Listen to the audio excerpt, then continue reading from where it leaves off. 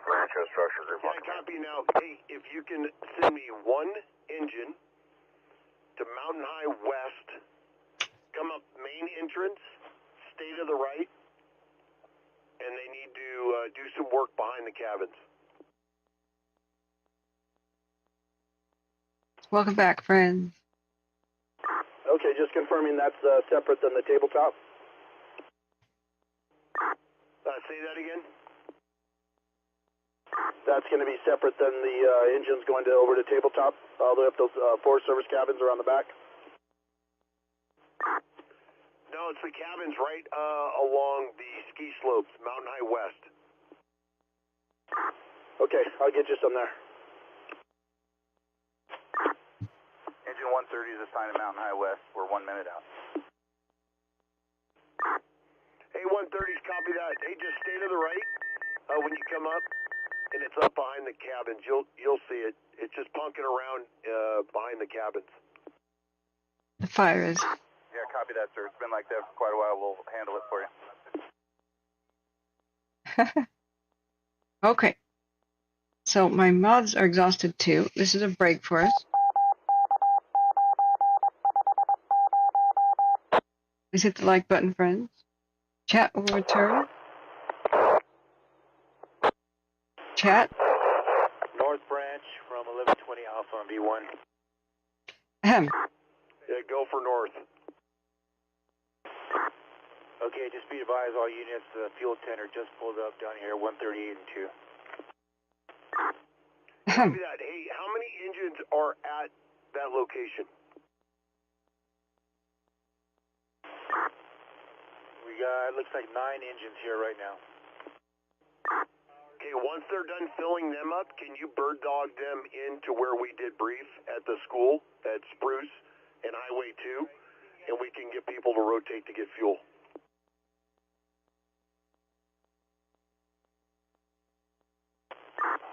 Okay, copy. So you want them to go to the school so we can brief them or rotate them? Because we've already given them our leader's intent to check in at their assigned locations with their strike team leaders. I mean the fuel tender. Once all the engines have fuel, I'd like the fuel tender to go to the school, and we'll have engines rotate through to get fuel. Copy that, will do. Yeah, also there's a good parking lot right across the street that's clear that the fuel tender can pull into.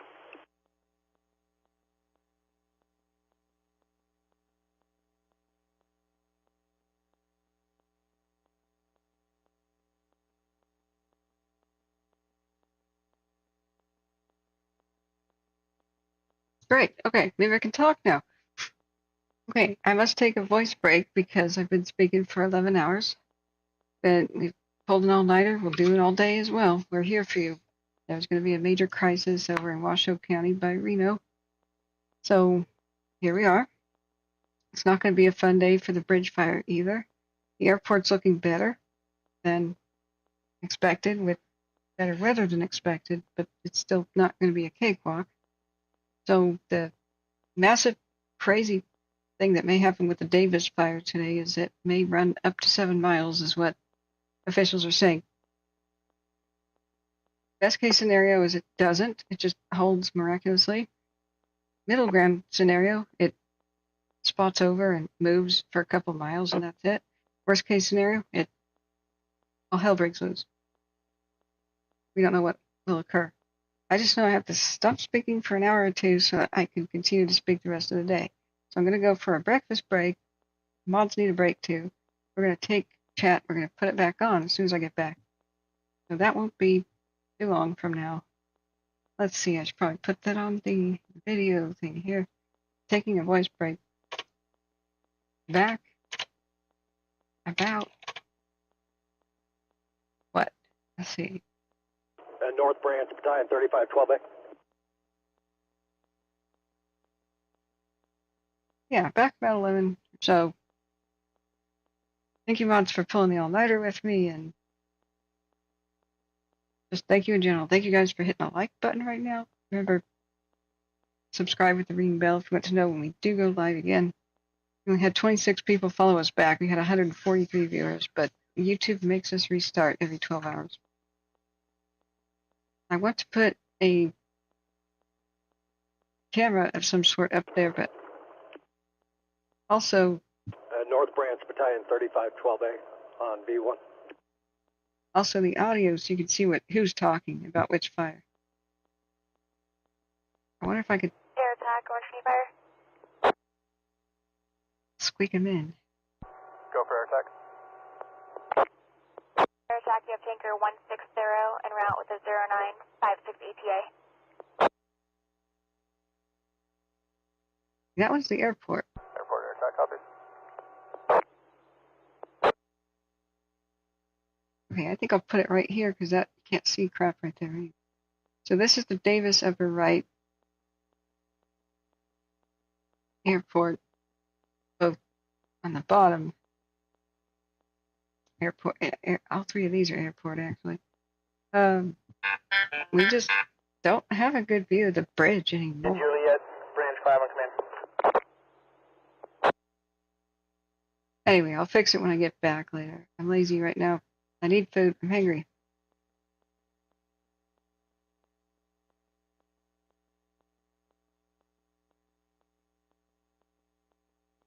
All right.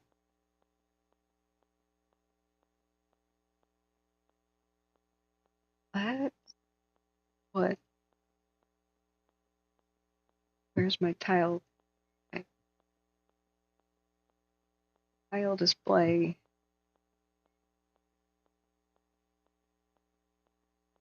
Bell Canyon, that's also airport. 9320 Charlie, Division X-ray on command. Just go.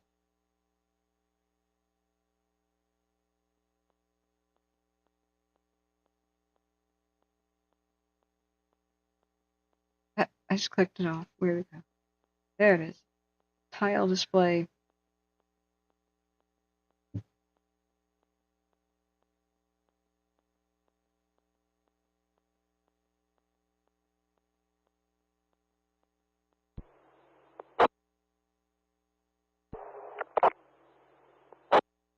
Division Lima, Branch 5.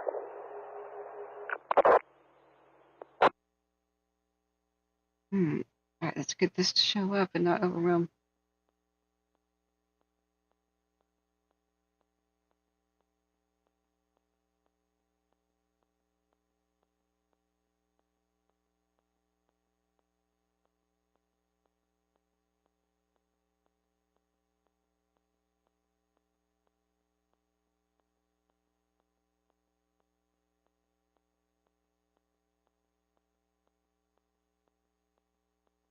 Just gotta fit right there. You can tell who's talking. OC is Orange County, so that's airport.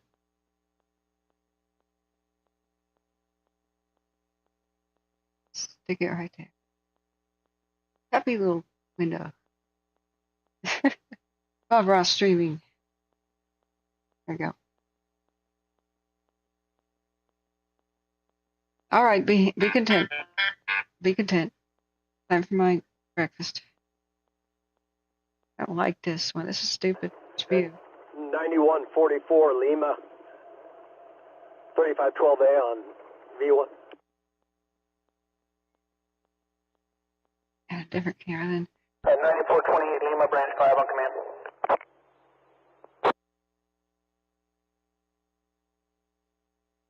And 9250 Lima, 3512A on V1. Go ahead for 9428 Lima. Yeah, your location? Starting from the Division Bravo side, heading around towards Elsinore. You're not calling 9144 Lima on VTAC 1. Okay. See you in a couple hours. Yeah, I heard that they may have 2 additional strike teams of we'll tie in with agency dozers. Would those be beneficial to get in there between all you guys? Pretty much we're doing complete line as we go. There's not a lot between us.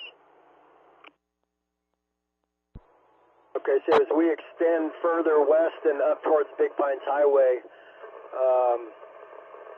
Is that something that will be beneficial? Yeah, maybe if you could bring them in from the west and work back towards us, maybe.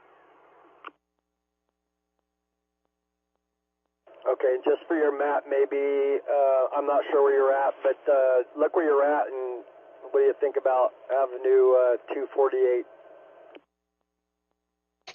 Yeah, we're at right at the water tanks right now, and we're pushing west. Okay, so are you near the Jubilee camp then? At the end of Maria Road. I copy. I'll get back to you.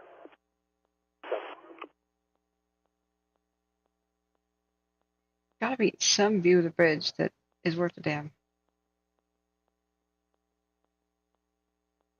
Not many are.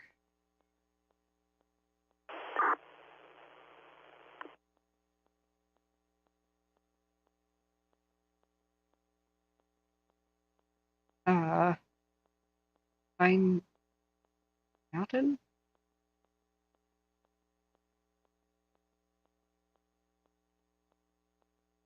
Yeah, that's probably better than the Table Mountain thing. Pine Mountain L something. Alright, let's fix this.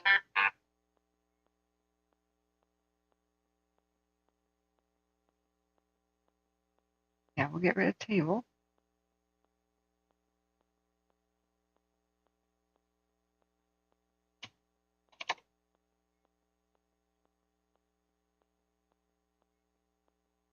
LA1. Alright.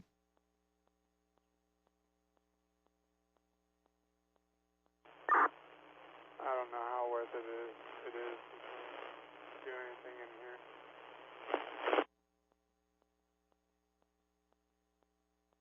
I think swap. Oh well, screw it. Save. I'm going out for my breakfast now and a walk. We'll see you soon, guys. I'll see you soon.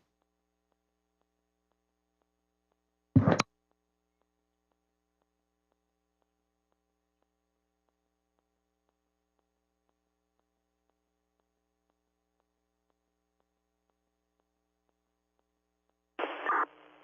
think once you go through the gate, we can get something off to the left. You think you can fit through that?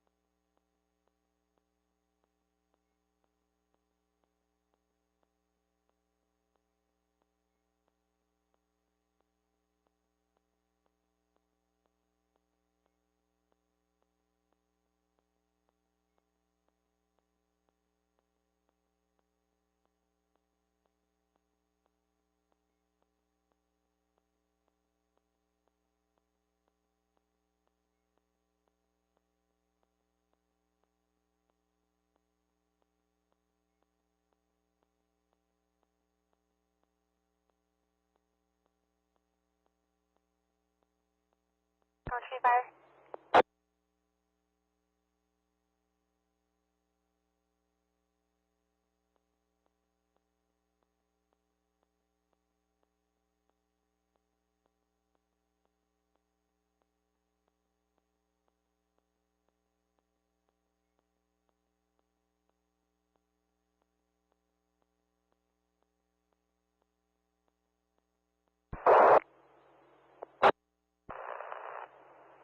Branch 5, Division Lima on command.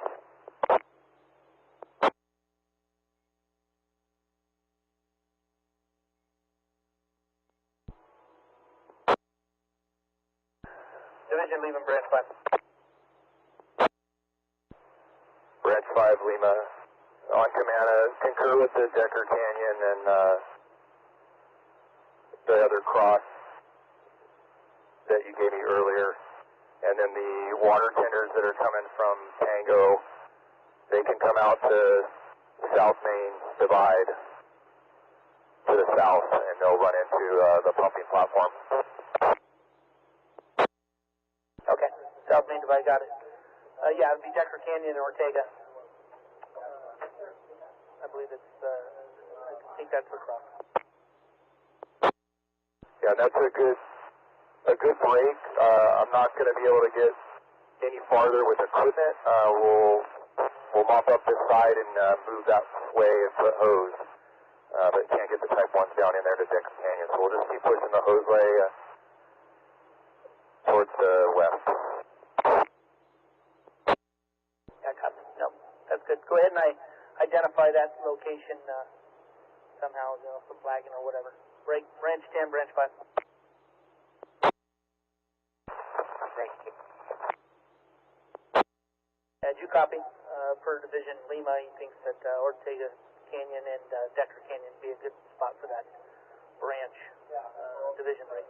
Yeah, I concur. I actually just shot you a text on that, and I can't get a hold of Tango. He's driving the canyon up right now, so maybe best bet would be Tango Lima powwow and decide which resources are going to get swapped and then loop us in.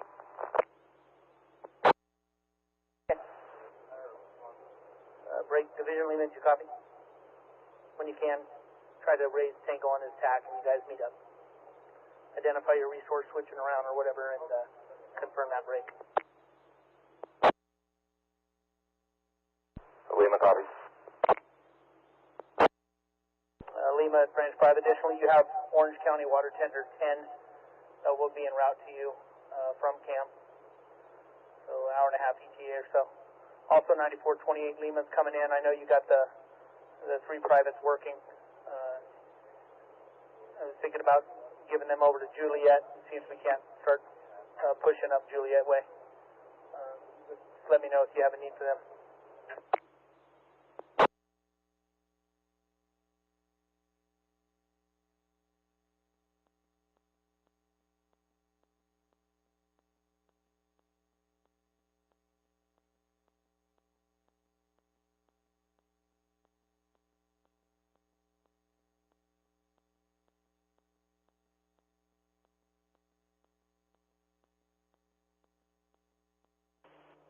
North Branch operations.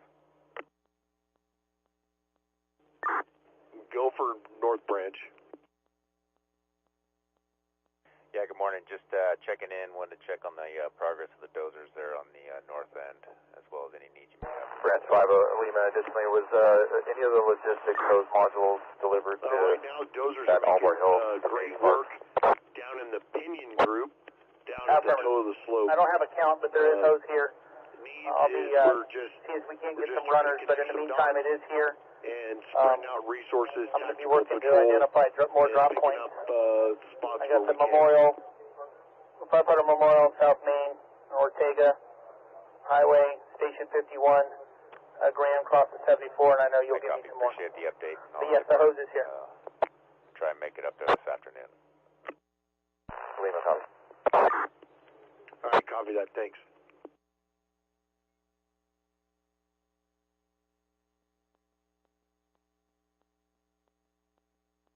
Division Tango Lima on command.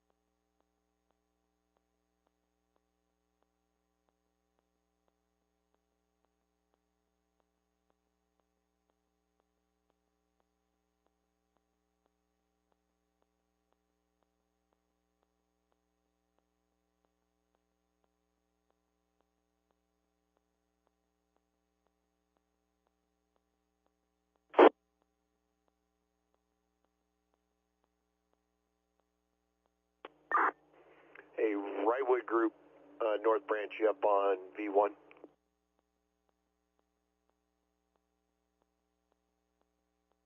Hey, firm, go ahead for Wrightwood. Hey, were you able to grab a strike team to head up Table Mountain? I got one engine scouting it out right now while the rest are, we're cycling through some fuel. Once everyone's fueled up, I'll be able to assign a full strike team up there. All right, perfect. Thank you. Also, and that address you gave me, I had them check it out. They had no damage, 0 damage on the address on Highway 2. All right, copy that.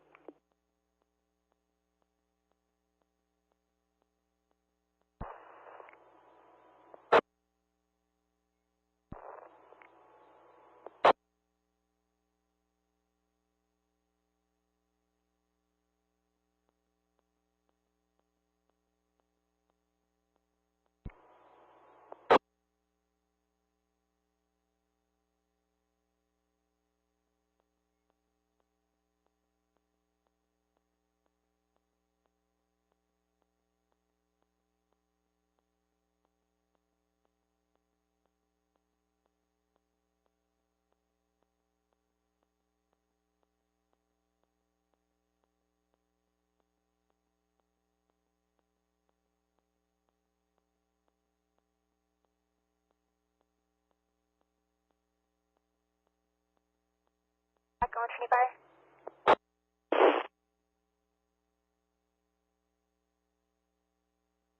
Go for air attack. Air attack, you should have Tanker 912 approaching on scene, and Tanker 911 is en route. Deal.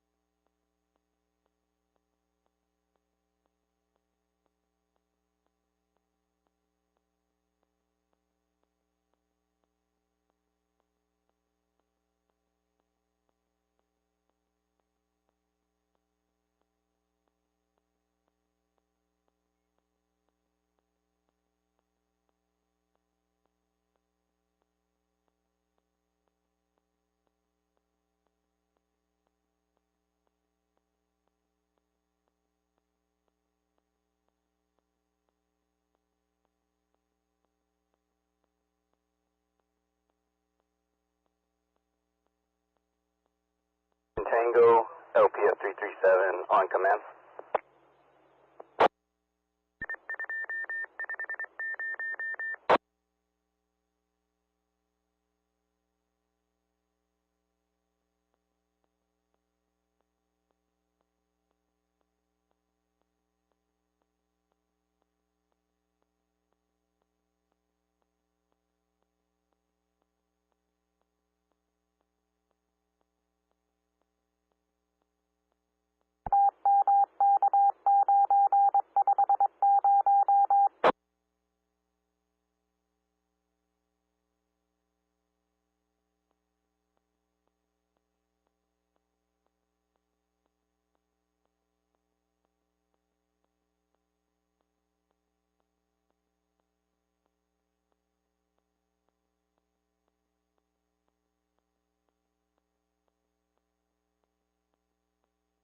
Horses.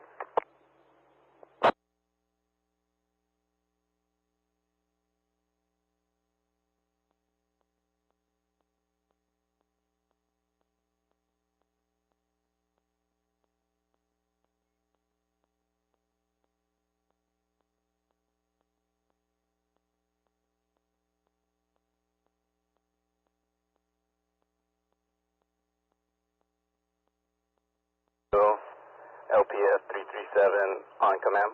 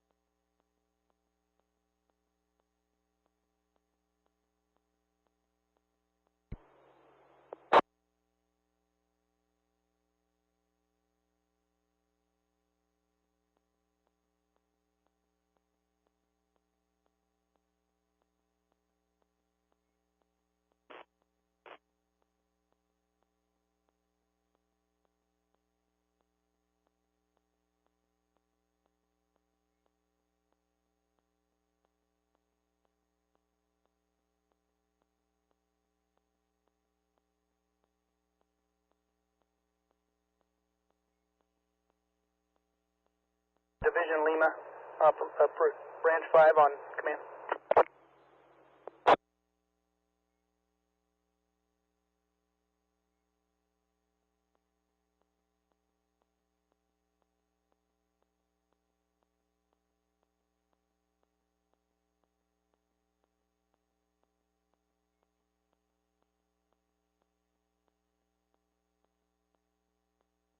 Unit calling Lima on command, go ahead.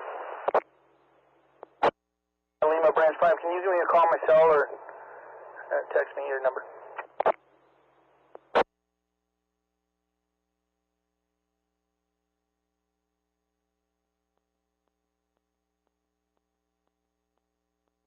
Branch 5 Lima, I'm being with Tango at 51 and minimal cell service. Give me a few and I'll get down, park down the hill and call you.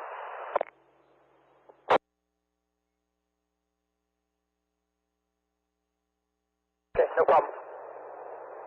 You got the message on the task force, right? Making sure that they document that they're doing it in perimeter control.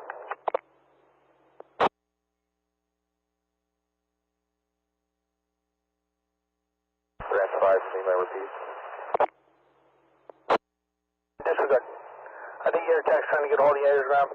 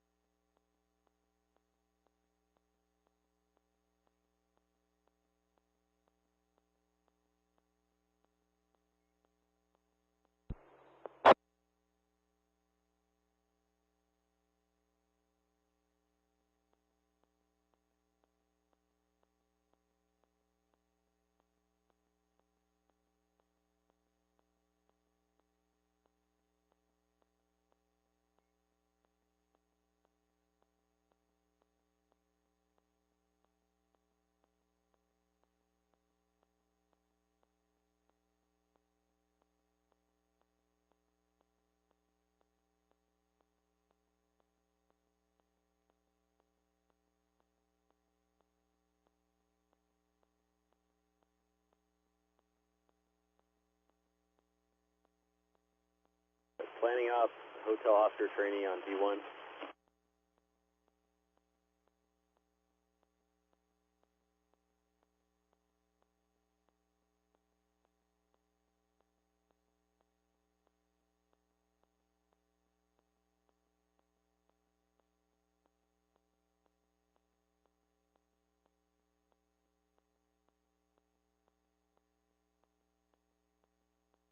Air attack, 125. Go for air attack. Tanker 911 has a 1020 ETA. Copy all.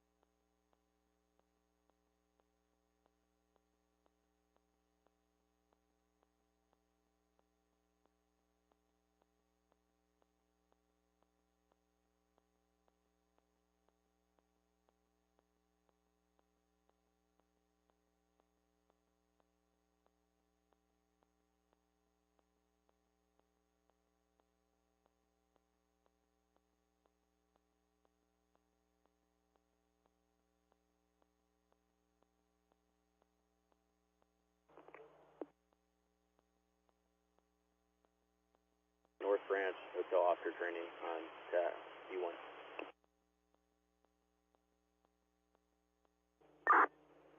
Unit calling North Branch, go ahead. North Branch, Hotel Oscar trainee, looking to place time with you.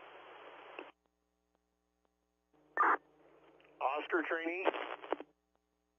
Affirmative. I'm coming off Table Mountain right now. You can meet me at Mountain High West.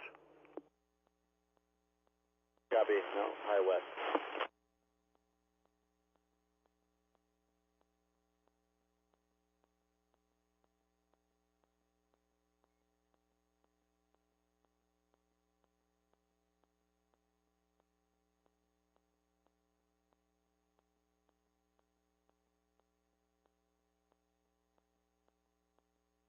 Division X-ray on command.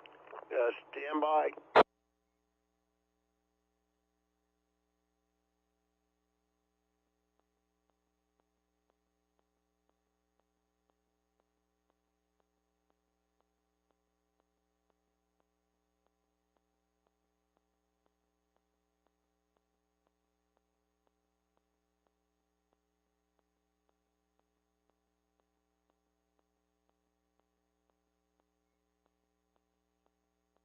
Division X-ray on.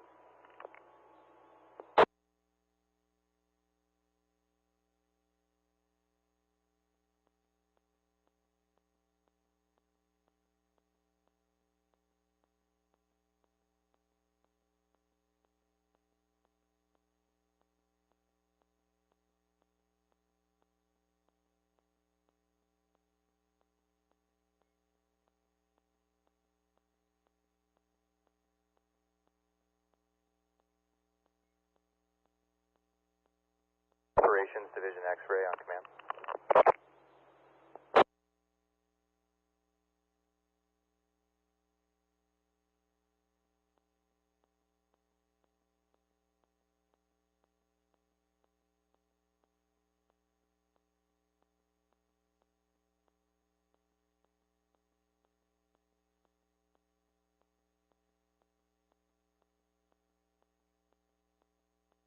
Division Lima, Branch 5 on command.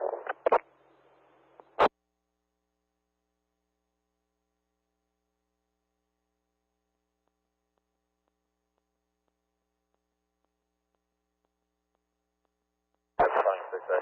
Branch 5.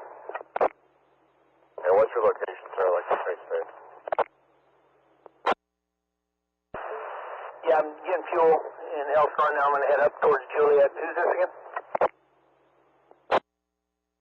I'm already down the hill. Who is this again? This is my structure group, Battalion 6A, Riverside. Okay. Yeah, no, like I said, I'm getting fuel and then I'm heading back out to meet Juliet. You want to face-to-face at the 4 and Lake Park?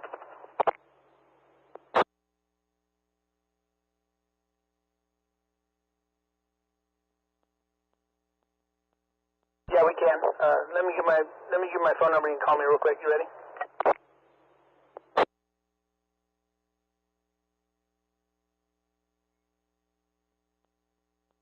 Yeah, go ahead. 559-706-8803.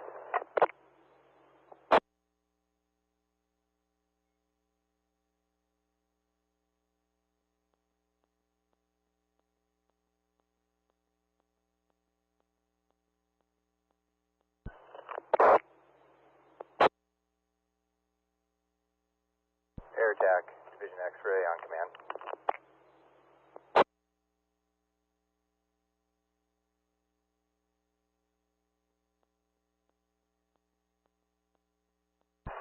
Air race on the frequency. What's the location?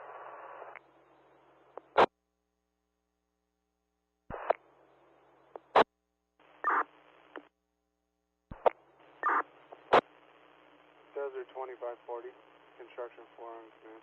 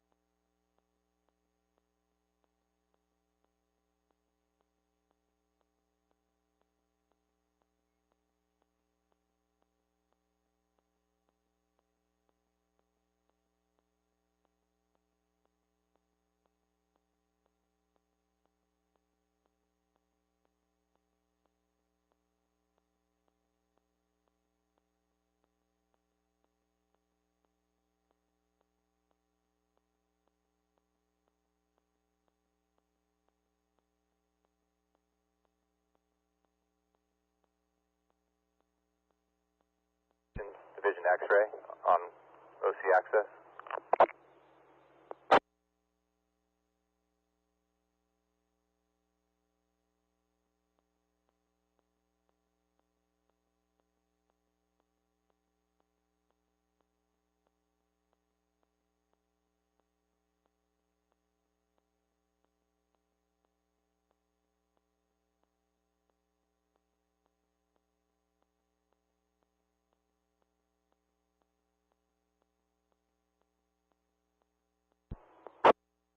Air operations from Division X-ray, you up on OC access?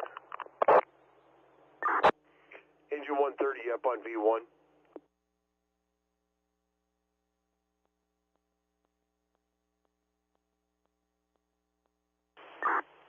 AC5 from 1111 leader on V1. 130's is coming down the hill for fuel. They're at, they got fuel alarms going off. All right, copy. They are going to return up to Mountain High West, though, and continue their assignment. Port Air Attack, Division X-ray on command.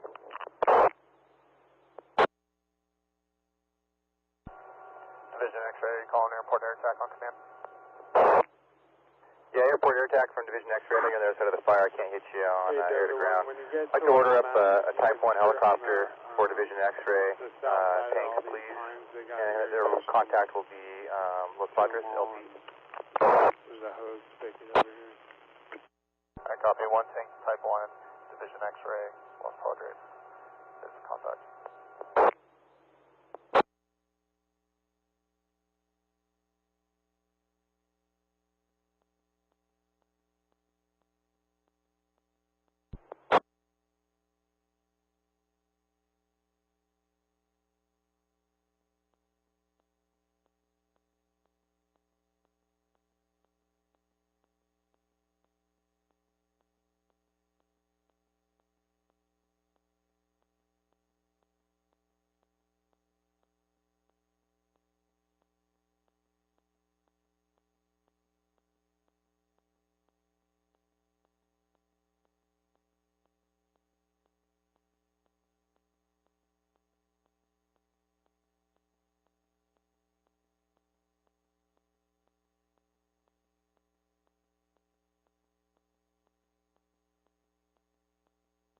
Airport Air Attack from Irvine Helibase.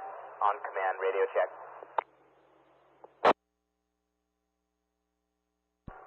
Irvine Helibase, Air Attack on command. Got you loud and clear. Okay, copy that.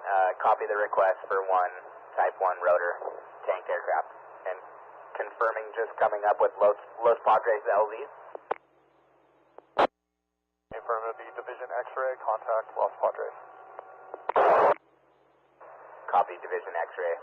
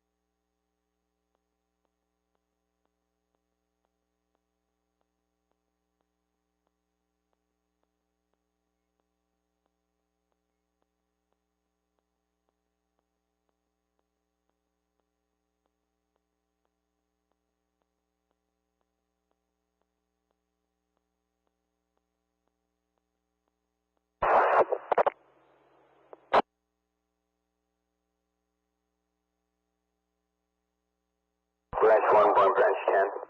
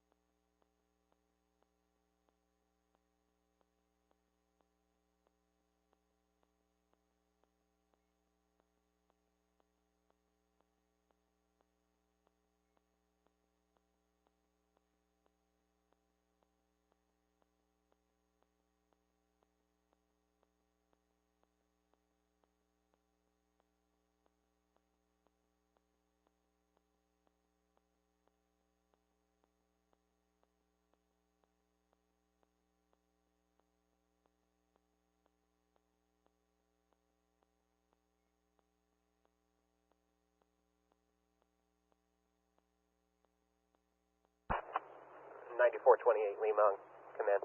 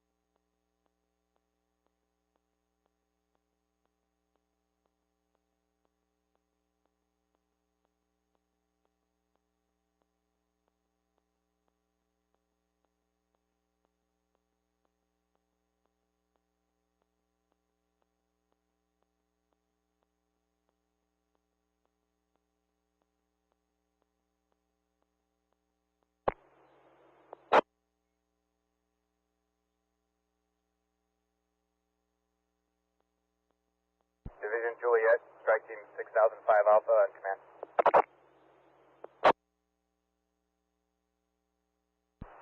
6005 Alpha, go ahead. Yeah, what's your location? Are you able to face to face? I'm on 74 by the lookout. Yeah, come down to the dozer line.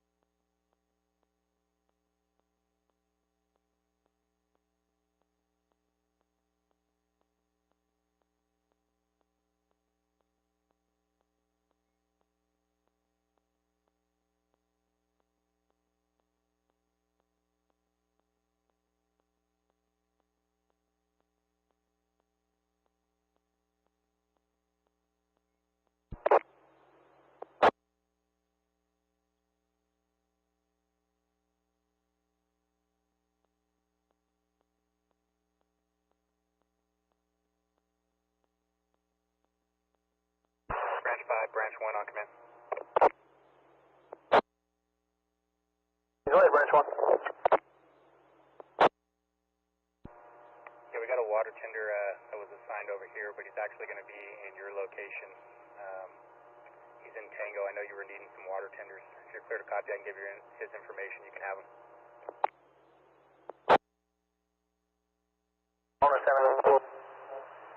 Branch 5, Division Juliet.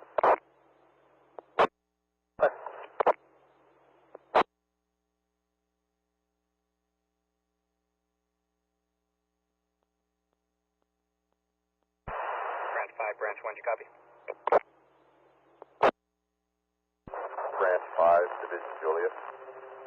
Priority traffic.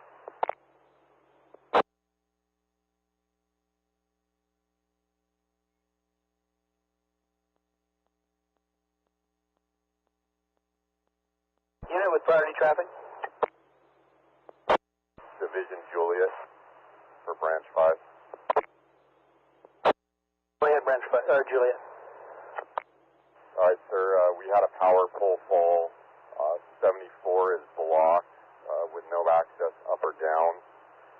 And it's going to be at the lookout. I have the safety officer and engine 9 slowing traffic down. We're going to need the power company to clear the power line. Engines are not able to make access up or down. Understand. Highway 74 and where? If I can give you an address real quick.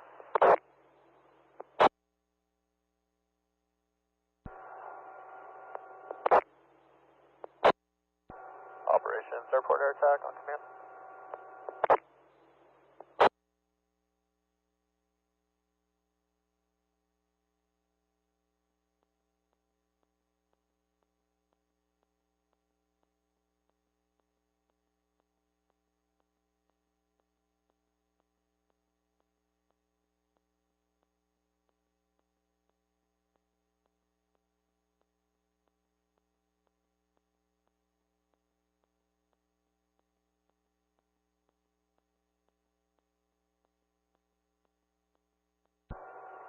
Operations Airport Air Attack on command.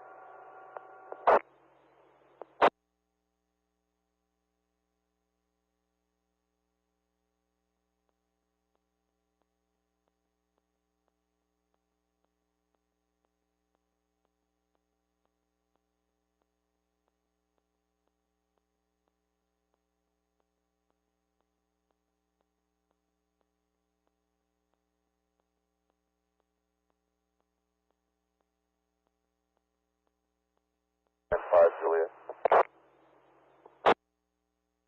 Branch 5, go ahead. Clear to copy an address. Affirmative.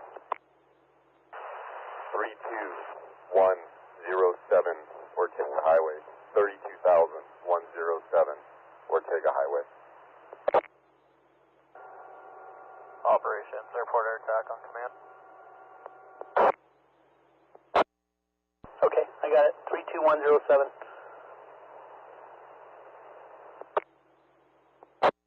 Affirmative.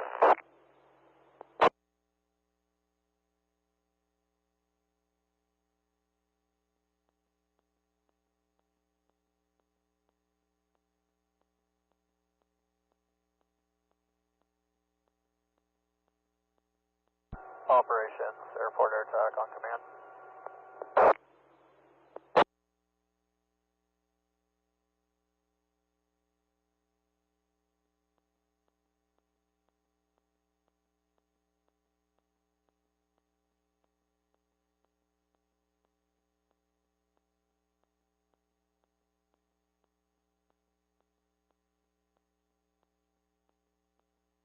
Operations, airport air attack on command.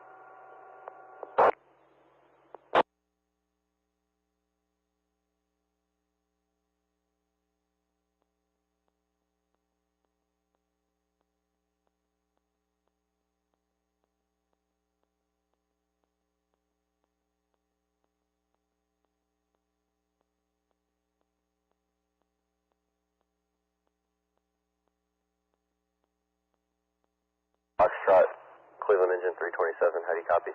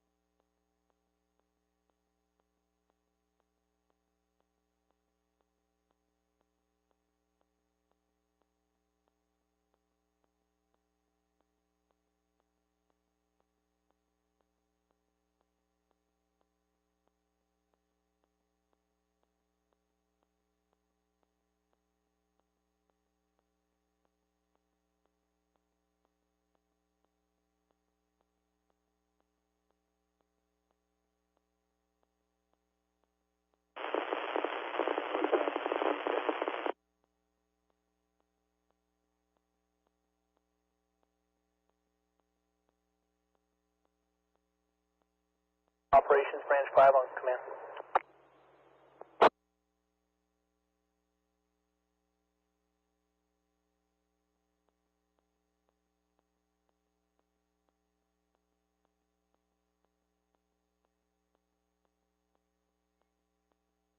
Operate, Branch 5 on command.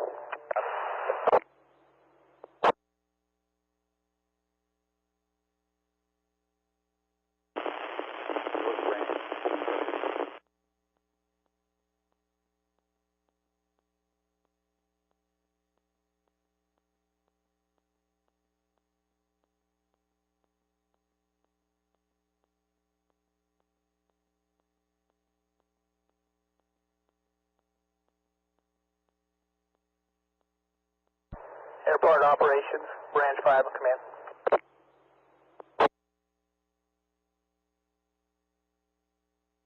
Branch 5 operations. Do we have a contact for our power company in camp, or do I need to go through the county dispatch for, we got a power line, our power pole and power lines that went down across 74. We need to get mitigated, start holding up our resources from crossing.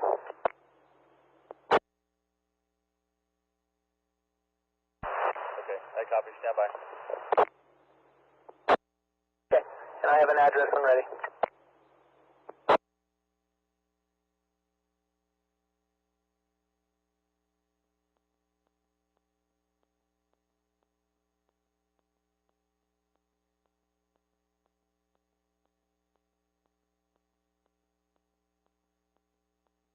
5 operations. Go ahead. Okay, for sure, copy, I got a contact for you. Go ahead.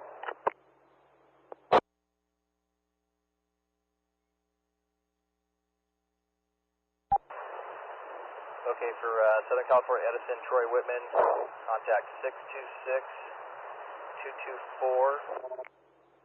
If you can't get a hold, let me know and I'll try on my end. Troy Whitman, I got 626-224, but I didn't get the last 4.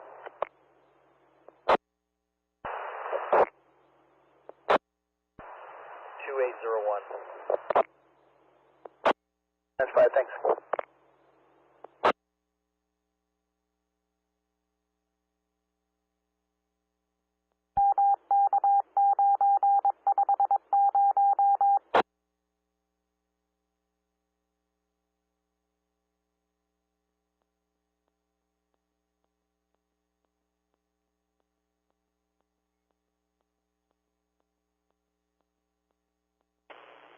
North Branch, Union Structure.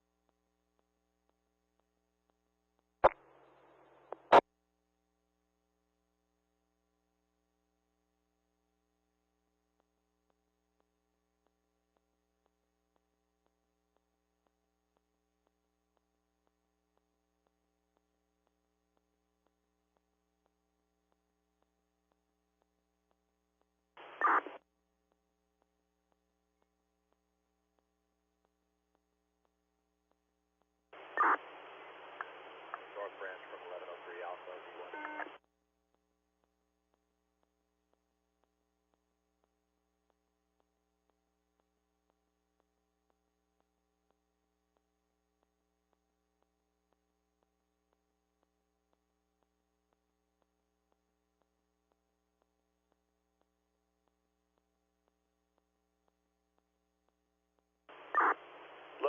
Go for North Branch.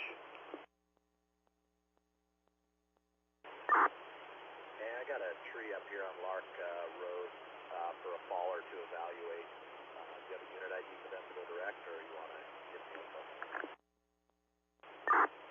No, see if you can go direct with, if you're up on Lark, either Soup 16 or Soup 9.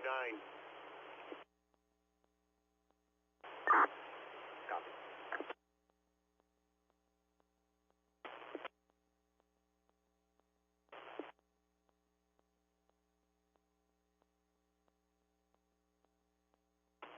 North Branch, Union Structure.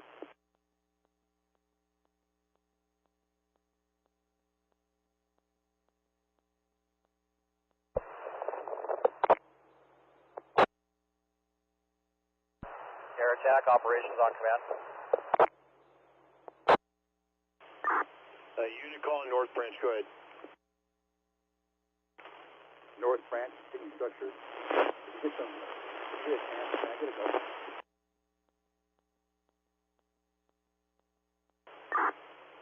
Extremely broken. Repeat.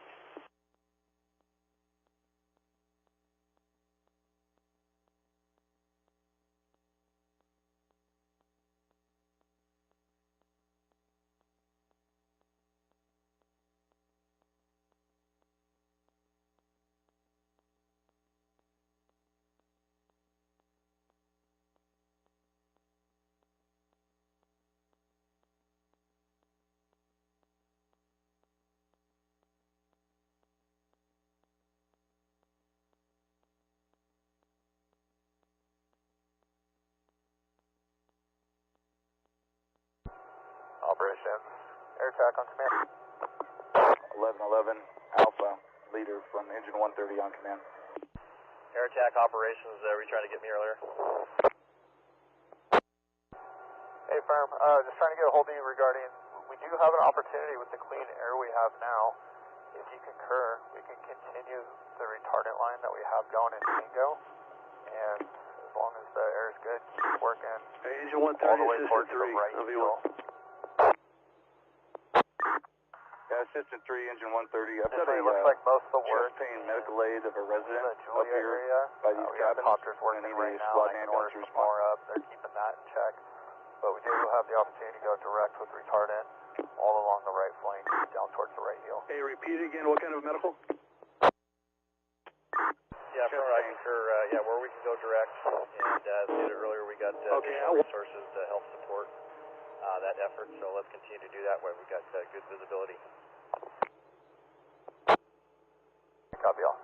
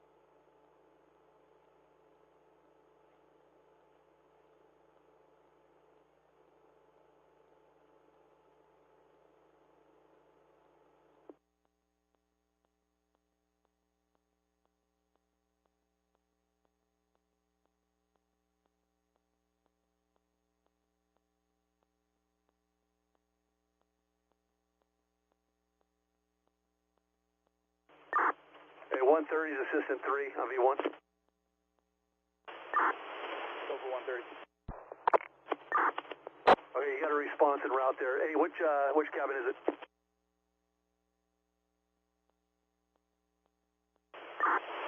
Cabin number 1.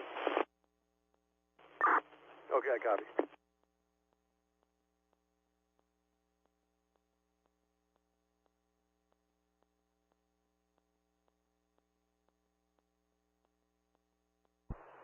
Branch 5, branch 1 on command.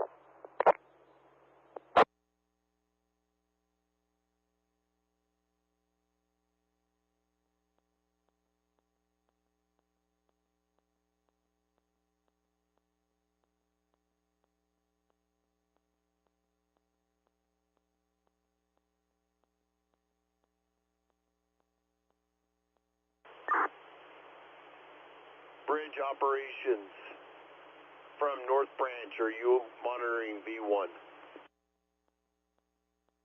Operations, go ahead. Branch 5, branch 1 on command.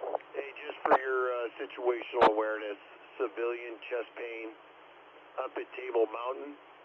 We have BDC, RA, and they're going through their ECC to start a response. No additional needs. I copy.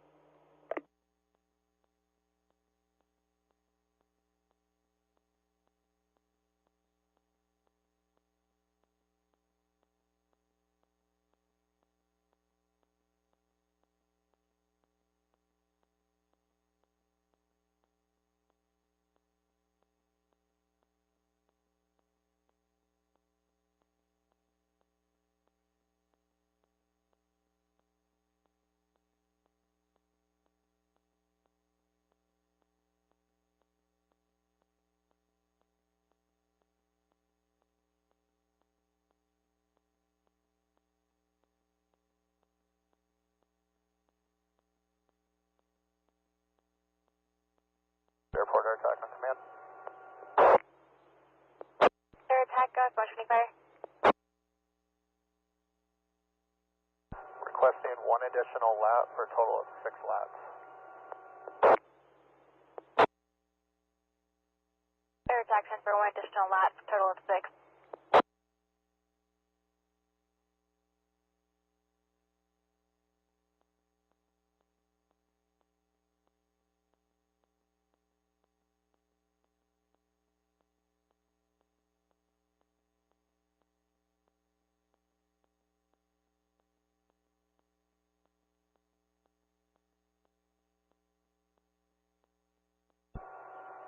Irvine Hellbase, airport air attack on command.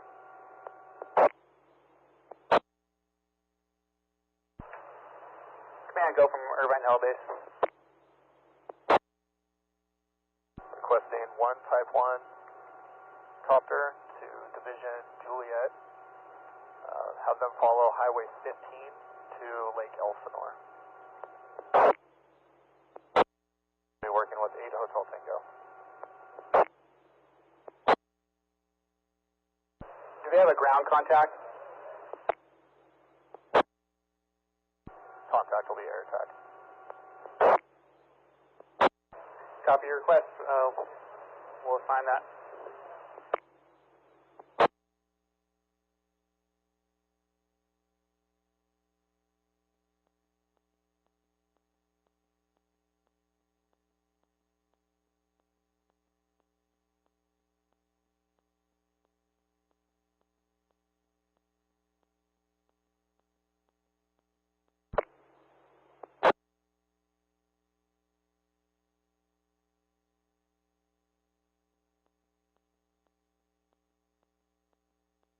Orange Fire. Orange Fire, go for air attack. Air attack for Southbound. We don't have a Type 1 restricted copter available.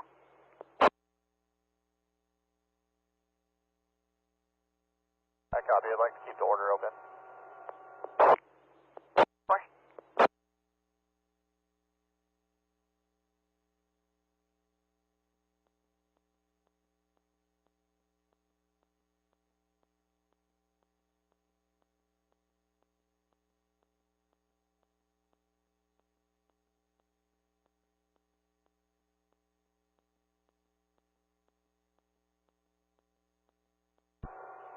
Orange airport air attack on command. Air attack, go ahead. Just confirming that last traffic, that was in regards to no Type 1 copters available. That's affirmative for the Type 1 restricted copter.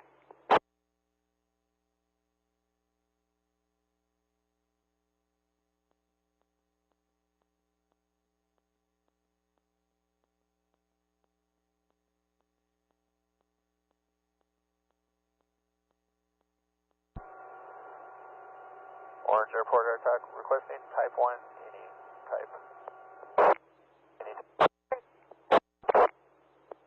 Air attack 10-4. Southbound has been advised.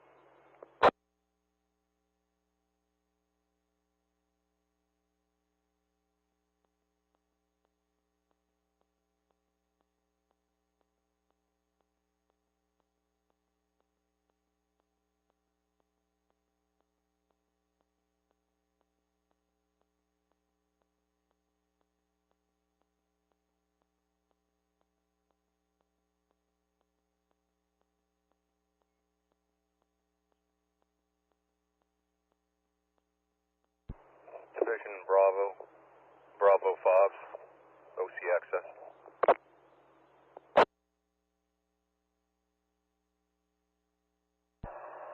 Bravo Fobs, go for Division Bravo. Checking in, you've got 2 Fobs working on Bravo, Levine and Stewart for the day. Division Bravo copies, thank you.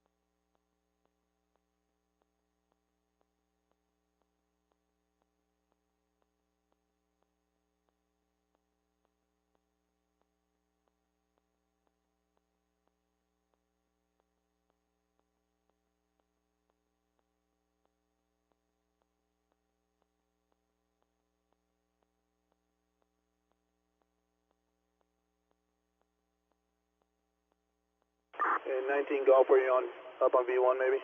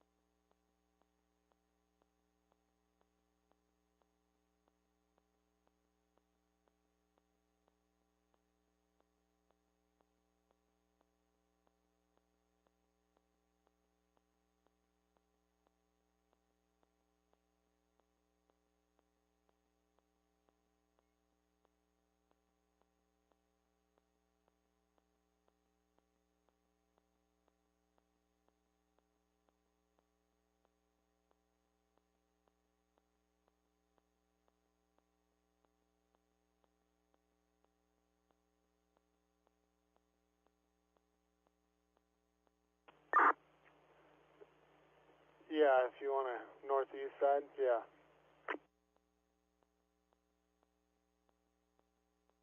This is dispatch Quebec 1 on Victor 1. Quebec 1, go ahead. And dispatch Quebec 1, we're off Van Nuys heading to Palmdale, IP estimating in 15 minutes. Quebec 1, LA copies. Van Nuys to Palmdale, 15 minutes.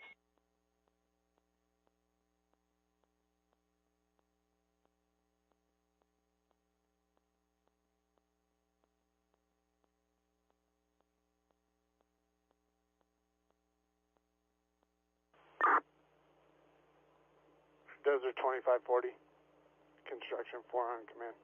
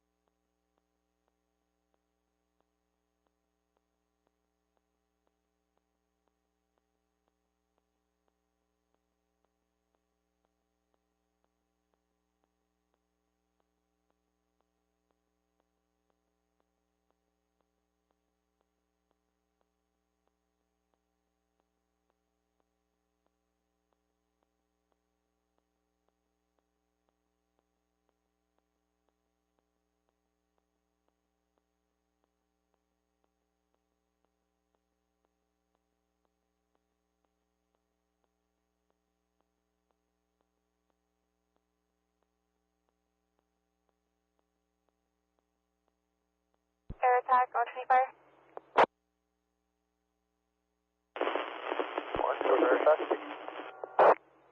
First stop observer, tanker 160 to the line incident. Copy.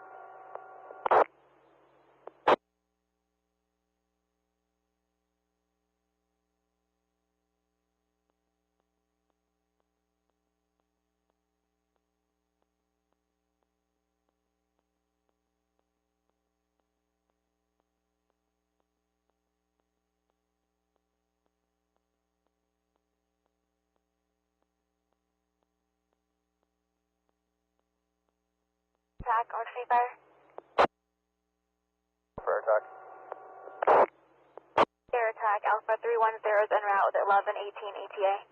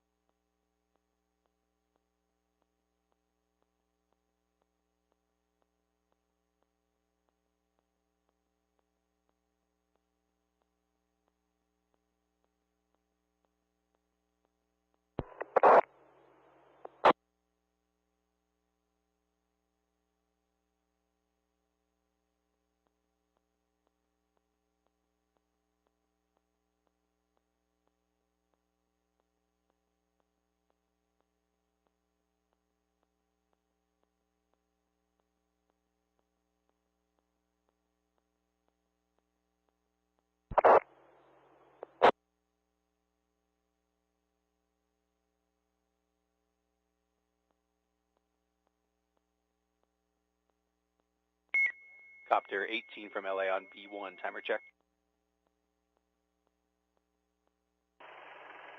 2005 Alpha. Helicopter 18 on V1, you can show us on scene. Also, we are available as well as Quebec 1-2 for any IA starts within County Dirt. LA copies. 6005 Alpha, Juliet, on command. Yeah, Juliet from 05 Alpha.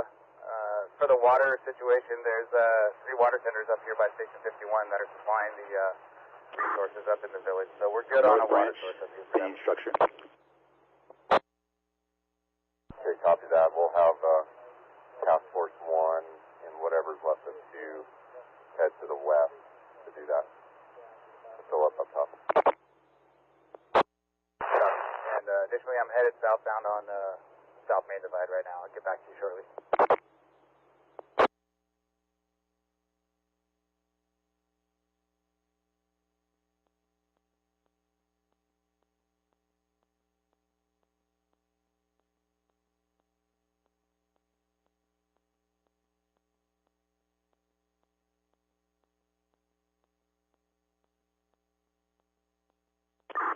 North Branch, pinion structure.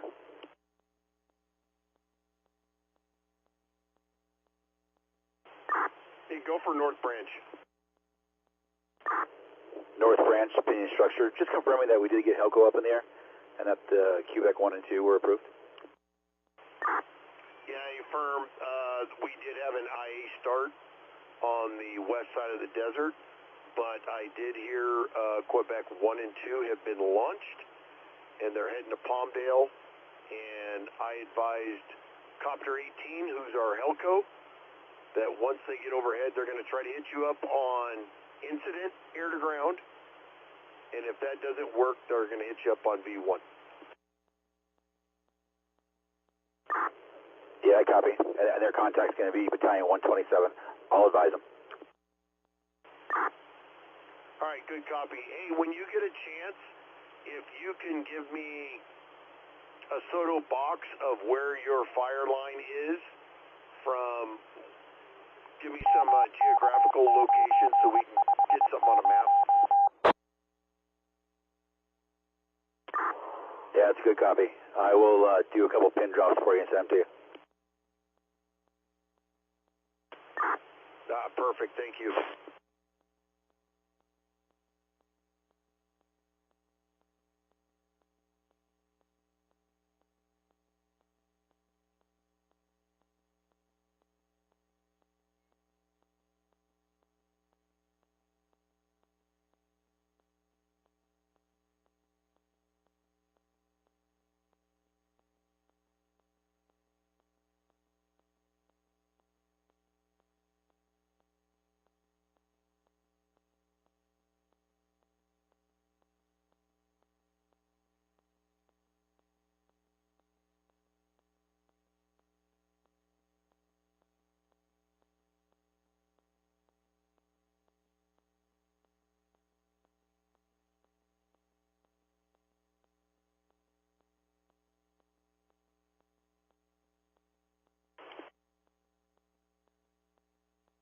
Indian Branch, Division Hotel on V1.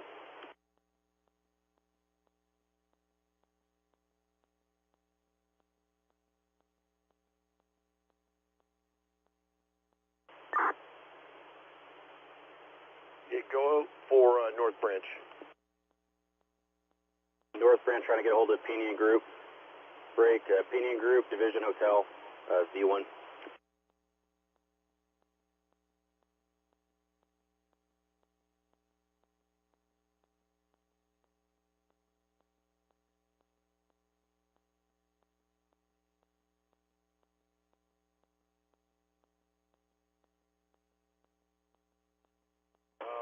Pinion Group, Division Hotel, V1.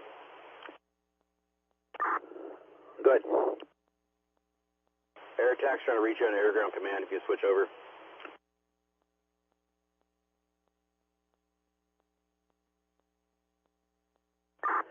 Yeah, it's from. I'll have 127 go truck.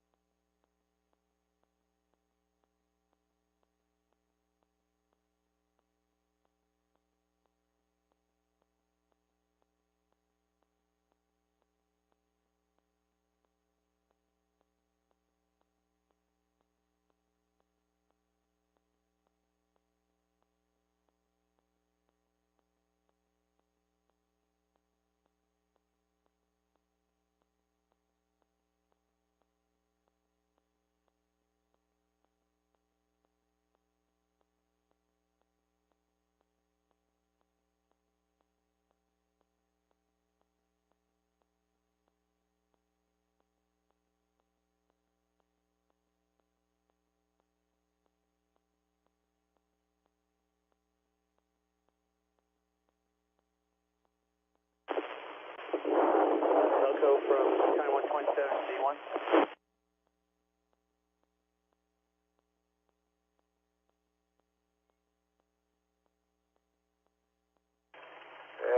Battalion 127, you looking for County 18? Yeah, I think I'm on the air to ground on my other radio, but I'm not hearing them.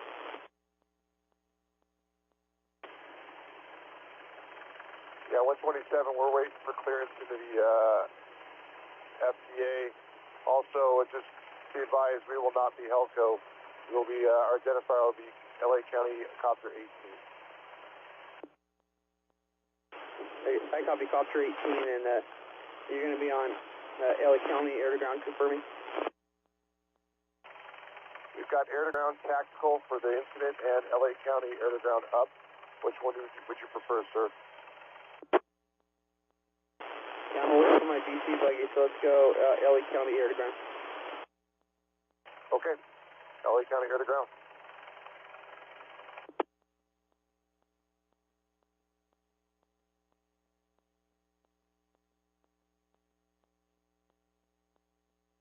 Dispatch, Quebec 2 flight holding over Lake Palmdale.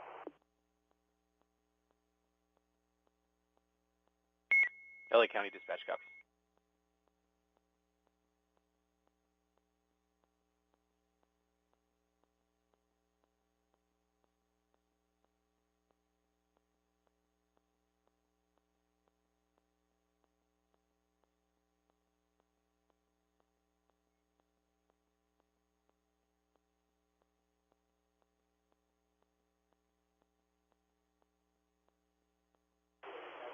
Indian Structure, Division Hotel, V1.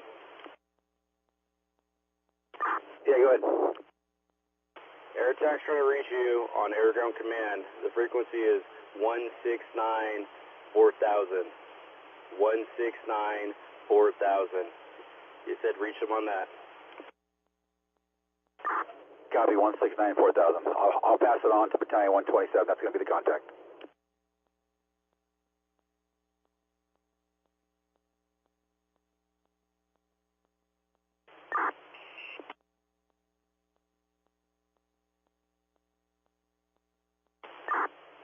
Copter 18, North Branch on V1.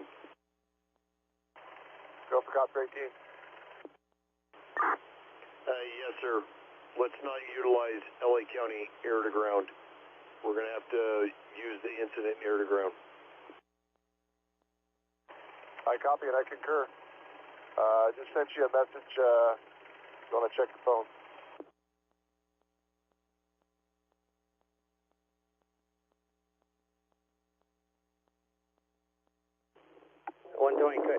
Copies traffic, will be switching there. 127 is the Division Hotel on B1. Go ahead. So air attack has some speeders in the area. They're looking to get them in place and setting hills for you. They just need a ground contact and see what the mission is for them.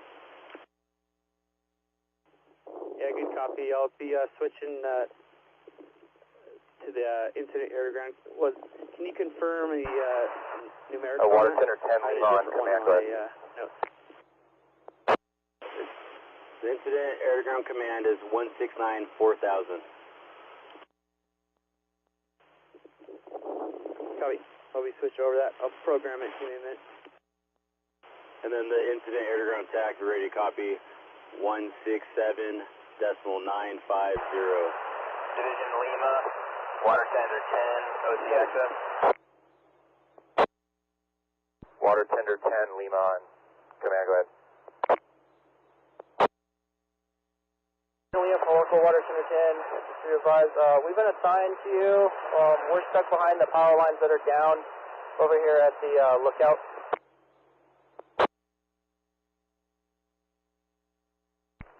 Lima copies. Once that's cleared, come up to South Main Divide and make a left and follow it out. You'll run into the pumping platform. Copy that. Go to the...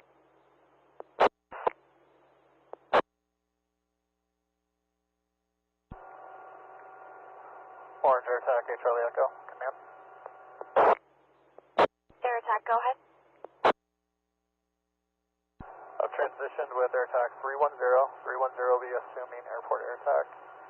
Charlie Echoes returning to Hemet, ETA of 11:35. 10-4, break, air attack. Alpha 310, what's me fire?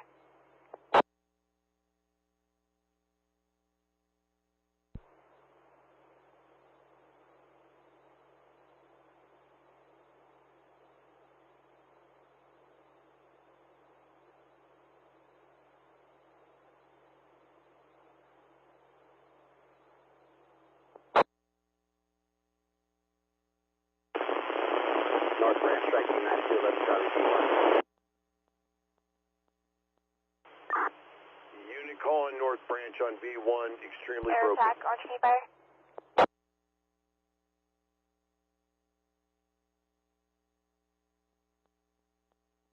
Orange County Fire air attack on Fire OC, correction OC access. Air attack for South Ops, divert tanker 912 to the line incident.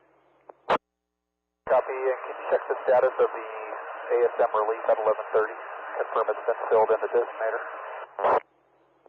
10-4.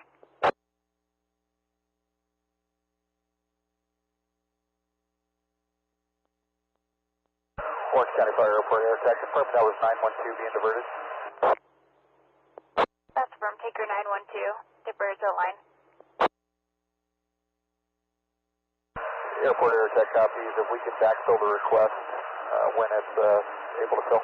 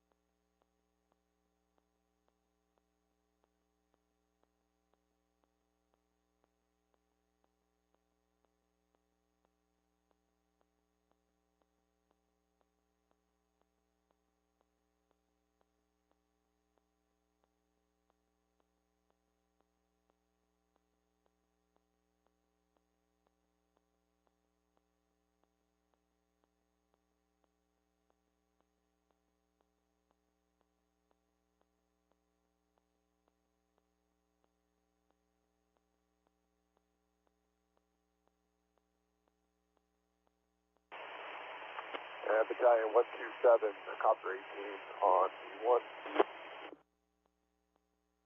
Go ahead, I just programmed the airground command. Show me on there.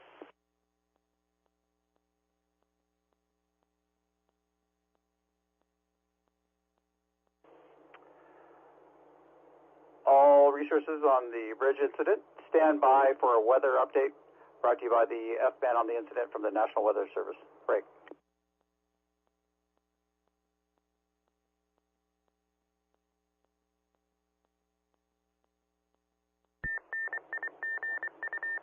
Red flag has been extended through 10 a.m. Thursday morning due to the onset of west winds. Break. For the Antelope Valley area this afternoon, winds will be 5 to 20 miles per hour with gusts of 30 miles per hour until 3 a.m., then becoming 6 to 10 miles per hour with gusts of 15. Break.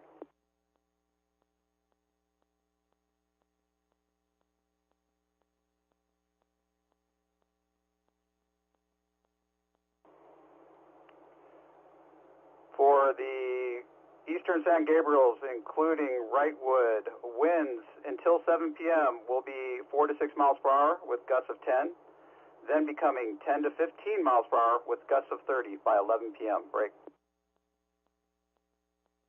Ridgetop winds in this area could get up to 40 miles per hour. Early morning hours, winds will decrease to gusts of 25 miles per hour. Break.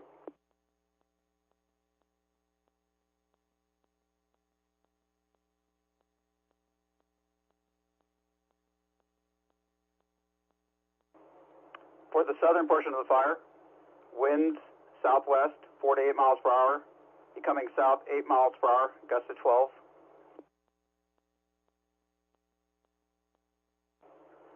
Southern portion of the fire, winds will increase southwest 10 to 15 miles per hour, possible gusts of 20 at the ridgetop.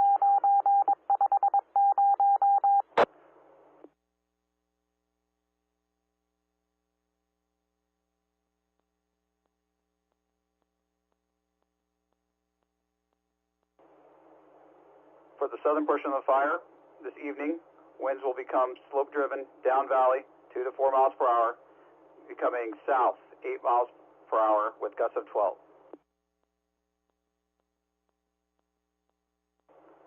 This concludes the weather update.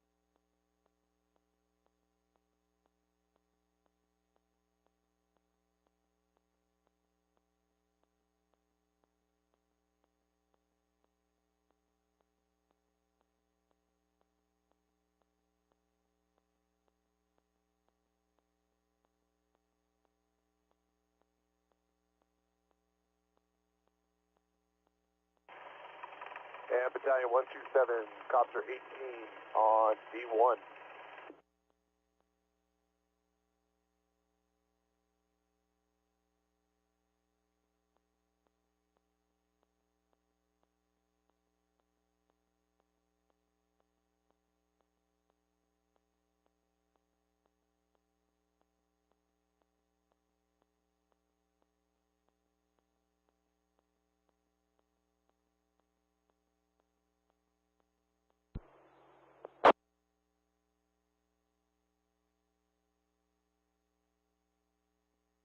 Air attack, Orange 25. Orange County Fire, Airport Air Attack. Be advised, StatDoc is still working on the ASM relief. We don't have anyone assigned at this time. Airport Air Attack copies. Charlie 8 has departed. They're returning to Hemet for fuel if needed. They can fuel and return. I would like to backfill the order and fill it as soon as possible.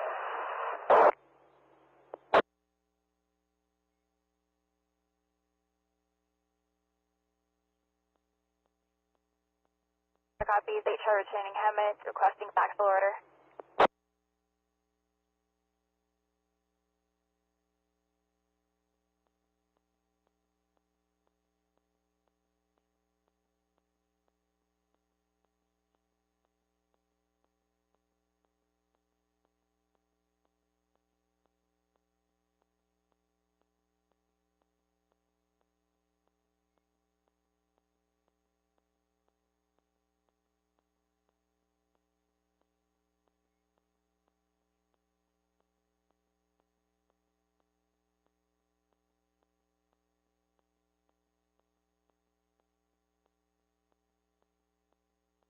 Construction 4, Skills 2540 on LA County V1.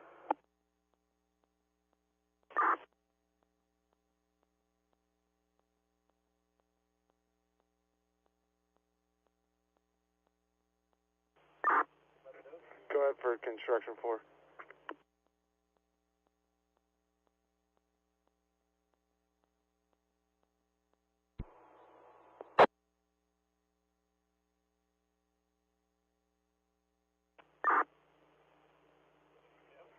2540. Go ahead with your traffic for construction 4.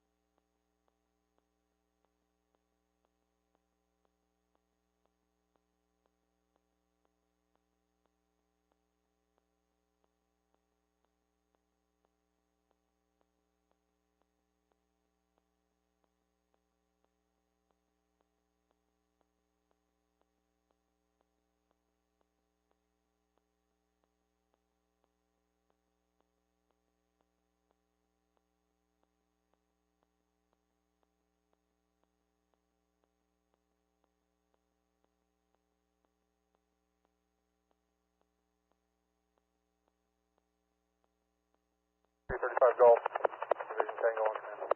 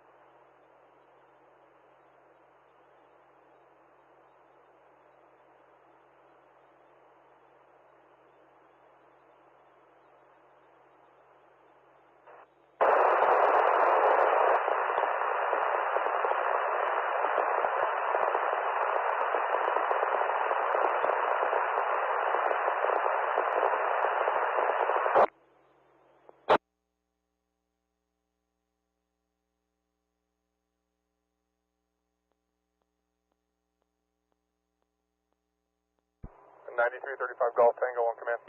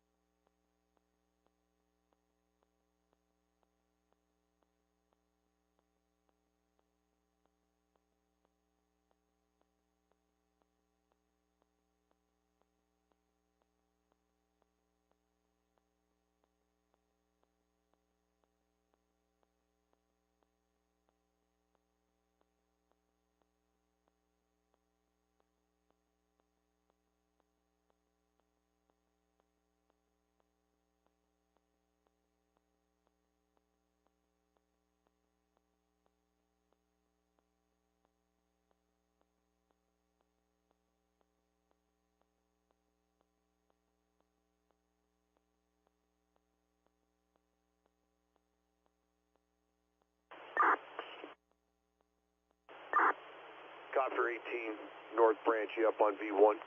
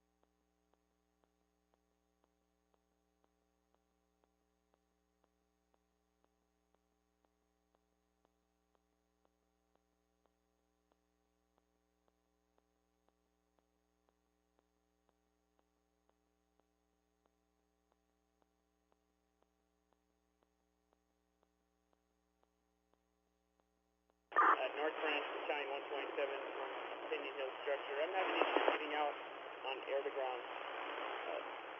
Apologize about that. See if we can get a quick update. Orange County Fire, Airport Air Attack on command. Air attack, go ahead. Requesting air attack release over the fire at 1430, and did we get a fill on the ASM? Air attack 10 for requesting air attack release at 1430. We have Kilo 9 assigned as the lead main release. Unknown ETA. On air ground tactics. Kilo 9, and you know where they're coming out of?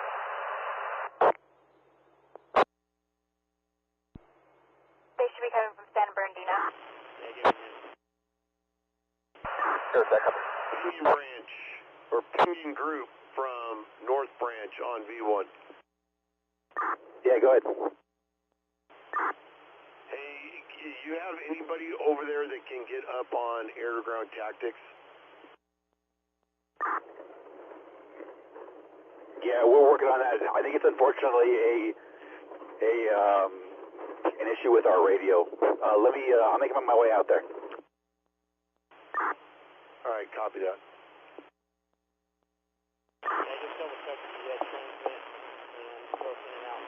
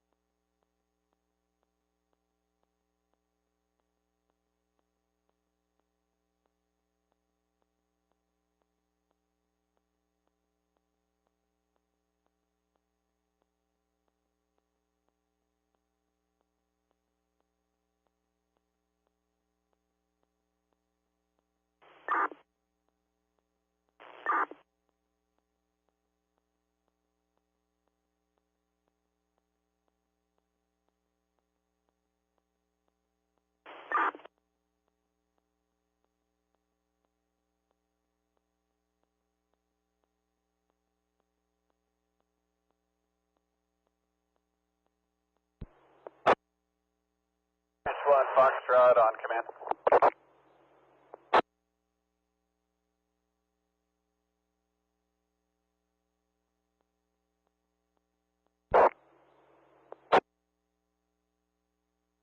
Foxtrot, branch 1, go ahead. Branch 1, I was wondering the availability if we could order up a Type 1 bucket ship for the Santiago Peak towers. We got some activity that's going to threaten them again.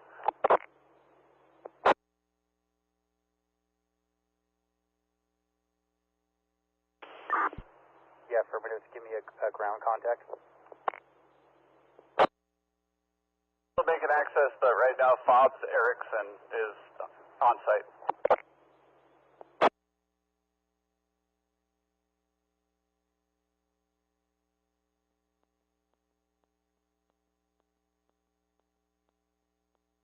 Copy, Fobs Erickson, and we're looking for a Type 1 bucket. Type 1 with a bucket.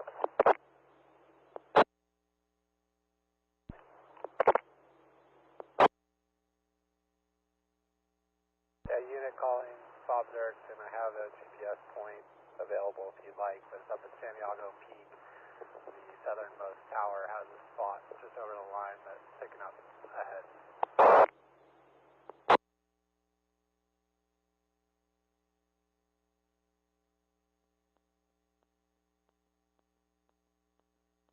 Foxtrot on command. Monitor air to ground. You'll be the point of contact for a Type 1 with a bucket. Copy.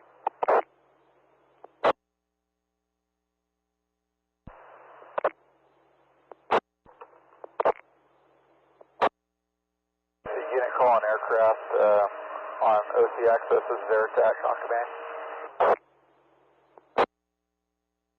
Air attack branch 1. I'll meet you on air to ground.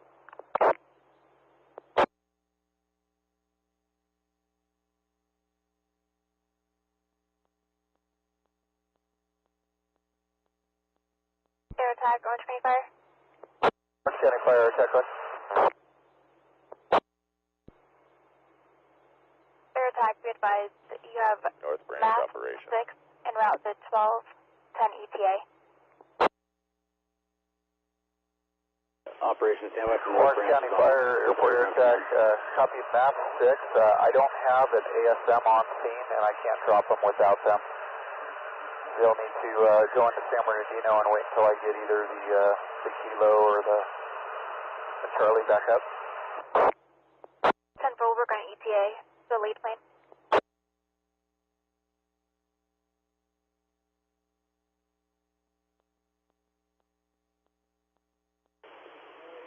Go for North Branch.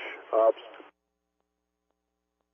Yeah, just an FYI, Wildfire Defense Private Fire is going to, insurance company folks are going to be working in your branch, coming in today. They did check in, got cloned, and have been told to check in with you. But we'll be in the Wrightwood area starting today, and a few more trickling in tomorrow. Hi, friends.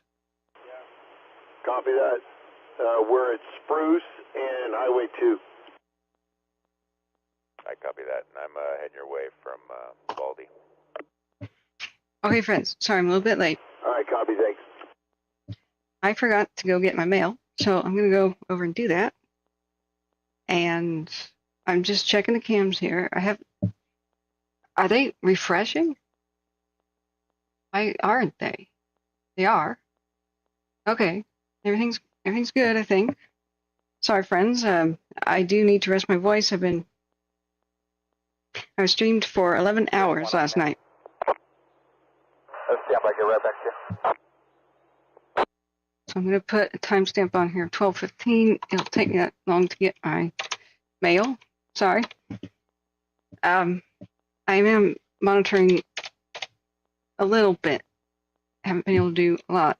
I go in and out of cell phone on my little walk, cell phone range. But fingers crossed. Right now in the airport, what I just heard is there's a complication of power lines down on Artiga Highway. So they're like, ASAP, get the power company here. And they're requesting another LAT, which is a 6th big airplane to be working the airport. So, wow. They come in small, medium, and large, basically, and a lat is medium. I don't see the huge air show that I would expect right now on the airport, but hey, doesn't mean it ain't there. They could be refueling or doing something right now. We'll figure this out when I get back. Let me put it back on the tile views. Not that one. That one. That one. 51, 6005 Alpha on command. There it is. Alright, be back soon, friends. Headset has to charge anyway.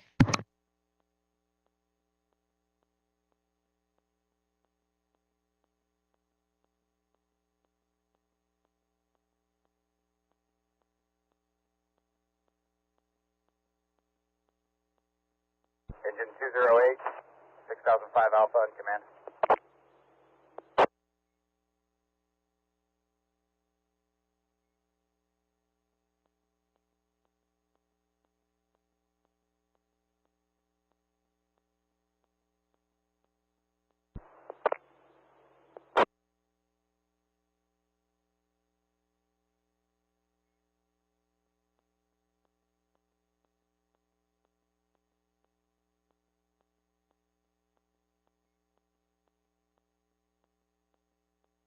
Bob Erickson, branch 1 on command.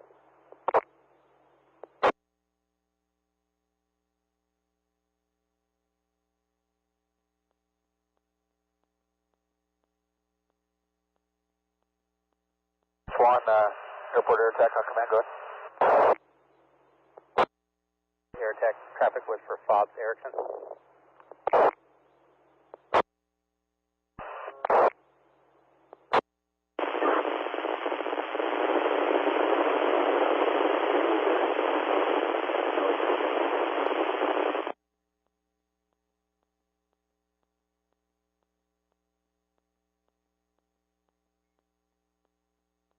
Division Foxtrot, branch 1 on command.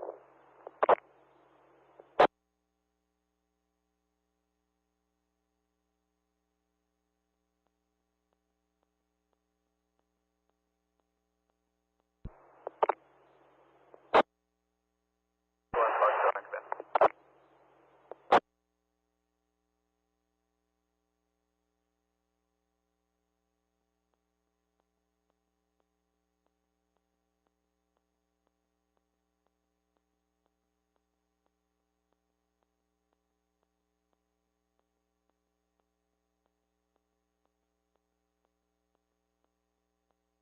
Foxtrot on command. Foxtrot, branch 1, you can disregard. I copy the traffic airgram. Additionally, I'm still making my way up, and I've got a hand crew that's coming up behind me in pickup trucks, so once we get there, we should have some folks on the ground to make sure that nothing gets up into the towers.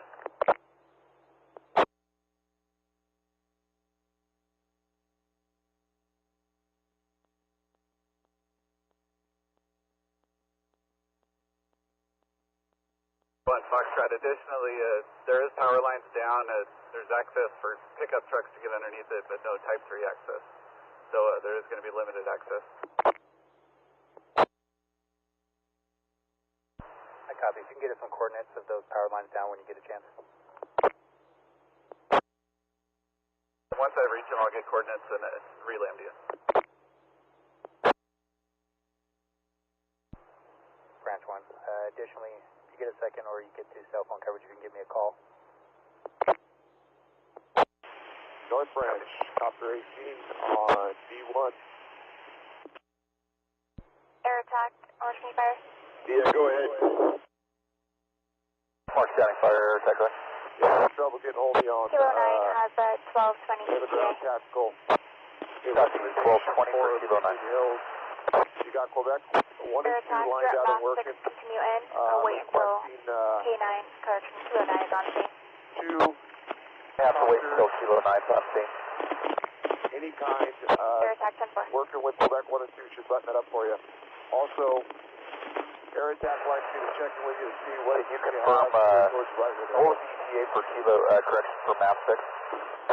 Alright, good copy on 2 rotor, any type to assist Quebec 1 and 2. Now we have that you would line them out on a dip site break? We can continue maps 6 in. They'll just have to maintain an orbit until I get Additionally, I was asking the possibility of getting rotorcraft just south of Wrightwood proper on the most eastern flank. That's section 17, 16, 17, 21, 20, just right at Wright Mountain.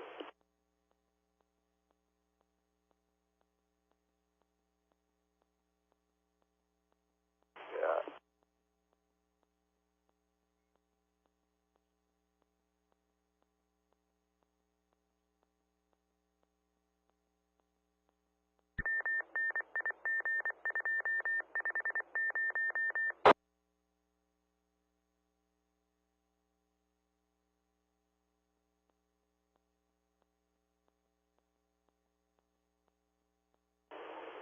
Copter 18 North Branch on V1. Yeah, go for Copter 18. Yeah, you just flew over me. It's right above that location where it's right above the community. Yeah, recommendation, you could get a copter, possibly 2 working in here. At 6,000 below.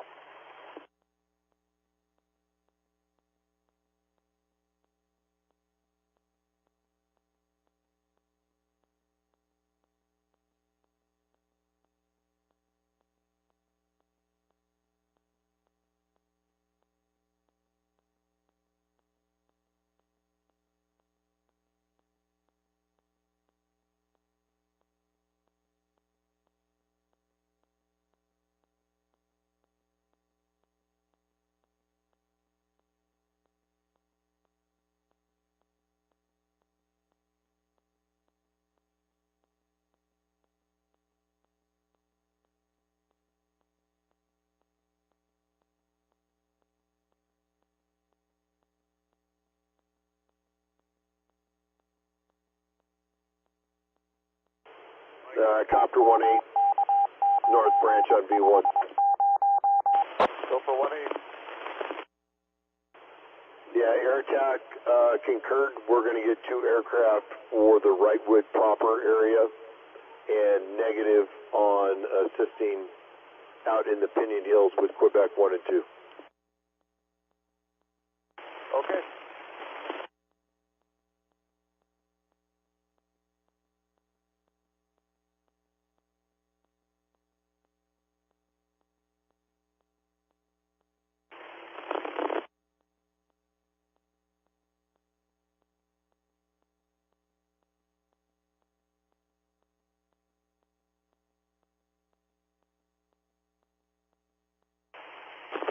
Branch 1 from Copter 18, we'll find you a dip site in Latin Long now. Copy that. If you could pass that on to air attack, that'd be great. 18 copy.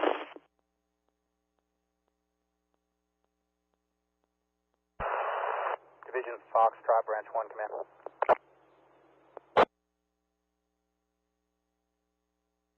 Branch 1, Foxtrot. I got additional dozers for you if you're clear to copy. Go ahead. So it'll be E20007. And where would you like them to go? 2007, and if they could report to Orco Station 15, and their point of contact will be Sarah Colomer once they arrive.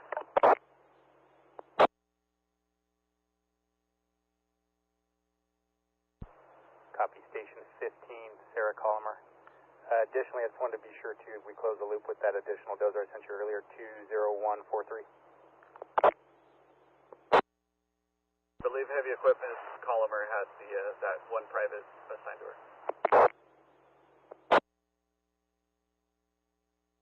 Copy, I'll get them moving to 15.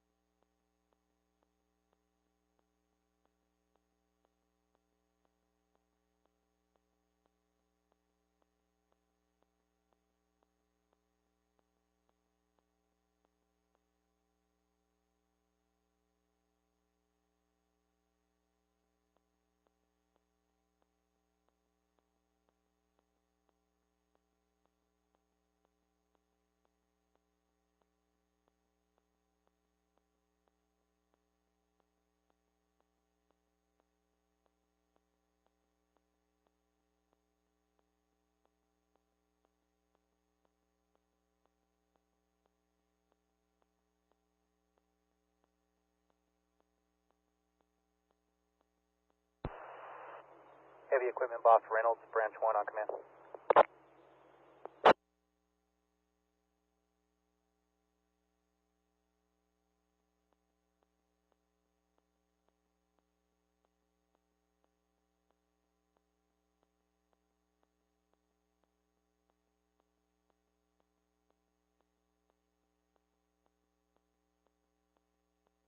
Branch 1, Heavy Equipment Boss Reynolds on command. I'm sure you don't have coverage now, but when you get a chance, can you give me a call on my cell? Affirm, give me 5 or 10.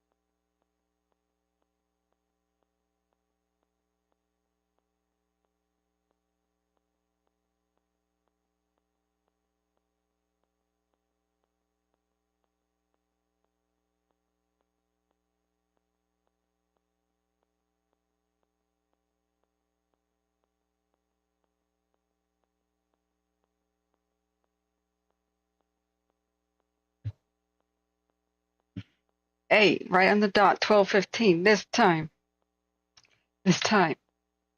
I delivered. I came back when I said I would. Whew. Okay, pat myself in the back here. I'd like to thank all the little people. Holy crap, look at that plume. Yeah, good gracious. Okay, friends. I just need to settle in here and put a few things away, and we will be monitoring this. As I went and got the mail here, I did have my stream on and kind of monitored that a little bit. Yeah, I can see why they want more aircraft on the airport. I mean, wait, is that the airport? El Canyon South, or is that the bridge? It might be the bridge, excuse me. Let me Yeah, okay, Santiago Peak is looking at the bridge. That's probably the bridge. Shoot, sorry friends, I've been awake a long time. This is our 13 and 43 minutes of streaming. So hit the like button if you have not already, please. All right, we'll open the chat back up. I just gotta settle in. 1 second. Okay, Watch Duty is buzzing me already. What Watch Duty? Okay, let me see. You're like Fire, a new one.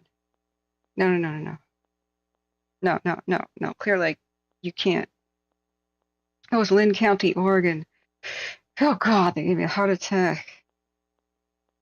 Okay, Clear Lake in the boonies in Lynn County, Oregon. Okay. For a second there, flashbacks of the horrible boil and all that. I haven't even found out just how bad the damage was on the boil. I haven't looked at it. It's just next to the next fire crisis. Next. Yeah, that's the bridge there. They just asked for aircraft for 2 places. They are getting aircraft up at Wrightwood, but it was a no-go on the other portion that they wanted it on. I think it was for Baldy. I don't know. But yeah, the red flag happening 2 places, the Davis and the bridge. So I had a good power breakfast. Thanks C-Pro for that, although he's probably not watching the stream yet. He's taking a walk. I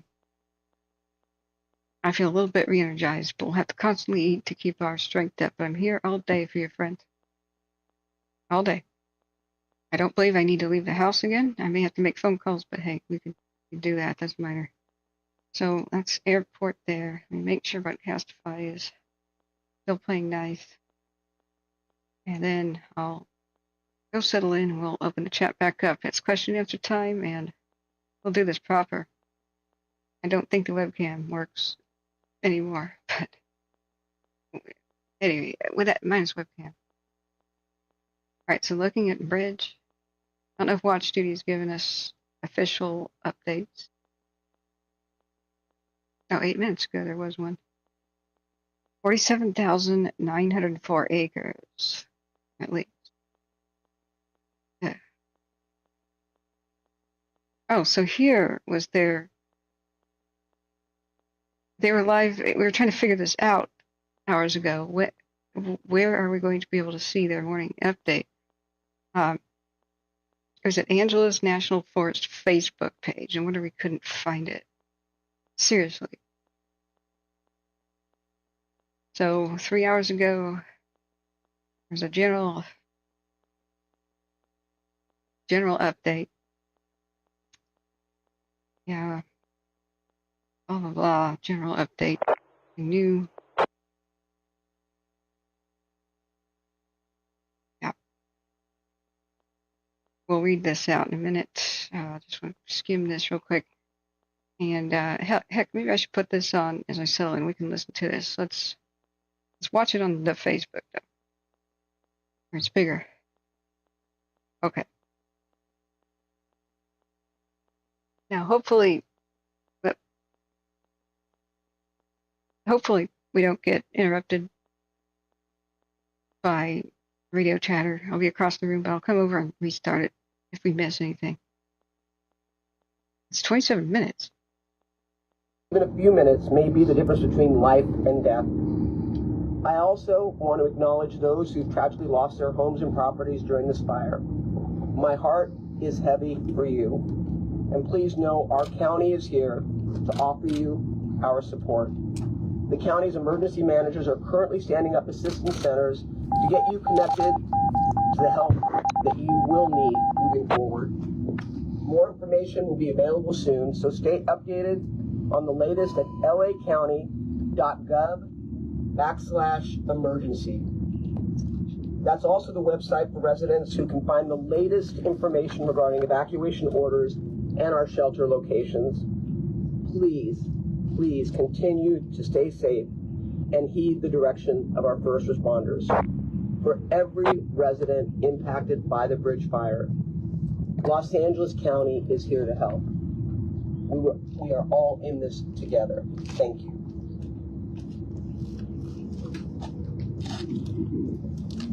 Good morning. I'm Supervisor Hilda Solis, and I want to also join my colleague Supervisor Barger and also send my condolences to those individuals that have lost their property as well as in many ways sometimes their livelihood. But I want to thank also our chief, LA County Fire Department, Chief Maloney, and also Robert Luna, and all of our partners here, especially the Los Angeles National Forest and everyone, OEM, everyone that's been working on this to help mitigate the bridge fire. I want to say also that I just getting up to San Diego Peak with the contractor, and we got Discanso Crew 5 coming up to do structure protection. Additionally, I'm going to be an extended ETA back to Four Corners. 6631 Charlie will be the point of contact. If he has needs, he'll go direct with you.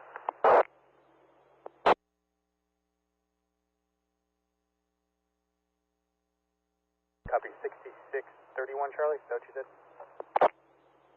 It's affirmative. Yeah, with the fire activity up here at the towers and Crew 5 coming up, I'll be up here for an extended period. I copy, and if you're out of cell phone coverage, I'll just need your 215 info by 1300, please. Copy that. Additionally, I'm going to check my phones here in a second, but I've got the GPS coordinates for the down power lines, and additional info is besides a pickup truck, there's no access up to San Diego until we get that clear.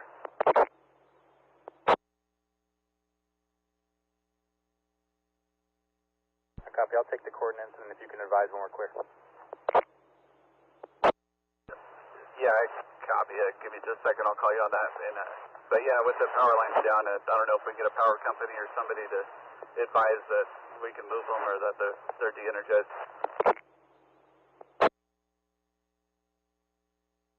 Copy. We'll let them handle it. I'll just wait for those coordinates. Thanks.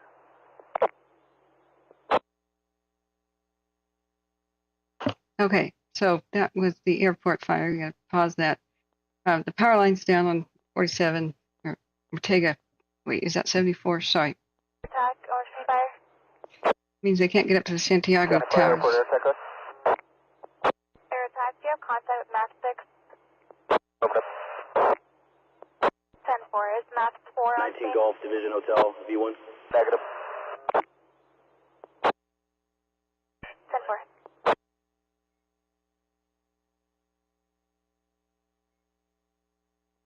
Okay, lots of comments here.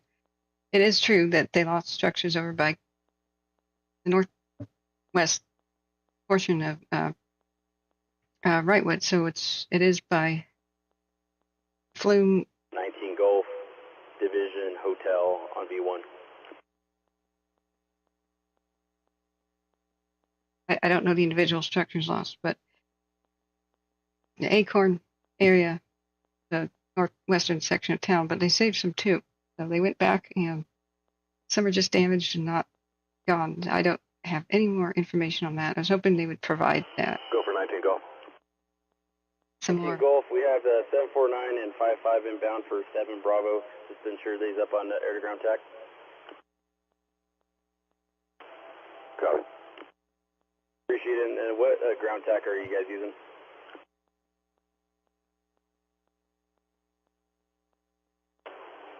.9500.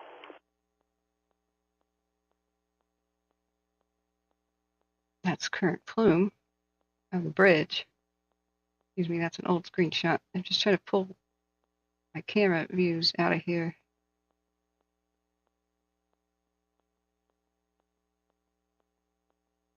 Go back to the screen we were on if necessary, where the hell did I put it? Excuse me, friends. I gotta settle in here, then we'll put on chat. I just don't want to do it and then still be arranging stuff on the desk and everything and then come back to a whole bunch of chat I can't keep up with. So we'll put that up in a second. All right, here it is. I gotta move that. So, got it. Okay. I was hoping this could go a little bit while I settle in. I'm listening, but a whole bunch of yada yada yada here. I want to thank Governor Gavin Newsom outlets, official channels. We do have an evacuation center that has just been opened. Fire attack, Air attack, Kilo 9's updated ETA is going to be 12:35. Orange County Fire attack was talking to tanker, repeat.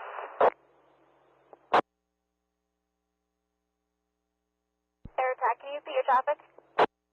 I need you to repeat, I was talking to a tanker. Air attack, Kilo 9 has an updated ETA of 12:35. AC-10 tanker 9's coming. Yesterday, and that's at the Pomona Fairplex, located at 601 West McKinley. Checks. Stay connected to our Los Condados de Los Angeles. So good morning, I'm Anthony Maroney, the Fire Chief of the County of Los Angeles Fire Department. Thank you for joining us for this bridge fire update. The County of Los Angeles Fire Department remains in unified command with the Angeles National Forest, the Los Angeles County Sheriff's Department, CAL FIRE, and the San Bernardino County Fire and Sheriff's Departments. The fire has grown to 48,000 acres with 0% containment. There has been substantial wildfire growth throughout the night with impacts to the communities of Mount Baldy and Wrightwood.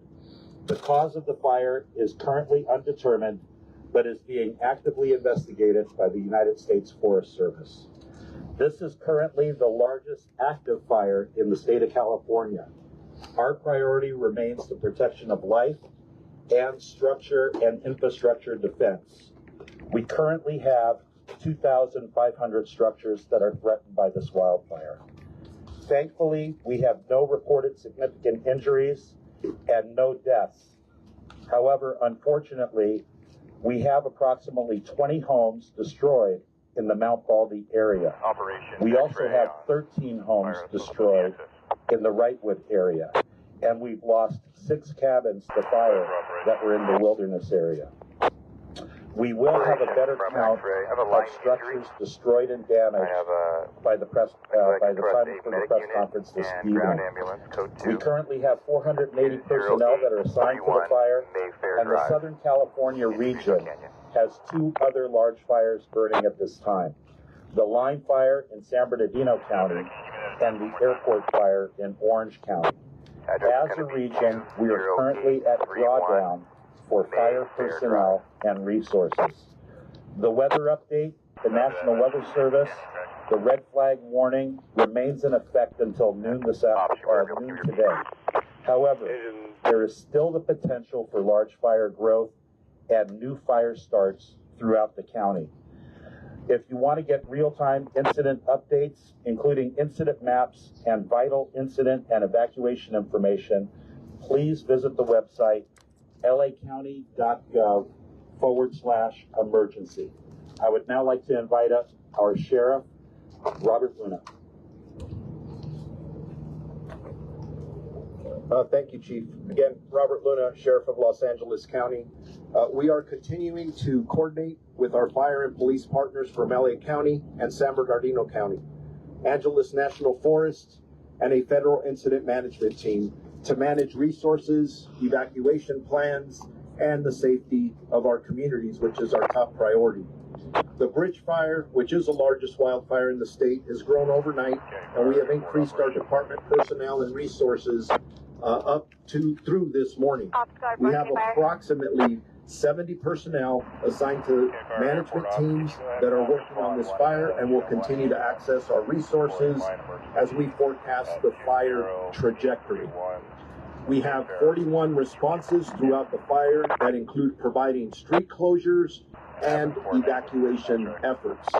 We were notified early this morning that we have 3 individuals, one of which is an off-duty sergeant on our department, who was stuck in a remote area 5 miles west of Mount Baldy in Los Angeles County, that need to be rescued by our emergency services detail, our Air 5 crew. They are unable to access the roads out of the fire area, so our Air Rescue 5 crew is working to hoist them out once the smoke clears, and LA County Fire is also trying to get a 4x4 vehicle to get them out. All individuals, from what our understanding is at this time, are safe, stable, and not injured. There are mandatory evacuations for the East Fork communities of Camp Williams and River Community, which are still in effect as we speak now. Do you want to send a second Mandatory evacuation orders in Palmdale, 160 5th Street East to 263rd Street East, south of Parablossom Highway, and for portions of the eastern part of Wrightwood. The evacuations are impacting Wrightwood, approximately 75 structures and 200 people, and in Palmdale, about 800 structures and approximately 900 people. And then San Dimas, Bear Canyon Road, approximately 14 residences were evacuated. In total, 889 structures and 1,125 people affected to date. That doesn't mean that may not change or increase, or hopefully we're hoping it decreases. There are evacuation shelters in LA County that are set up for residents and efforts. Right, sorry about that. I just sat down and I moved the place. Sorry, that was very annoying. I was in the bathroom. I couldn't come and mute one of the things. I don't know what firefighter injury just had, but they just said code 2 ambulance. That's what one of the scanner radios was saying. So this is pretty grim. I kind of want to start over here, where I can write down the amount of structures lost. I didn't get a chance to do that. So now I'm sitting back at the computer. I can pause, unpause, and whatnot. But I'm going to open up the chat first. So let me do that real quick. Let's see, where's that button? Let's see. Settings. No, not that button. Edit, right, it's edit button. Customization, live chat, enable, and save. Boom. All right. It should be working. You let me know if this is working. First person who says hi in the chat wins the prize. Which is, it's an intangible trophy with a smiley face on it. Okay. Put the pinned chat message at the top. Can you guys see the chat? You may have to refresh. The window. You put your finger at the top of the screen on mobile and slide down to refresh, or the regular refresh button on a browser. If you're old school on a desktop like me. Irvin, you win. Oh, it was almost okay, I'm going to call it a dead heat with Delana Ray. You both get a trophy. So, but good job. Hey, Irvin, how you doing? We have to have some fun and games here. We're going to go insane. This is such a grim thing to look at every day, But no, nothing about this is funny. The situations. Hey, Jeffrey Root, and it's just a grim day in general. It's 9/11. It's like, Hey, Husky, thanks for being here. Thanks for being here, Irvin, and thank you, friends. Hit the like button. We've got 120 viewers, 100 likes. It's awesome. But we've had 2,836 views. You're well? Good. Okay. But yeah, Delana Ray, am I saying that right? You get trophy number 2. I have infinite trophies to hand out, so you're both number 1. Hey, Jeffrey, how are you? Full heart. This is the information we needed, how many homes lost. I just want to show you guys. I was monitoring. I was monitoring the bridge starting from around 7 to 7:30 last night when I found that there was a channel for the firefighters at Wrightwood. That's in the description of this video if you want to follow along yourself. Also, the audio link to the airport fires in the description of my video. Please see the description of my video to sign up for Washoe County Alerts 2 for the Davis. We're gonna really start looking at it right now. I'm very surprised that it's actually not worse on the cams, but please let me know, people who live there, if it is. I mean, this looks extremely mild right now on the Calaveras camera. It's like, is this thing on? We had a brief pyrocumulus kind of start on the bridge just now and kind of peter down. Now, Bell Canyon South is the bridge.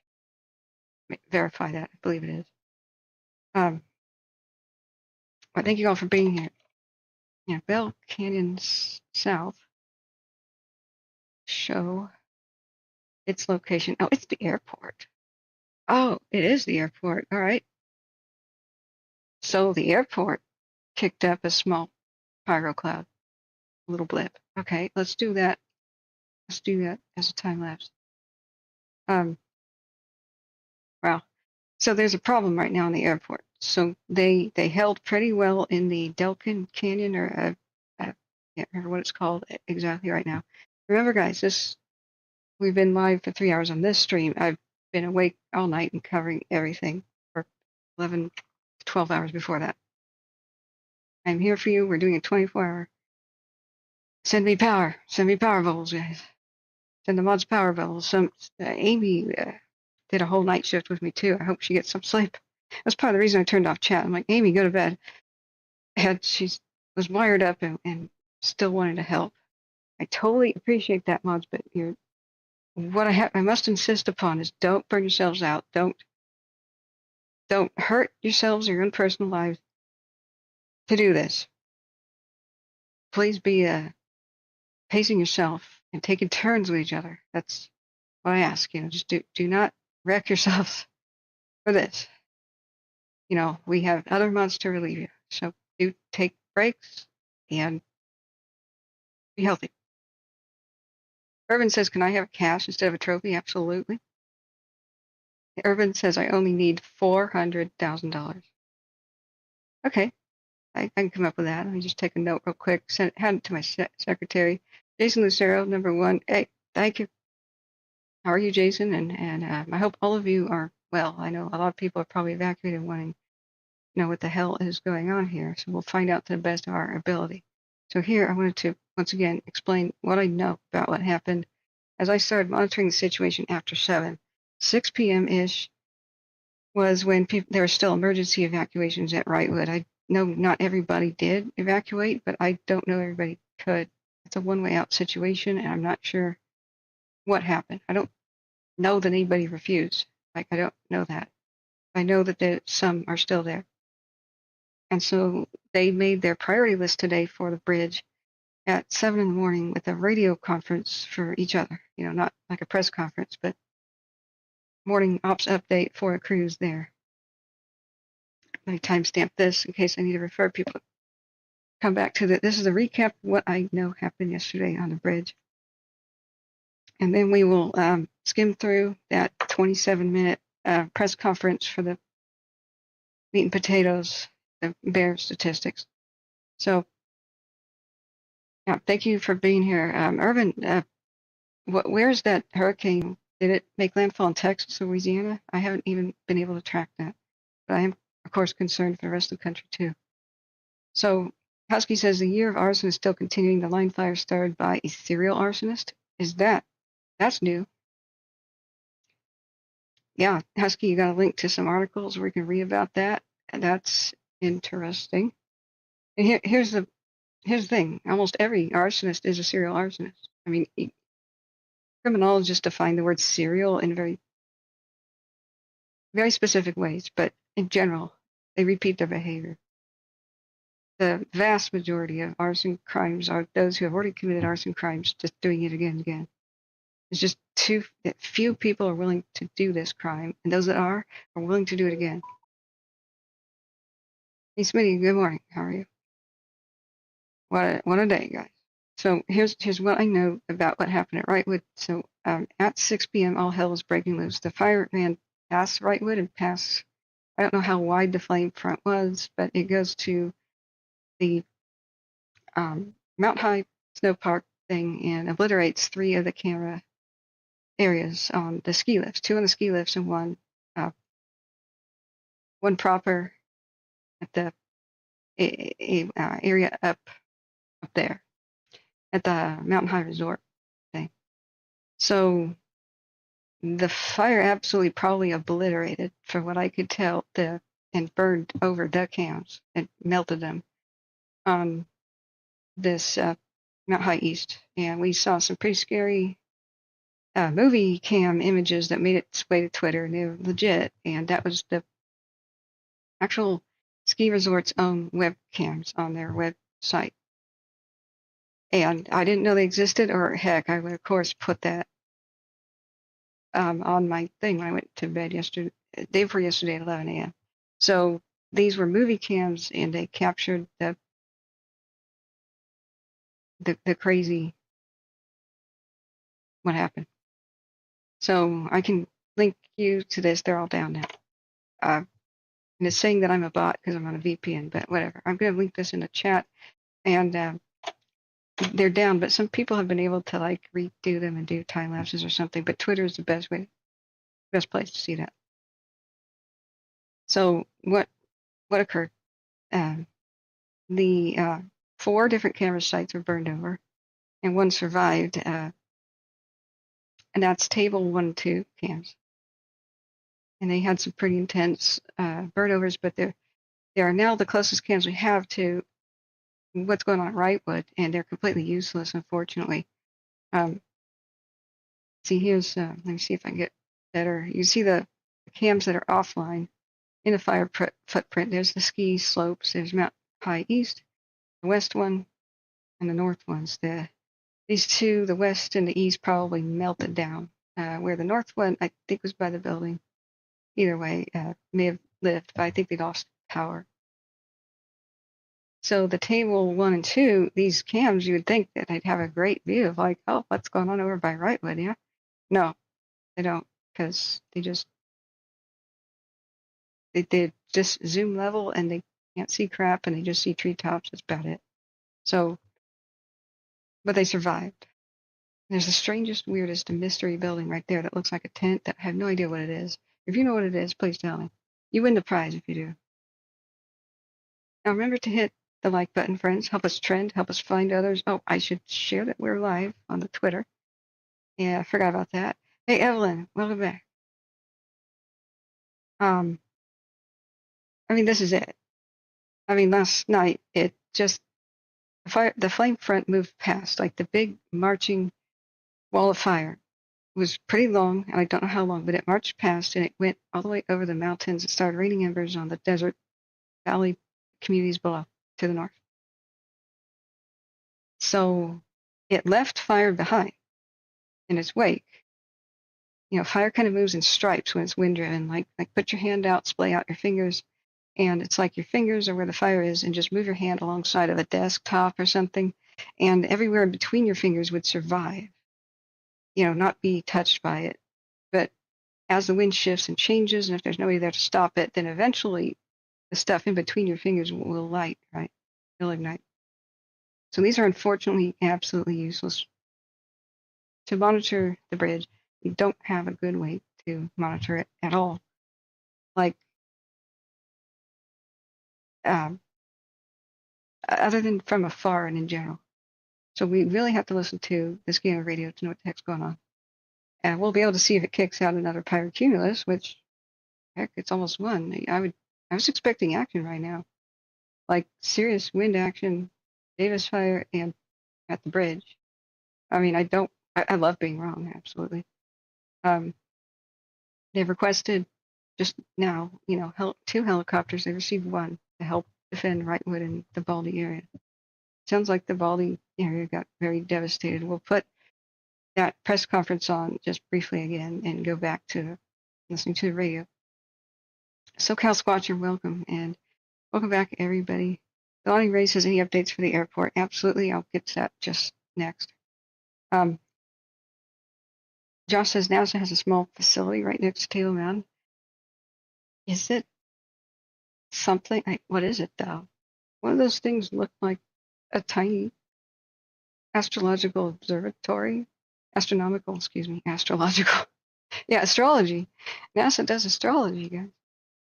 Let me see if I can go back and show you what I mean. No, at this point,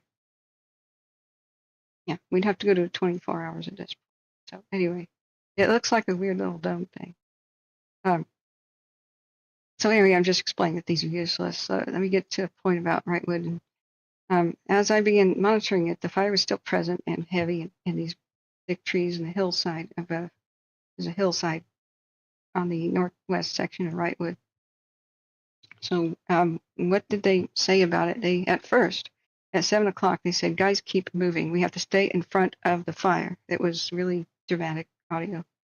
So they said, but we're seeing, yards, little flames in yards and this and that. He goes, go ahead, extinguish it, but keep moving it. Go to the next block. We are running and extinguishing and running and extinguishing. We're staying ahead of the fire. So they did as much as they could with limited crews, and then they requested more. They didn't have any, and they went, oh boy. So nobody was to really stop. Just do your thing, move on to the next block, and patrol and just get as many of the homes secured as possible. And they really did save a bunch, even though it was touch and go, and they were kind of afraid that it would burst out through this section. So they had a big active firefight. This is one Grand Central Station, Lark Drive, Oriole Road, and Oriole Court. They kept mentioning that court specifically and said it was a great way to get up towards the hill up here. And then on the other side of the mountains here, people were down below, and they were trying to protect areas from Embercast. It was all the way down there. Just put like terrain on Google Maps. Maybe that shows this better. So Wrightwood is in a mountain pass above elevation, and down here, neighborhoods, Pinion Hill neighborhoods. I'm very confused because it seems flat where it says Pinion Hills. Okay, sorry, I don't know the area. But they said they reported that Embercast down there was no longer that bad.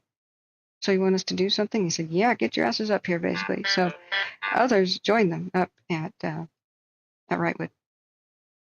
And so they said we're going to do slowly, methodically, lighting backfires too, and control burns and the like, whatever you want to call it, to try to save the neighborhoods, especially around in this big sea arch around Acorn, Lark, whatever this is.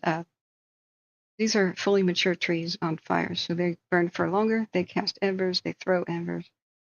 The ones that are dead will eventually shatter and throw fiery pieces everywhere. So there are some dead trees in the neighborhoods and up here, I'm sure, beetle kill, blah, blah, blah. So they decided to assign units to specific streets and just patrol it, go back and forth, so that we can apply fire to where we needed it to reduce the fuels, and then make sure it just doesn't get out of control. That went very well. And at one point they said, where we lost the structures on Cardinal, it was over in this section. They were mentioning Flume, Cardinal, Timberline, but there were some that were still there. He says, the ones that you saved, make sure they're still saved. It's not an exact quote, but very close. So they went back and did that, and it was a bit touch and go. They grew more and more confident. You got the link, thank you. Are they live right now? Oh no, okay. So it just says KTLA live at the top. Okay, they're not actually live. Okay, we'll look at that in a second. Thank you, Husky. So I don't have any addresses for what may have burned. I have no idea. So we'll look at the airport next. I just want to explain what I know happened up at Wrightwood. I've been listening nonstop to the radio for the most part since 7 p.m. yesterday. I tried to restart the stream and get it going. Ran into tech difficulties, but I was still listening. Got it up later, and pulled the all-nighter because it was a long and hard night, and we're here together today because the Davis fire has every potential to become a crazy monster if Truckee Fire Meadows is correct. I just want to make sure there's nothing I've missed real quick. Last update an hour ago. It looks milder in the cameras than I ever thought it would right now. Potential for 70 mile an hour wind gusts off the top. So we're talking about just where you should go if you need to evacuate. So But see the description of my video for how to sign up for Washoe County alerts on Code Red. Don't count on your phone getting a jingle. You have to sign up. And just look at the description of the video. It's got the link. So I just want to make sure we're checking on that real quick. The cams, I can't understand why this calm. Knock on wood. There's smoke, but okay. There is smoke. Where there's smoke, there's fire. Oh, it's intense right now. Oh, up there. Look at that. But it is below this line. All right. I wish we had infrared for the daytime. We have to keep a very close eye. Please keep me abreast on what's going on near Reno because we don't have firefighter radio for. It's just straight up Reno dispatch. It's constantly chattering. We won't be able to talk and monitor anything else. If we put on Reno, it would be mostly about meth heads and their shenanigans. So wait for watch duty. Somebody's monitoring watch duty who will say something. It's just general dispatch, so it's almost dead silence. We don't have a great way to monitor the bridge other than what we wait for somebody to tell us what's happening. Look at the cams. So just make sure that it's okay. I'll go back about the bridge update and the airport update. So let me know about your individual questions in the chat, by the way. But I did not see the Davis fire move last night. It was great. Best case scenario is they can just keep it where it is. It's possible that they can keep it where it is. But they don't have a lot of confidence. So glad they're giving us a straight dope. But I'm a little upset that they just said it could go 7 miles and they didn't explain why or which exact direction they expect that to happen. So that would have been nice if they just added a few more sentences to their line of reasoning.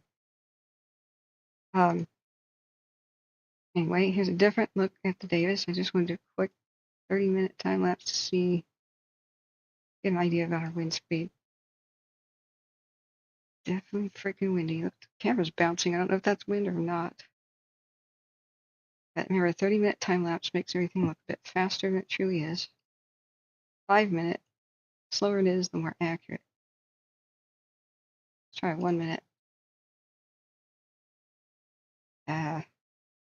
You know what? If these cameras are having connectivity problems, they'll skip frames and it'll look really weird. Urban says, is anybody here a ham radio operator or CB radio operator? That's a good question. If you are, report to chat. Okay. So, I'm going to unmute the radio. I'll talk in between it now. It's important that we start hearing it again, but I want to get some more details in the press conference. This one is having trouble. I know a Reno one, but just keep an eye on it. All right, going back to the bridge update. They do have a helicopter that's going to help protect Wrightwood.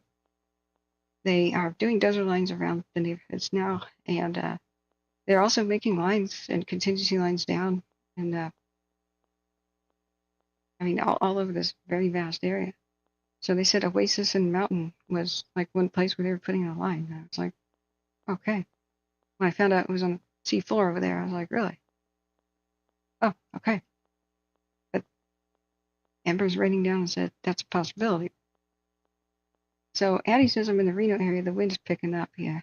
Residents are asked to stop outdoor watering to improve water pressure for the fire. Evac shelter moved from the senior center to the rec center on Neal Road. Thank you, Addie. Yeah, do please keep us abreast. I know a lot of people are there on pins and needles. So we'll go back to the little press conference in a minute. And how did you find us? I may have been here before. I've been awake so long. I've been Riva Goldfish. Please, nobody get offended. And also correct me if I make a weird, sleep deprivation type of mistake. I'm fully capable of making them at this point. Fully capable. Okay, so back to what happened. Wrightwood. So in the press conference, he was explaining how many were lost, and I was in the bathroom. I had to come back. We had to restart it. Very sobering. Mount Baldy took terrible loss as well, and there's some remote cabins that were lost. You're saying something about dramatic rescue, which is wow. But the radio talked over because there's a firefighter injury of some sort. I don't know if it was the bridge or the airport. They were dispatching a code 2 ambulance. It was all talking over each other. Sorry about that. So we'll replay that in a minute. But I don't know how much of the ski resort is damaged, lost, destroyed, or what is over there exactly. I've never been here. But attack, Orange County Fire. Orange County Fire, air attack. Air attack, Tanker 15 en route, 1313 ETA. 1313. oh, so they're getting more aircraft on the airport right now. I just want to check our cams. Our big tile thing. So this Bell Canyon South, this is airport. Put up a pyro for a second, then it died down. Santiago Peak bottom right is also airport, but it's looking. Branch 1 operations, command. It's looking at the bridge. Over there. Branch 1. This is the bridge. Just looking for a update on your branch. Oh, perfect. All right. Pause.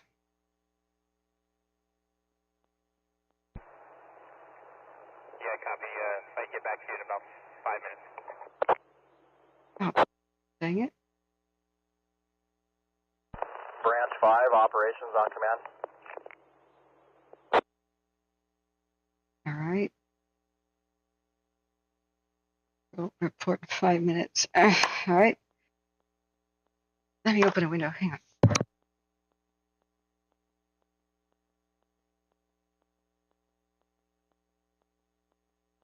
Wish I could teleport all of you to Portland right now. It's the nicest, freshest weather where it lightly rained and then the sun peeks out for a bit and everything Operations looks... Division X-ray on command.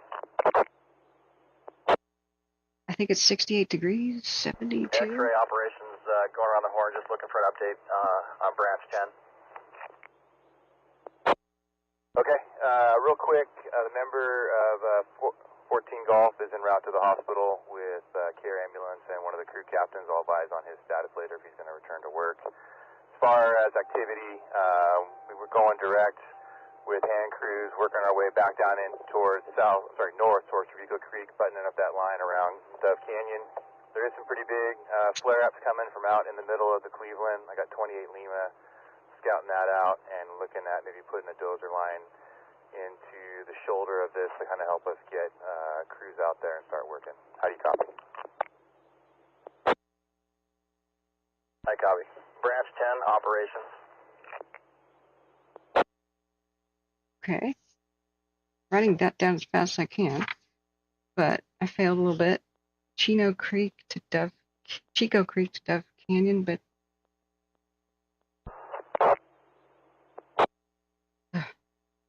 Mr. Funky says windy and trucky blowing from southwest to northeast towards Nevada. Yep, that will be. Whoa. Bottom left, look at that. That's the bridge.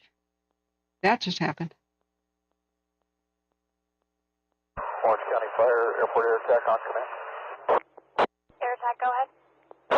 Thanks, Urban. Requesting ASM relief over the fire at 1615-1615. Air attack, under copies, ASM relief, 1615.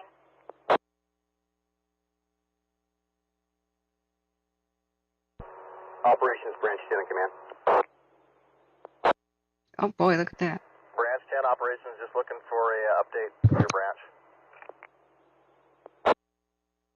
Operations Branch 10, so Division X-ray resources are in place during structure defense and putting in direct hand line. Also putting a plan together to get direct dozer line as direct as possible. Currently fixed wing are working near the Tango X-ray break in the Lazy W Ranch area. Opinion group.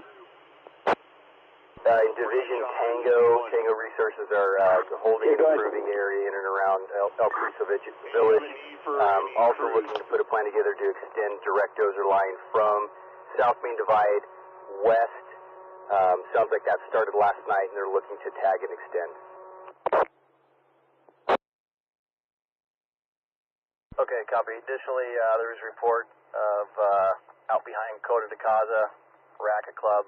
Sounds like Division X-Ray Direct was taking a look at an RP report of fire on the hill behind, so they're looking at that. If you can just keep tabs with that, but copy the rest. Thank you.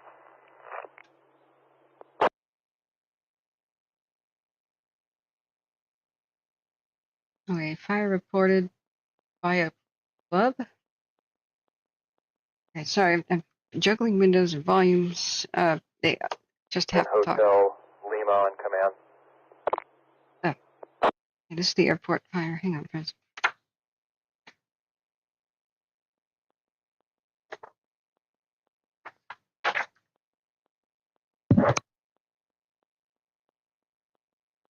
Look at that plume, man.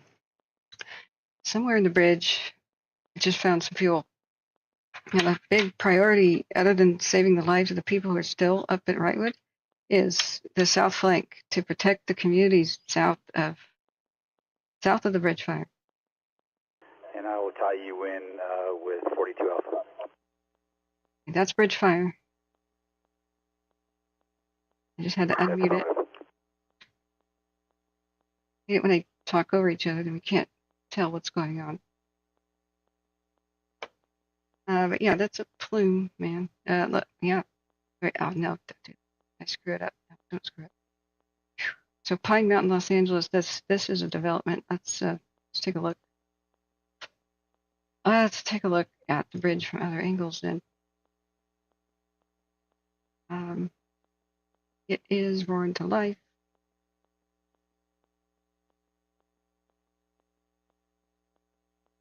Yeah, like here's this more distant view. Pine Mountain, Los Angeles 2. It is facing north by northeast. Remember, hit the like button. Subscribe if you want to find us again. It's hard to find us again. Hit the share button. Share the stream with anybody you think may need to know this information. Husky says I can see that mushroom cloud from my house. Snap some photos, Husky, man. You have the Watch Duty app. Snap photos. There's a camera button. Anybody can use it and submit a photo to Watch Duty. Look at it go. Let's find out where the hotspot is. The left side. We can cross beam this. Or any other camera that sees the plume. We'll find out where that is. Sunset Peak. Okay, cross beam it. That is Sunset Peak 2, looking at it. Okay, so what's that mountain right there?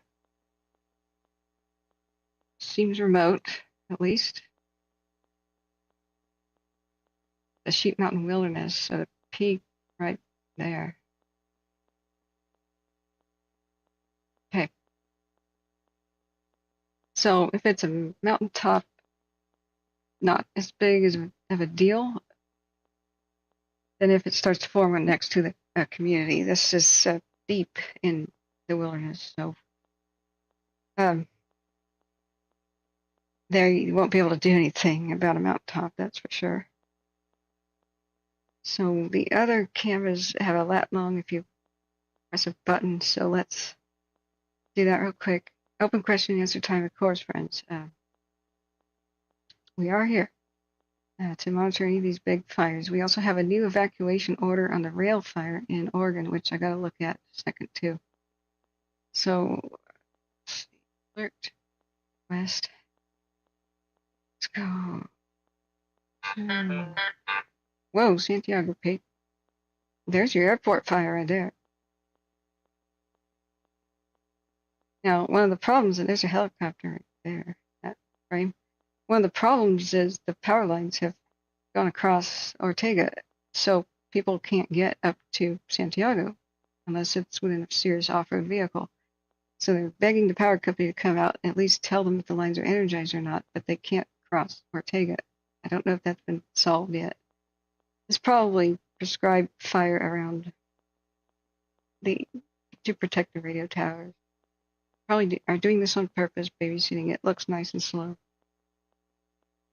They've been doing this for days, so this is how fire can creep. It's a great example of how it can be healthy for the landscape if it goes on nice and slow, controlled.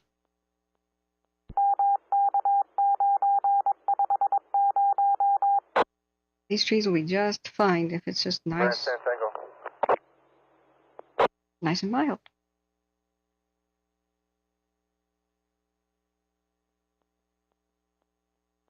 There's a 3-hour. It's hard all over the place.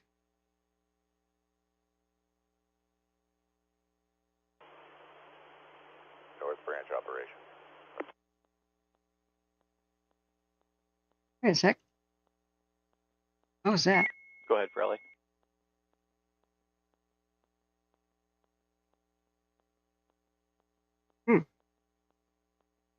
Okay. It burst through the retardant. I take that back. This may not have been planned. Branch 10, Tango 1, come in. Oh dear. Yeah. Maybe they did not want that to happen at all. Shut my mouth. Well, Division Tango Branch 10, command. Police is acting mild, but dang, I don't think they want it to go past here. Branch 10, Tango 1, come in. Huh. For Branch 10, command. Okay, I can copy y'all. Contact if you can hear me. Are you looking to meet up? Well, dang. Yeah, eventually. I'm in the area of Lazy W. I was just wondering if you had contact with engine 325. Check on their status. Yeah, I'm coming down there now. I'll face to face with you. Yeah, so looks like the fire is at the top of Hot Spring Canyon. Fishing are working it right now, but it looks like it's backing down. I don't have a direct line of sight for radio contact with them, though. Hot Spring? Well, I was hoping he'd know where the heck it was. Looks like the fire's at, but I don't know. Oh, dang it. Alright, welcome to 108 p.m. We may make it through the war if we make it through today. Taking some screenshots here. Yeah, I'm hoping for some status update. The power lines down on the airport would prevent people from coming up here to help. Now, maybe they don't want that to just happen, but it looks like the drop by the Chinook has cooled it off by the communications building. I just don't know why there's still bushes over the top of it, but they just didn't have enough people to get rid of it. I guess they didn't have enough people to get rid of it, but okay. Let's just take some more screenshots.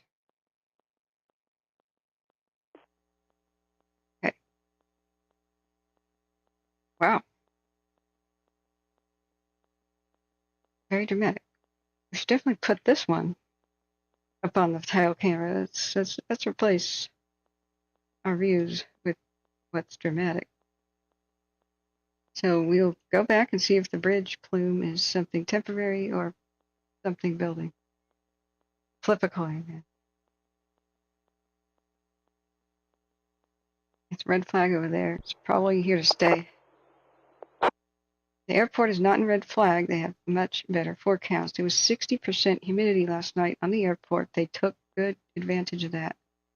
I bet that they did defensive firing last night because there was no real reason to see flare-ups, not of that size.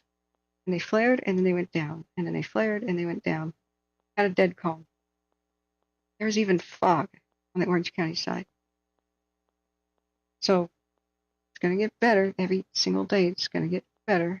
It's just challenged today. This shows what happens when fire suddenly bursts through retardant. It suddenly bursts through retardant, and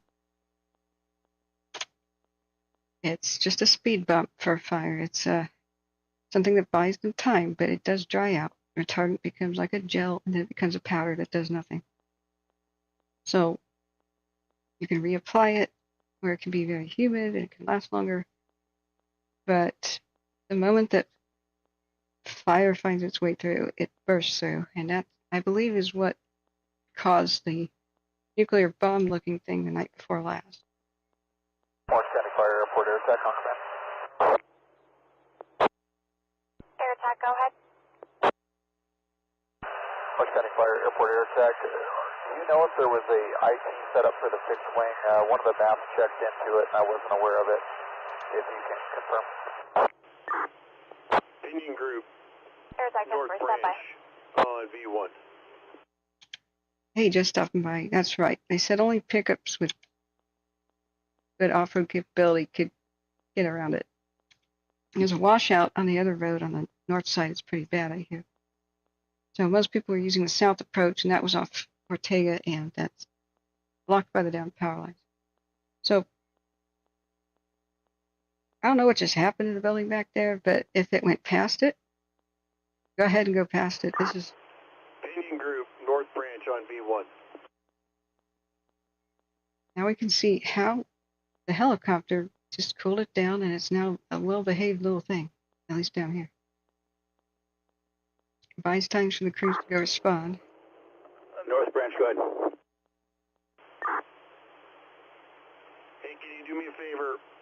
I need you to come up with Branch 10, Tango on command. a plan of, if available, any resources to release and to bed down. Go ahead, Tango. And go minimum on your night plan so we can right size going day shift and night shift.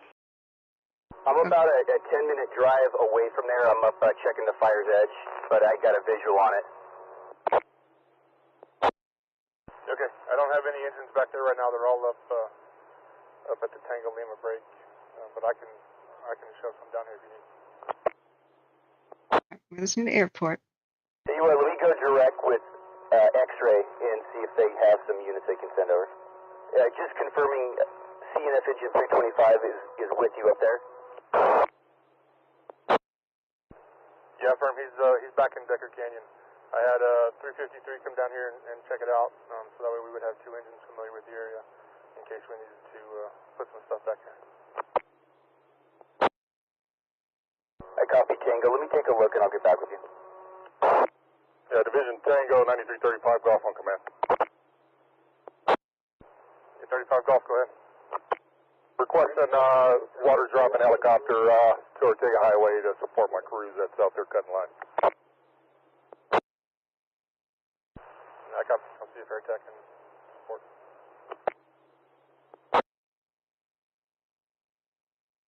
Okay, so request for a helicopter down at Ortega Highway to support my crew's cutting line.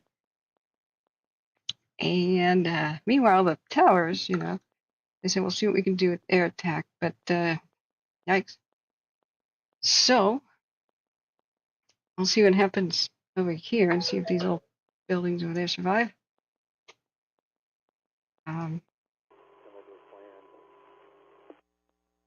Is mirroring on. Come out to see if you can find 328 Canyon.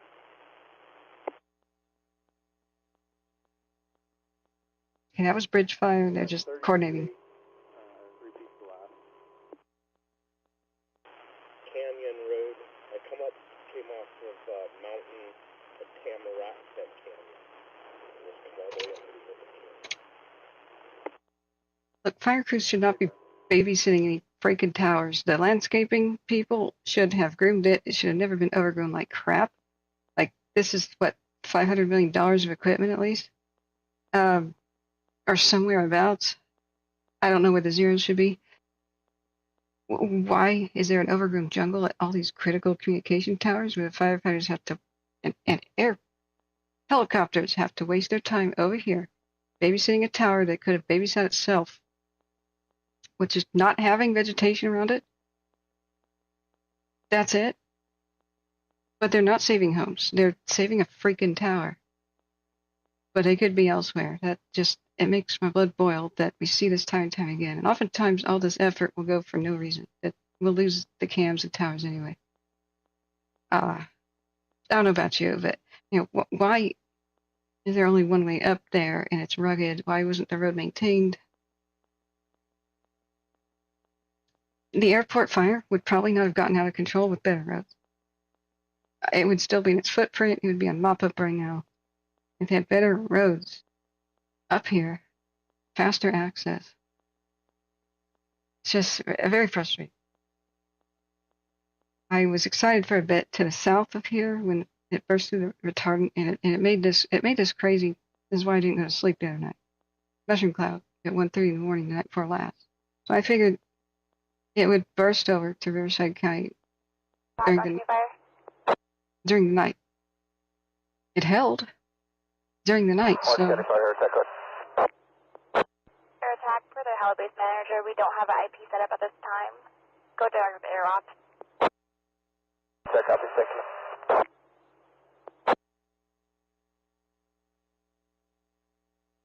So it held, so I decided to make a choice and try to go to sleep. I figured, man, if it held through 3 hours of hell in the middle of the night, winds like that, then heck, surely it'll hold pretty well tomorrow. It did not.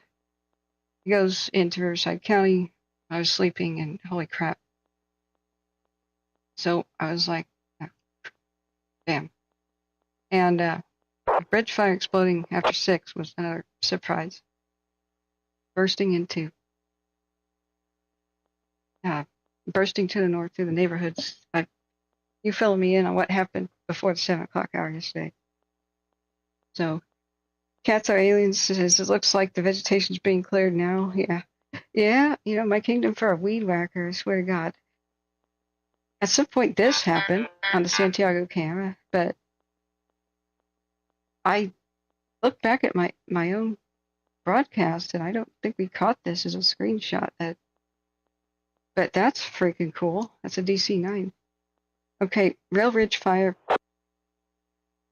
They increased, in Oregon, they increased the evacuations for it in one zone and decreased them in another. So it's level 3 in one zone, level 2 in another. Let me know if you need to know information about the Rail Ridge Fire in Oregon. So, okay, let's go back to our live. It's really trying to do a cam burn over. Bless its little heart. How cute. Right? Oh, good try, little fire. Good try. No trophy, no cigar here. Unless the building over there is toast. But I think it's all right. We'll wait for the smoke to clear. But, gracious. I think there should be a law. Like, anytime the fire crews have to save your ass when landscaping would have saved your infrastructure, you get a bill, and each one of the fire crews gets paid $500 an hour. $500 an hour.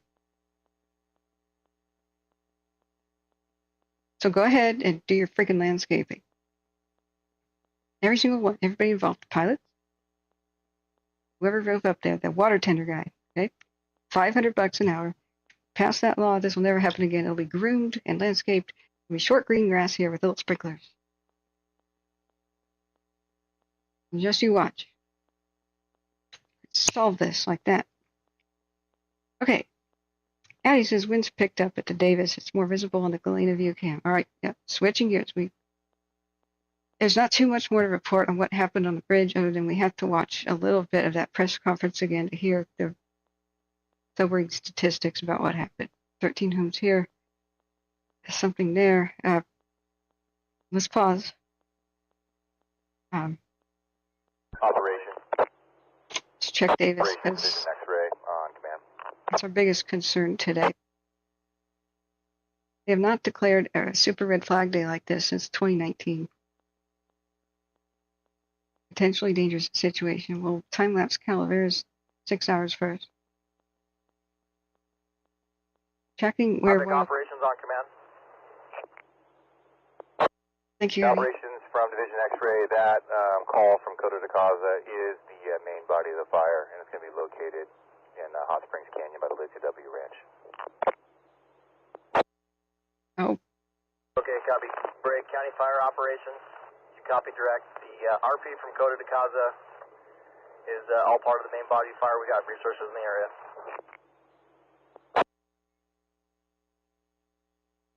Central copies. That's the airport fire is located. Someone called 911, but it's now at the Lazy W Ranch area, and it's part of the main fire. It's not a new one. I just got my watch jingled. Bridge fire update. The Lone Pine evacuation order is being expanded. The Lone Pine evacuation order is being expanded to include the area from Highway 138 south to Lone Pine Canyon, Highway 2 east to Lone Pine Canyon Road, excuse me, for San Bernardino Sheriff's Office. Let me look at Davis real quick, and we'll look at the new evacuations that we have for the bridge fire that just came hot off the griddle. So let's just take a look here.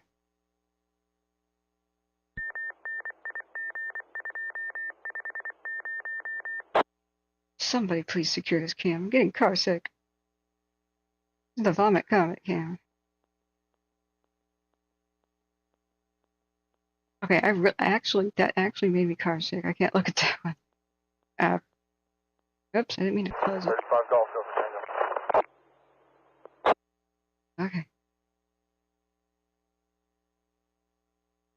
We're listening to both the airport and the bridge because we can't hear pretty much anything out of Reno, except a lot of meth head activity and criminal shenanigans. So we'll just keep going back and looking at it. Order tender 58, you up on travel? See the heat.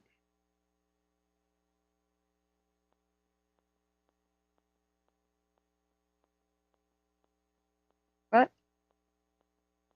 Oh, don't fail today, Caltopo. Where's the GOES heat detections?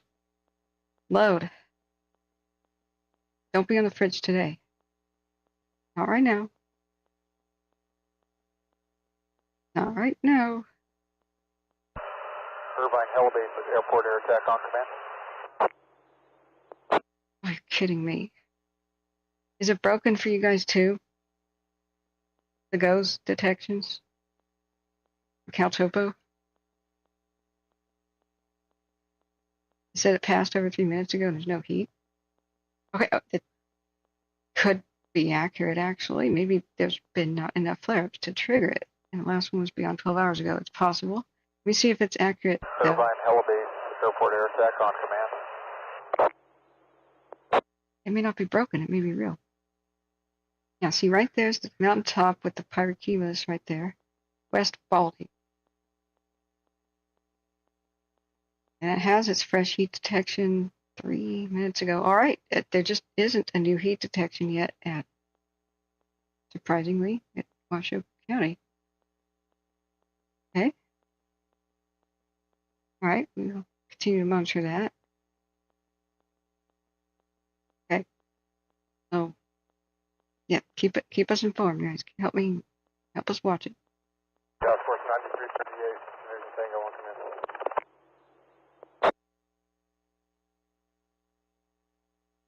command. Davis, please see the description of this video, how to sign up for Washoe County Alerts, and don't be afraid to ask Cal if you have any confusion about it. I teach people computers and electronics. I will teach you how to do it. Irvine Hellbase, airport operation.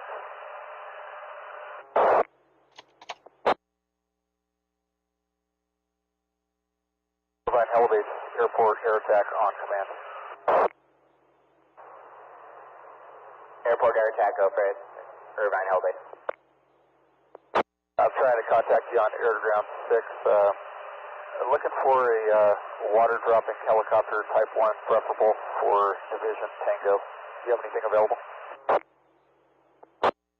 Yes, sir, and I was not hearing you on CDF air ground 6, but I got you loud and clear now. We do have one available. It'll be helicopter 1. Helicopter 1 have to come up on the rotor Victor direct to air attack. Copy, come up on the rotor direct with air attack. Thank you. Meanwhile, in Contra Costa County, so we do have new evacuations on the bridge. I'll look at it in a second. They are getting their aircraft support down on Ortega Highway, it looks like. So this is over by Suisun Bay and kind of by Port Chicago. So yeah, wildfires keep happening right here. We'll have to watch that as a development. I just saw this on the cams. Watch Duty may not even have it yet. I don't know. Let's just a 10-minute time lapse. Been going on for more than 10 minutes. Maybe they know about it. Avalanche is above. Business continues below. Don't seem to be moving much, but we'll keep an eye on it. Okay. What was I doing with this set of cams? I had a goal in mind. Woo. There's a thunderstorm type thing right there. Buckskin Mountain. Where is the location of this?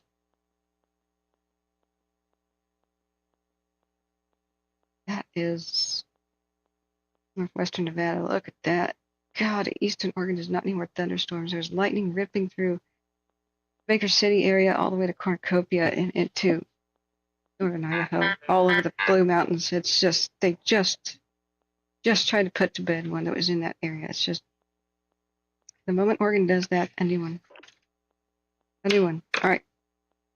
Watch duty. Pinion Branch, Battalion 3512A.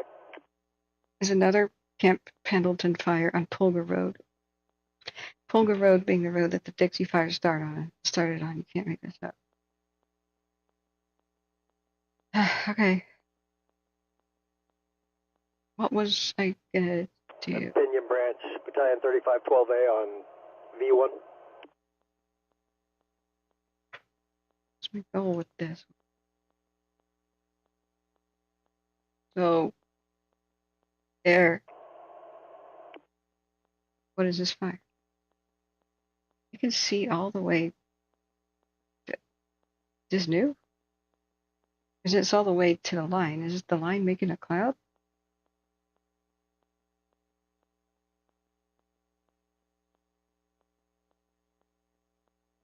But it should only be seen to him it. Like, I can't possibly see that far away. Okay.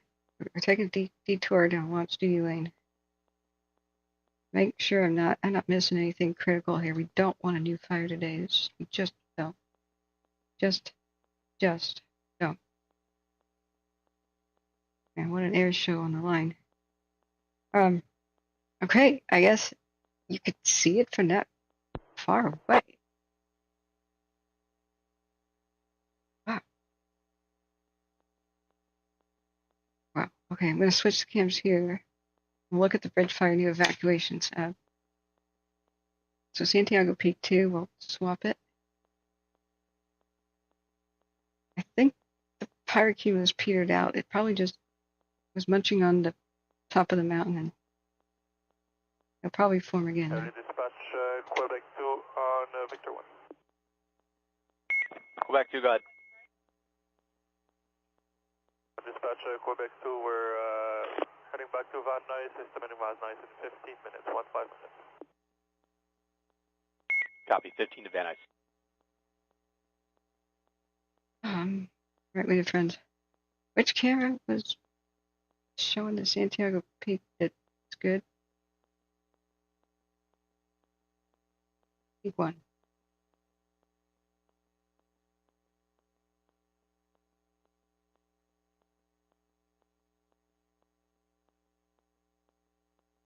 No.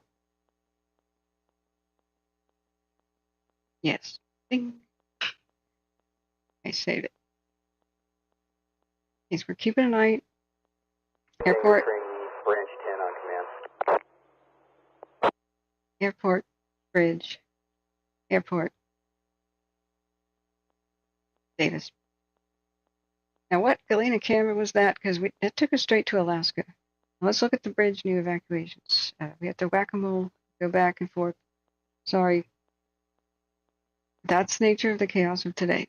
So, the Lone Pine evacuation order is being expanded to include the area from Highway 138 south to Lone Pine Canyon, and Highway 2 east, Lone Pine Canyon Road.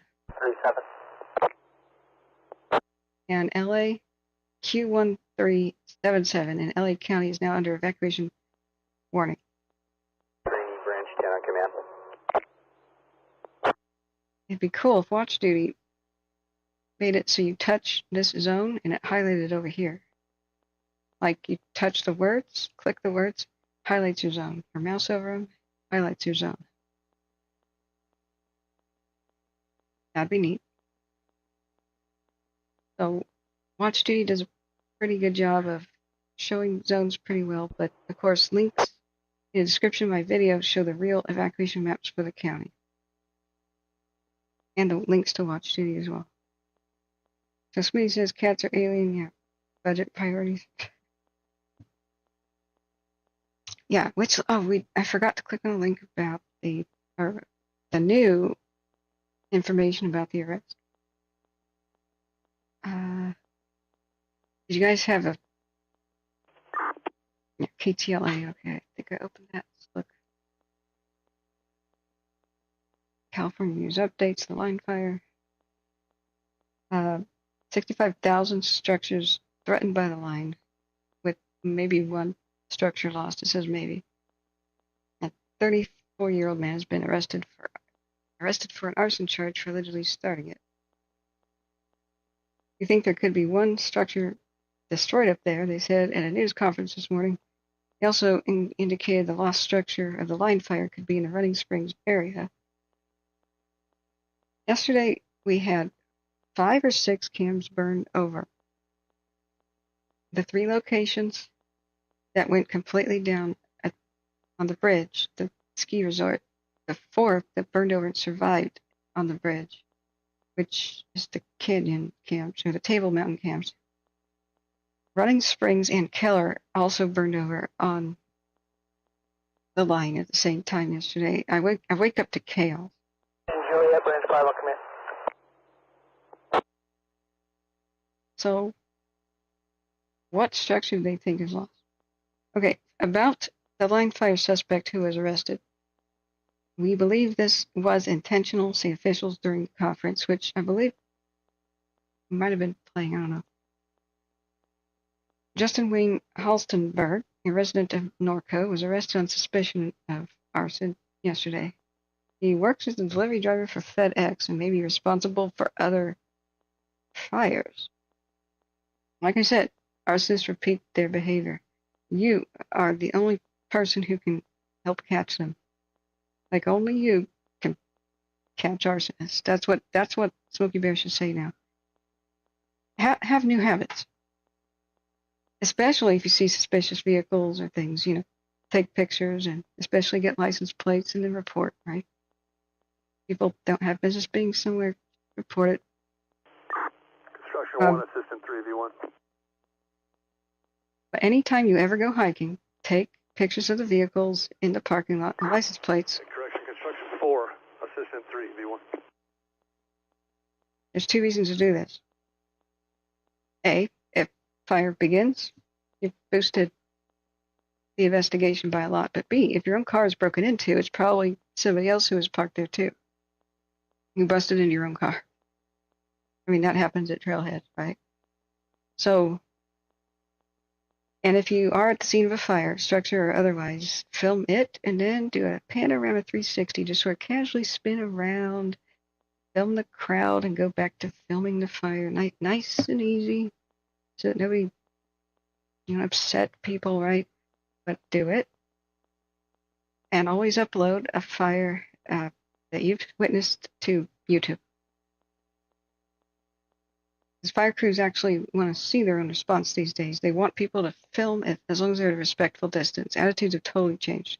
You're not a looky-loo. You're not considered a bad person if you're filming a fire response anymore, especially a structure.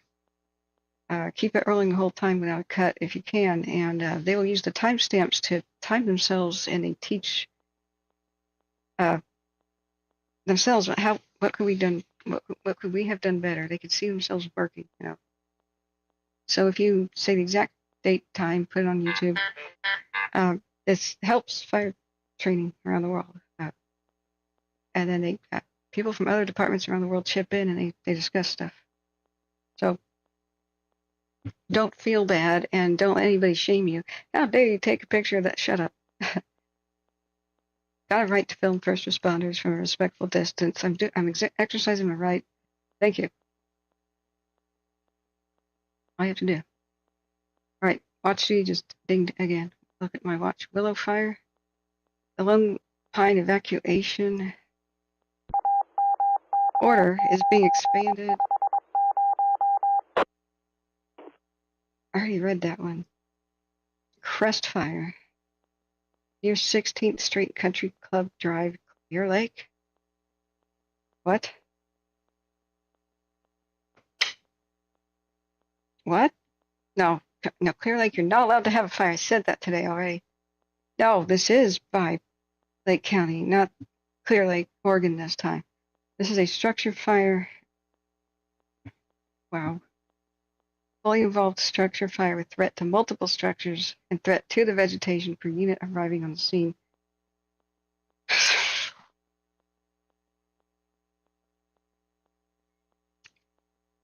My God, when is Clear Lake not on fire? You read the rest of this article about the line fire suspect. Doesn't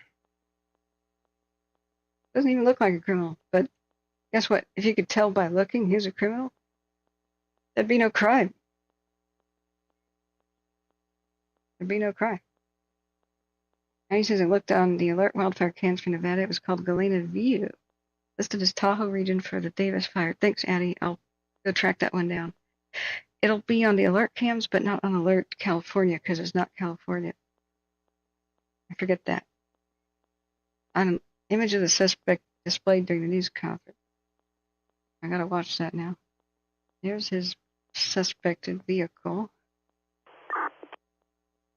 San Bernadino County Sheriff's Office. More information about the line. This is good. It has a kind of a, it's like a timeline on the left about when new developments for fire news today. That's pretty cool for KTLA. Okay, what?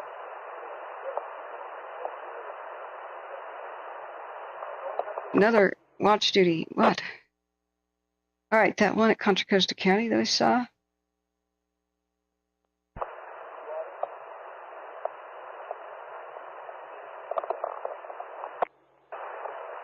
It's 15 acres burning in moderate rate of spread and light flashy fuels per arriving engines. So they just now got to it. It's called the Willow Fire.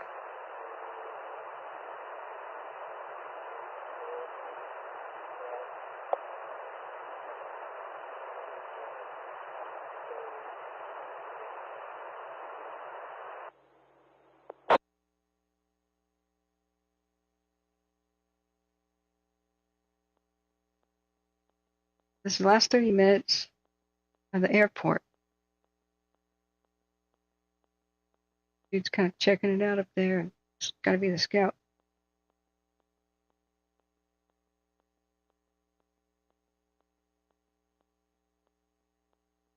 Right, we'll keep it in breath. Okay. So make sure we do have a revised evacuation order now visible on the watch duty map. Okay, so where did they split the Lone Pine zone LAC Q1377? Q137.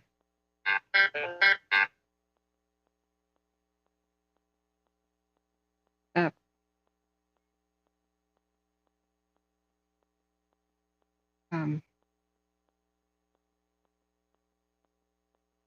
There. Super north. Okay. By Lake Los Angeles and El Mirage. Foxtrot on command. That one's level 2. Get ready. Q1377. Now, the Lone Pine Canyon. Foxtrot, branch 1, go ahead. I just want to make sure that the road up to San Diego Peak is a hard closure for all the utility workers, everything. There's no safe access with the fire behavior, the road conditions. We have a lot of utility workers popping up, and we just need a hard closure on all that for now. Damn. I copy. Do we know what utility workers they are? Are they Edison workers? One's with the water company. I'm not sure what the other two are up here for, but AT&T, they're at Four Corners, and I'm holding them up. We've got fire personnel here, but for now we can't have anything else up here. I'll pass the word. Thank you. Wow. Information: the FOBs that were up here at Santiago Peak, they're escorting the utility workers down. So they'll be escorted, but after that, we'll be all clear. I copy. If we could pass that word to the sheriff's department that's at the bottom, also they can prevent those guys from coming up in the first place.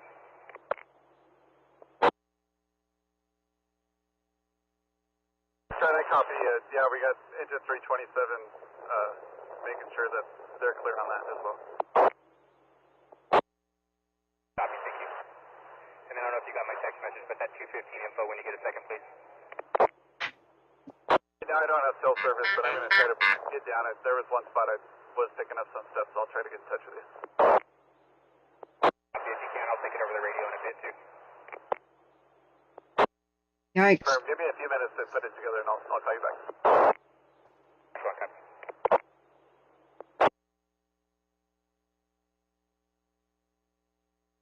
All right, that was an airport fire update. It is now too dangerous for anybody going from the Ortega area to get up on the road to go to the Santiago Towers. AT&T wants to go up there, and maybe SoCal Edison, and they are going to be turned around, and anybody up there already is escorted out by the fire crews who are up there. Fire crews can still go up there to this tower, but it's too dangerous for anybody else. So that lines up with what we were just looking at. Increased activity up there on the airport. That one is troubled with its connection. So, see what else I just click it. All right. And construction 4, assistant 3 on B1. Oh, Sylphie says welcome by the way, thank you. The evacuation zone expanded to most places west of Baldy Mesa Road. Okay. Yeah, there's one of the cameras there called. Oh, look at the crews. On my cell phone? Hey guys.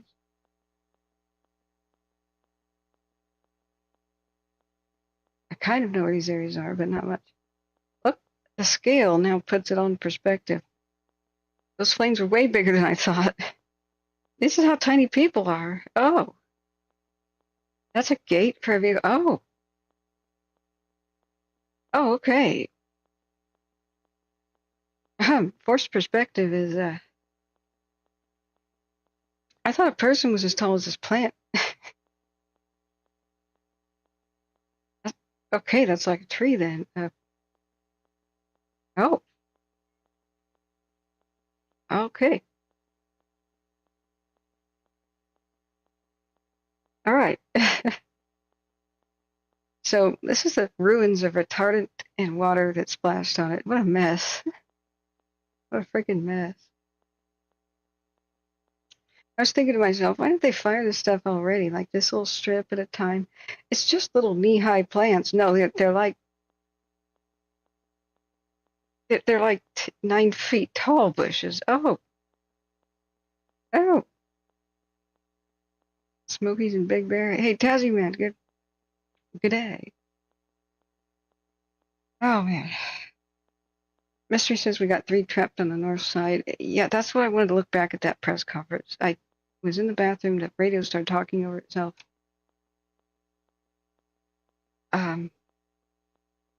Let's just go back and watch it before anything gets worse. But this is the current situation on the airport. It's just too dangerous for people to go up the road to Santiago Towers. The utility people wanted to get up there. You're still here. Thank you for being here. Jake Eager says anything but Baldy Mesa evacuations. My sister just said they got a notice, and I'm not sure, and I'm trying to find info. Okay, what does the notice say, Jake? Baldy Mesa. Let's look at the official. We'll be happy to look at the official evacuation map for you, because that, I believe, would be updated first. Or is it LA County or San Bernardino? Because there's two freaking maps. And they don't have anything to do with each other. So, San Bernardino County has got Mount Baldy, which is mandatory, Lone Pine Canyon and all that stuff over there. Thank you for that, pardon. 100% spam. Is the Firestone at Santiago Peak? Oh, yeah. Watch what it just did. It just burst through the retardant in the last hour. And there's a pretty dramatic water drop. It's trying to cool it off, and it, I believe, was successful. And fire crews are right now trying to push back the Hun. So it was quite dramatic. Dispatch, Quebec 2, and flight is AIQ in Van Nuys. Yeah, here's the towers. Look at the 1 hour time lapse. Oops. Maybe I do need a new mouse. It's getting weird. Oh, it's got to do the 2 hour to show it burst through. Everything was fine until... okay, new watch duty. Bridge fire. An evacuation warning has been issued for the area of Phelan Road from Highway 138 east to Baldy Mesa Road. So is that the one? The warning? Los Angeles Dispatch, Quebec 2 on Victor 1. Quebec 2, I copy you, and Quebec 1 AIQ. Thank you, Quebec 2. Thank you, Canada. So it first saw a weird plume, and I went, huh? And when the fire chews through retardant, it bursts through. It's like, wee! It goes on parade. I didn't see this ferocious part of it. I walked in late to the party. It was already like mild down here. And like I said, I didn't know how small people were. So I figured these bushes are like as tall as a person. That's it. No. People are tiny. Those are full-size roads. I had no idea. They're not trails. So it goes la la la la. Oh boy, we made it up to the towers where our brethren have failed. Yes, let's go eat that building. Oh, crap. Rained on their parade. Epic. So, yes, I hope I've answered your question. Is the fire... Fire or 1412 Charlie, radio check on fire C. I hope I answered your question. Yes, the fire is... 1412 Charlie, are you assigned to the airport incident? Hey, Fire airport incident, doing radio check on fire C. Copy. You're loud and clear. Be advised, our command frequency is OC access. Moving over to OC access, I just had to do some tech work on this radio. Copy OC access, I'll let them know. 10-4. To be that guy. This guy's like, I'll handle it. The Lone Ranger. So I guess my watch duty said that there's a new evacuation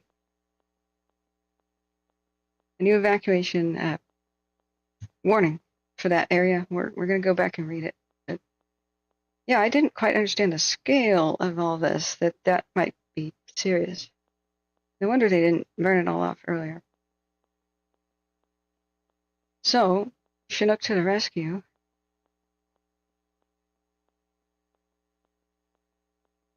Whoops.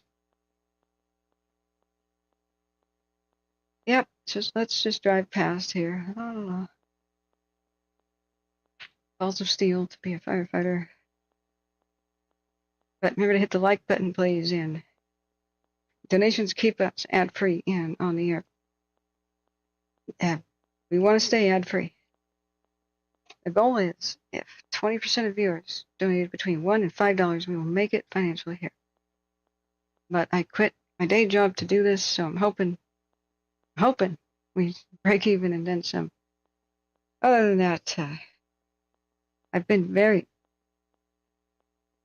very touched and moved by your outpouring of support. Thank you so much, donors especially, for bringing the ad-free experience to everyone, because we cannot have advertisements talk over potentially life-saving information when people are trying to evacuate. Seconds count.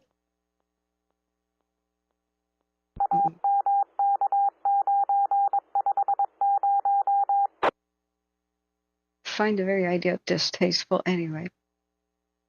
So let's see, which zone did they say was just alerted on the bridge? Let me look at the phone.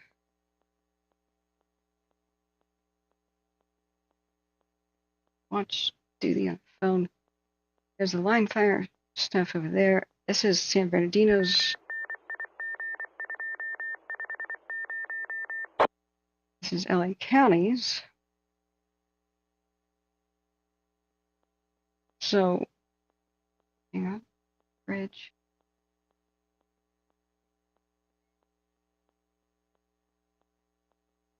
Okay. The newest notification, evacuation warning issued for the area of Phelan Road from Highway 138 east to Baldy Mesa Road and Phelan Road south to Sale Road. Ouch.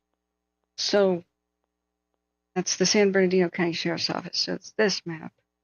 So,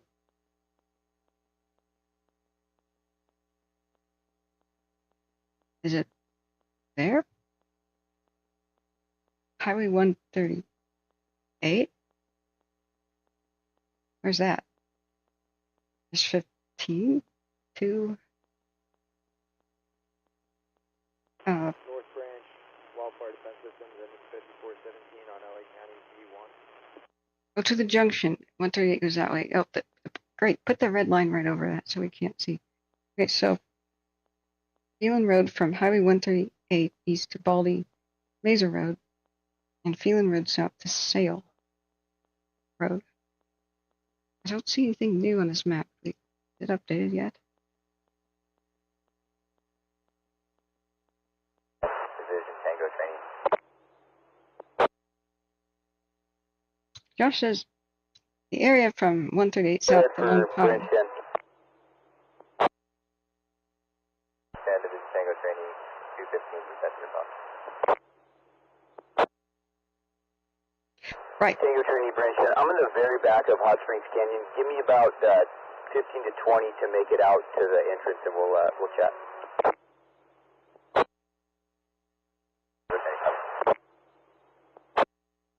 Right, we knew about this one,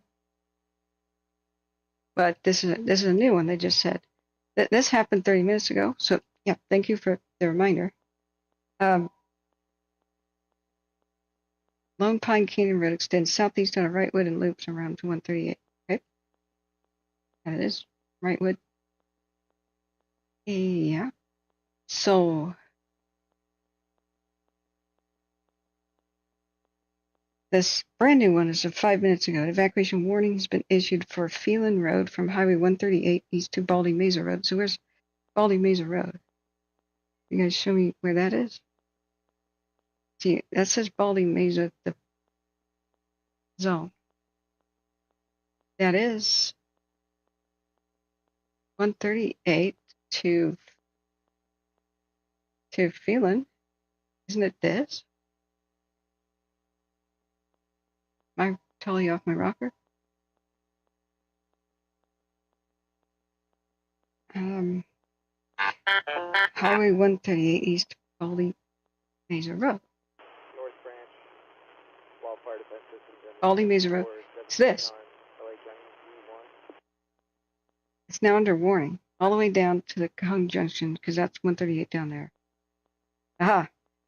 Aha. It's under warning. I'm sure they'll update the map any moment now. Look to the west of Baldy Mesa to the left, okay? Look near Oak Hills.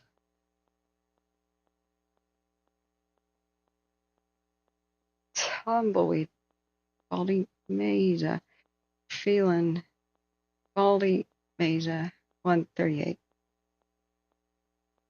Okay. I would say this general region is now under level 2 get set.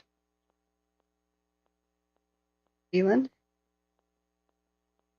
138. Baldy Mesa. That. I bet you they update the map any second with that. Meanwhile, Contra Costa County, the Willow Fire is now 50 acres. At the left flank holding Princeton Command, they've even got helicopters over there now. Moderate rate of spread, grass fire. Over by Port Chicago. Jake Eager says, I live off Baldy Mesa Road and Smoke Tree. Okay. You ready to go? You got your go bag? You got everything set? Crystal, please don't spam. You've been informed. You've now been warned.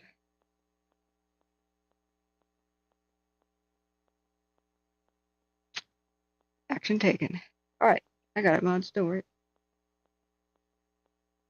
Oak Hills and Baldy Mesa Road and Smoke Tree. Let's see what that is.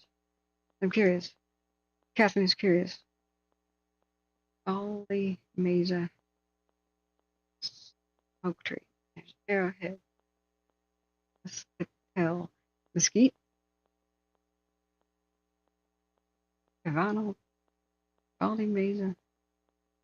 Borgonio.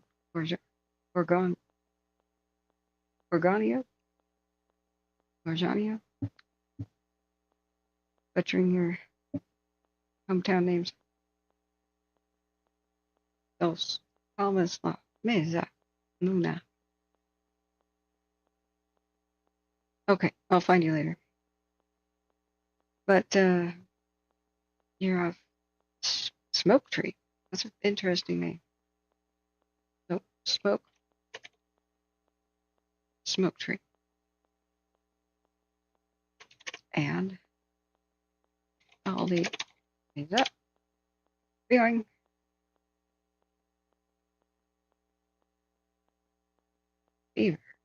Beaver, Smoke Tree, Bonanza.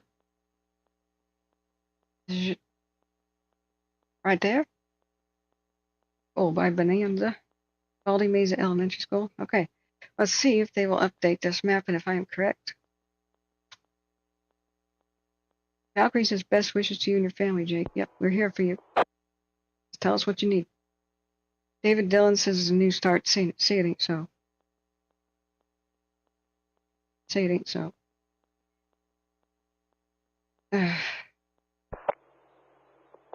What's the hurricane doing?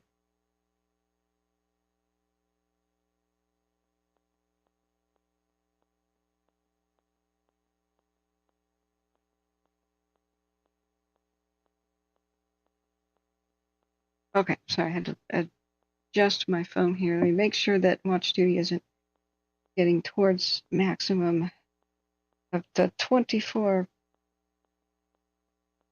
notifications. I have to make sure it keeps notifying us. We have to constantly look back at the Davis.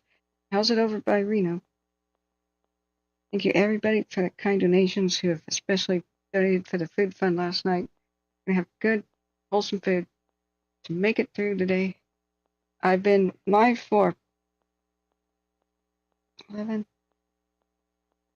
14 hours, folks. I'm going to be here until 8 p.m. That's the goal. Jake Yeager says, oh, we will be fine. It's not the first time, and thanks. Good. You know the drill. The shelter fire in Cottonwood. Oh, man. Hey, David, thanks for... It ain't so. I love Cottonwood.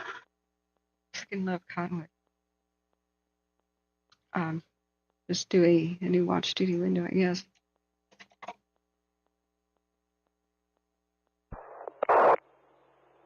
Let's go check it out.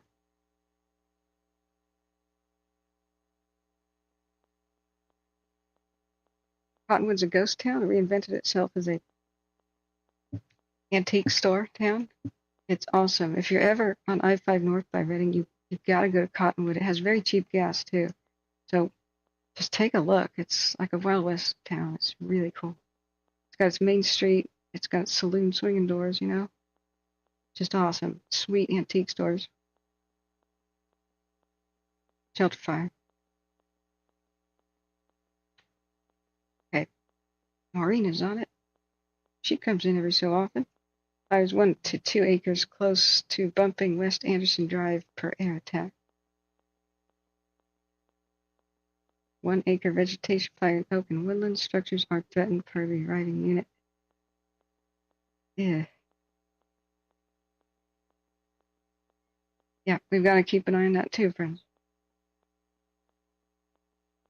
You bet we're there for you, PCT. You bet.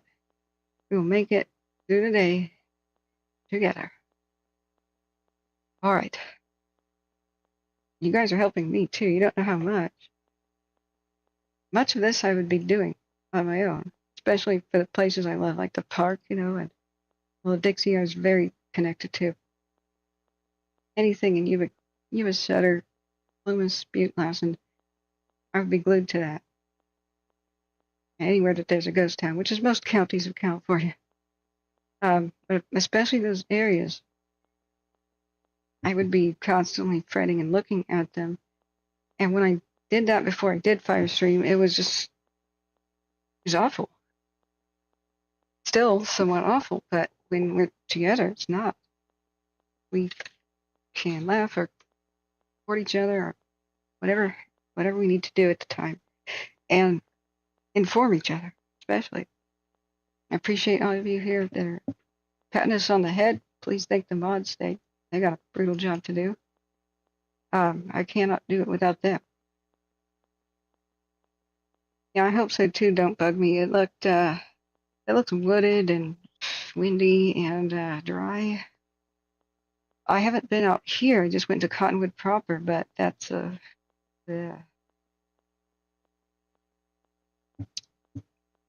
it's not a good spot for high wind there. I don't think we're in red flag here, but it is fire danger. We can look at predictive services. But let's check the Davis. I'm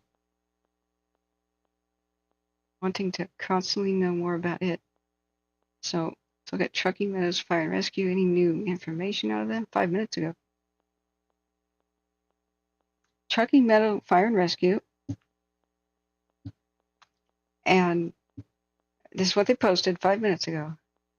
TMFR and Washoe Sheriff are leading the investigation into the cause of the Davis fire. If you know anything about it, if you have any credible info, or if you are in the vicinity of the day use area of Davis Creek Regional Park on the 8th of September at the start of the fire, call this number or email here. Foxtrot on command. Let's see if... Yeah, I did get cell service, and I sent the 215 through a text message.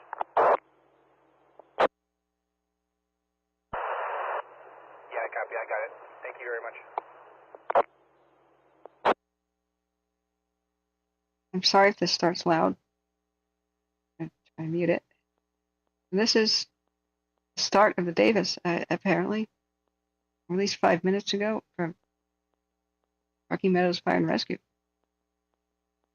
This is the importance of, say, capturing the license plates in the park where you're taking your walk or whatever, especially if you see irresponsible people just hanging out. Drunks, partiers, jerk revelers, you know the type. If they're present, they're probably doing something wrong. They're probably graffitiing, they're probably trashing something, they're probably doing something bad or committing crimes or breaking into cars. You know, I don't have to tell you what is suspicious. Especially those types of people hanging around. Just snap their plates. You can always delete a photo, but you can't recall details like a photo. Especially if it's very dry and red flaggy. You don't want to look like a creep, of course, but learn how to zoom and be discreet. PCT VR says. Air attack, Division X-ray on OC access. Division X-ray, air attack, what? Airport air attack from Division X-ray. I got a couple good columns coming up. I believe they're all islands in the black. Can you fly by X-ray and give me a report on conditions? Phone of getting a couple get that way here in the next few minutes. Okay, I do have one copter working with LT now. He just took a flyby, but it's putting up a pretty good column. I think it's going to challenge the line. I just can't tell exactly where it is. Second.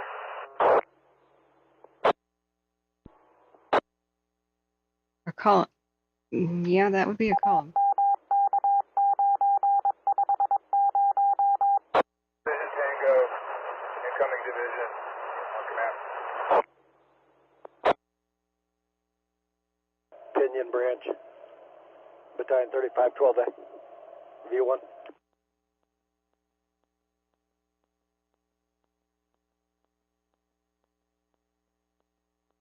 Okay, we now have a plume coming up on the airport. They're trying to locate where exactly this new thing is. This is a 1 hour time lapse. El Canyon North. Okay, watch duty, jingling the wristwatch again. The Boulevard Fire in Rosamond, California. Let's see if this is a new start. Kern County, it is. Mostly in town. Firefighters responding to to two actual vegetation fires. Excuse me. In the area reported to be 5 and 10 acres burning at a moderate rate of spread with structures threatened in Kern County. Let's see, there is a camera. Rosamond 1.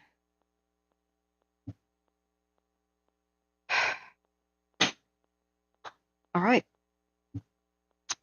We knew today would be tough. We're ready. We're prepared. Hit us. Hit me. Bring it on. We'll make it through.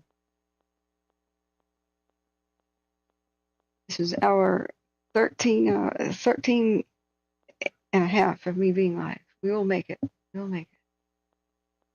That's out by the Anderson landfill, says Kathleen. Oh, wait. Husky says Hurricane Francine's been upgraded to a Category 2. Yeah, PCTLVR says start of the airport fire was very scary. You're near it near the fire on Rancho Santa Margarita. At least you're on the correct side of it. It would take some extraordinary east winds to be super threatening. At this point, there's so much that's been burned to the west that this is almost like a good barrier, at least in that thin line. You just don't want it going like to the south and then trying to go west, which is possibly what it might try to do. But the the airport is not under red flag like the bridge is. It's just got a tremendous fuel source in those bushes, so it'll move fast, hot and fast. A 30-minute time lapse. A new start on the airport.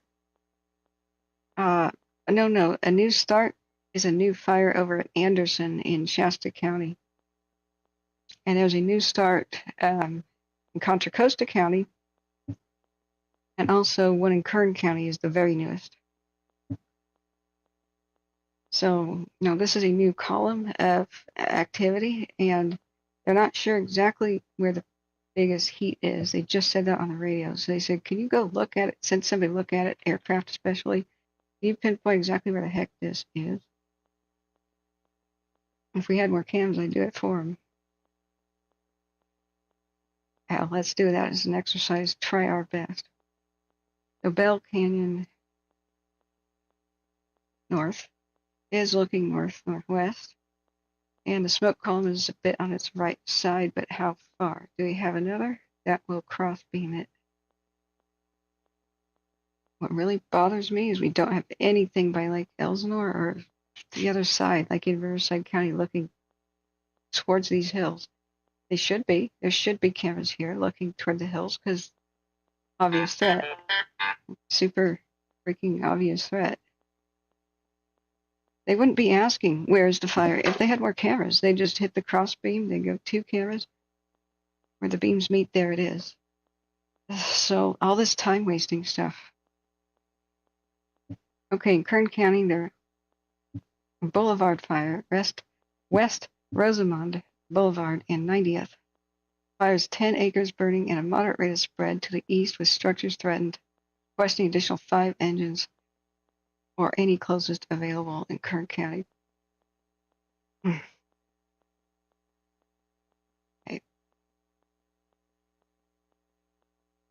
What about Talega? Does it show plume? Talega North, kinda. Okay. We should do this on not Alert California, but Alert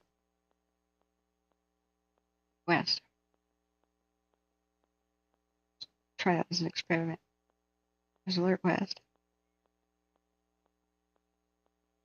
I think the towers will survive. They've been through the ringer, but there's not that much around them to burn. So, okay, got Bell Canyon North with the beam on.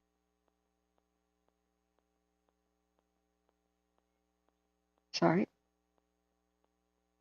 Bell Canyon North.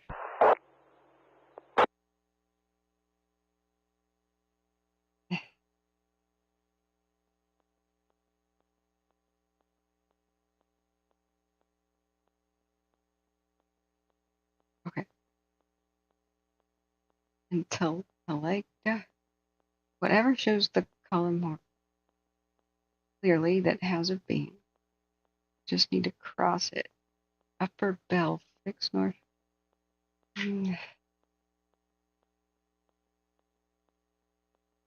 Wait, are one of the Santiagos seeing the plume to the south? It's a freaking drum barrel in the way. What? Put the camera on the other side of this thing. What the hell? You're fired. Whoever put that there, you're fired.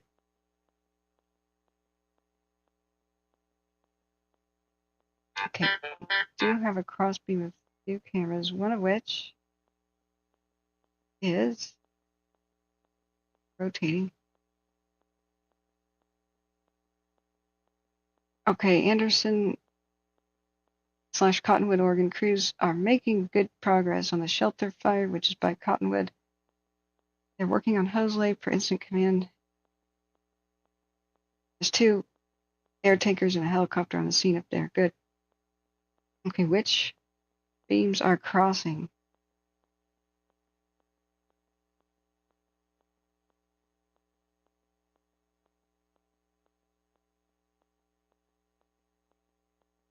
Okay, Santiago Peak 1.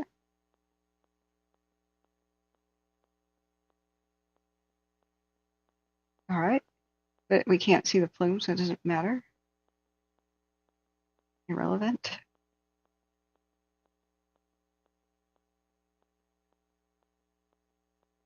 Okay, what else sees the plume well? Upper belt fixed. All right, we'll do it one at a time.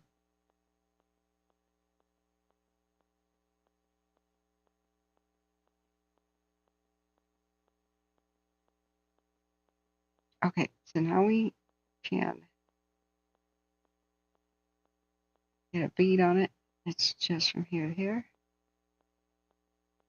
But how far? How far? Here? Is it up there? Air attack, Orange County Fire. County Fire, air attack, positive contact with H. Charlie Echo.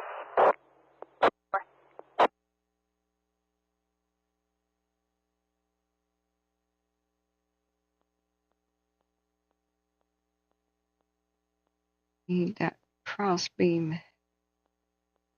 Have a similar result.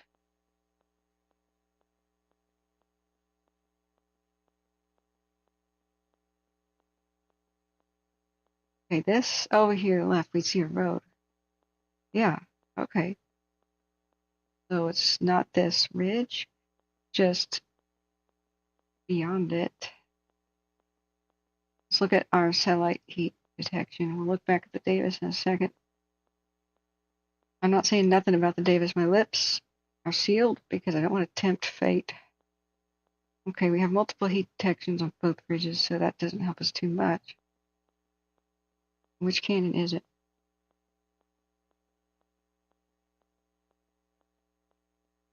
What are the names of these canyons? Bell, Hot Spring, Bell, Hot Spring, Chibuco. So, is it this one? The Los Pinos Trail, Old Spring Canyon thing right there. Alright, what? Watch duty. Line fire. Evacuation orders have been downgraded to warnings for some zones. The area is north of Highland Avenue and Palm, east to Highway 330. The area of Clover Hill Drive, west to Highway 330, and others. So, congratulations, guys. If you're on the line, you may be able to go home. Over by the area where I originally started, it sounds like. Oh. Braden E says, hey, everyone, I can see both the airport and the bridge fires from Central Orange County. Well, just the smoke columns. Hey. Yeah, we're trying to figure out where the new one is. They don't even know. Forward progress stopped on the shelter fire by Cottonwood. Woo. Good.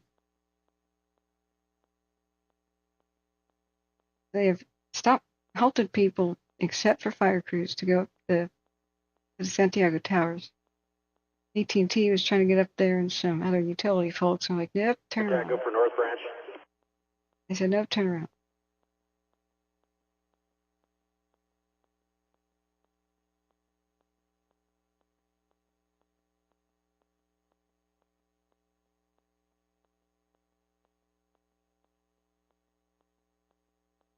Right, we're here. We cannot see the plume. Just see the smoke drifting over.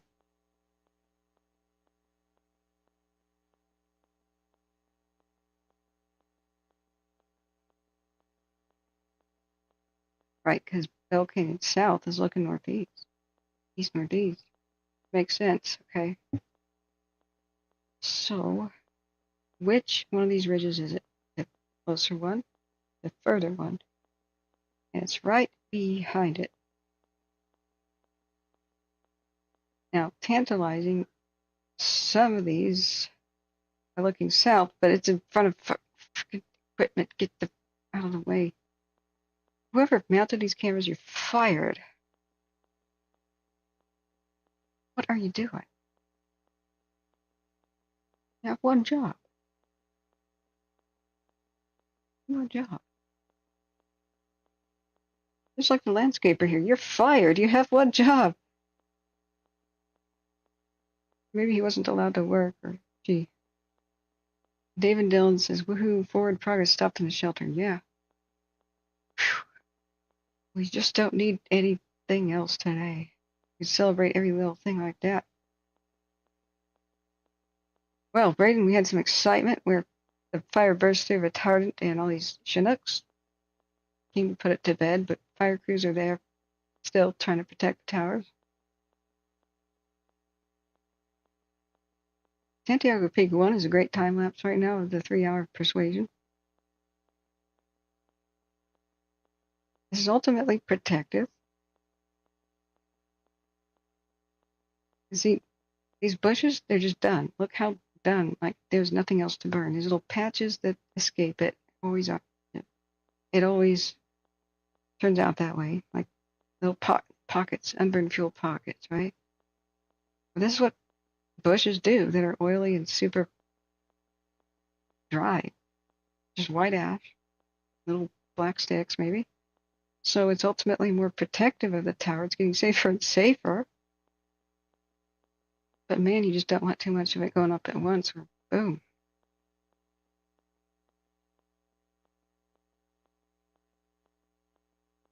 Look how small people are. OC access, tower tanker 47. Tower tanker 47, go ahead. Tower tanker 47, we're stepping onto the airport fire just outside the CFR. We're trying to confirm a frequency for air attacks. We cannot seem to raise them on Any frequencies that have been given.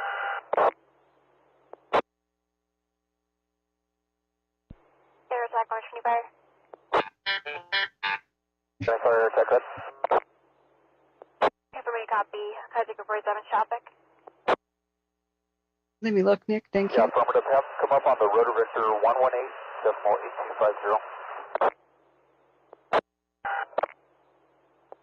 118.250. 118.8250 rotor vector. Copy that, 118.8250.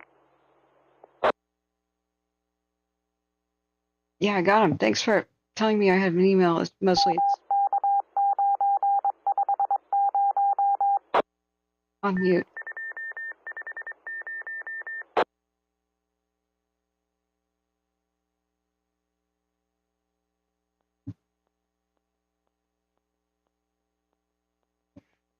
Okay.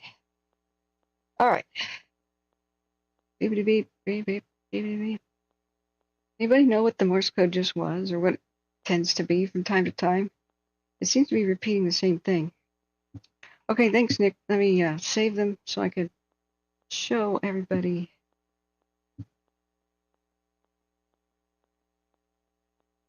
Did I just save that? Aha, got it. How do I say it? Is it Pinion, or Pinnon Hills? I didn't know this. I feel like an idiot. Just today, Nick? The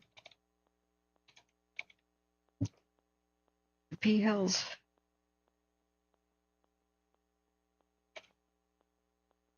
'24 moved very quickly. I'm still thinking it's like the new year. It feels like it's April or May to me right now. And that discombobulated it. I feel like it went fast for everybody else too.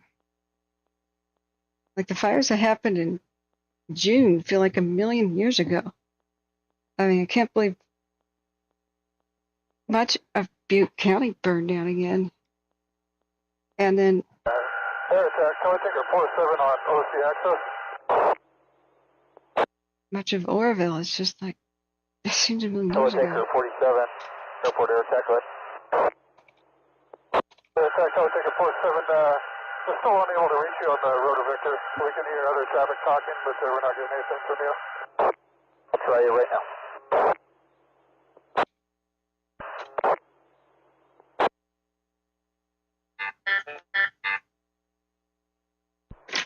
APO 343, Captain 343 on command.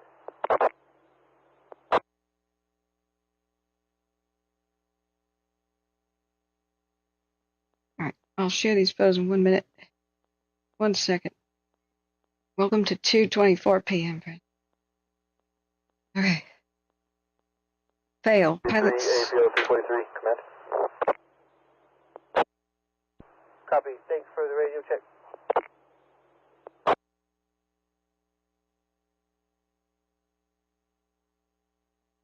All right, we'll check on the Davis again. It's not Davies, it's Davis, right? I don't know why I'm doing that. Found the Galena cam. It's on the old school alert wildfire system, man. Gotcha. It is a nice clear view. 12-hour time lapse.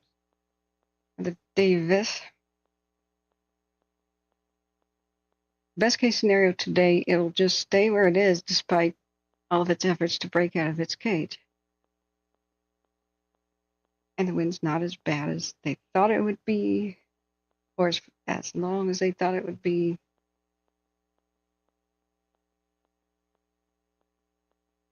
Camera's a bit troubled. What's it looking at now? That's a lot of weeds. They're so tall. Wow. Ugh.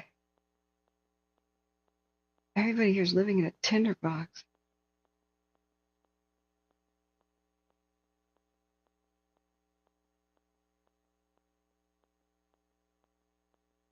Yeah, I'm getting car sick.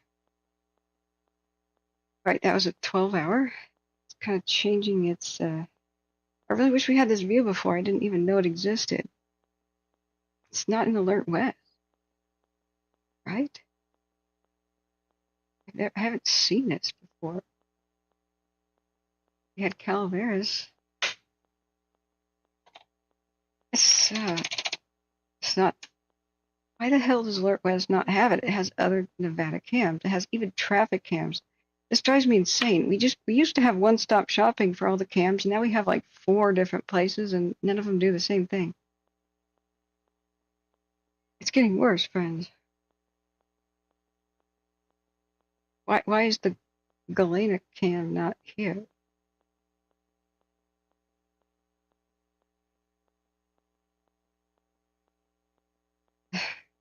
It's primitive.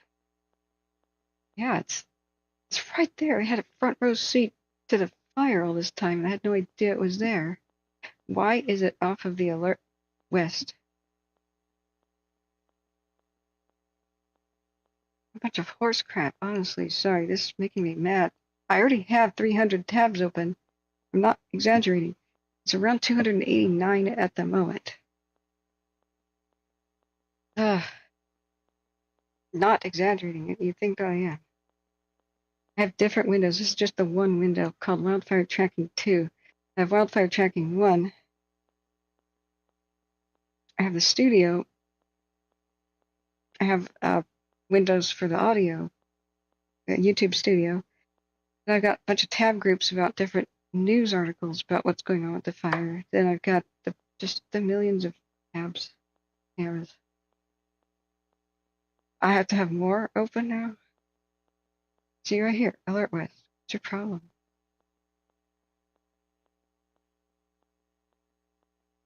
That's Watch Duty had it. Is it there all the time? Did it just come back online, or have I been blind the whole time to that sitting right there?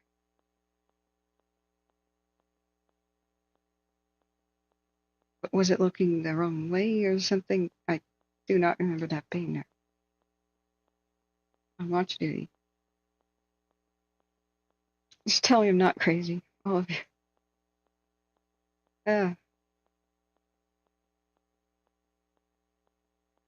Okay. Oh, Sean has a radio feed from Wrightwood. Oh, sick. Good job. Okay, I'm going to put your channel on low. Oh, that is cool. Sean, you have got to teach me these tricks. Ooh. Look. This is for the bridge. So, is this tactical firefighter chatter here? I would like to have graphics for audio. Maybe let's close that. Too many tabs. County Fire, Air Tech 310 on command. Air Tech 310. Orange County Fire, Air Tech 310, transition with 8 Charlie Echo, returning to Emmett. ETA is 1440.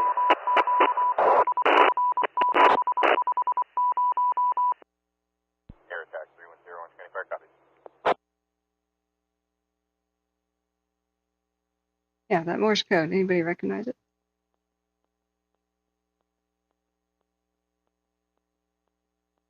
Okay, I'll show you pictures in a second. One moment.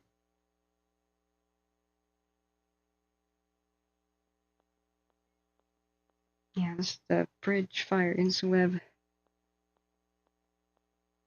evacuation maps. Okay, where I just dragged the audio to. Oh, here it is. No, wrong. Yes, there it is. Okay.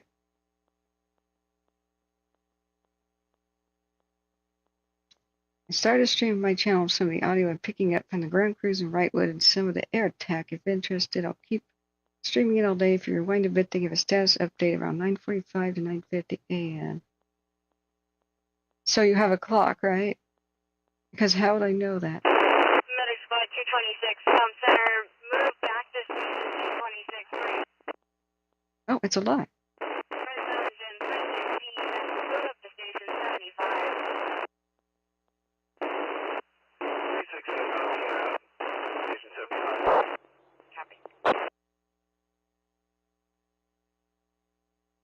All right, here's a link, friends.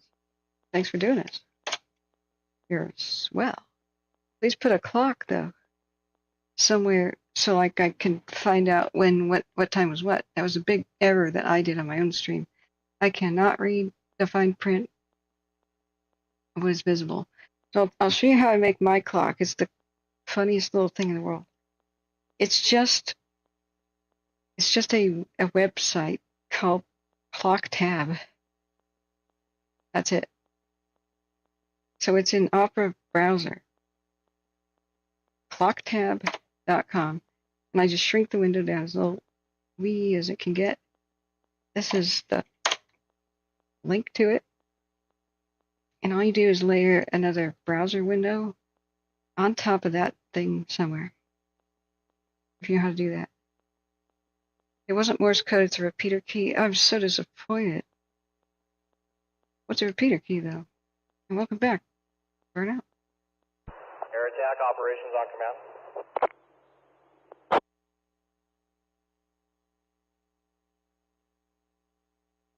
Hey, Jonathan, welcome. Greetings from Washoe County. Yeah, we're looking at the new camera. Tell me if I'm crazy. Thank God you've arrived. Have I just failed utterly to notice the Galena cam? Has this been here the whole time? Right there. Front row seat to where we were doing our fire debate and everything. Has this stupid cam been here the whole time and I just didn't notice it?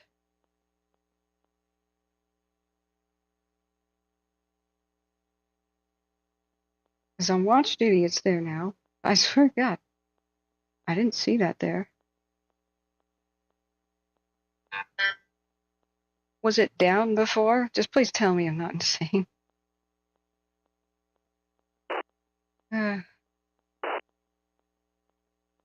It appears to be a new one. Okay, thank God.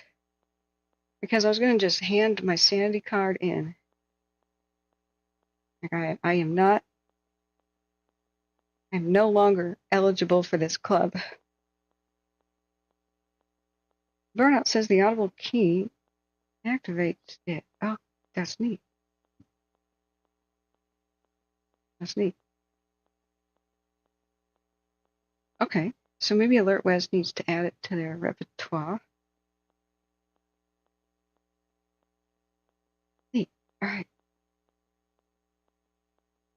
Well, let's see what we can understand about fire right now from it. So this is current. A 15-minute. Oh my God, still being violently thrown around by the wind. Okay. And we're off to the races. There are embers in that white smoke that you cannot see. We can't see with the naked eye. Right up close, we could. If it was a bit dark and you were closer, yeah, you could. With the really nice infrared cameras that like the Virus planes have, you would see little white fluffy snowflakes that are invisible to the naked eye just going psh. So it's already trying to spot and break out of its cage. I'm very interested in over here to the right, which is north. I'm very interested in that. I'm looking out for any new smokes here. Of course, we want to see if it climbs. Like the ski lifts to, that's where our slate camera is up there at the summit up there. That's pretty dang tall, that elevation. That's almost 10, that's 10,000-ish, right? So current fire elevation, this is about 7.5, where it's hung up on a road that and retardant. So what drives me nuts about these more primitive old alertwildfire.org cams, can't zoom like the others. So that's that. Limited time-lapse ability. All right. Help me keep an eye on it. It's 2:35, friends. Please do hit the like button. 152 likes. 4,586 views, though. 150 people watching. Let's boost this. And holy crap, I forgot to tweet that I'm live. No wonder we're having issues. So let me do that. Okay.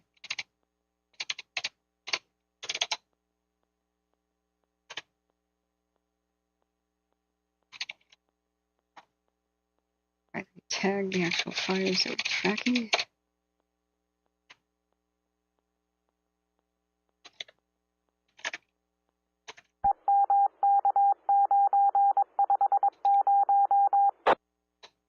There's that thing again. Fake Morse code. Chinese imitation Morse code.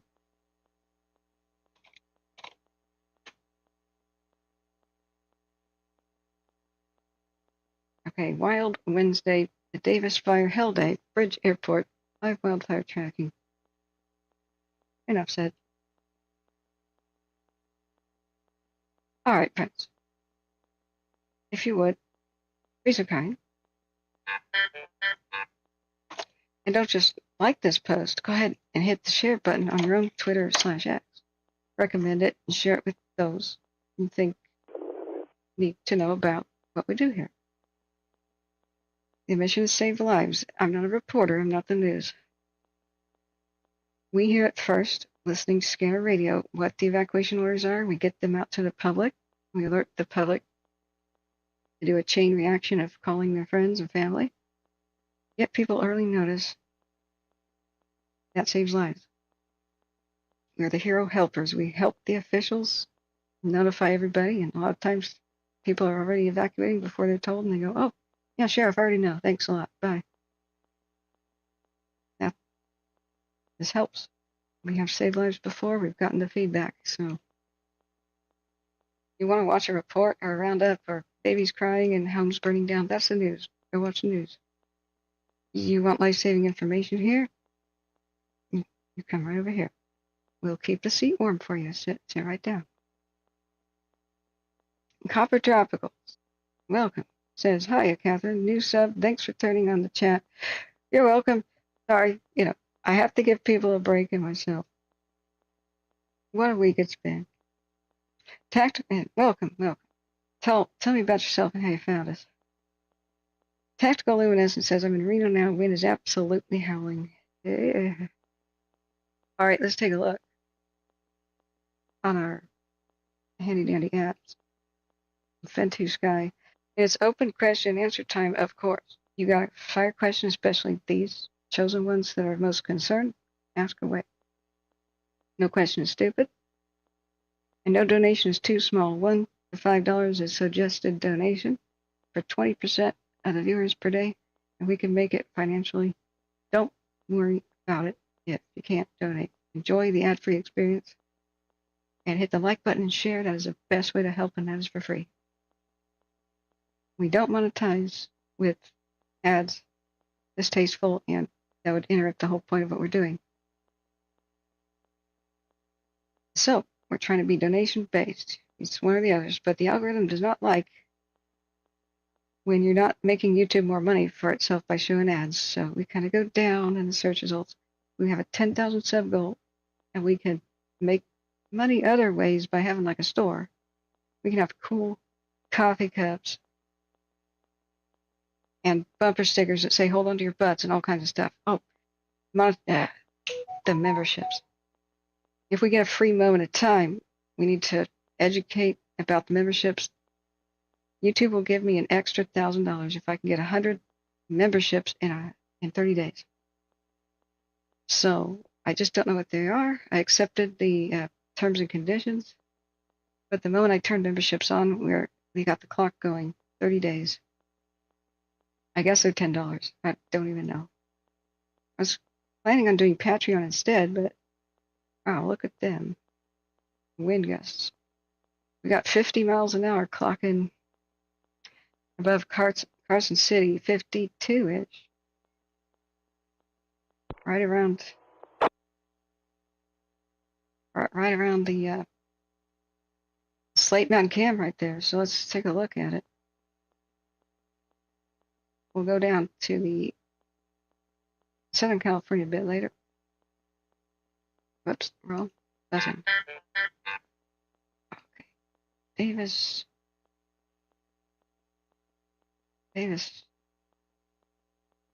Calaveras. Slate. Where's the Slate one?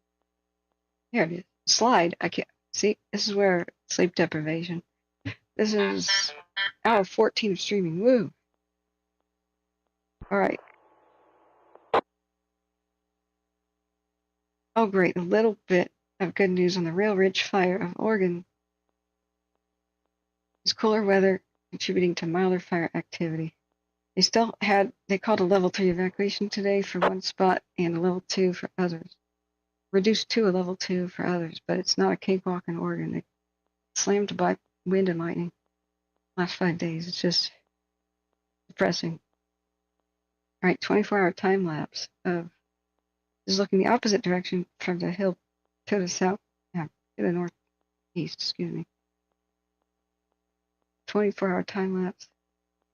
Let's step in the grace. Hey, welcome.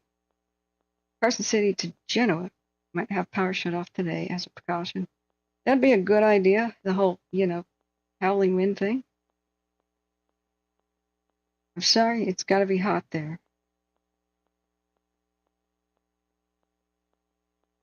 But hey, if there's a wildfire that starts out or gets worse, it's hotter. You can see the blackened fire footprint. Oops. That's really making itself known. See, this is the little arm that went out. See this?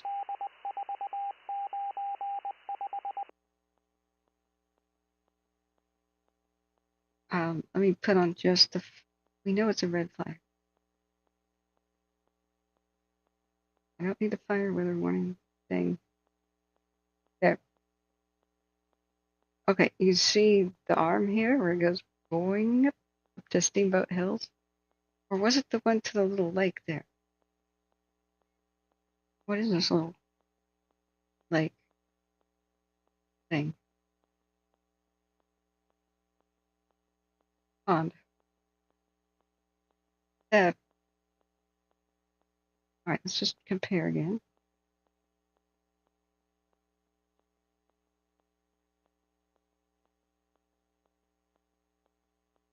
Okay. See, there's the big road that goes up that way. Do you think this scar here is to Steamboat, or is it to the lake? I think this is the one that goes over to Steamboat, right? This is like the pocket of unburned in between it. Orange, airport air attack, on command. Air attack, go ahead. Thank you, Firewall. Has there been a report of a new start near the Pendleton area? Yes. About reped by standout contact Pendleton. Yes. Hey, construction 4, northwest view 1. Check watch to yes. Hey,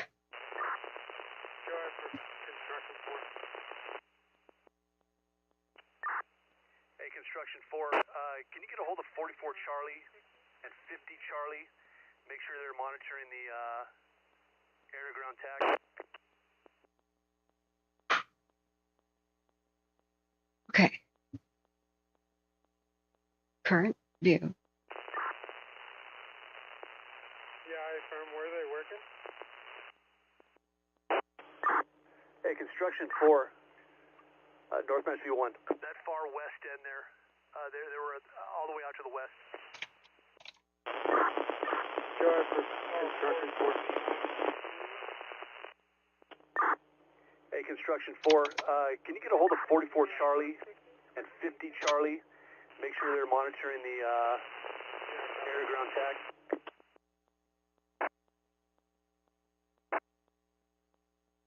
I'm sorry, Nick. I forgot about your pictures. I just saw the window. Yeah, I affirm. Where are they working? Orange Fire.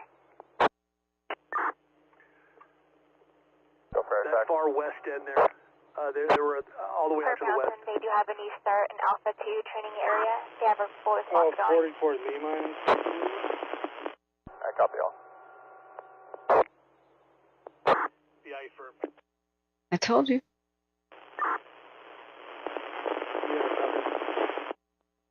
Here's the bridge fire from Pinion. Is it Pinion, or Pinnon Hills? I feel like an idiot. Hey, welcome, Spyman. So thanks. Sorry, forgot to share. Sleep deprivation plus exhaustion. I'm going to be a little bit off today. Just keep me on track. Man, that is some flammable vegetation. I never saw it. Whew. We could be completely off oil. It all burns anyway, no matter what. California is ready to grow all of the energy we need. Most energy is produced by making steam. That's it. Just any kind of heat makes steam. Nuclear energy is still steam power because it's just using nuclear freaking fissile material that's hot.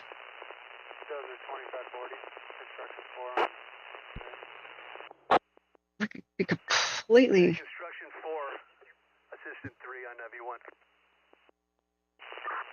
Yeah, go ahead. Hey, disregard, I made contact with him on TAC. We could be 100% off oil. Okay, you talk to 50 Lima as well? Yeah, I affirm. I got 44 and 50. Thank you. I copy. Okay. Those are 2540. Construction 4 on. Hey, construction 4, assistant 3 on V1. This is bridge. Yeah, go ahead. Bridge fire. Hey, disregard, I made contact with him on TAC.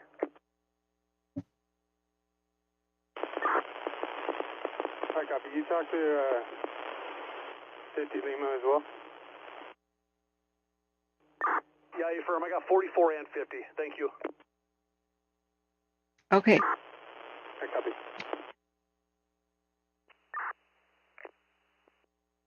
So, of course, Orange County Airport and. Helicopter 7 Alpha Charlie's currently over the Grapevine, Gorman area. En route, show me another 1325 to El Monte for gas. I'll pick you up there.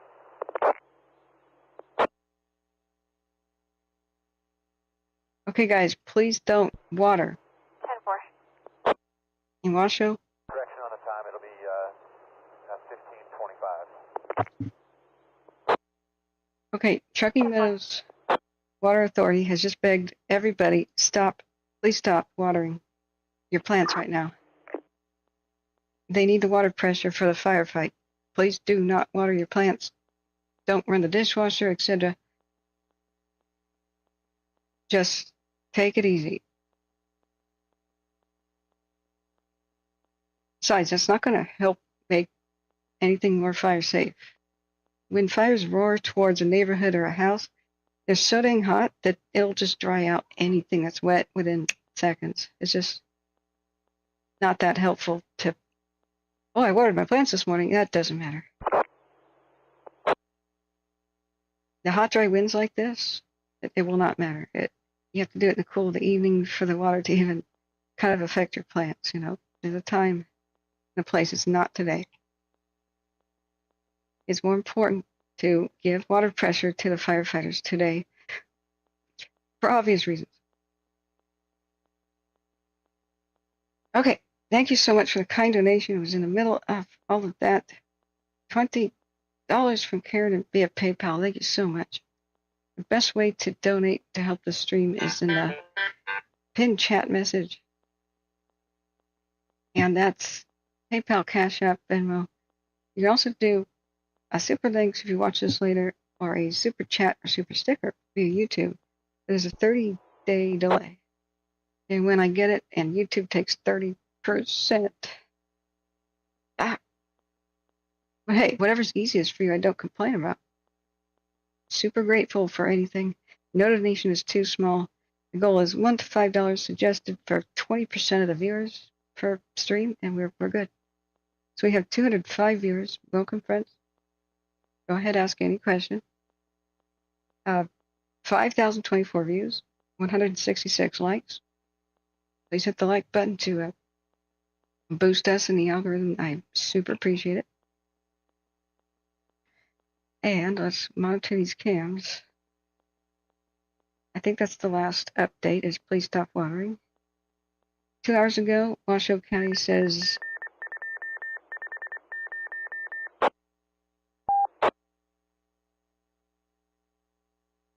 they said, whoops, I didn't mean to click that.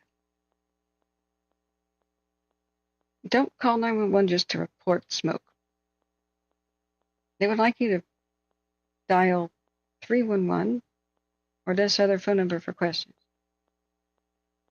Dial 311 if you are immobile or incapacitated or need help evacuating. This is the time to reach out to your neighbors. Orange, airport air attack on command. Air attack, go ahead. Give them gas money. Requesting a relief air attack over the fire at 1700, 1700. 10 for relief air attack, 1700.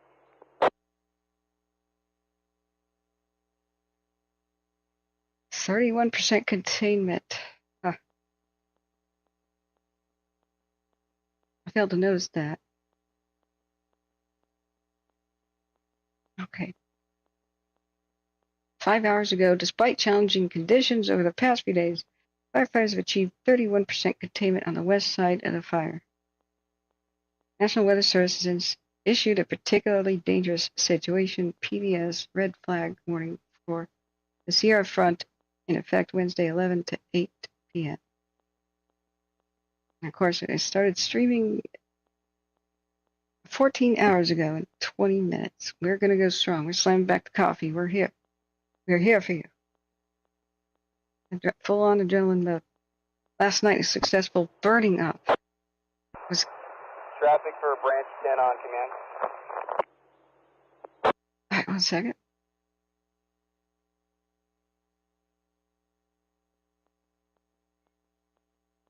Yeah, tactical, it's a lot of ammonia, basically, which is kind of like manure, red dye, water.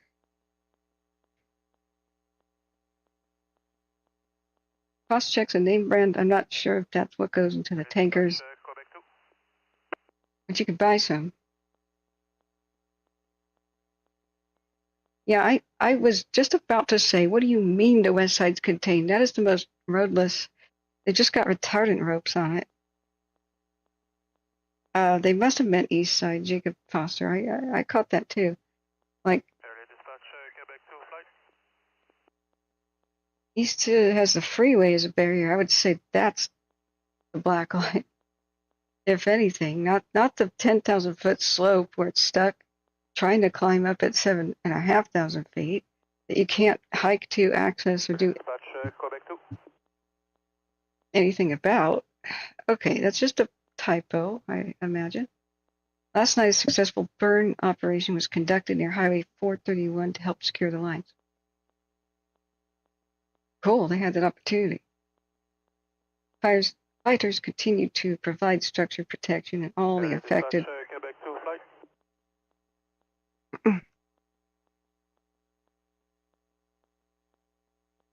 Help is on the way across the country. Aircraft are fully operational throughout yesterday's shift, playing a vital role in supporting the ground crews. However, today's aerial operations will be limited due to the howling wind, the potential for 70-mile wind gusts. And as of yesterday, rotor wing aircraft, copters, delivered 208,000 gallons. 208 200. 208,000 gallons of water, with the super scoopers contributing 196. 1 and 2, switch to V5. Switching to V5 for Quebec 1 and 2. 196,000 gallons with super scoopers. Additionally, the fixed-wing aircraft, the planes, dropped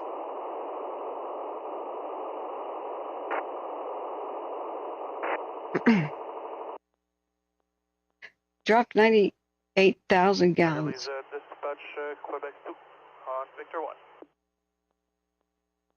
1.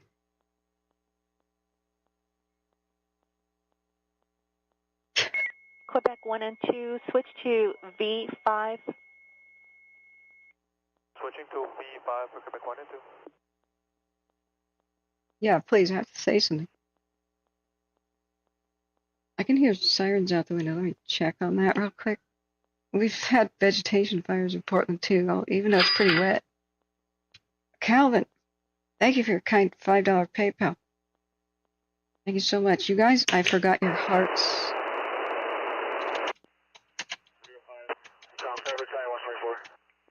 Super hearts. Hey, can you tie me to the bridge incident, please? There you go, guys. 1 and 2, I copy. Ah. Oh, 36, that's affirm. oh, for crying out. I'm going to start issuing fines for noise on the radio. Stop it immediately. I would like to speak to the manager of this radio operation, please. Okay. Thank you so much for the kind donations. There are your hearts.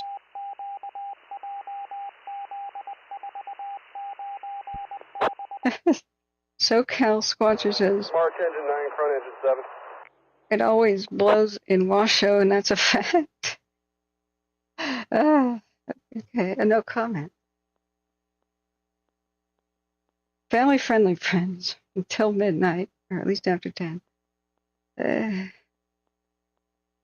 Oh, I'm gonna be sick. Bleh. Bleh. Bleh. Hey, Jacob Foster says, I'm also listening to the police scanner and some of the static and weird sounds today have been really bad. Yeah. Are you listening to Reno? Because that's the only thing I've ever heard about the Davis. You're listening to the airport and we have to check on those at the same time. The bridge at the same time. Sometimes they talk over each other. I gotta click buttons. Ah.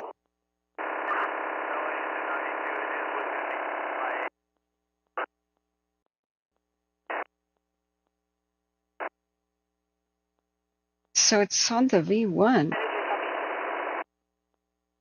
Oh no, it's the YouTube. Okay, I'm sorry, John. That amount of noise. Whew. Okay, we'll turn it back on a little bit. Hype train. Donation train's going choo-choo. Tracy, thank you so much for your $20 donation to keep us ad-free and on the air. You guys are wonderful friends. Thank you. Super, super nice of you. Super kind. Okay, we are still listening to LA County. The description of my video has all the links you need for signing up for Washoe County alerts, for example. The cams, the audio. See the description of my video. All kinds of emergency links. And of course, ask in chat if you have any questions. The only general rules are like, we stick to what we can verify, or we make it real clear that we are speculating. But no wacko, weirdo,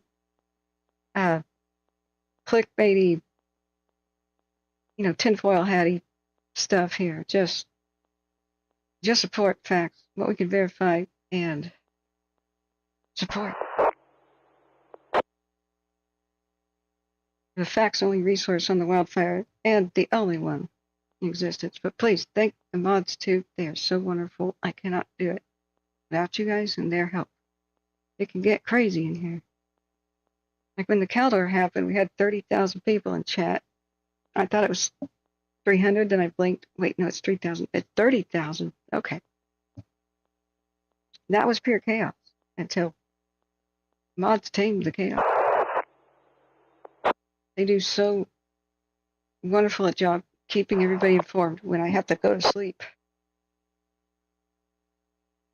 Bell Canyon South has another little... Let's go check on the airport and see if it still has that plume that they're worried about. Wow, you can see actual orange flame coming a bit closer up this canyon towards the Bell Canyon South camera location. Interesting. And as this is a good example of black smoke to dark smoke. It has nothing to do with a structure fire. Yes, black smoke is very traditionally associated with burning plastic. And it itself can be on fire. Black smoke can be on fire. If it's dense enough and gets hot, boom. Causes flashovers in homes. Black smoke collecting on the ceiling, condensing, heating up, boom. It itself can catch fire. And then it's like a blowtorch reaction. It's like a hot gas on fire, plus the sooty crap in it. So that is traditionally associated with plastics, but plant oils are the other way you can get it. So particularly oily bushes, the rabbit bush, the sagey stuff, the tumbleweed stuff, chaparral, that produces it. Madrone, manzanita, take your pick, Scotch broom. This is all very oily. I think we should all go biodiesel and make our own fuel. It would be carbon neutral because the stuff burns anyway, but just make our own fuel out of weeds, heck, but what do I know? And we could be like, no, thank you, oil products. But the point is, don't freak out when you see black columns of smoke. Even in a neighborhood, it could be that stupid bush in somebody's yard. So take it easy on it. It's a sign, though, that there's a pretty serious, dense fuel. Like a bunch of those particular oily bushes together. Yikes. Okay, so this is looking to the east, though. We're not going to see the plume. Did the plume stay there? You guys have got to see this. Did you see the craziness at the tower earlier? I'll replay it for you. This is why I didn't get sleep the night before last. Not last night. Night before last. This at 1:30 in the morning is how the airport took off, and I stayed up all night thinking Riverside County was in immediate danger. Well, it was. It held that night. I go to sleep thinking, well, Wednesday's going to be bad. So yesterday I go to sleep. I had to sleep longer than I thought. Wake up around 6. And it had jumped to Riverside County. And meanwhile, bridge fire going insane with emergency evacuations and escorts at up there in the hills by Mount Baldy. And it's just, I couldn't believe that all hell broke loose yesterday when it held pretty well through the night. It was like, hold on your butts. Today's weather is even worse. For the Davis bridge is pretty bad today, but they're up there fighting. I haven't heard bridge activity for about 15 minutes, but they were just nonchalantly directing crews where they need to go. So that's why I didn't sleep the other night, got upside down my sleep schedule. That was something. Nighttime is when it's most important to be live because that's when the media is not there. The hotlines are down. They come back in the morning. You can't get information, like period, until morning. So that's when it's most important to be live at night. So I was live all night. I've now been live for 14 hours and 30 minutes. Or 15. I really lost count. This stream is at 5 hours. The other one was at 12, I believe. So yeah, we've been live 15 hours. Hey, it's Spyman says Scotch broom, yuck. We have lots of that crap in Cherry Grove, Oregon when I lived there years ago. That's probably why Cherry Grove nearly burned down last month. Yeah, it's bad stuff. Now, there's a brilliant teenager in Tillamook County, Spyman, and he developed a secret to making a more efficient biodiesel out of Scotch brew. Okay, yeah, that is there. So, I mean, it's a super oily bush. Same thing, Lipsy. Now, hemp, before it was made illegal, hemp seed oil is how they used to make ethanol, and the first vehicles were flex vehicles because it was easier to fill up on farms if you had an early car, Model T, Model A, or even earlier. You went to farmers to fill up. They already had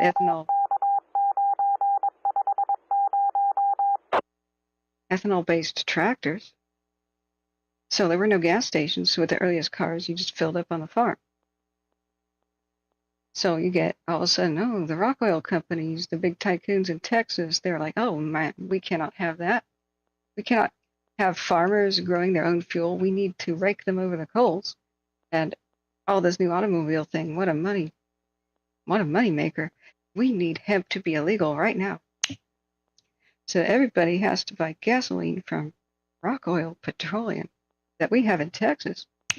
What happened immediately? Marijuana and hemp are illegal like that. And alcohol is illegal like that. So you can't make alcohol. You can't grow hemp. Now everybody's dependent on petroleum. Ding, ding, ding, ding, ding. That's the way it went. But the oily bushes, the whole point of it is, and those oily seeds, they can fuel the United States or anywhere else. You just need oily bushes and weeds. What do we have? A lot of them. They fuel wildfires because they're invasive species, so let's turn them into fuel. Every drop of fuel that they're turned into is a petroleum product we don't need to buy. Yeah, good idea. We have to have a war on weeds because these weeds are killing us. Hey, there's a retardant drop right there. The big park fire got out of control because of cheatgrass, just insanity. There's plenty others where it's invasive weeds that really... They have a suicide bomber strategy. As a plant, their goal is to make all the other plants die and grow back faster from the roots. So they promote wildfire and they obliterate native plants, ecosystem. They grow back faster. So every single fire you have in the cheatgrass, for example, which is the sticker kind of, waist high grass all over California that's dead, it's not native. Every time it grows back, it's more of itself and less of the native plants that California's native grasses don't do this. They don't make big, fierce wildfires. They made pretty low-key ones. So everything used to be different. Every time we do have a fire in the invasive weeds, it'll be worse because they proliferate more and kill more of the pretty low-key native plants. John says, I found the comms plan for the bridge fires. Is there a specific area or channel you want me to tune into? Oh, cool. What about air attack for the bridge? I've never heard any of it. Awesome job, Sean. They have eyes in the sky. Are they out there, though? Let me see. Good job. This is our last frame. It is starting to produce its own little column, but this is due east. This is looking east on the airport. I still haven't found a big column. Let me check it out real quick. That's right. I was going to replay this for you real quick. All kinds of excitement near the towers earlier.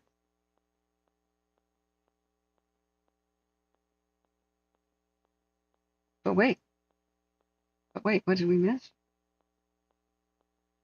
Here's the retardant. It bursts through. Wow, look at the Chinook saving the day, saving that building. Pretty sick, huh?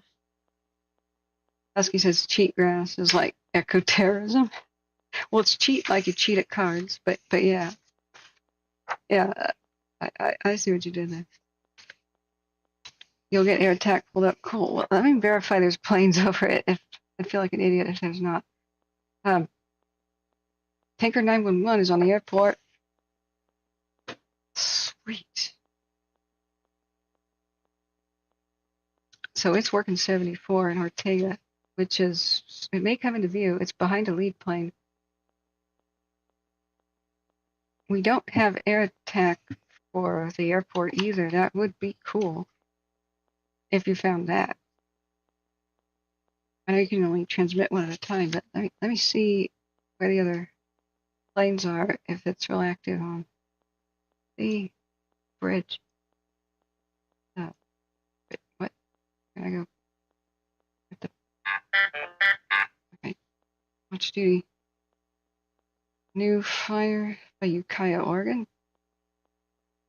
Acreage updated 0.42. Okay, that's nice. Okay, friends. Open question answer time, of course. And do check cams too, and let me know if there's something I should be tuning into. We've got helicopters. We do. We do have aircraft on the bridge still. Most of them hang around south of Mount Baldy, but it was supposed to go up to Wrightwood for part of it. Jonathan Granozaris says wind gusts at the Galena Roz station have now exceeded 40 miles an hour for the first time today. Thank you for the update. SoCal Squatcher says I had a pipe dream about making biodegradable hemp trash bags, but never went anywhere with it. Better than plastic. Right. Let's ban the plastic bag stuff in Portland. It's total horse crap. Fake green. They just banned the one-time use, and so all they did was make all bags thicker plastic. What a scam. And they're still one-time use because they're pieces of junk. So all they had to do in Oregon to make sure that plastic bags got recycled was put a QR code on them, a deposit. You pay 50 cents at the grocery store, you return it, you get 50 cents back. We get 10 cents back for returning beer bottles and Coke cans, and water bottles. Oregon's very, very clean and litter-free. You get the actual money. In California, they don't pay you the whole amount. It's somehow legal. But it was just a pure scam. As long as they subsidize plastic, alternatives won't be cheap enough to compete. But hey, we know the game. But legislation changes and all that can change. The Davis is now exploding. Okay, guys. That's good, SoCal. They should just do the right thing. Okay, we'll switch over to Davis. What did Watch Duty just say? Joshua Fire, Mount Emma Road / east of 47th Street in Palmdale. For radio traffic, there's a potential structure threat, and a second alarm has been requested for that new fire,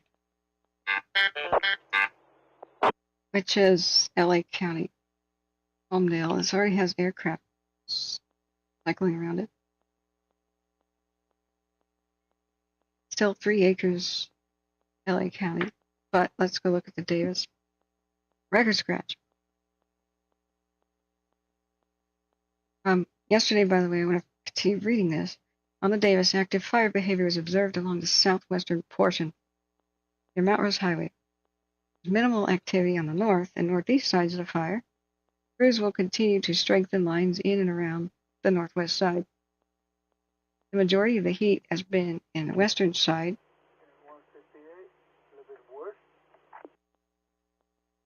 What? Somebody said something on the radio. The majority of the heat has been on the western side, halfway up the slope, which is about 7,000 feet. And where the thicker trees are. It's been on the western side of the fire with predicted high winds, dry fuels, and slope alignment. Fire managers anticipate extreme fire behavior. There's no worse word than extreme, including potential movement to the north and long-range spotting. Forecasted high winds present a major operational challenge, particularly in the northern areas.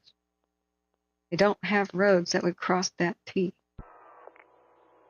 That went along the base of the slope. There's no roads that cross it where they could stop it. So it better not get established on the north side of the Rose Highway. That sucks so bad. Crews will continue to strengthen them in and around the northwest side. The majority of the heat has been around the western side. Whether extreme fire conditions are predicted due. Temperatures 66 to 71 degrees. Southwest winds sustained up to 40 miles an hour. Gusts 60 to 70. The peak of the wind event will be later in the afternoon. I can't believe I called it that the wind event would be worse, and then they changed the forecast. And they're like, oh yes, beyond 60. I said there would be at least 65 miles an hour winds. You can go back and you can see. I just didn't win the prize. The peak of the wind event will be later in the afternoon. Once the inversion lifts and temperatures rise, fire activity will increase. Hold on to your butts, guys. Are you ready? Anyone in this general region all the way to southwestern Reno could be asked to go at a moment's notice. All right, let's see this. Here's the current Galena cam. Oh, God. Look at me ill. All right, the last 15 minutes. Yeah. The wind has a blast furnace effect. 158. Oh. 158. All right, somebody has an open microphone on the bridge fire. Look back at chat.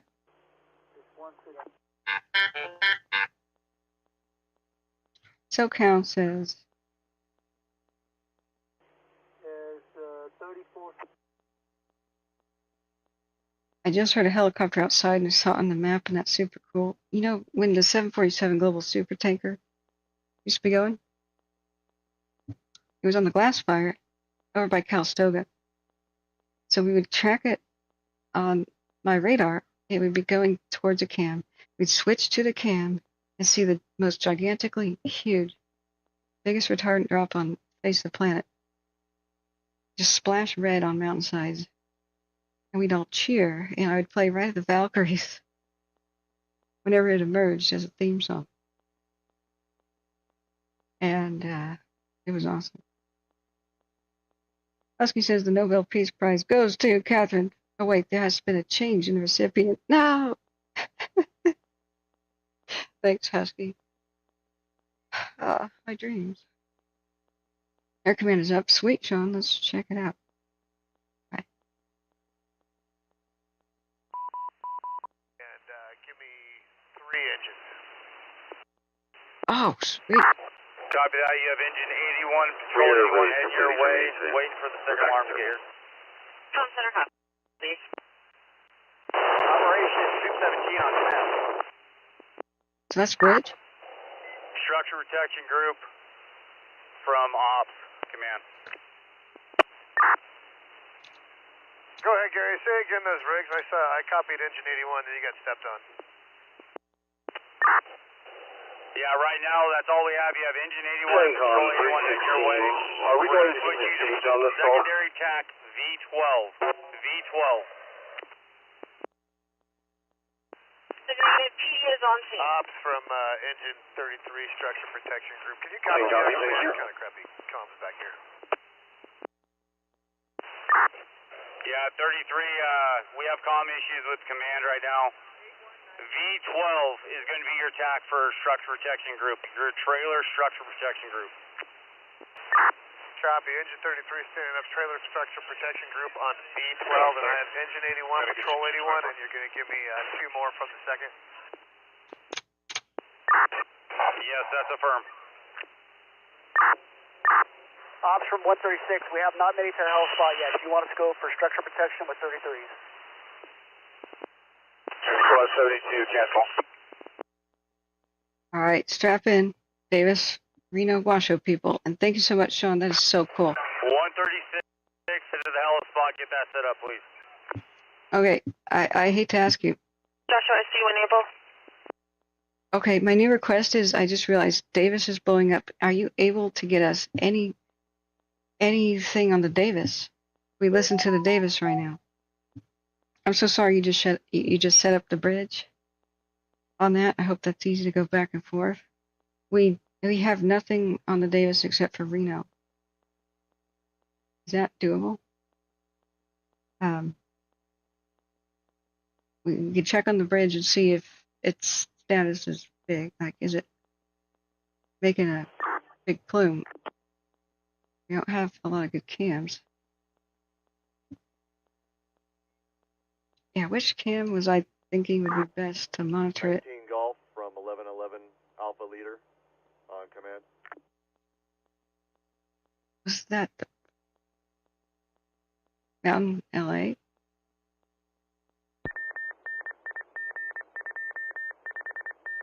Okay. Yeah, okay, this is the best.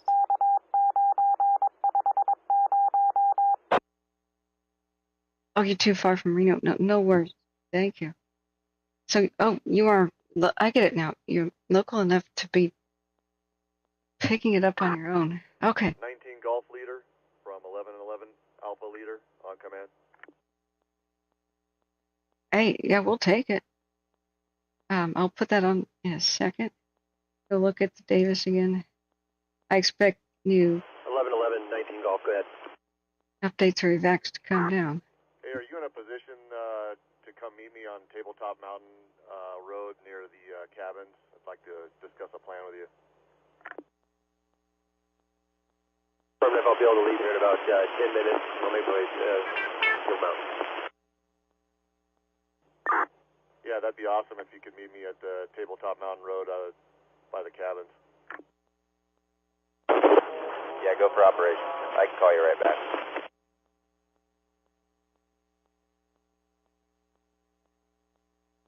Whew. Hold on to your butts. You just don't want to see columns over there. Oh, for the love of cars. Why is there the loudest sound outside? Did I have to park near my house and do that? Okay, thank God they're leaving. Okay. Latest view of the Davies. All these cameras have spotty connectivity, so they'll be janky, sorry. All right, let me look back at chat. Jonathan says nothing yet hasn't blown up yet to Davis, but ladder fuels with active fire perimeter above Galena Creek Estates have ignited. You mean above, as in north, or like upslope? What do you mean above? Can you specify? The smoke is turning whiter, which is probably due to crews responding. Yeah. Depends on what's ablaze, too. You'll get smoke color and density changes due to the dryness level of the fuels and how fast something burns, too, in a way. Okay, the Boulevard fire in Rosamond, California. Forward progress stopped. 59 acres, that's good. So Kern County and Palmdale have had little hiccups today. Okay, so we're still listening to the airport and the bridge fire that's over there by wow, I need some more blood sugar. What should I drink? Okay, I have sweet tea. Upslope. Okay, thank you for the clarification. The Baldy area, it's not Baldy that we have, it's the other one. Shoot. What watch duty? It just interrupted my train of thought. Airport fire. It's currently 22,376 acres with zero containment. It's moving southeast towards the Ortega Highway into the Riverside County area. Firefighters are aggressively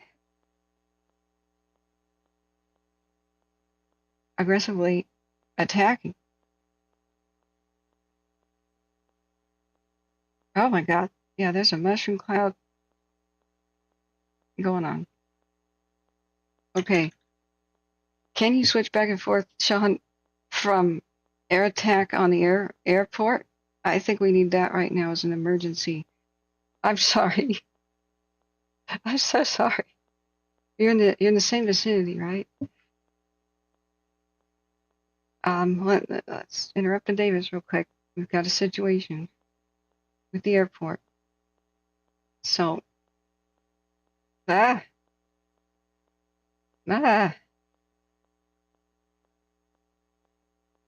watch duty. Tell me that you show us where the picture's taken from. Under all this mess. Watch duty. Okay. Okay. Yes. Shut up out there. We're not going to know where the picture was taken from. I am going to retweet this, though. All right, thank you, friends, for tuning in. And remember, hit the like button. It helps us reach others. Share the stream. Hit the share button. Text it to anybody you think needs to know that we exist. What the hell's going on outside? What the...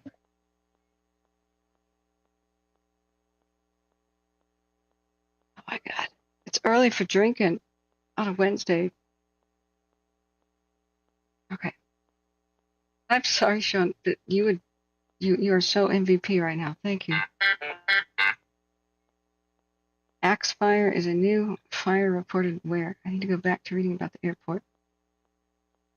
Grant County, Oregon. Ugh, the lightning. The lightning. Over by Prairie City. Okay, we can ignore that one. For now. Okay. So, the airport fire right now is 22,376 acres with zero containment. It's moving southeast towards Ortega Highway and into the Riverside County area. Firefighters are aggressively attacking it from both air and ground. Okay, that's one hell of a typo. It says firefighters are aggressively attacked from both air and ground. I'm going to say they're attacking it, I hope. Heavy fire activity in the communities of Ortega Highway has impacted structures.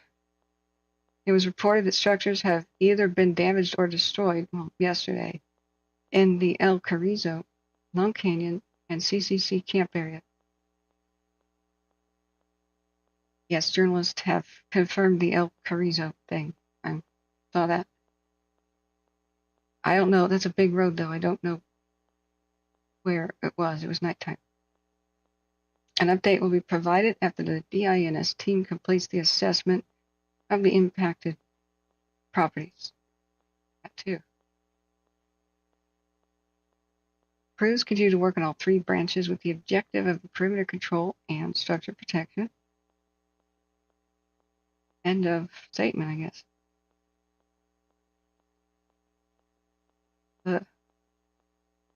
Okay, one of the best cams we have for that is the upper belt. What we were upper Bell Canyon South, for example. It's looking east-northeast towards Lake Elsinore, but squarely from the Orange County side. I was hoping that one of these cams, Rancho Carrillos, would look to the north, please. Why they are not, I don't know. Don't ask me why. Okay. Please keep me abreast of the Davis and tell me when I should click back. We do have to click back and forth as fast as we can to many of these. Okay. To not be in red flag, the airport's sure pretty something right now. Yeah, the San Juan Hills North has the plume. That's pretty far away. Okay, watch duty ringing off the hook. What? Pine Bench fire in the Diamond Complex of Oregon. Redwood Group, North Branch on B1. I don't need that update.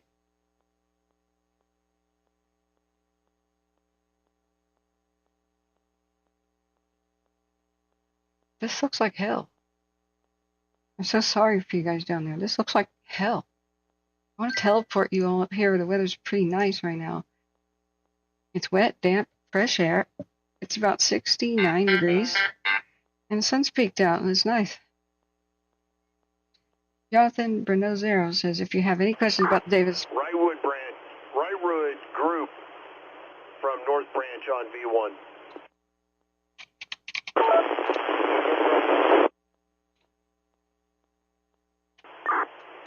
Hey, can you give me a call on my cell?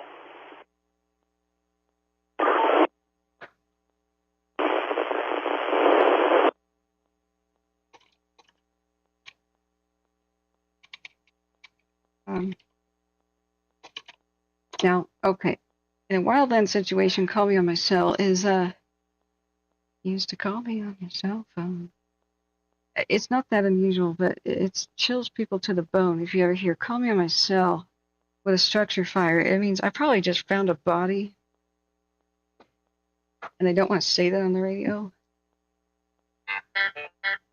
Or something gruesome. In the wildland situation, it's usually I have better reception because, you know, they're in the middle of nowhere. Hey, Construction 4, Assistant 3V1. But it still chills me when I hear that. Kate Garcia says... Hey, disregard that request to get you over this way. I think it's been mitigated with the kilos here.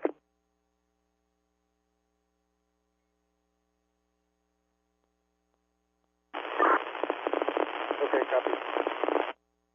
That's the bridge. That's good news, but that's not the airport. This is our current view. It's growing like crazy. 82 copy. This is the airport.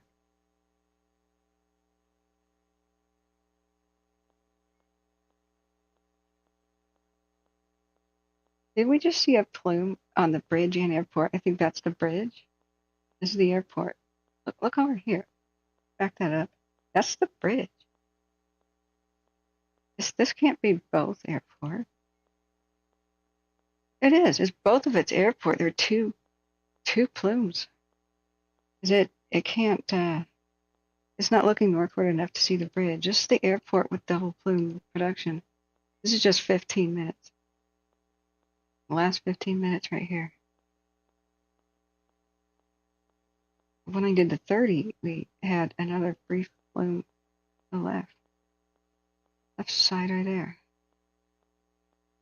Interesting. Ah, I want to give all of you a hug right now. I'll look back at the Davis in a second as all hell breaks loose in the wind. 101, 05 Alpha, command. It's a plume by the towers. Okay, let's check on the towers.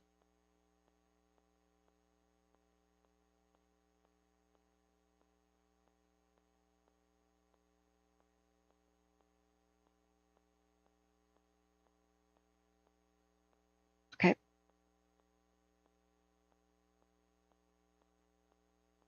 Wrangler Star, hello. Long time no see. What is up? Oh, hell is breaking loose in Washoe. They are hanging on by fingernails. We have had some exciting times. Thank you so much for your kind donation. How are you? We are very honored to have you here. Your channel is awesome. I'm learning about things that the U.S. Forest Service does every day. Nice skills. I've been awake. This is my 15th hour on the stream, so if I sound a little bit crazy, it's because I am right now. But we've been doing our 24/7 coverage. That's what is required down here. So there's some pretty amazing fire bursts through this retardant. Let's see if we can back this up and show you the Chinooks. This has been incredible. Look at that. Goes through the retardant. Oh. Where is that Chinook drop? Ah, it skipped the frames with the Chinook in it. Oh. Thank you very much for the pat on the head. Is there any particular fire that you want to know about? or have information about. 101, strike 6005 Alpha.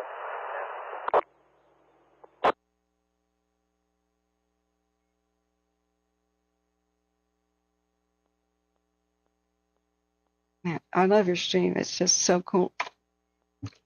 Okay, guys, this is Regular Star Stream. Go and sub. You will not regret it. It's awesome.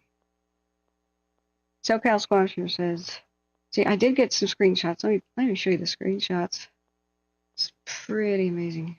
So I did it a frame by frame.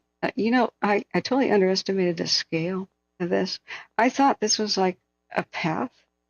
I thought these bushes were like 9 feet tall. I didn't know people were tiny. And that was a very large building. So I was like, why didn't they burn this off earlier? Seems like that would be common sense, right? And then I saw a person who was tiny and went, oh, yeah, okay, that would. Yeah, we're professional here. So, let's see, where's the one?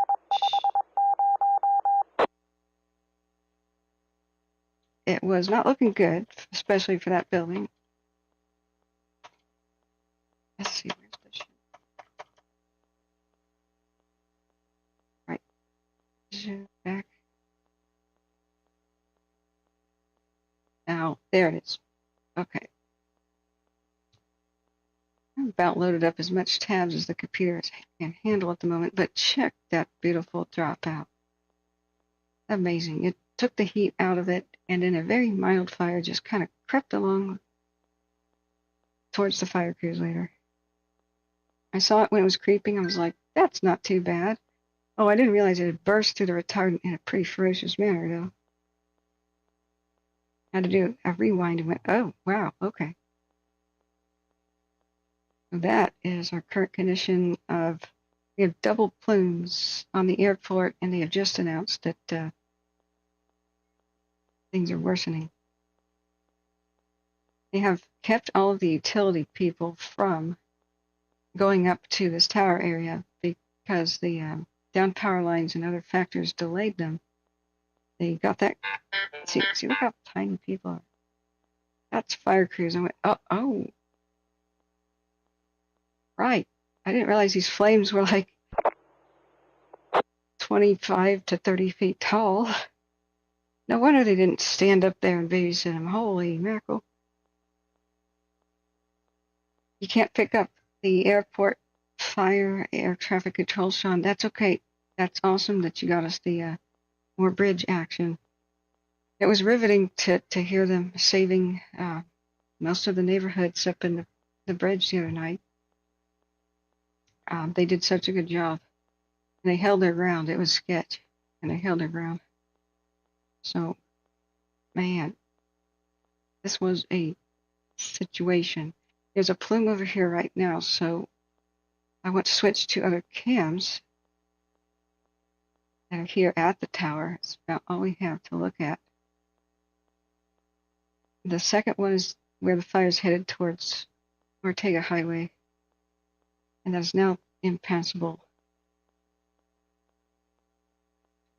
They have 6 LATs. They had 6 medium-sized tanker planes on it, plus helicopters, and all the King's horses and all the King's men are still just unable to stop it right now. This is not even the red flag area. This is concerning. This is with minimal winds. It's going nuclear. They had 60% humidity and fog this morning on the Orange County side. It's still doing this. I know that it's heated up and it's no longer 60% humidity, but it was vigorous and active even in those conditions. The higher levels of the air are drier than the ones at lower elevations. So the ridge tops just went blazing, kept on blazing, and the fire kept running the ridges and moving around. So one of our best looks at it, I just can't believe we don't have another look at the plume, has been Bell Canyon South, where we've seen some orange marching flame steadily approaching the camp. But that was a sobering nuclear photo there. The Williams Mine. Okay, yeah, we can look at that. I've been worried for cornucopia in the Blue Mountains. Just when they had that under control, last night I saw tons of lightning ripping through the area. Just like constant lightning flashes on my radar. So let's take a look and pull up my radar for one thing. Now, they were surrounded on many different sides. The whole region. I mean, not that a lot of people live there, but people live there. They kept breathing sigh of relief after all these close calls. Just to have this run in last night. All right, so let's go back. Still got abundant lightning where Nevada meets Oregon meets Washington, or Idaho, excuse me. Yeah, I've been awake a long time, it shows. Welcome to the 16th hour of the stream. It is now 3:42. We may make it through the war if we make it through the day, guys. But this has just been slamming Eastern Oregon. Last night we had just infinite amounts of lightning flashes going from Joseph Enterprise, Maxville, halfway Richland, right over by William. 152. No, leave it. Somebody has an open mic over there. Williams Mine and others over here. It is still not done. So this pink is red flag. Of course, here's more and more thunderstorms ripping through. Now, let me minimize that. We'll go check out a tab for Oregon.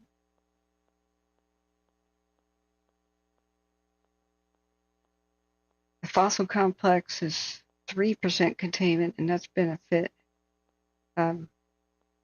We had a little bit of rain on it, though. Thank God. Okay, moving on over. I love Cornucopia. It's one of my favorite places to go. Absolutely cool. Okay, Williams Mine. Let's find it in all this sea of flames. Oh, wait, that's Yakima. Sorry, I confused it with the one at Cornucopia. This is the one at Trout Lake. Got it. I have friends in Trout Lake. And I flew around Mount Adams. I have this most gorgeous aerial footage of Mount Adams from Easter. Huge amounts of snow on it. Just gorgeous. Just pains me that it's flame. So, their current containment on the Trout Lake, Washington, Gifford-Pinchot National Forest, Yakima, Klickitat, Skamania County fire here. We haven't had an update for 7 hours, but at that point in time, just before 9, Tuesday was another quiet day on the Williams Mine, despite sunshine, periods of low humidity. The main area of concern, Morrison Creek drainage, west of the South Climb trailhead showed minimal growth. I did not see lightning over here, thank goodness. I was looking, but not all the time. They kind of dodged a bullet in this area. So the personnel continue to patrol and mop up the edges. I think everybody I know in Trout Lake and the periphery is back. Last night brought a change in the weather, cooler temps, forecast for several days. Clouds rolled in a few areas near the fire received showers. Light rain's expected to continue off and on today, 50% chance of getting a wetting rain. While this will make the fire activity decrease and will not extinguish. Wetting rain, blah, blah, blah, means 1/4 inch or better. The actual effectiveness can vary because blah, blah, blah. Some of it might evaporate before it hits the ground. So much of the rapid growth here was during periods when the wind carried embers far ahead of it, when it ignited dry fuels and caused spots. It's been an area of concern along the South Climb Trail. A wetting rain will make the fuels east of this area resistant to ignition, reducing the chances of further spread. That's good because Trout Lake is to the east. Chance of thunderstorms this afternoon. Lightning, possible gusty, erratic winds, periods of heavy rain. Fire managers will be monitoring for any sign of the thunderstorms. Let's look back at my radar because I was in the wrong spot. Sorry, I'm getting these confused. I still think they've been mostly lucky. Look at the Columbia River Gorge today, just howling. So, we've got over here a little bit of moisture coming in. Take aim right here, please. That would be nice. I know some people in Trout Lake, and once I explored the Cheese Cave down there. And there's a home on top of it. It used to be where a dairy used to exist. Before refrigeration, they kept cheese in one of the lava tubes by Mount Adams, right next to Trout Lake proper. So I explored it in the middle of the night with my boyfriend at the time, with a headlamp and stuff. We found this rickety but sturdy rusting metal staircase that went up to the ceiling of the cave, and there was a door. And they said that the dairy had closed, but the farmhouse built over the door had it, and it looked like a pantry closet, and they rented out that farmhouse as a bed and breakfast. So we could hear voices on the other side of the door. Mind you, it's this huge lava tube that's like 3 stories tall. We're at the top of the stair. So I pranked him, knocked real hard, Air attack, 125. scared the daylights out of these people at the airbed and breakfast. It was just great. The wind is blowing towards Trout Lake, but I know of no camera out here unless you do. But that's about all I know. I could reach out to the folks there at Trout Lake. If anything is sketchy. And hopefully I would have more information. Orange County Fire. Go for airport air attack. Air attack for South Ops. Tanker 911 is out of service. What? Oh, we want Tanker 911.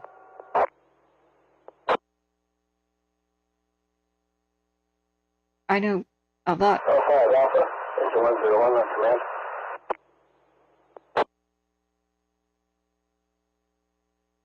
Let's see, Wheeler County. Let's see, I have a Facebook for, let's see, Skimania. I think I shut down the tab because it was overloaded for Washington. So I don't know if they have a Facebook. Yeah, they do. Here it is. Williams Wildfire Facebook page. It's a great resource. 7 hours ago, they produced maps and such.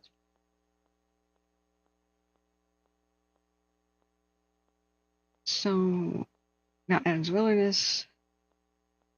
Well, we'll get some good wetting rain, I think, soon. We can only hope. He said everything after Wednesday gets better slowly. For Eastern Oregon, it's probably the same just over the border here in Washington. I haven't looked too hard at the Eastern Oregon forecast, though. So, hey, Jake here. Welcome back. I hope that's helpful in some way. Division Lima, range 5 on command. Okay, we're looking back at the others real quick. We're still listening if they queue up to the airport. And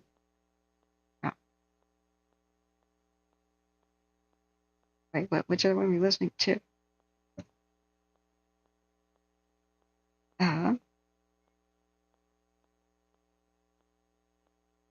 Airport. Branch 5 on command. Don't crash. Oh, I have maximum tabs open. Don't crash. Don't crash. Don't crash. Bridge. Yes. It didn't crash. We got it. All right, let's refresh and see if we have any new info here.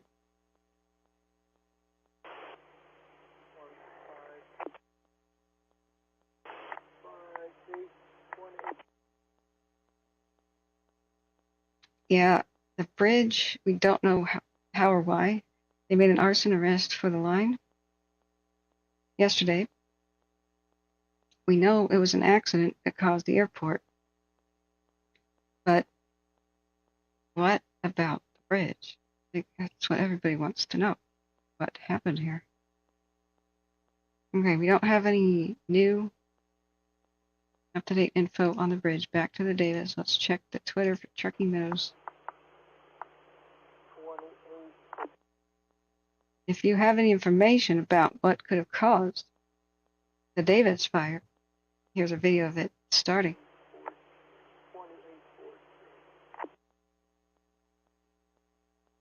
Then hey, they would like to know. Washoe County Sheriff's Department would like to know. Were you in the Davis Park area the day it started? If you were in the general vicinity, you might just want to get in touch with him. Okay. So let's refresh, see if that new information is. Please do not water right now, or otherwise use a lot of water to maintain the water pressure for the Washoe Basin. Division Juliet on command. Firefighters need the water pressure more than you do. Pass skin to fire.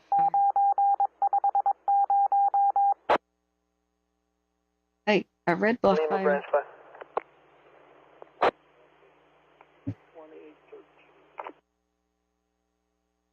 How's it looking there, Reno friends?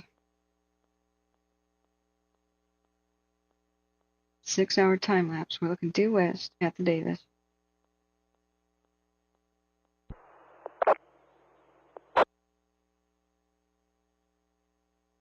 Watch the right side. We don't want this to move. Oh, the wind is so fierce. It's hard to tell what is even happening. Just look at it whip around like that. It should not be a clear sky. It's a clear sky because the wind is pushing away the tremendous amount of smoke that's being generated here. I wonder what it looks like on satellite. Foxtrot, branch 1 on command. Is there a quick way to see sound? Branch 1, go ahead for Foxtrot. Yeah, we're looking for the feasibility of being able to get some workers up there to power the generators up at Santiago Peak. They were looking to enter in off of Bedford. Do you think we can make that happen, and will we be able to give them an escort? Sure the condition of Bedford, but if they come up Maple Springs, we have had some success. I'm driving down it now. The big thing is there's got to be a low bridge on the vehicle. If it's any ladders or high antennas, they're going to hit that power line. Wow.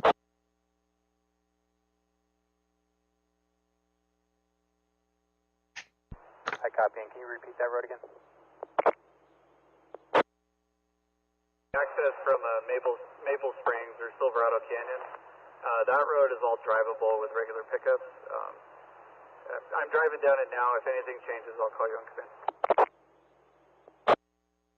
Copy. Do you have a strike team leader or anyone that we could utilize for an escort? I don't want them going up there by themselves.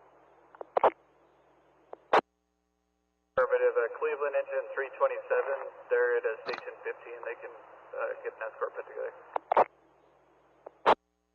Copy. I'll wait to hear back from you.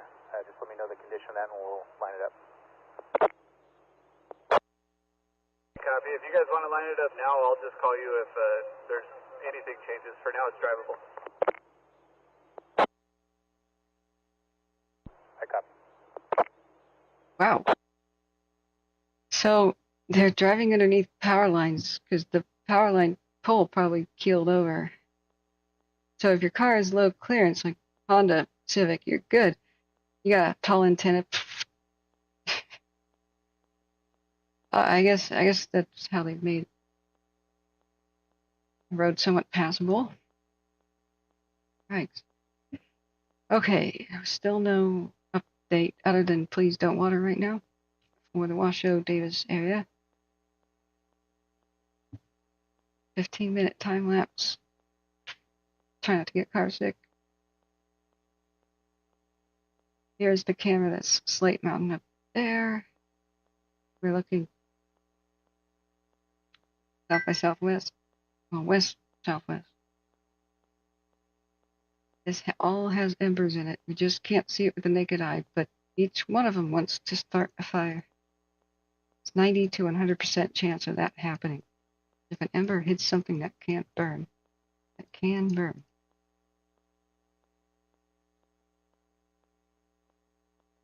Just, wow. See these little specks? I don't know if you can see these two white specks. Could be spots out ahead of itself easily. Or it's kind of been in there already. I guess they're just dormant for a second, looking like a spot. It's actually sloth. It's already been down to that point. Okay, we just don't want to see anything to the right of that. That would be north to the right. Hold on to your butts. We're making it through. It's 4 o'clock, friends. A couple minutes to 4. Red flag expires at 8. We're making it. We're making it. Okay, let me look back at chat. Sorry, friends. Kathleen Danford, Hobbit Vintage Progression. Stop. See the trouble with AI? What? What's happening here? Nate Garcia says, Catherine, check out the Hot Shot Wake Up for the bridge fire. It's unbelievable. I can't afford his blog, but yeah, Jonathan, the fire at Red Bluff had forward progress stopped, and that was the first and only notification I had. Okay. So let's see. Look back up the chat. Matt Dyke says the airport was people trying to keep thugs off their toy runway. We need to control the thugs. Indeed. Indeed. Okay. SoCal Squatcher says some of the best motorcycle roadways in California, Angeles Crest, Azusa Canyon, and are both going to be closed a while, and it bums me out. Nobody died. Right? That's a good way to think about it. It sucks, but no, at least nobody died. We can rebuild these trails. Some things we never get back.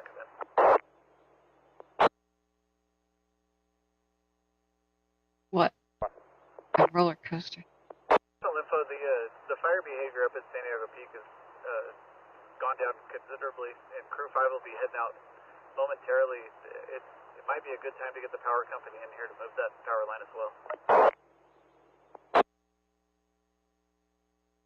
Yeah, the plume's gone on the airport. Branch 1 copy. And I just wanted to confirm, did you have a particular identifier for a unit at 15? The Cleveland engine 327 or a Bergeron is the modulator. Okay, I'll have something low profile to be able to make access. And they got utility trucks. Yay. 1 copy, thank you.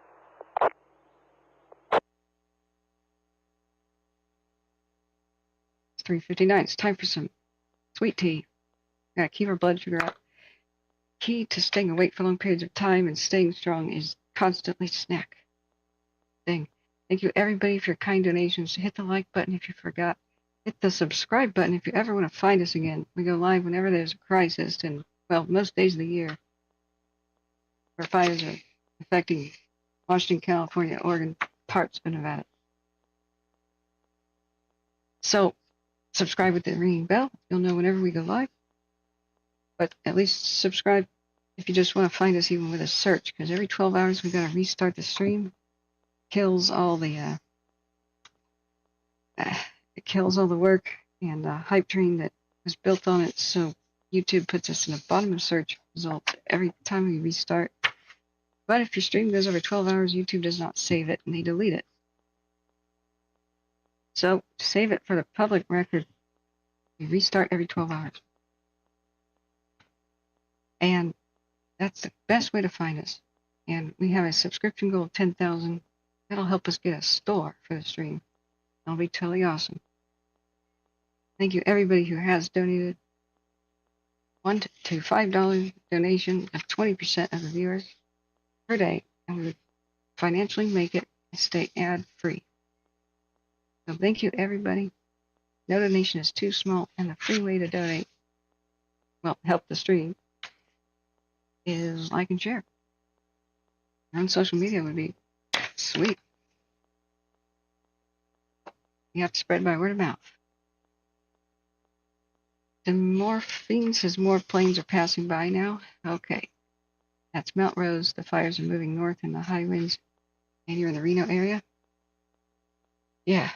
What do you think the wind speed is in your area? Let's check out the aircraft. We do have aircraft still on the airport and the bridge. I wouldn't think they'd be around Reno right now. I don't see anything like working yet. I would think that the wind's coming off the mountains. I don't know, C-Probe's around and listening. C-Probe, pilot, you listening? I wouldn't think that'd be safe whatsoever to even fly near. I watched some disaster videos where a lot of private plane pilots go missing in the Southern Sierras, for example, because they have a flight path on the western slope of the Sierras, and they see the pretty, ooh, Nevada's over there. Oh, Arizona, oh, how neat. And they peel away for just a little detour, and they do not understand the downdrafts that can come off the mountains, and they get pushed down in the slopes and go missing. Even very experienced pilots can have that happen to them. There was a very famous guy where it happened to him, and they thought, hey, they had a manhunt, and they figured he'd survive. He was a survivalist or something. Died right in the crash, but they still haven't found some of those plane crashes. But the Sierras are quite challenging. They don't look like it. They are, which also means they kill a lot more pilots. Resort Dog says the wind falls away under their wings. Let's look up there to the chat. I think I missed a little bit.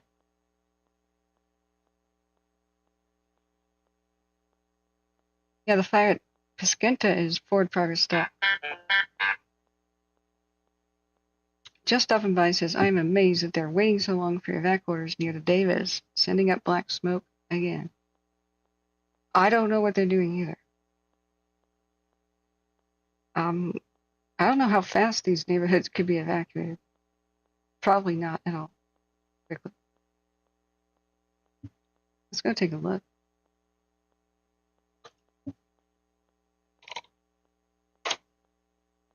In real Google Maps here. So there's Washoe City.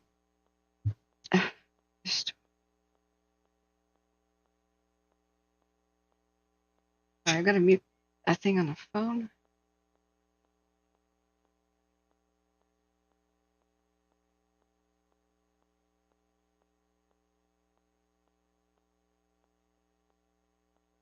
There. Okay. So, neighborhood of evacuation. Helena, Montreux, Gulf Course.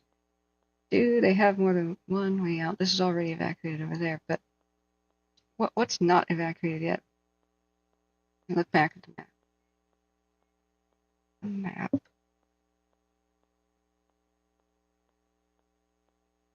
Davis evacuation map. Official. Where did I put it? There. Okay, access, Tanker 47. Tanker 47, go ahead. Tanker 47, just landed Chino for fuel and return. 10-4. So east of Fawn Lane is a warning.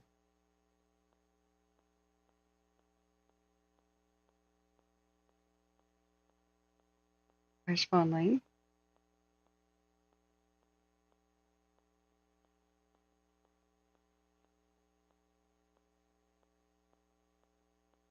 there. East of Fawn Lane is a warning. Okay, so over here, Galena High School. Butch Cassidy Drive, I'm in love already. That's sweet. Okay. One road out of the neighborhood. Assuming this isn't gated, maybe two. Okay.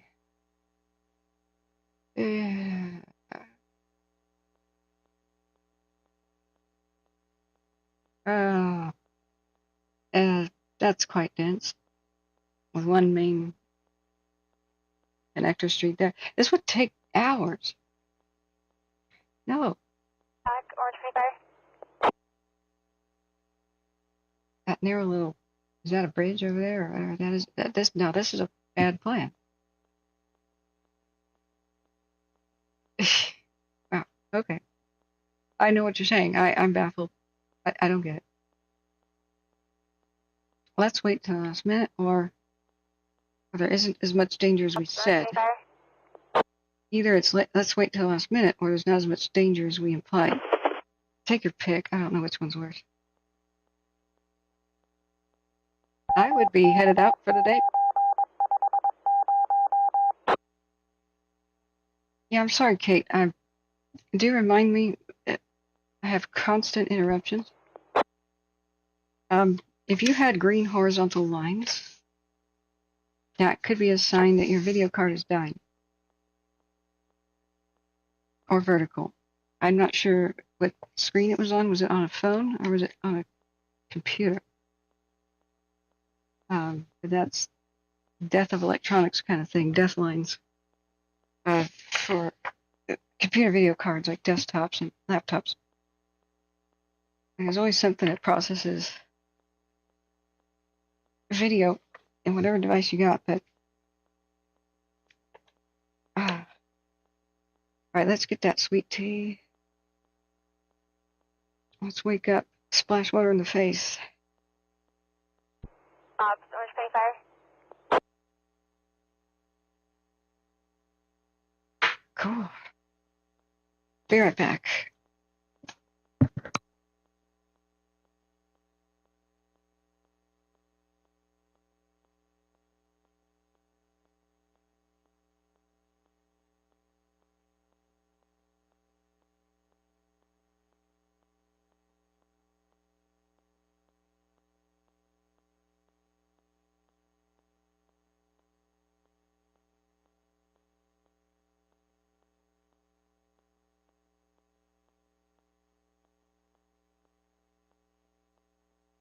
Airport air attack, Orange 25.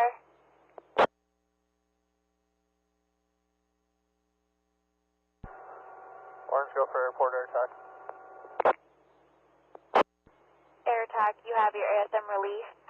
Charlie 8 en route, 1613 ETA. Copy, Charlie 8, 1613 ETA.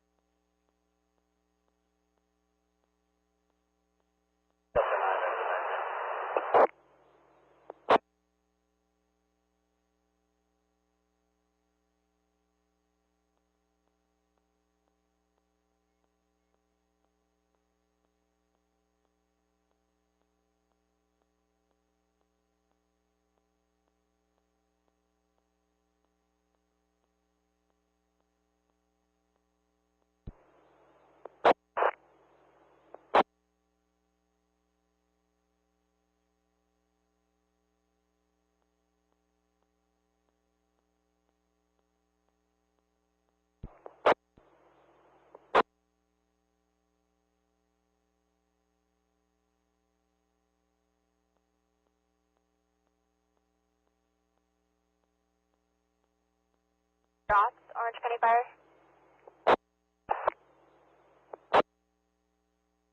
Operations. Operative and RP calling from the Corona side, reporting white smoke from a new peak near Cajelco, straight west, 3 ravines south.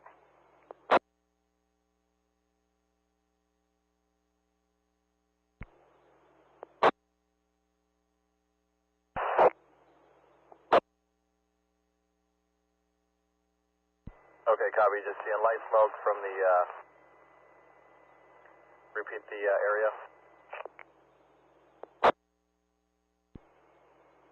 It'll be Cajelco. Copy, Calico area. Stand by.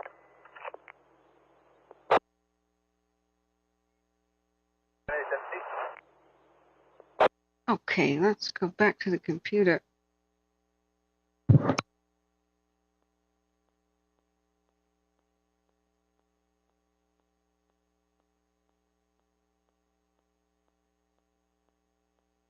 Branch 5, operation.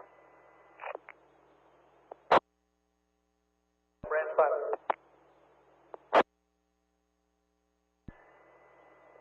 Yeah, there's an RP reporting smoke, probably from the main fire, I'm sure. The south in your branch up toward Santiago Peak. Are you in a vantage point where you just take a look? Okay, it's 4:13 p.m. Okay. Looking now at the chat. If not, I'll have air attack look at it. But I'm sure it's from the main body of the fire.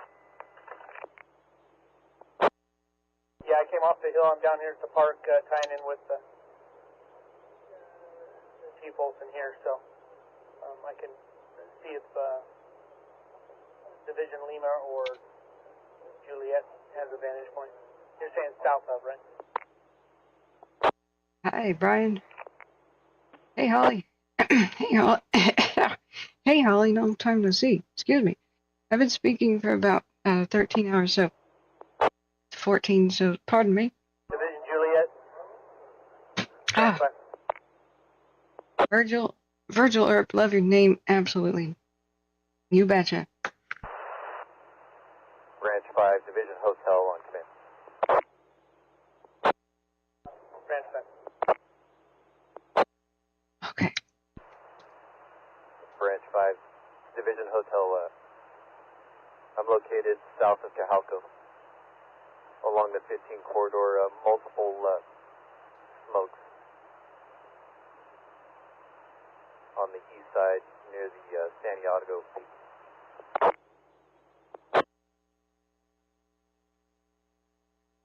Okay, multiple smokes on Branch the 5 east. from hotel. I'm confident the report is from the main fire. I copy. Operations, you copy? Affirmative, copy direct. Brake County Fire operations. It's just light smoke from the fire. We got resources in the area. Option 4. Hey, I commend the person calling and reporting it, though. If it was a new smoke on a new peak, then that would be very important for them to immediately understand on the airport fire there. Resort Dog says the Zephyr winds are blowing. Oh, yeah. They're cranking. They are cranking. Holly says, Catherine, you worked so hard to keep us all informed. Coffee. Thank you. Thank you for the pats on the heads. Please thank the mods too, friends. And so many new people who have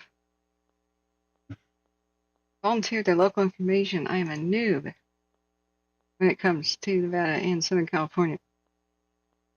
Much appreciated. And all of you who have donated, you are so appreciated.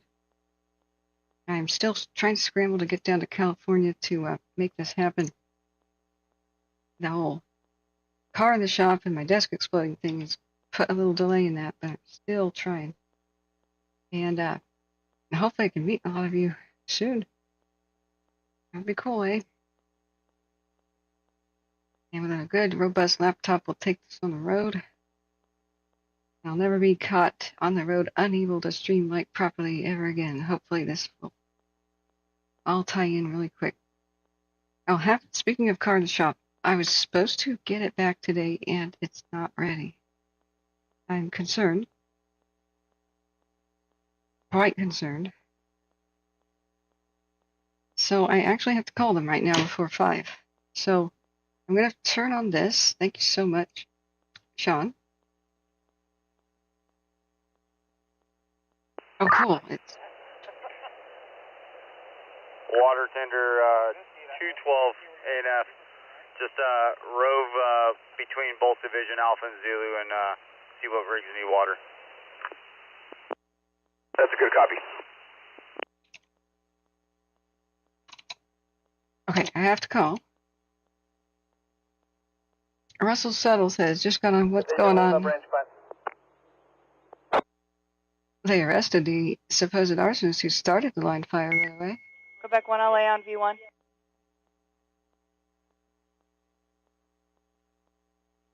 They had 2 camera burnovers, the Running Spring and Keller Peak. They may have lost a structure at one of the 2. Branch 5 on command. It's doing better than the others. This is its new crazy map that came out last night. So the red is the line fire's general perimeter, and where it's still warm is the yellow spots.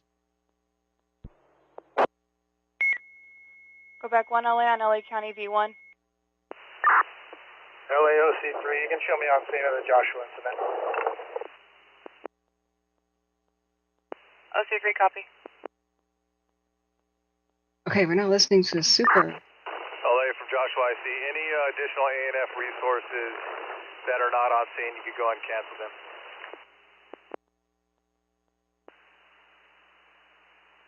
Copy. Super air show there. Task Force 33 off. And some people are allowed to go back home where the fire initially started, in the Highland area. But be ready to go to moment's notice. See, these were downgraded. Tango 47, go ahead. Awesome, huh? Tango 47 departing Chino back to the fire area. Go ahead for Joshua, I see. 10-4. Oh, there's a community meeting at 7. And it'll be on this Facebook page. Let me link that to you. Of course, it's on social media, so of course you have to make an account. No, it's a negative. I appreciate your help. Do you guys still need to be in place, or can I start breaking rigs loose?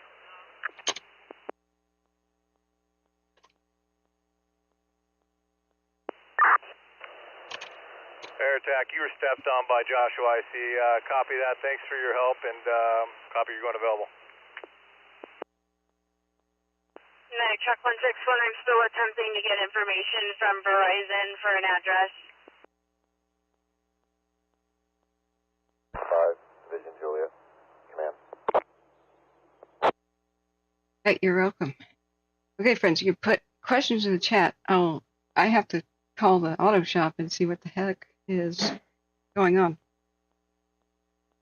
They were, going to get back to me, and they had a pretty disturbing question for me, which makes me think they may not even have started work. Copy 81, 135, standby 5, Division Juliet. That's Quebec 1, heading back to Van Nuys, 15 minutes.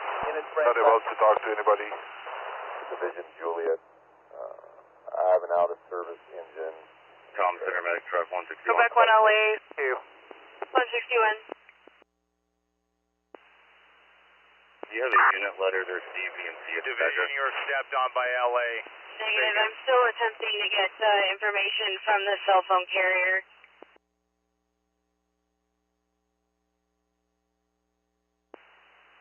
Tom Center, engine 316 en route. 316. Division Zulu operations, do you have any needs for additional Type 1 on your division? Man, Sean, you're awesome. Be right back, friends. Quebec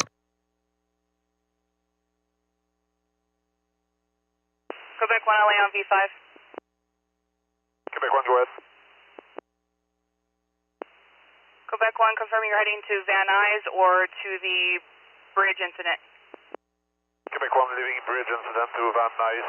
Van Nuys 15 minutes, 5 minutes.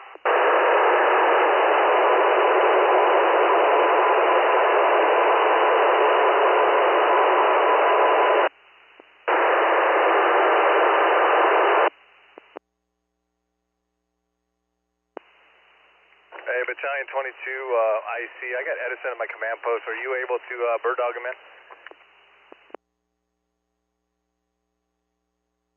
Air attack 5-2 on B5.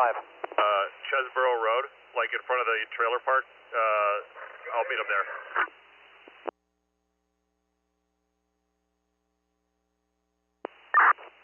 Division Zulu, I copy you. Chesborough Road, I'll send Edison down to you. Air attack 5-2, B5.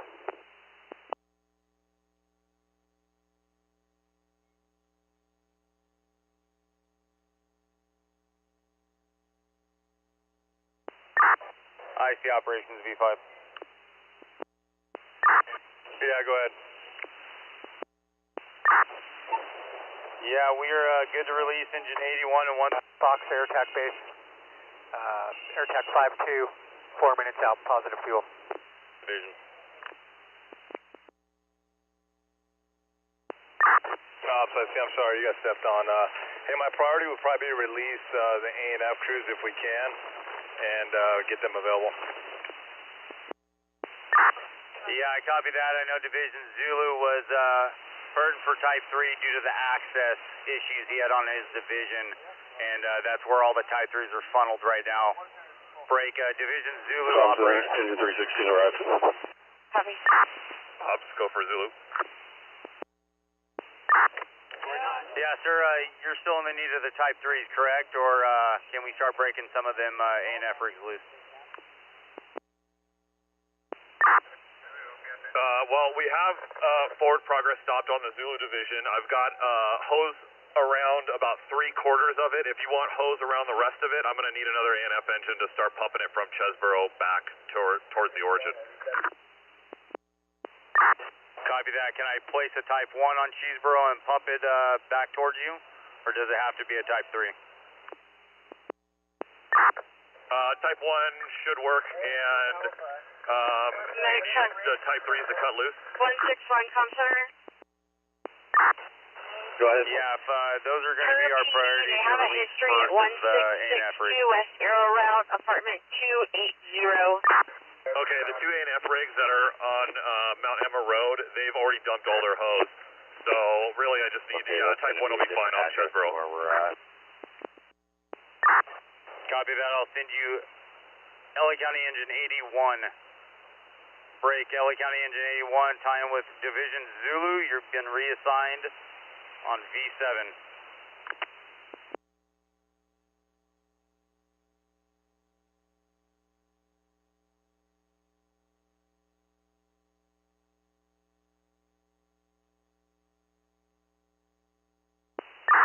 Hey, Ops from IC, and if we got to keep them, we got to keep them. This is obviously make sure we. Call center, engine 316 available on the radio. Copy. Need to hold them, hold them.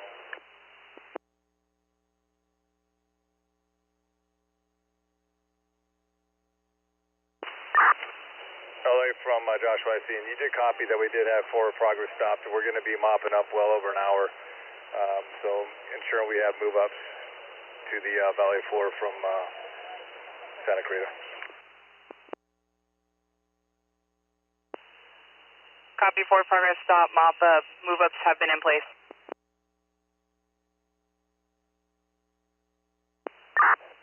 Hey, Engine 81, ensure your patrol is with you.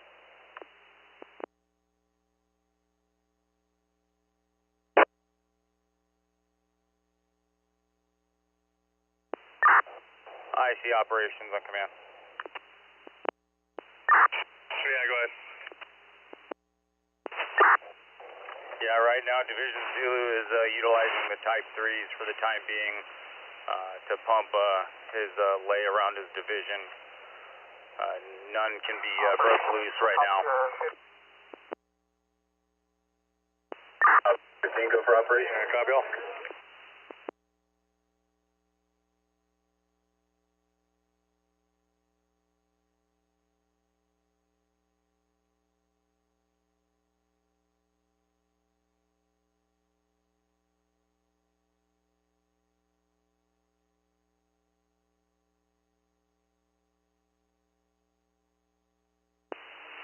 Air Attack 52LA, are you still on V5?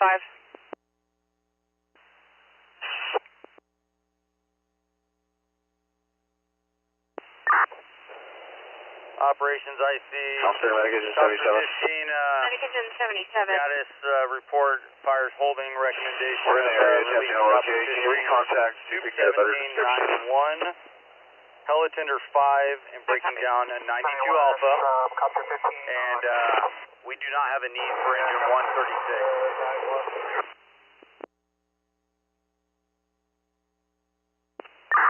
Yeah, I copied all except for the helipod. Did you want to bring them to the incident, or do you want to release them? I would like to release them in engine 135. They're not needed on the incident.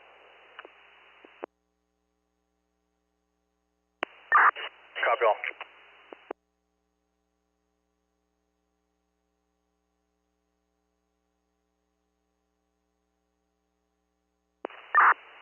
Operations from 136, I copy that. We're breaking down the hell spots. We'll advise when we're available. Thank you, 136. Appreciate it.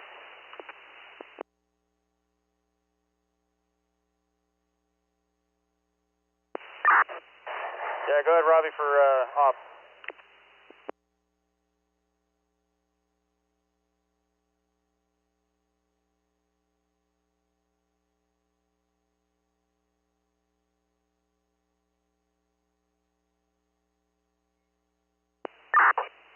Yeah, Robbie, is there any need for that structure defense mission anymore?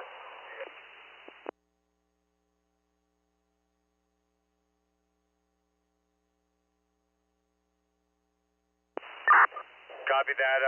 I'll keep you and release 135. And you can tie in with Division Zulu and help out 81s.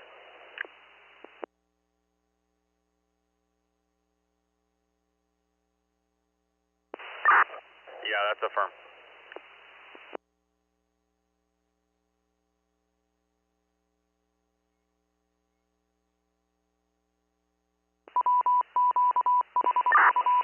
Yeah, that's a firm.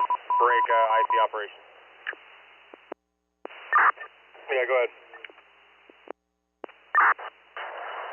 So momentarily we'll be disbanding the structure defense group. There's no need for structure defense. Engine 33 will tie in with Division Zulu with Engine 81 and Patrol 81, and recommendation of Engine 135 and Engine 136 being released from the fire. Yeah, copy all. And what about, can we release the second squad? I believe it was Squad 93, or are they committed? Yeah, it's a firm recommendation. It's Squad 37. We can kick them loose. Okay, I'll handle with LA. Just locate them on the incident and get them available. Break LA. I'm going to release engine 135. We're going to release engine 136 from the health spots. They can break it down and go available. We'll release Squad 37. And then the A&F resources we're going to release is Battalion 32, Patrol 38, and Water Tender 212. Comm Center 316 AIQ. 360. Copy. Also confirming, is Copter 15 going to be going available, or are they still on scene? As well as Hell-Tender. Yeah, thanks for that. Yeah, Copter 15, Crew 9-1, Soup 17, and you can release Hell-Tender 5 also. Copy.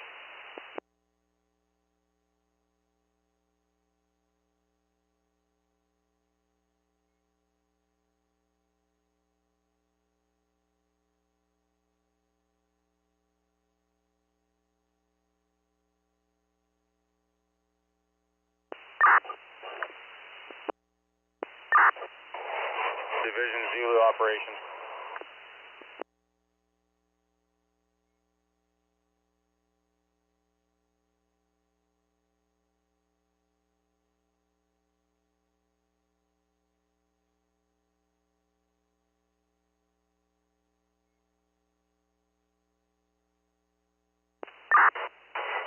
Division Zulu, Operations Command.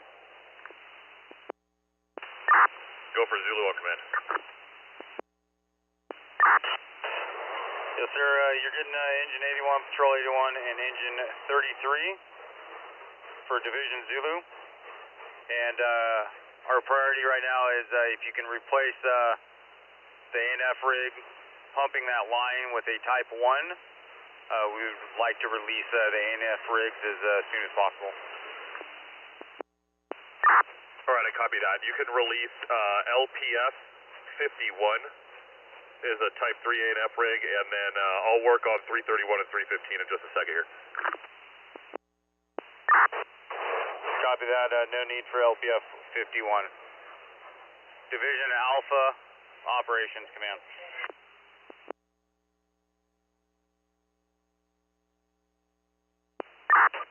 Yeah, Steve, are you utilizing all your resources? It looks like ANF 331 is on your division, looking to release them as soon as possible.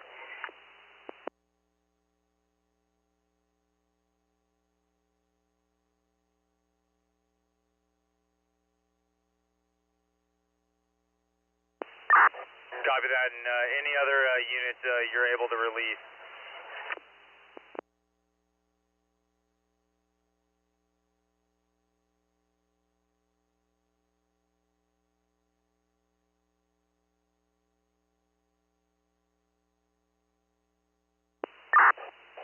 Thank you, Steve. Appreciate it. Break IC ops. A recommendation releasing LPF engine 51.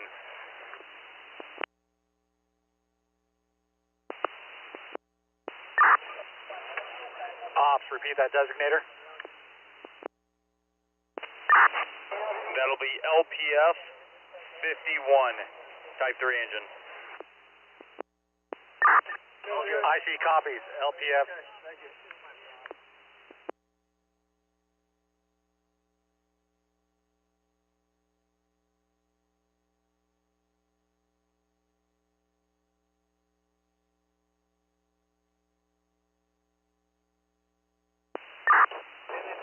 LA, we can release LPF 51. Josh, I see. LA copies. Ops from Zulu. Yeah, go ahead, Zulu. LPF 353 just checked in with me, but we don't need them either, so we could release them. And Soup 17 and 91 have been released as well. Yeah, copy Soup 1791. You said LPF 53, 53?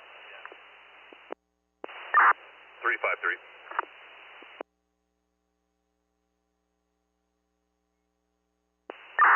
Copy 353. Break IC, LPF engine 353, release. Yeah, break LA, copy that. LA copies. Hey, Ops, I see no rush either, but just consideration for Battalion 22.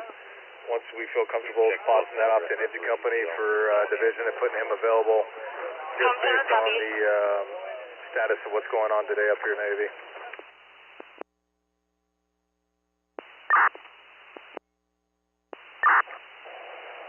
Yeah, copy that. Break Zulu off.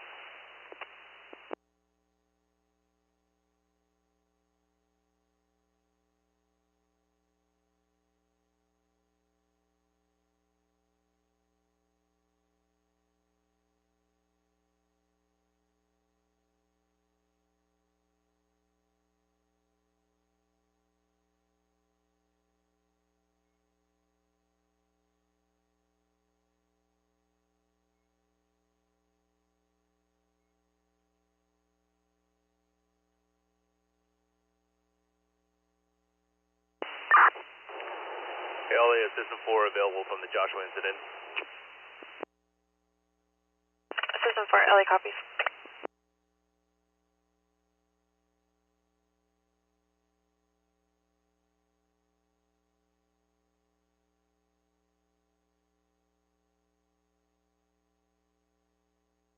Medic Squad 63 cancel, starting medic truck 161. Zulu operations, when able. Ops, go for Zulu. Yeah, sir, with Gravity, what's going on up here and potential in your battalion, can we switch it over back to an engine company running Zulu and break you loose? Hey, firm, engine 80 has a real good handle on what's going on. Medic squad 63, cancel. Medic check 16, will handle. Copy that. I'll let IC know, and we'll get you released. And if you want to do a rundown with Captain 80.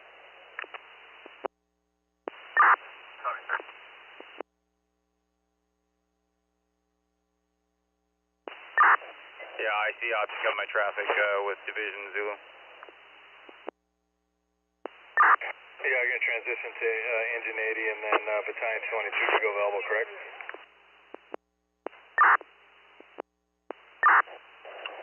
Yeah, center medic engine 67. We're UTL thus far. Do you have anything further? LA from Joshua IC. We can put battalion 22 is going to go available shortly. We'll let you know when he's available. We're going to do some. Negative. This is a 76-year-old male, busy in a gray Infinity in the parking lot. LA copies. Copy. Confirming in front of Coles.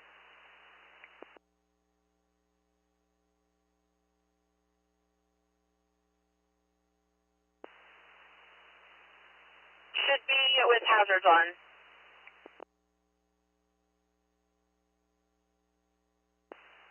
Copy, thanks.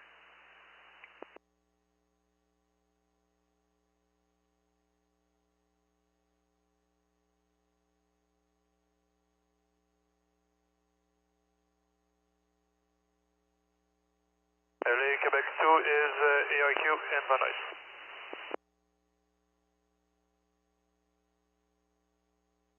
LA copies. Confirm it was you and Quebec 1, correct? This is for Quebec 1 and 2 for... LA copies.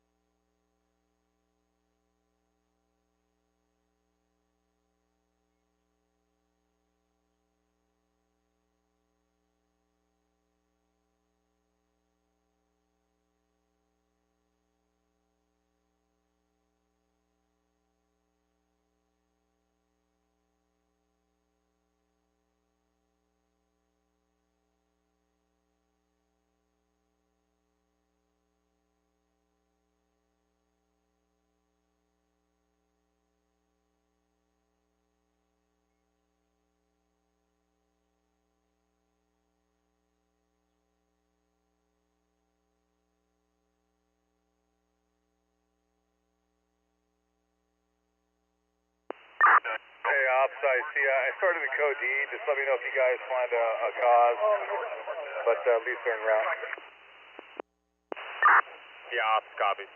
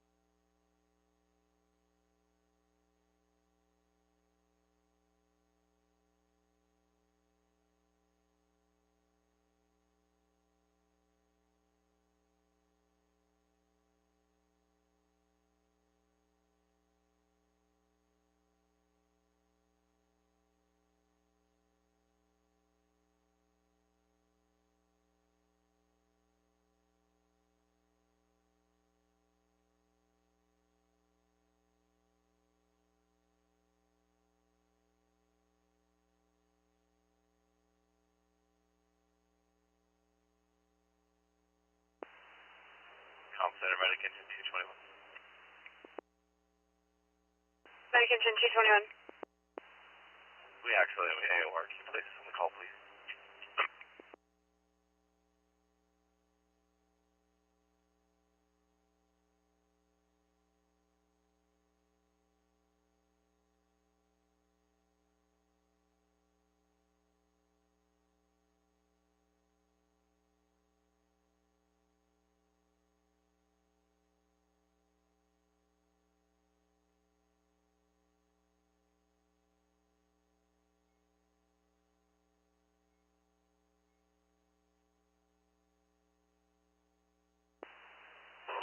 Medic Engine 221 from Matter Squad 221. Go ahead. Hey Shane, we're right down the street from this. We can stay on it if you want. I copy. I didn't realize you guys had cleared. Thanks. Center, you copy? Negative.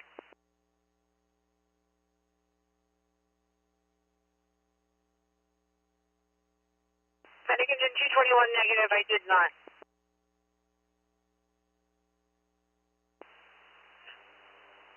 Center, Medic Engine 221, Squad 220 will handle 234 East Temple, please.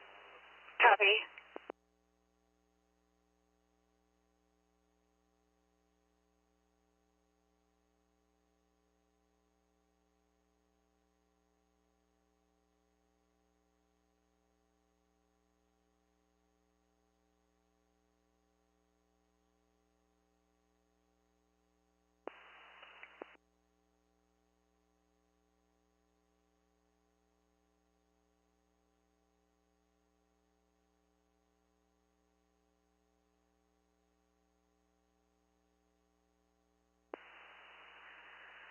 Center, Medic Engine 314.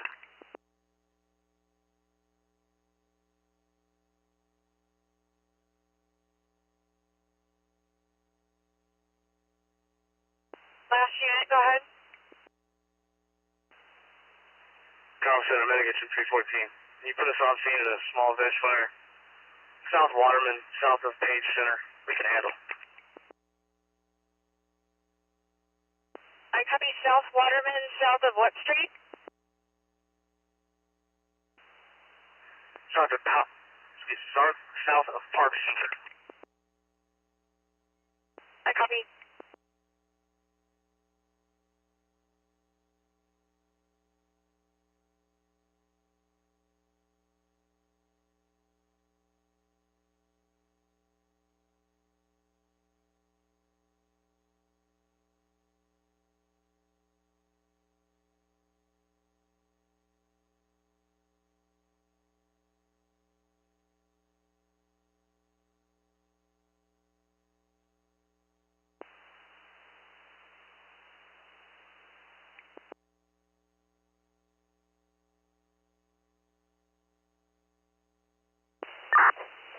IC operations.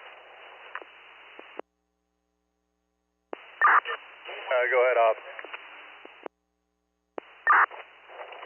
Next approximate 10 minutes or 15 minutes, we'll shoot by and talk about shutting down operations and this putting this 1 BC. Yeah, sounds good.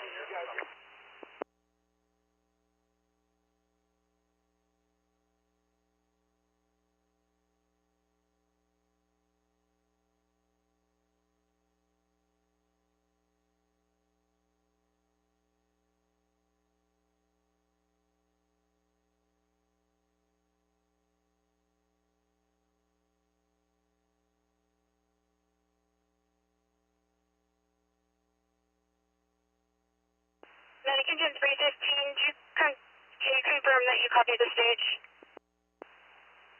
315 copy stage.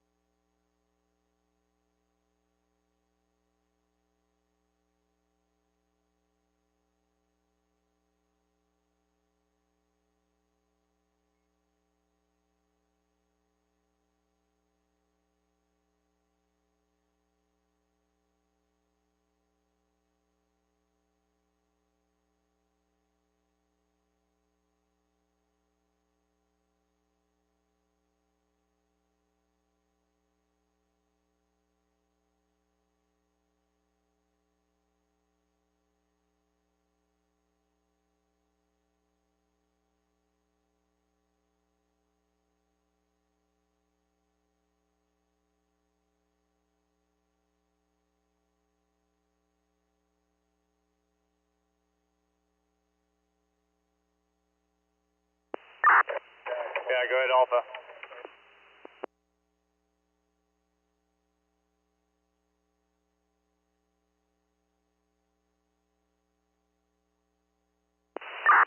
Yeah, agreed. Thank you. Break IC out to copy that. 9353 Golf for lead.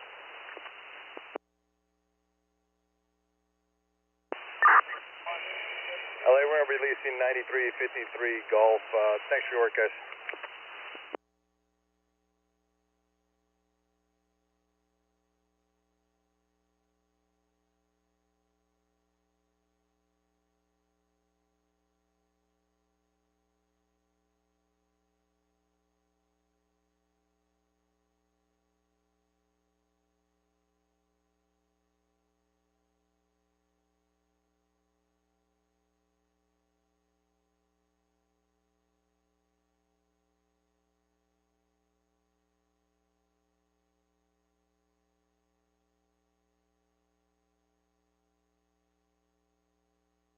Battalion 11.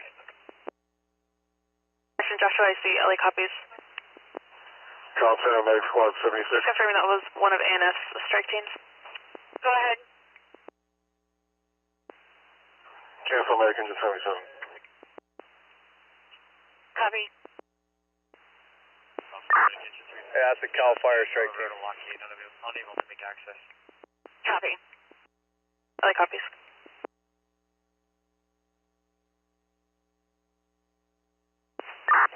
Yeah, go ahead, Steve.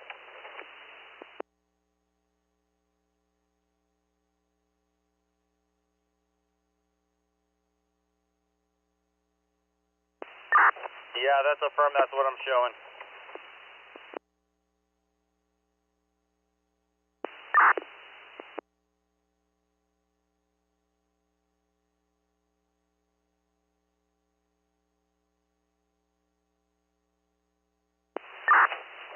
Yeah, copy that. Agreed. Break IC ops ANF 331 and ANF 315 engines can be released.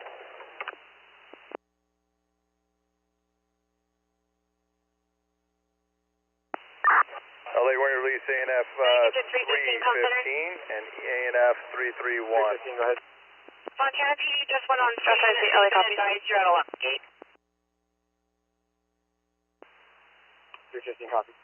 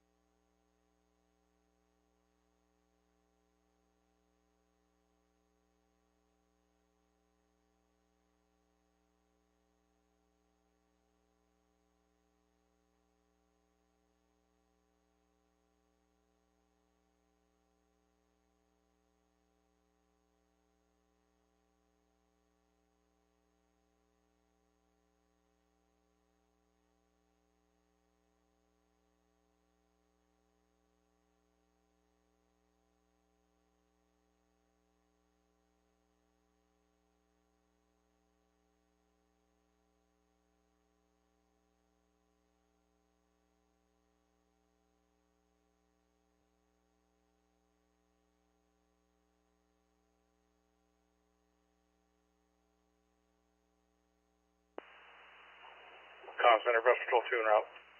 Patrol 2.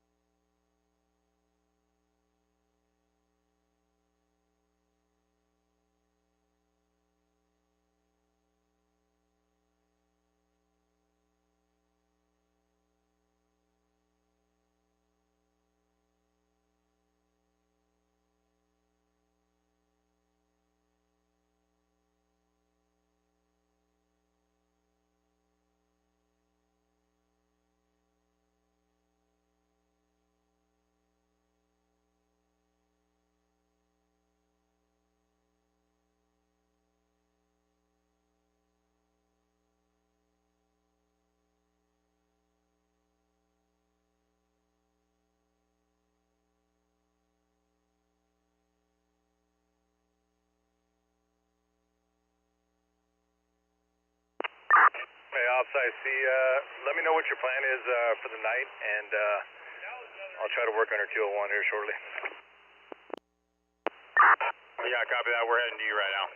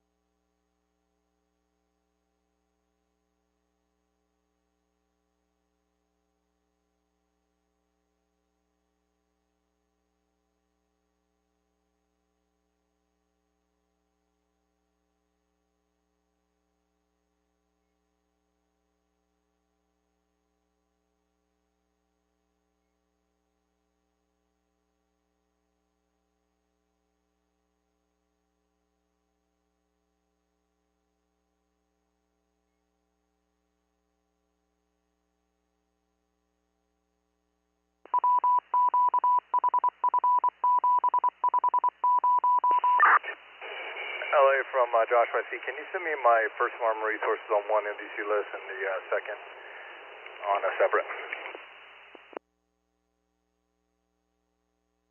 Joshua, I see. LA copies.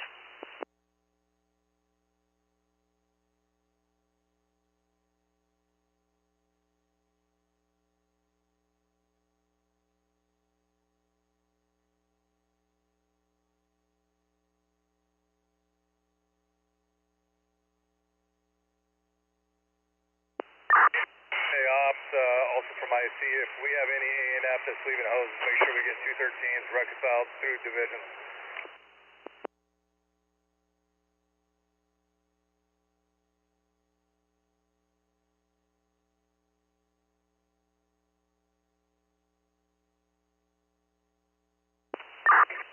Ops, you copy that from IC?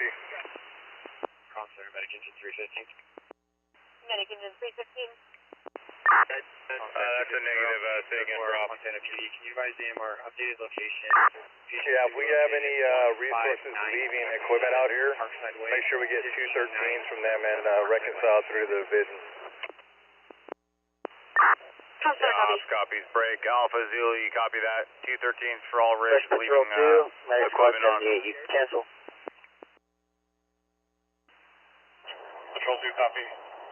Break, Control 2, they are. I copy.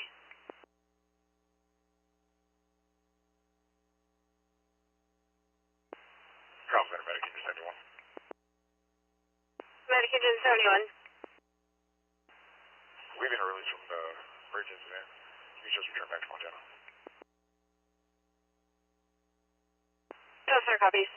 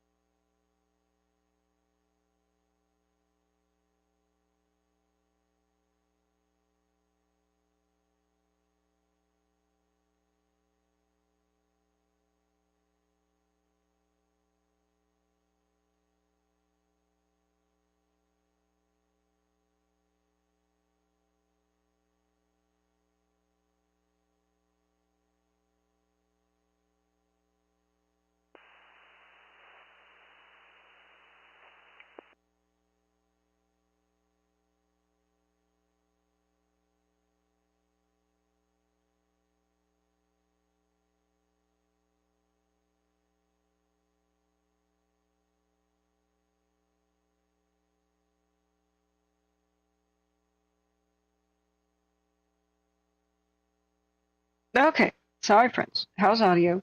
Unable to monitor it while on the phone. How is it by Reno, especially, friends? We haven't got any new. Oh, we do.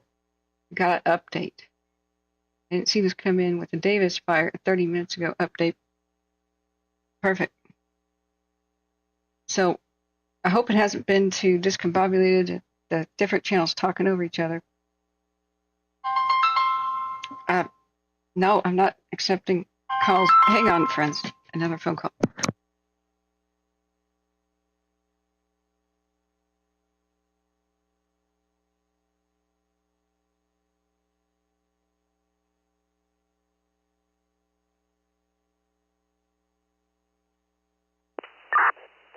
Division Alpha Zulu from Ops. All hoses going to be left in place. Make sure your resources are picking up their green bags. Those should not be on the 213. Medic Engine 71, com center.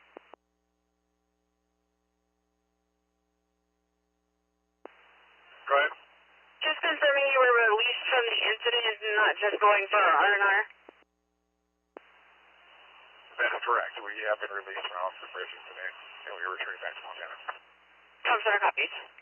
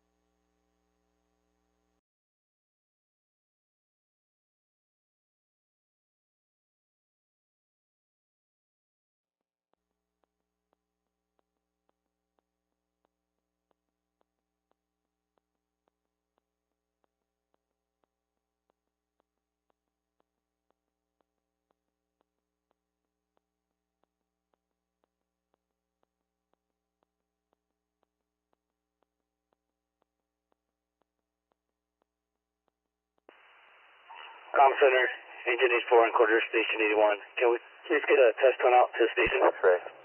On command. Stand by just one.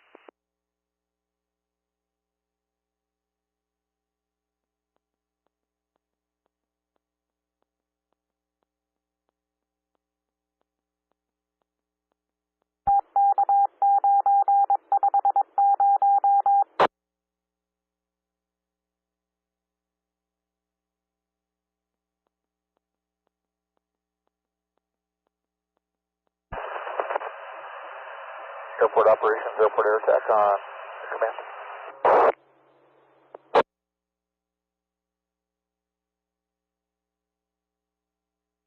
Go ahead for airport operations. Operations air attack on command. Just transition with 8 Charlie Echo. You've got air attack 310 back overhead. Give you a good pass down on the progress for the last few hours and the priorities that are remaining the same. Making good progress with the fixed wing and the Tango X-ray break.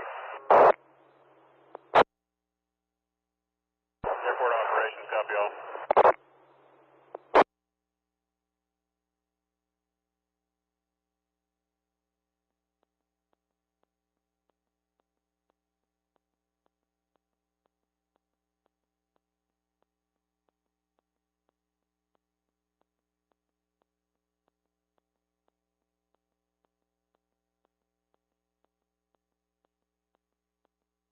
9, Division X-ray, on command.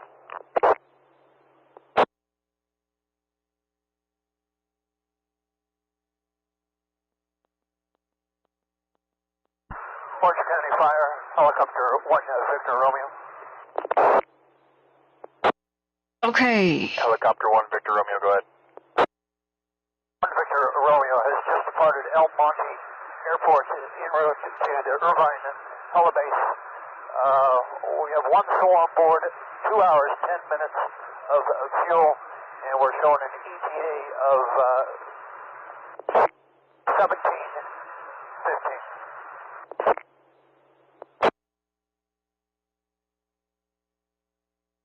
Helicopter 1, Victor Romeo, Orange County Fire copies. Victor Romeo, thank you.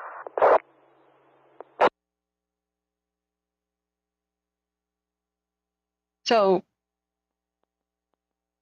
either it's broken on Cal Topo by Reno, or there has not been a new heat detection in more than 6 hours.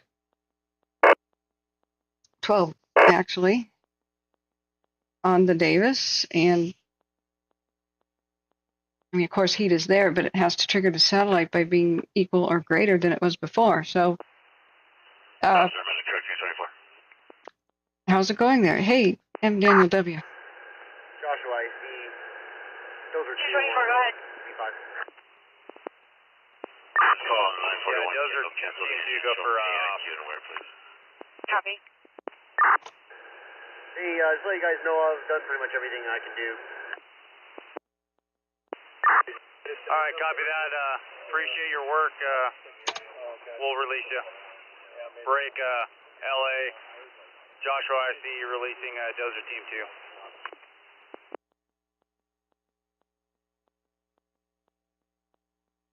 2. Oh, Brian has found us a webcam. Last unit advising Dozer Team 2 was released, confirming that was Battalion 22. Joshua, I see. Oh, really now? Josh, I see, copy.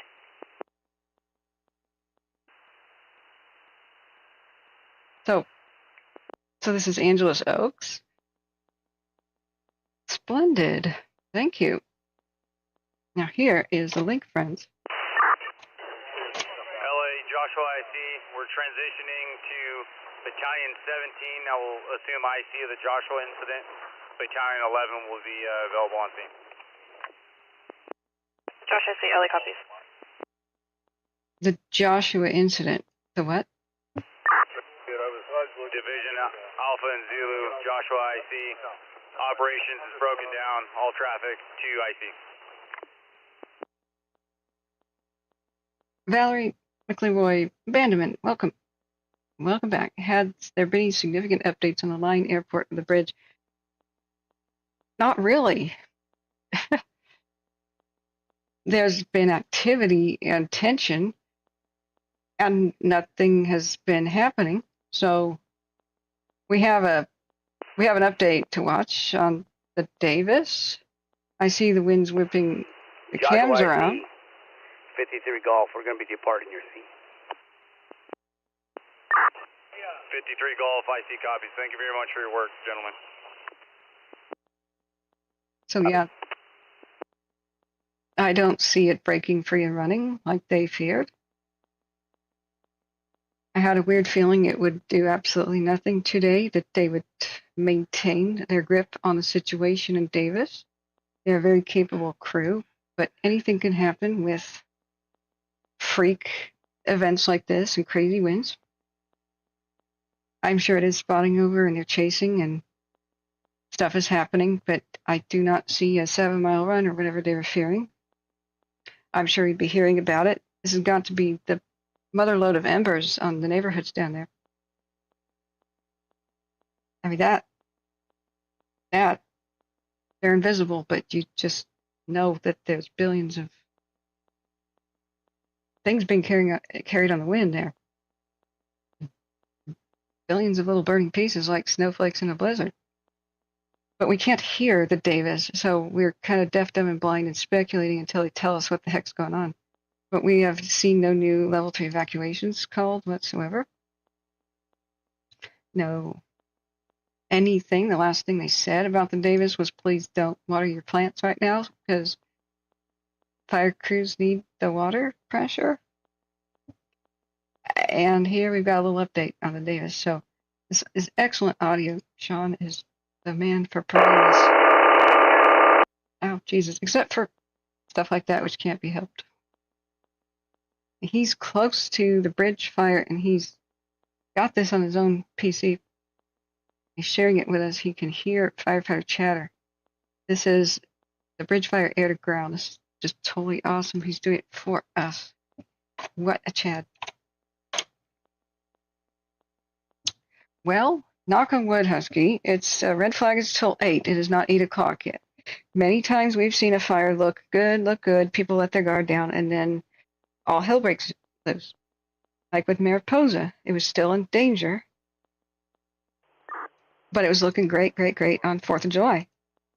And they did not have all the last retardant drops in.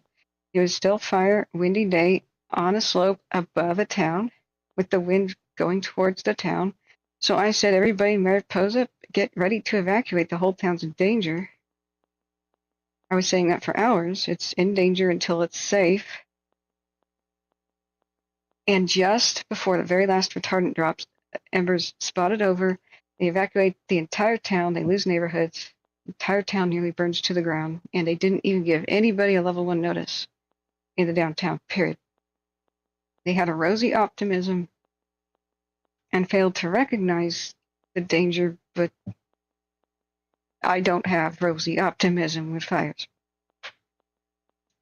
So, I do know that we're in good hands with these folks like Chucky Meadows in charge and all those. They do incredible work. They just suck at actually communicating with the public.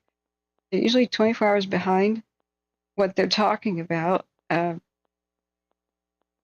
Like with the Gold Ranch thing in Quilisi, it was called before. Like they stopped it that first night, but didn't tell anybody they did. And people didn't even know that it was safely trapped in between the freeway and caught in a big, curve. And the worst was definitely over. And all the cams showed like all the heat going down, and it was not a cakewalk. It was a hard battle, but they caught it. The worst day was day 1. Everybody was still panicking and seeing flare-ups at night because they didn't tell the public that they were firing their line. So people were like, why is it so active and crazy at night? So I had to make a video at like 3 in the morning so that the people would wake up and not be panicked. And then they said the next morning that there's, thousands of homes at risk. 24 hours ago, there was thousands of homes at risk. Now you basically got it. They're technically still at risk, but you've had 24 hours to prep them. They're much, much, much, much less at risk. We now have reinforcement. All the ground fuels have burned off already. There were just some trees on fire in that little area by the freeway. And I analyzed the cams, ran it through retired Fire Captain John Bruno. I had him. It took me 48 minutes to an hour to film it. Then I uploaded it. Then I ran it past him. Then we analyzed it together, and he said I was correct. It's just really not a threat anymore, not at all like it was during the day. It was a fast-moving grass fire. Boom, it hit a freeway. They stopped it. They got it. Boom. And they told the public the next day thousands of homes were at risk. It's like, really? Okay, yesterday that was a good thing to tell the public. So they clearly had forward progress stopped, and so 24 hours later, they're like, forward progress stopped. It's like, well, is your person telling the public in a time zone halfway across the world or something? Do they not know what day it is? It's just bizarre. They leave people in the dark, and we're left to speculate because we can't listen to the scanners. We have no idea what they're doing. So I'm sure it's very difficult. These are epic and hard, difficult battles. What is on this camera? The lens has got condensation on it and the sunlight's on it. That's interesting. We get to see every little flaw on it. I need to Windex. Clean that up. So they do an awesome job, but everybody has no idea what they're doing until I explain that later. They just said, hey, scary announcement, the fire can run 7 miles today. Okay, which direction and why? What's the 7 miles about? Like, why wouldn't it run all the way until it found a new road if it went due north? Because nothing's there to stop it until the next road, and that's 10 miles north. So they're just very scary without giving people the reassurance factor. Or so it's because I trust them doing a really damn good job. That they will pour their heart and soul into this. They will not let this thing breach if it is humanly possible to prevent it. Now, these are some extremely challenging conditions. It looks mild, it's not. This is pretty crazy. The winds today. We're coming up upon 8 p.m. Just make it to the end of the day. Fingers crossed. What they're saying is real. The potential is real. The threat is absolutely real. This will be one heck of a gold medal, heroic Olympian feat to keep it where the heck it is right now. Yeah, Joey, I mean,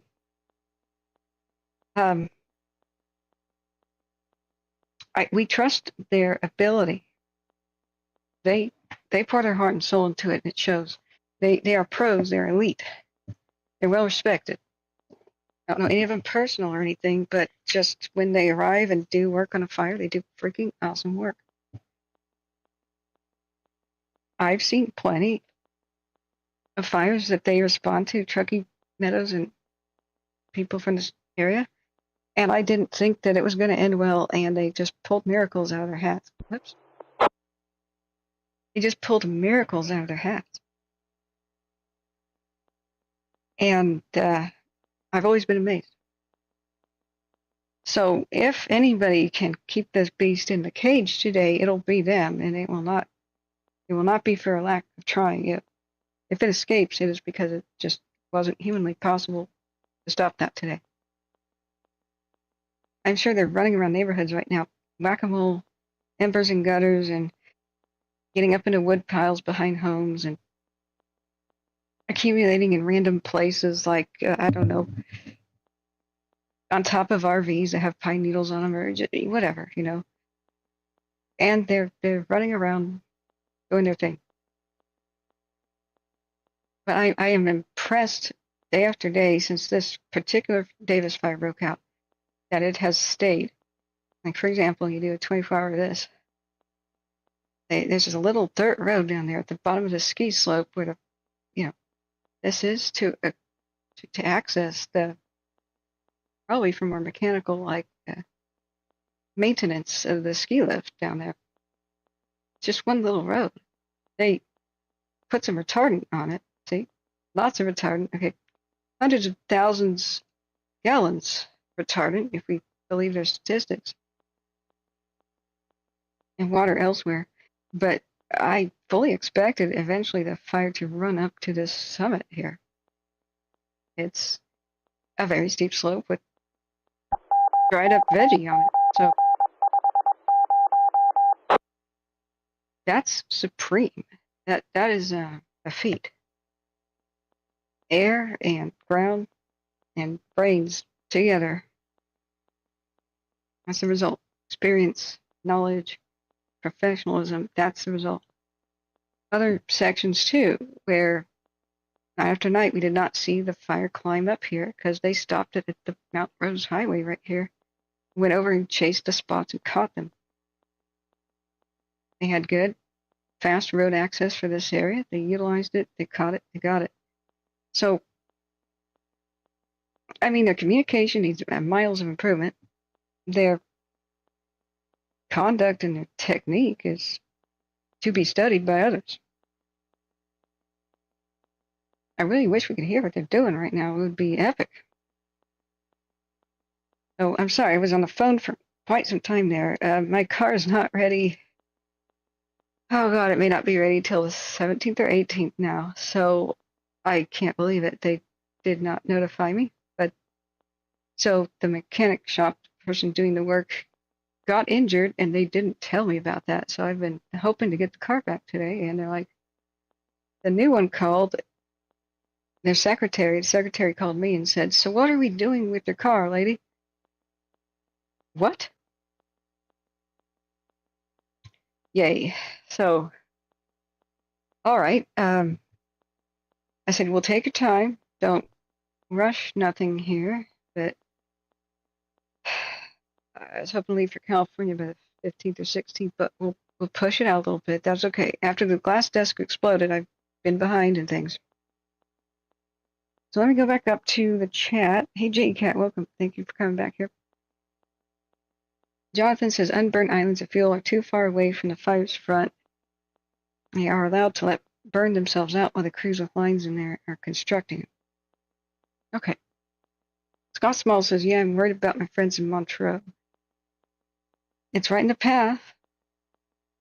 It's the fires take an aim at Montreux. I hope I'm saying that correctly. Everything where this camera is looking is kind of where the fire wants to eat. Everything northeast. What an amazing job of holding it where it's been the last couple of days. This is one where they can notch their belts, hang it on the wall, and brag about this later if this all pans out tonight. Knock on wood. Godspeed our heroes. So, A, you live in a tinderbox, flammable matchstick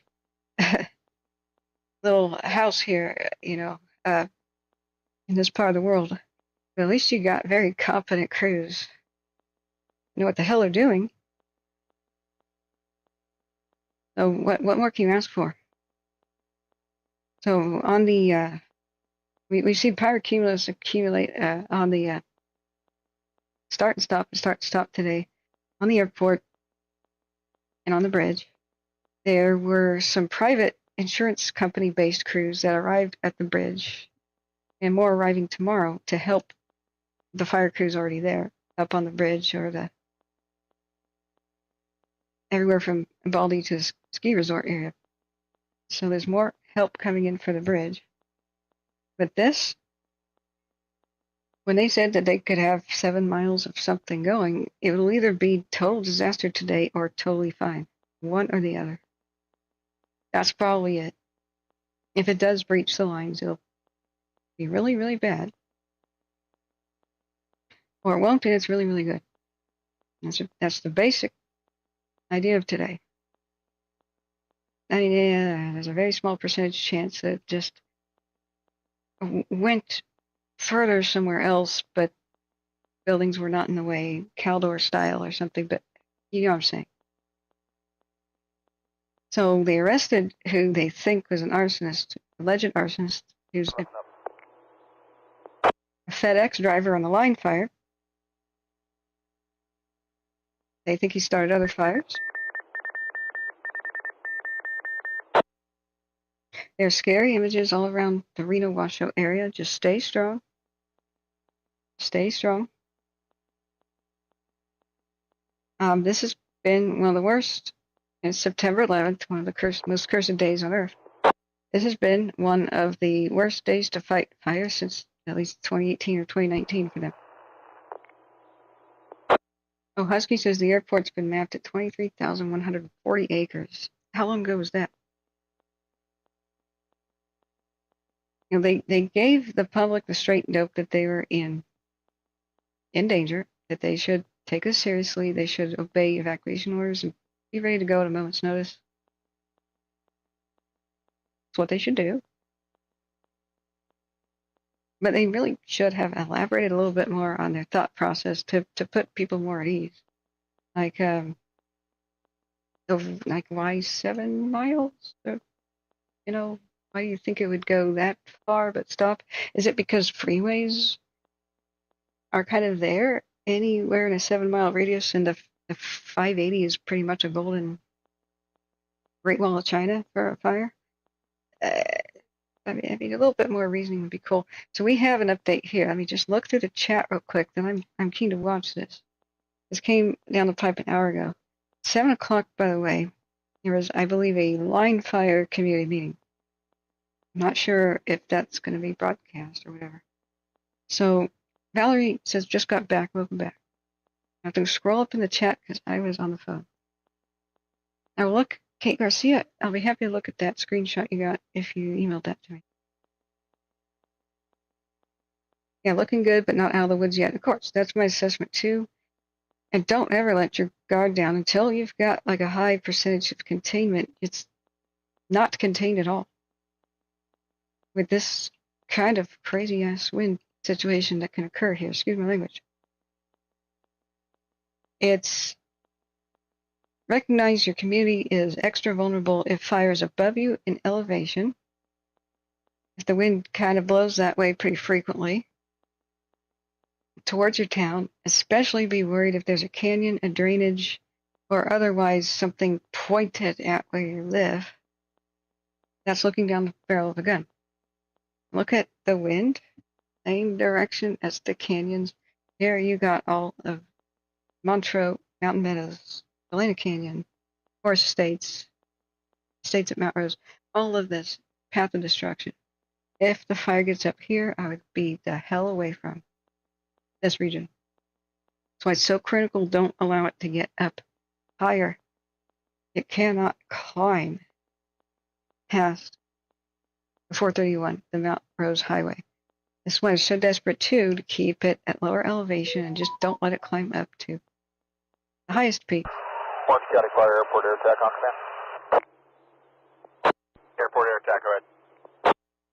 Map 4, Map 6, both relief returning to Channel Island, MPGA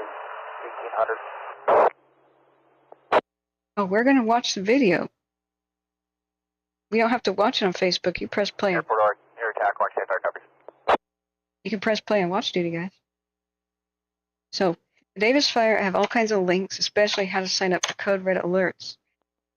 And it's really easy. And you just text Washoe to a phone number. It's in the description of my video. So, the cool thing is you no longer have to have a Facebook account. Like, you can, it's embedded here in the Watch Duty app. This is actually just the Watch Duty website. It's just on my browser. It's not special. You can just type in app.watchduty.org and go there. Yeah, it's a website. And thank God they embed the social media videos now where you hit play. Someone's in dub dip, which would be straight ahead about 11 o'clock. And here you are. See? That's 535, I believe that's Helco.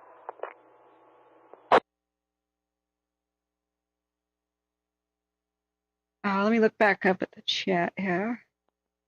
Okay. Joey says, oh, and just stopping by, yeah, welcome back, by the way. It says they're doing phenomenal. I will say that in the last 5 minutes, I have not seen the smoke move like that yet today. Scary. Yeah, it's producing tremendous amounts of smoke, but you have clear skies because those are the crazy, crazy winds. They seem to be around 45 to 50. I'm okay with going with the counterclockwise too, or we can fall right behind 535. That is Airport Fire we're listening to.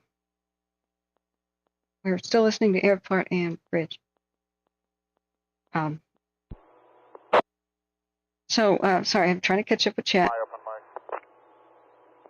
We started watching the morning update on the bridge, and I need to continue to watch that. So we do have a little bit of free time. We're going to do that for the Davis Fire, then the bridge, because it's a sobering and scary thing where they're talking about rescues and losses. Super low volume. So yeah, Joey, we'll go back to look at it. Let me look back up at the chat. About now. Low volume. Oh, how far has the northern slope, has the bridge fire gotten down it? I don't know, unless they've said something like that on the radio.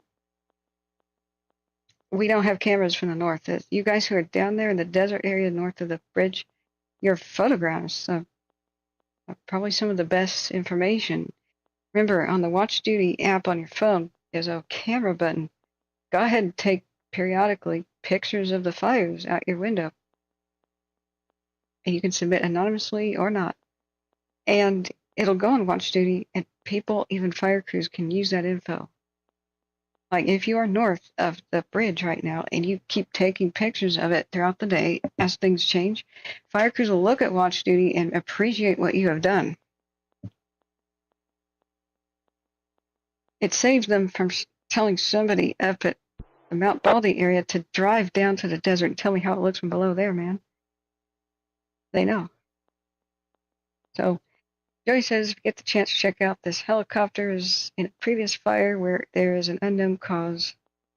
And you can see it's just flying in circles, possibly starting fires. N4 TV. Well, I wonder if that's the media. What area is it supposed to be in? N4 TV. That thing? Okay, so let's see who owns this one. Coastal. Flight Radar gives us some information about the ownership, unless the owner decides to hide that information. I'm a silver supporter, so thank you for your kind donations, friends. I have a lot of subscriptions. This is very, very intensive on the monthly cost. So let's go see where it is. It's a live flight. But there's all kinds of helicopters that are with the firefighting crews and the media, and things that get contracted out by the different state agencies. The BLM will have their own contracts with people. The Forest Service has their own contracts. CAL FIRE has their own contracts. And then, I'll see, BLM, Forest Service, CAL FIRE, and yeah, media is another element. And then law enforcement as well, because they want to keep looters out of areas. So sometimes they're doing mapping. Sometimes they're doing just go check this or this out. We hear on the radio all the time, can you go find that column of smoke? Peel off one of your aircraft and air taxes. You go over there. But sometimes these are water droppers. You stick a Bambi bucket on it and it does it. Let's see what variety of helicopter it is. It is a, where's the live flight? Show it on the map. Fire airport air attack on command. Airport air attack, go ahead. Tanker 15 relief returning to San Bernardino, empty, ETA 1745. It's in Angeles Oaks. This is where the line fire is burning. Airport air attack, Orange County Fire, copies. Yeah, Skywarn spotters, and they will survey for any sign of smoke while up there and call it in ASAP. Right, yeah, Jonathan's got the idea. I'm still not 100% sure on how the contracts and all that stuff works. But we have also contracts with Canada, mutual aid agreements with Australia. So you heard the Quebec guy on the radio today. So that was... Lima, branch 5 on command. You can get a list of the approved aircraft for the different fires. Branch 5, Lima, go ahead. Division Lima, information, Task Force 6, Riverside Task Force 6, they need to come in on a 12, or come in tonight, I should say. But by 1900, if you can have them into the park.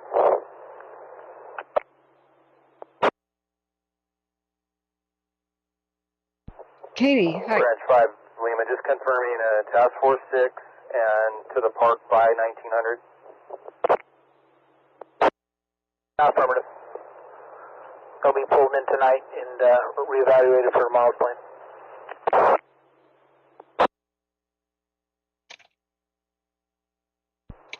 Lima, copy.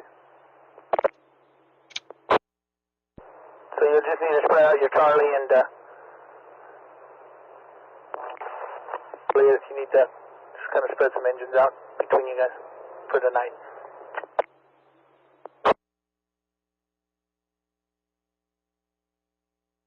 Okay, the altitude of this.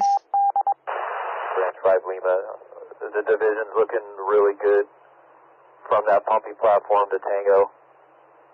100 feet in, some places it's 200. I've got the crew working behind the pumping platform, working over the top down towards Ortega. They will not finish. It's about 1.25 miles of line, backed up against some either Forest Service or personal hiking trails. It did really well to continue tomorrow. So if you wanted one task force or the strike team out here for the night, I can give you everything else back. This is the airport. We're just going to go with that task force 6, and then the 2 off of Juliet, and we'll work with the others. Cool. Airport is going well for where they put in some dozer lines in Tango.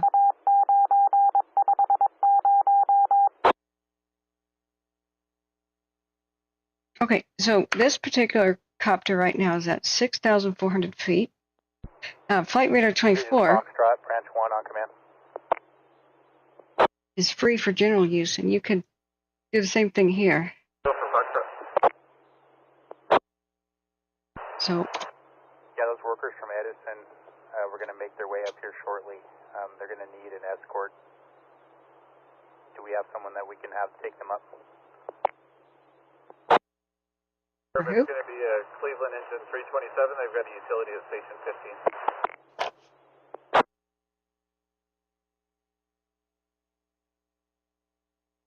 15. Cleveland? I copy. And were they able to get the workers up there to refuel the generators for the other crew? Affirmative, crew 5, they filled the generators before they came down, and we got night shift. They've been briefed on to keep them filled throughout the night. Copy. So I'm time with engine 327 at 15. Cleveland, engine 327, like Ohio? Yeah, thank you, Jonathan, for answering the questions. It's a handful trying to catch up with chat when I've been away. So Flight Radar 24, and then you can also do Flight Aware, but it's a bit clunkier of a website. You can, it's free. You don't have all of the features if you do the free version, but you can put a couple of, 27, Foxtrot on command. you get a free amount of aircraft you could track, and then you can look at what have they been doing. Inquiring if the power companies have started coming up yet, or if I can start sending the day resources down.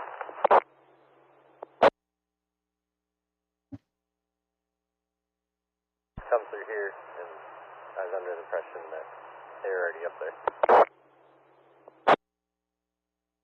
They've got a split 4 corners, and just sign up with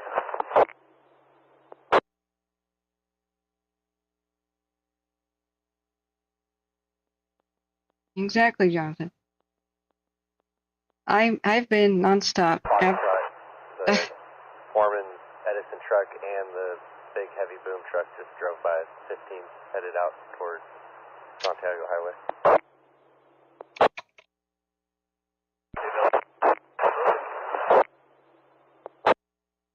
I can't believe how Reno grew up.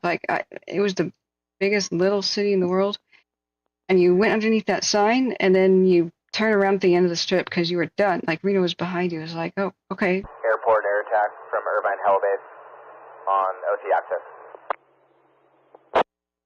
Irvine Helibase air attack, what?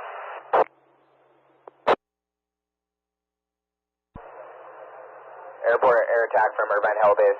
Just confirming that you would like 17 November back the bucketed Type 2 after their repair. Give me a call once they're back up and I'll advise.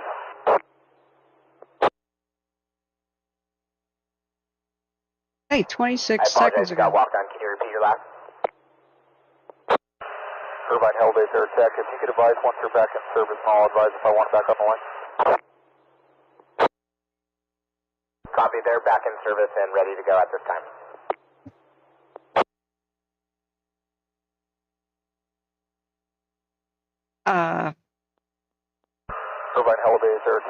can hold them on the ground, and I'll let you know if I need them.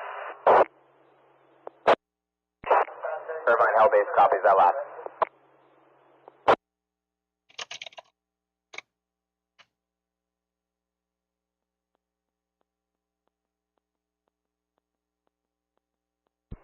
Airport air attack, Orange standing fire on command.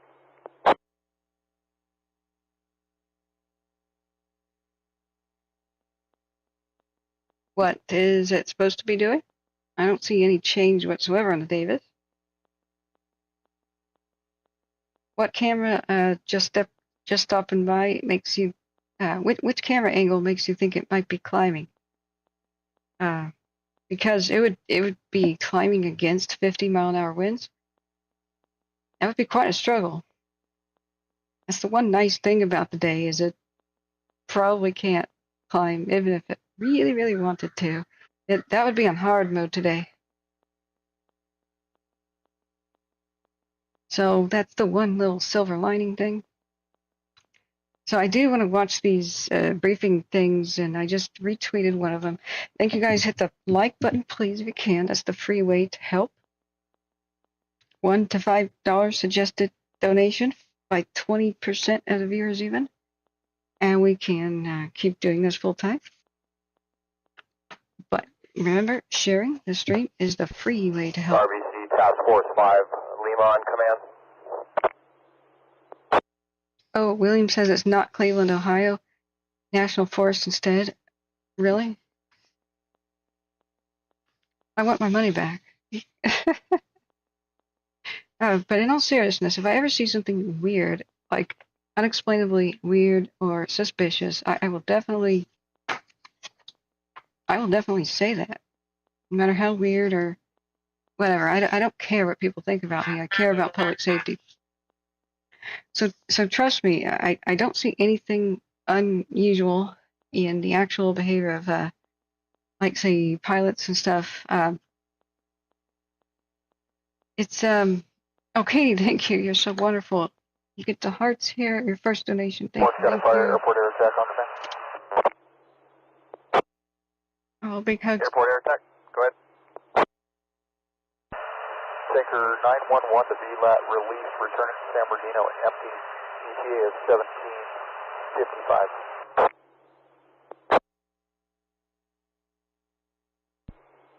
Airport air attack, Orange County Fire copies. Additionally, we got word from South Ops. Upon release, Tanker 41 needs to go to San Bernardino, Tanker 40 to Santa Maria, and Tanker 162 to Fox. Avalanche.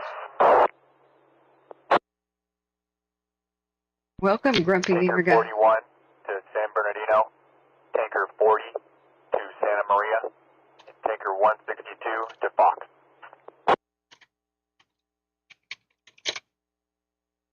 Copy, once they're completed, Tanker 41 to San Bernardino, 40 to Santa Maria, and 162 to Fox. Airport air attack, that's affirmative. That copy.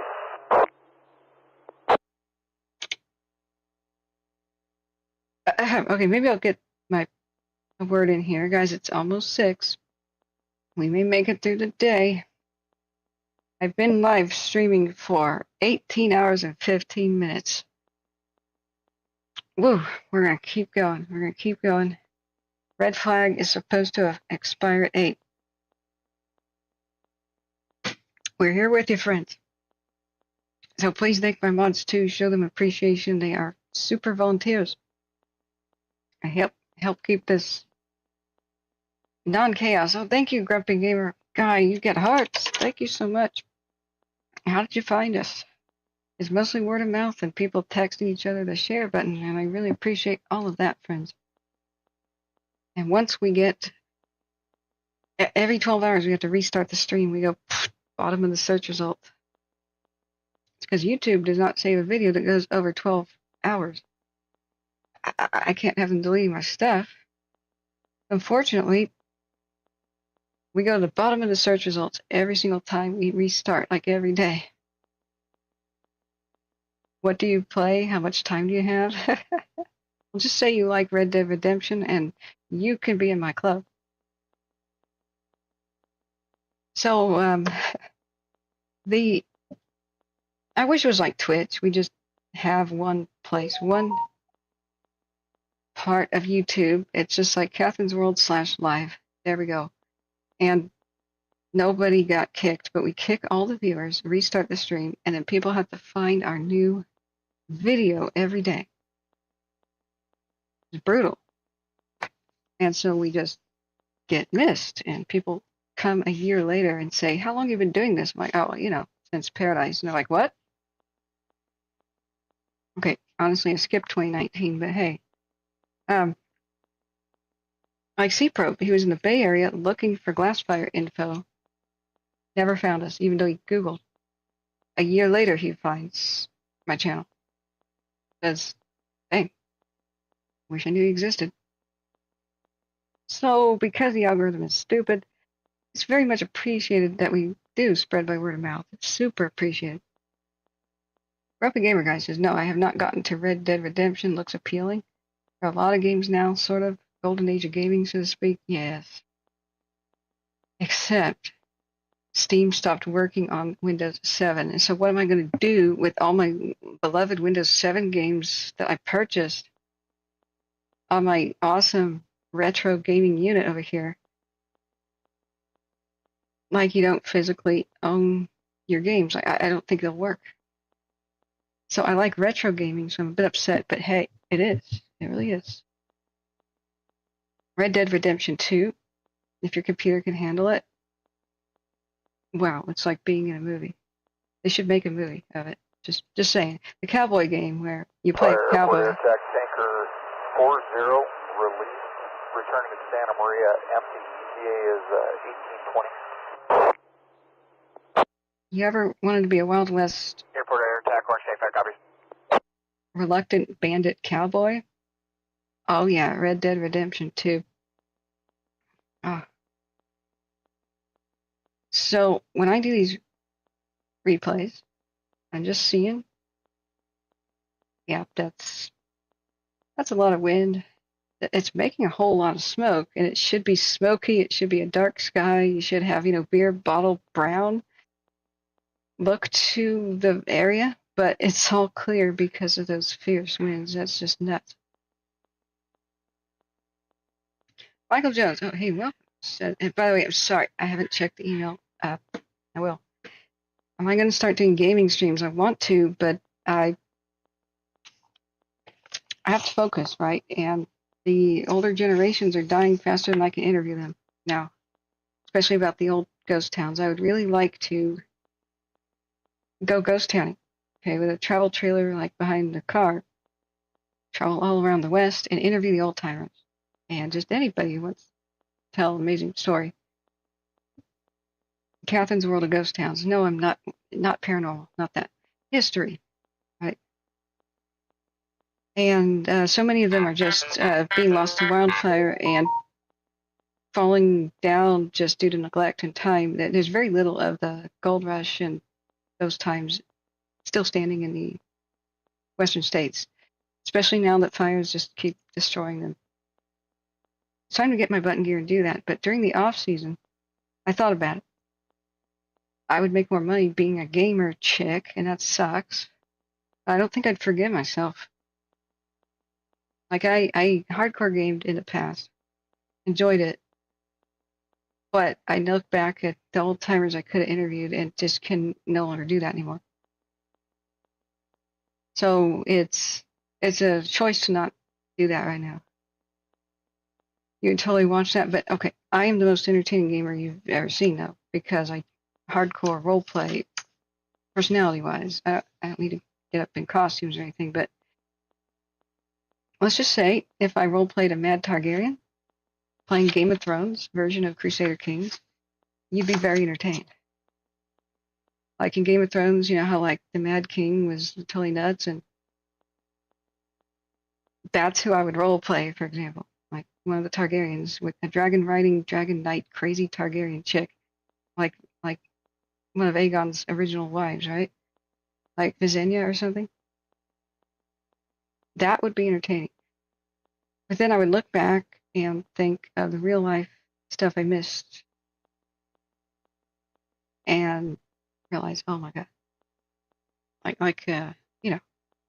So if I could do work-life balance in some sort of a way, or if there's like, you know, it rains in Oregon a lot, if it's off-season stuff, but then again, it would impair my ability to produce if I traveled during the summer and did filming of ghost towns.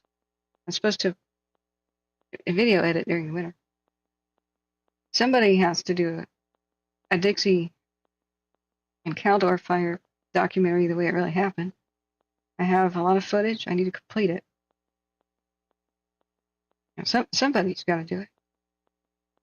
Tell the real story, like the whole complete story of what's happening out here. So I will do that.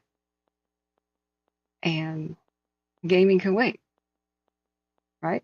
It's the thing that can wait. Holly says, I am definitely entertained, Catherine. We've had some very funny moments. We have to. We will go insane if we don't laugh occasionally in the face of all this tragedy. But we have had some hilarious stuff happen on stream. That becomes a meme, you know, where somebody goes, there's a crazy light in the sky above the fire. What? And so I look at one of the cams, and sure enough, there's a weird light in the sky at night, and it's getting brighter, and it's going behind a mountain, and everybody goes, what is that? I said, I don't know. But every frame is a little bit higher in the sky, and it's like, what is that? Turns out it was the moon. So I just played the X-Files theme, like da-da-da-da. And Amber was here at the time. She goes, I want to believe in the moon. And we just fell off our chair laughing.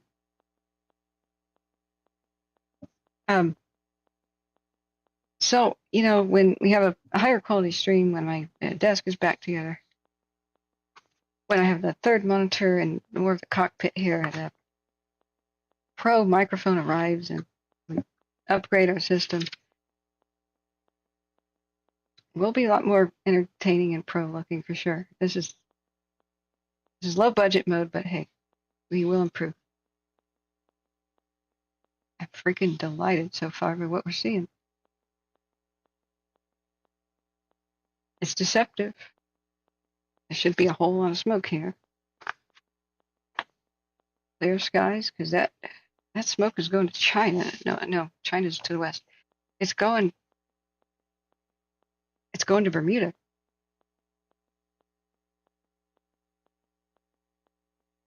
I bet you guys have better air quality out here a lot than California does, because a lot of the air pollution gets stuck in California in the basin, you know, in the valley. Just can't climb up over the hill, so it lingers and chokes everybody. Is it generally more fresh air in Reno, or am I just speculating? Jonathan says, laughter releases stress. True. You're right. Grumpy Gamer Guy says I run a 4090. I can handle most things. Ugh. But is it SLI? Three-way SLI on your 4090s? I'm kidding. Nobody does that. Except Bitcoin miners, but that's respectable. Right now, the goal is a laptop. The laptop fund is still ongoing. Somebody said they'd give me a laptop with a 3080 Ti in it, and I said, okay, great, I'll take that, because the 50s series cards, the 5080s cards are coming out in just a month or so.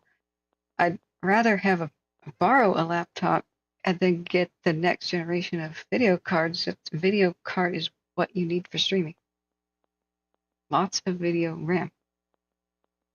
So I thought that would be perfect. I'll just borrow it, go down to California real quick. So I'm making the arrangements, all ready to go. And he goes, never mind, I rescind the offer. What? So I'm trying back to the drawing board. We're going to try to buy one so I can go to California next week, or I can freaking get down there. I have ill family members I really need to see. Now, I did a heartbreaking thing. 2021's Dixie Fire my uncle started having dementia problems, and in the beginning of the year, he invited me. I wasn't able to go during 2020 because of COVID. I didn't want to accidentally kill him or anything. He's the oldest member of my mom's brothers and sisters. Oldest member of the family, actually, at the time. And he came out west with Grandma in the Grapes of Wrath, like Model T. They lost the farm in Oklahoma to the Dust Bowl. He came out with Grandma as a kid, and Grandma was an Okie and started picking fruit in the Imperial Valley area, like making her way through there, and finally settled up by the Butte County area. He had these memories that I was just ready to get. I needed a pro camera, pro audio microphone to record it. I asked to hang out with him in 2020. Of course, that wasn't a good idea. 2021 comes around. I'm ready to do this. I don't have the most pro gear, but I wanted to. Then the Dixie Fire hit. July 2021. I streamed for 96 days in a row, an average of 16-hour days. Sometimes I was awake streaming for 3 days in a row because there's no time to even stop talking. It was just crisis, crisis, crisis. I only had 6 days off in 96 days, and I just totally slept for like a month after October finally came and rained out. It snowed out the Dixie. Late October or early November it was. So I go to the family reunion in December. I now have the pro camera, thanks to your kind donations. I had that part. County Fire, Airport Air Attack on command. I had good audio gear. Airport Air Attack, go ahead for County Fire. Tanker 162, release, returning to Fox ETA 1815. Alright, I'm done looking at the Davis for the moment. Let's go look at the Airport Air Attack, County Fire, copies. Are they loaded or empty? Empty. Copy. We can't see too much of the bridge. This is pretty cool. We have, oh, this is Wildfire, Angeles Oaks. Wait, oh, yeah, Wildfire. What's up, gentlemen? We love you. Urban Search and Rescue Type 3 truck. Urban Search and Rescue. Is that a body bag? What is that on the top that's orange? By the time I came down, it's early December, and County Fire, Airport Air Attack on command. Airport Air Attack, go ahead for County Fire. Check the status on Tanker 4-1. They were on a load and return, San Bernardino. Airport Fire is talking. Airport Air Attack, County Fire, copy. Operations Division Hotel on V1.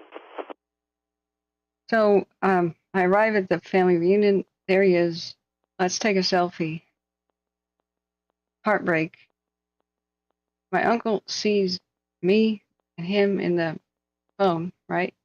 With the selfie cam on. I take a couple smiling photos. Maybe I can even show it real quick. I don't know if it's handy.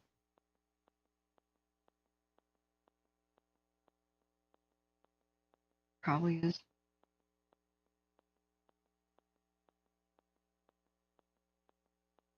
Yeah, I can show this one. And then he asks me, he points at himself in the camera. And he says, who is that? Not only did he not recognize me, he didn't recognize himself. So I could not help but just break down. I said, does he ever have better days? You know, like, does he remember anything about the past later? He said he recognized me at first, but it became clear later he didn't. And they said not really. Occasionally, he's. Division Foxtrot, Branch 1 on command. Could tell you about the 30s or something, but. So same situation has happened. I now have an ill family member I need to see. And I've had my butt glued to the seat here because I can't leave because I don't have a quality laptop where I can actually stream if needed from the road. Needed for Firestone. Division Foxtrot, Branch 1 on command. So I don't care what it costs. I'm going to buy a laptop. It's going to work. You guys have been so wonderful donating to the laptop fund. Holly says you are a champion, Catherine. I remember your Dixie Fire, Wildfire live stream. Most of those videos are still there if you want to look at the archive. The fire tornadoes. I don't know how I did it. I do not know how I did it. Grumpy Gamer says, my grandpa forgot me. It was rough. My sympathies. Yeah. Big hugs. It's just one of those hard things. Hey guys, Fire Captain John Bruno has just called. Retired Fire Captain John Bruno. All right, we got a treat here. Welcome. You're live and on the air, JB. How are you? Good. I just was checking in with you. I have a few moments. Great. What's the latest? The Davis is holding. The what is holding? The Davis at Reno Washoe is holding. Yeah, I did see some footage there, and it looks like the fire vehicle. I don't know, the wind's not surface that they thought were going to surface. They're beyond 55 miles an hour, according to the every time I checked it. So I'm sure they get the occasional 65 mile an hour wind gusts. The time lapses show a lot of whipping of the smoke column. So I wanted to follow up on something you asked the other day, folks. You might want to know, but the National Weather Service has a phrase that they use called PDS, right? Which is a particularly dangerous situation. Yeah. And that's what that stands for. And so, according to their definition, in regard to red flag warnings, it is issued by the Weather Service to inform the public that there's unusually high threat of wildland fire combustion, rapid spread of flames due to the very dry fuels, low humidity, and strong winds. Mm-hmm. So what it is like it's like a mega red flag. So people don't understand it, but red flag warnings have to meet certain criteria before the National Weather Service issues them. For example, oftentimes, like right now in Redding, California, we have a very, very brisk west wind that's occurred, but it's only lasted about 3 hours and it dissipates. So if that wind were to occur for 6 or more hours, they would have issued a red flag watch or warning. Right. Excuse me. A watch is like 72 hours ahead of when the event is to occur. A warning is it's imminent and going on as we speak. So, yeah. So that's what that PDS stands for, particular danger situation, is like specifically ugly. And evidently in Reno, they issued one for this incident, right? Yeah, first time since 2019. It says the wind gusts currently are still 53 miles over, and 30 miles an hour for constant over the mountains right here. It's supposed to expire at 8 p.m. the red flag. Everybody is saying, oh boy, it's JB time in the chat. So hi there. And if anybody has any questions for a retired fire captain, do put them in the chat, guys. So they did get winds, but wasn't the intensity they thought? It's still pretty intense. I haven't seen anything below 55 miles an hour since 3. Well, so the fire must be heading toward the west then. Is it an east wind or a west wind? It's a west wind and it's holding. Oh, so what's going on then? Is this burning back into itself? Get it? No. It's yeah. No, I'll look at the picture here. So what happens is when you get a west wind like that, and if as long as they've got it flanked, that fire will burn uphill, so it's on what we call a east aspect. But the east aspect is a slope facing east, and so it's burning uphill against the wind. It's burning back upon itself, where the smoke, you can see the smoke where it kind of lays over the fire. Oh, I see what you mean. So, the west flank will be blowing back on itself. Yeah, it really can't climb against the 55 and 70 mile an hour wind gusts. So that's hard mode. Yeah, that's what they're dealing with. I think that's probably what you got going on there. Davis fire. It's called the Davis fire. Yeah. Oh, I didn't show you the 3D map. Are you looking at the stream? Say that again. Oh, I didn't show you the cool 3D map now that's the bee's knees. It's a 3D fire footprint map that's got the entire globe on here. So. Okay, I'm on your page and I see. Okay, you show me what you want to show me there. Yeah, the 3D map came from where? It's called firemap.live, and it was just an advertisement in Twitter, but I'm so happy to have found it. So we got a 3D picture of the winds coming off the left, high altitude. It's 11,000-ish feet. The fire's hung up. Firemap.live. Yeah, it's perimeter. Oh, sorry, I didn't mean to make you guys car sick. See this little axis. That's good. Yeah, this little axis. Sorry. Well, that's nice. Yeah, so you can see you got a west wind, and it's a eastern aspect the fire's on, so it kind of comes over the hill and forms a little bit of an eddy. I mean, it can still cause problems. I mean, especially with that intensity, but it's not surfacing. And what they're worried about is if you look where 580 goes, 580 goes right into metropolitan Reno, and so the southern part, right where all that light gray is, that's where there's residential buildup. So if that thing, they probably worked all day and all night yesterday to really get lines in there and mop up as much as they could, because they wouldn't want that line to fail and spread to the south, to the northeast. And I looked at the map yesterday. There's all kinds of residential buildup in there, but it's all sage. It's grass and sage.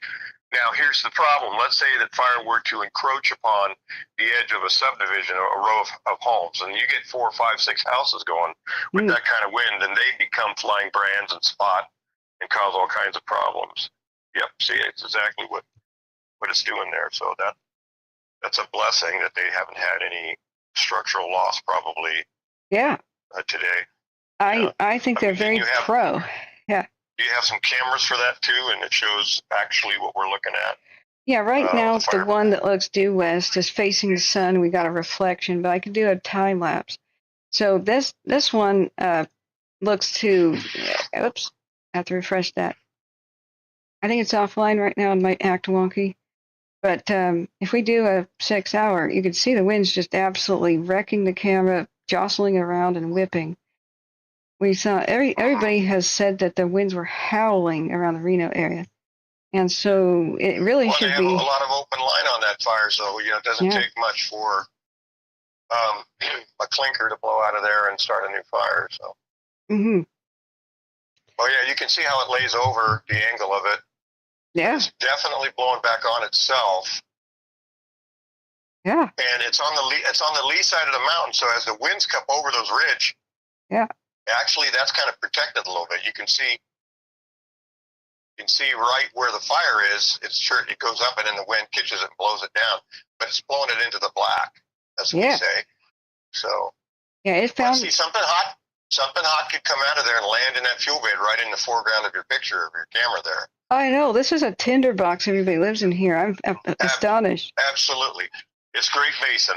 That's the Great Basin. The Great Basin starts basically from Susanville, California, and heads east all the way to the Continental Divide. I have one thing to say about this carpet of flammability right here.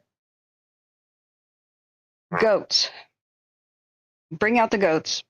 Millions of goats. Choo, choo, choo, choo, choo. Okay. And that's what I would recommend. Are you familiar with goat abatement? Have you kind of seen it happen or up there in your country? I've heard of it, but I've never seen it. Does it work? Okay, so in Redding, California, the city of Redding uses it. In fact, where my mother is at an assisted living facility, they actually contract with the company that has the goats. So what they do is they'll come in and they have a goat tender. He's actually a shepherd. He stays on site with a little RV, and he's I talked to him the other day. He's a Latino man. Didn't speak too much English, but I could speak enough Spanish to have a conversation with him. And they bring the goats in. There's about 300 goats, and he takes a day and he spends the time putting up a temporary fence for about a day, and then the next day they bring them in and they eat every living piece of foliage you can find. And on the trees,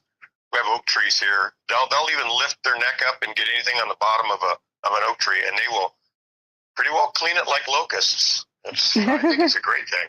Shasta College used them too, and Shasta College had them on their brush areas, and they cleaned it out pretty good. It's basically like going in there and pulling weeds all the way down to the soil. I remember an old cartoon where a goat was running everywhere and started eating cans and stuff. I don't remember what cartoon it was. I was hoping to quickly find it. Do you remember that cartoon? And it goes and eats cans, and then it's in a yard and it eats normal stuff. It runs out of the normal food, and then it goes and eats all the plants in the yard. And it runs out of that. Then it finds a pile of tin cans in the back, starts eating those too. I can't see it. It was classical though. But several communities I know have used this. I think down where my daughter lives in Roseville, California, for some goat abatement. I don't know what the costs are, but let's say you had to pay a team of weed eaters go in and string trim that out of there, and they probably wouldn't do as good a job. So anyway, the shepherd stays with them for about 24 to 48 hours, and then they come and they have like a transport vehicle for like they transport cows, and they put all the goats in and go to the next site. Okay. That sounds awesome. So I think next year I'll take a before and after picture, because I'm very amazed on that. But anyway, let's go back to Southern California. Can we do that real quick? Sure. Which one do you like? The airport or the bridge? Pull them all three up. If you you got bridge, airport in line there, you can always you can pull up the watch duty map and. All right. I haven't been able to research every camera, but there's some cameras that showed where there's a little bit of activity on some of those, and because it's all open line, and they have a lot of open line. The bridge I think it's in a 48-hour period of time doubled. So are we looking at the bridge right now? This is actually the airport, and the flames march towards this camera. This camera is looking to the east towards Lake Isabella and all that, but it's on the Orange. Hours. Yeah, Orange County. That's 3 hours ago. Yeah. Well, I'll tell you what happened up at this was exciting. This is at Santiago Peak. The fire burst through the retardant, made a small pyrocumulus. That drew my attention, so I came over to do this time lapse. So let's get back to it. Yeah, we've had excitement. That's a screenshot from yesterday. So, here's a retardant. Got dropped yesterday. So they still hadn't burned everything. See, this is the Chinook that saved the day right here. So it burst through the retardant. And I admit mistakes here. I didn't know that these bushes were this big. That's a tree, not a bush. I thought this was a path and the humans would be like this tall. No, humans are tiny. So that was a big, major breach. But they caught it because the Chinook cooled it down. So a little bit later, you see the fire crews come up down here, and then I realized they were itty-bitty ant people. I went, oh. What peak is that? This is Santiago. So they're still battling to save it on day 3. Yeah, it's on the, it looks like it's on the east side. Yeah. So Ortega. You can't see it, but I know that they got units in there. You can on the other side of those trees. I think they've got a couple engine companies in there. Well, they got isolated. They've got a couple crews. Yeah, there they are. Yeah. They got isolated today because power lines went down on the Ortega highway to the south. The road to the north is washed out. So nobody could really relieve them, and they had to turn back the telecom people, AT&T and Edison, because the power lines blocked the road for so long, and then a mushroom cloud event occurred, and it was too dangerous. So they were on their own up here. And worst comes to shove, they can take a cargo net at the helibase and load up subsistence, food and drinks and ice and sleeping bags and battery and everything, and just drop it to them, and they might have to what we call coyote up there until they get the road open. Oh, okay. Coyote means you spike out. You spike out for a series of days or nights. I mean, rough sleeping on dirt? Yeah, they will. Oh, yeah, they'll just get up on the probably up there by the peak where there's some mineral soil, and they'll bed down and stay there for the night as long as they got food, water, and drinks, and they've got radio access. They got batteries. They got extra batteries, and also I used to do that all the time. We cargo net supplies to people. They come in with a cargo net. But a helicopter comes in. Yep, and they just land that cargo net and drop it off, and until they can get the road open, or I don't know, probably needed the power shut off and then a dozer to come through there to open the road. So. Well, they apparently jerry-rigged the power lines once the power was shut off, and they leaned the poles sideways, and they said, look, you could get a Honda Civic type car, low clearance, could go under the power lines and go up there, but if you have a pickup truck with an antenna, you're going to whack them. So. Yeah, and you got to be. I wonder what kind of lines they were. If they're the big 500 kV, they're not insulated. They're just looks like a cable off of a winch, and it's not insulated with any kind of insulation. So. Oh God. But and they they have to. I don't know what they're doing. I don't know specifically what. But it must be Southern California Edison down there. They've got to keep power on as much as they can to various places. Yeah, so quite challenging. So. Right. So they're doing more structured defense. Like the fire behavior was pretty mild today down there. Yeah, it got antsy a couple of times. They handled it. They had 6 LATs and they had tons of copters. So they got help. I was tracking the progression of the buildup of the line, just the line, for example. So between Monday night and Wednesday night, which is a 48-hour period of time, the fire went from 25,000 acres to 36,000 acres, and so it went from 5% containment to 18% containment. And so, as far as the resources, for example, the difference is there were 65 engine companies on that thing Monday night, and now attached to the incident, and now there's 386, and there was only 628 folks on it 48 hours ago, and then now there's 3,200. So. That's how it works, they put those orders in, the orders get filled, and every one of these incidents now, every hour goes by is getting more resources coming from out of the area and out of the state. And that includes aircraft, that mostly includes helicopters. All the agency helicopters are committed, but then they have call when needed or private contractors that are coming in. And then, of course, you've got all the others, the engine strike teams, the dozer strike teams, the crew strike teams. Overhead personnel, kitchens, logistical needs, sleeping facilities. Yeah. We have a brand new interesting map of the line that is very interesting.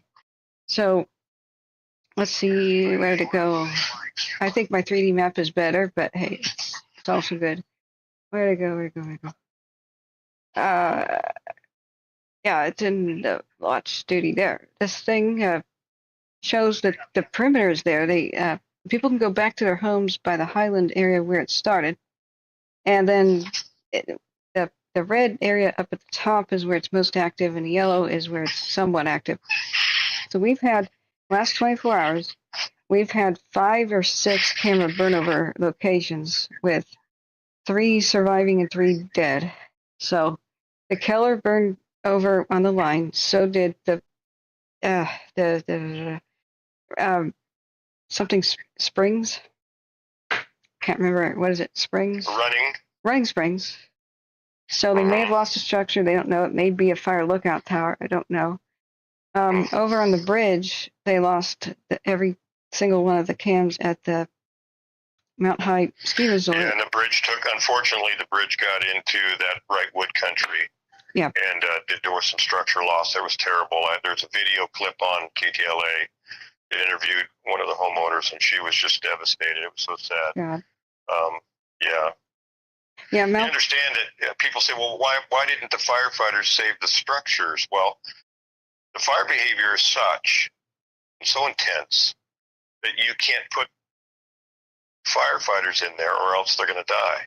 Yeah. They have to do risk versus gain. So they will save the home as best they can. But if that fire is behaving in such a way erratically that they cannot safely stay there and hold fire out of that house. It depends on how much the house has clearance and its defensible space, et cetera, et cetera.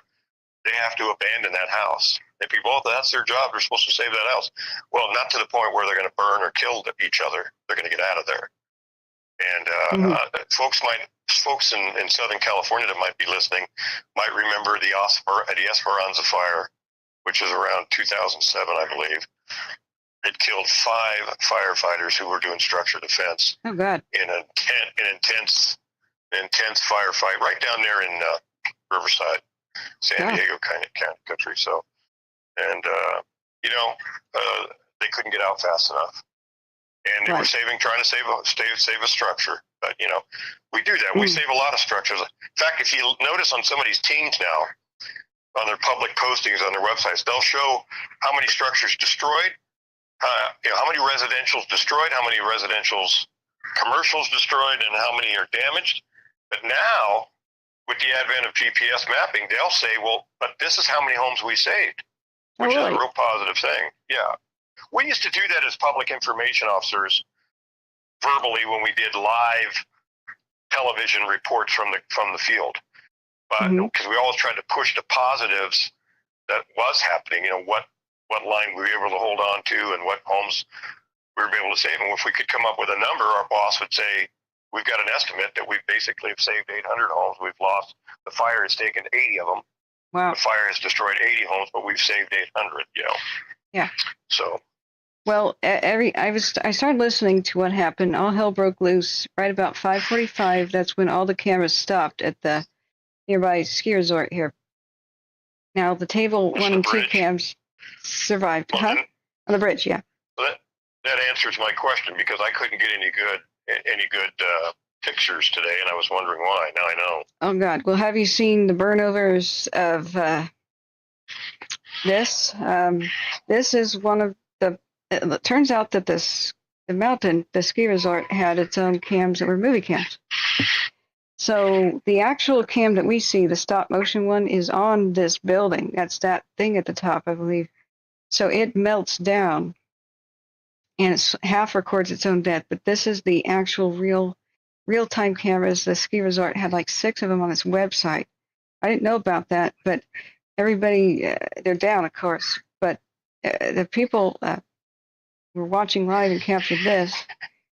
Just unreal. And so that happened, and the flame fronts entered Wrightwood.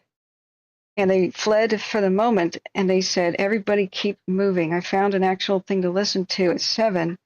They said, but this house, the yard is on fire. He goes, well, put it out and keep moving. We have to stay ahead of the fire and go from neighborhood to neighborhood, do as much good as we can, but don't linger. It's called point protection. We call it bump and run. Yes. Point protection. Yeah, firefighters do a great job of trying to do that, I read that in your book, so I recognized it. So they came back.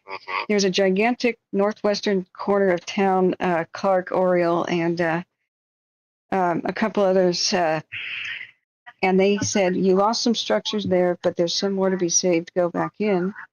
It was touch and go, but they were able to stay, got help, and then they did defensive firing there. But they saved pretty much the town at the expense of some on the northwest corner of town by Cardinal.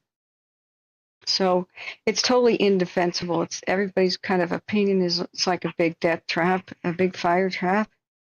Well, I've been in that country, and it's really dry. It's high desert plateau fuels, and they get hellacious winds in there. The infamous, what is that? There's a pass there, El Cajon Pass. The Cajon Pass is right on Highway 50, not too far from Wrightwood. And that's boy, when the Santa Anas show up, boy, they get extremely erratic winds in there. Yeah, Larkin Oriole, this was a battle for like 8 hours. And I don't see a hydrant anywhere. This is thick thick trees in the neighborhoods and wooden fences and half-dead trees. They have hydrants. That area probably has hydrants in the residential buildup areas. That's true. What you see right there, yeah. Not where the fight was. There's a big hilltop of mature trees. Yeah, they might not have a water district there. I don't know. Yeah. So, like, look at these big old dead trees. It might be covered by snow, too, at this stage of the game. Now? No way. It's been 86 degrees up there, so... No, I'm talking about the picture I see on the picture you're showing me right now shows snow on the ground. Oh, yes. This is April 2023. Yeah. But this is the area of the battle. I don't know how many homes here survived or did not, but they had to you really... can imagine. You can understand why, if you're an insurance company underwriter, you look at that area and you go, this is a high probability of being large, disastrous, damaging fire in here. So that's why, that's one reason why the rates have gone up all over the state, but it's ridiculously gone up. I can understand a reasonable amount of increase, but some of these folks have actually had to move out of these neighborhoods and sell their homes because they can't afford the insurance premiums. It's really getting crazy in California. Well, I don't blame the actual insurance companies because basically you get these corporations like PG&E and SoCal Edison and also, the Pacific Corp. They burn down entire towns. They cause $1 billion of disaster, and yet their insurance doesn't pay for it. You do? Allstate does? I wouldn't do business here either. Well, I agree. I'm not going to say the utility companies are the most honest at the very top of their corporations because the way they treated the camp people is in my opinion, unforgivable. But what they're trying to do now, I think there's legislation to do this. They're trying to get the insurance companies to not just broad brush increase rates for a certain area. They want to look individually at homes and say, okay, what has the homeowner done to make their house defendable? Do they have a metal roof? Do they have clearances? Do they have access? Things like that, that makes it savable compared to And you know what? If you do groom your property, you will have better rates, and the firefighters will choose to save your house instead of everybody else's on the street, or your house first, I should say. And I can testify to that. So, a couple of minor improvements, you can do a lot.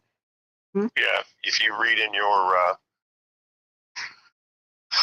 response guide book there, they talk about homes that are, we call defendable and not defendable. Really? Yeah, the old term, which we can't use anymore, was losers and winners. Oh God! And we got in trouble about 20 years ago with the media on that one. So we don't use that term. My goodness, I wonder why. There's some people who maintain their property like a junkyard of combustibles, and so when fire enters that perimeter, it just compounds the fire problem. You got to remember, if you have your place brushed and cleared, but your neighbor across the street is got a combustible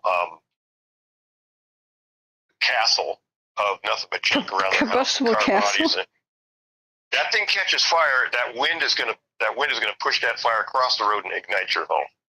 Right. You can do everything you want.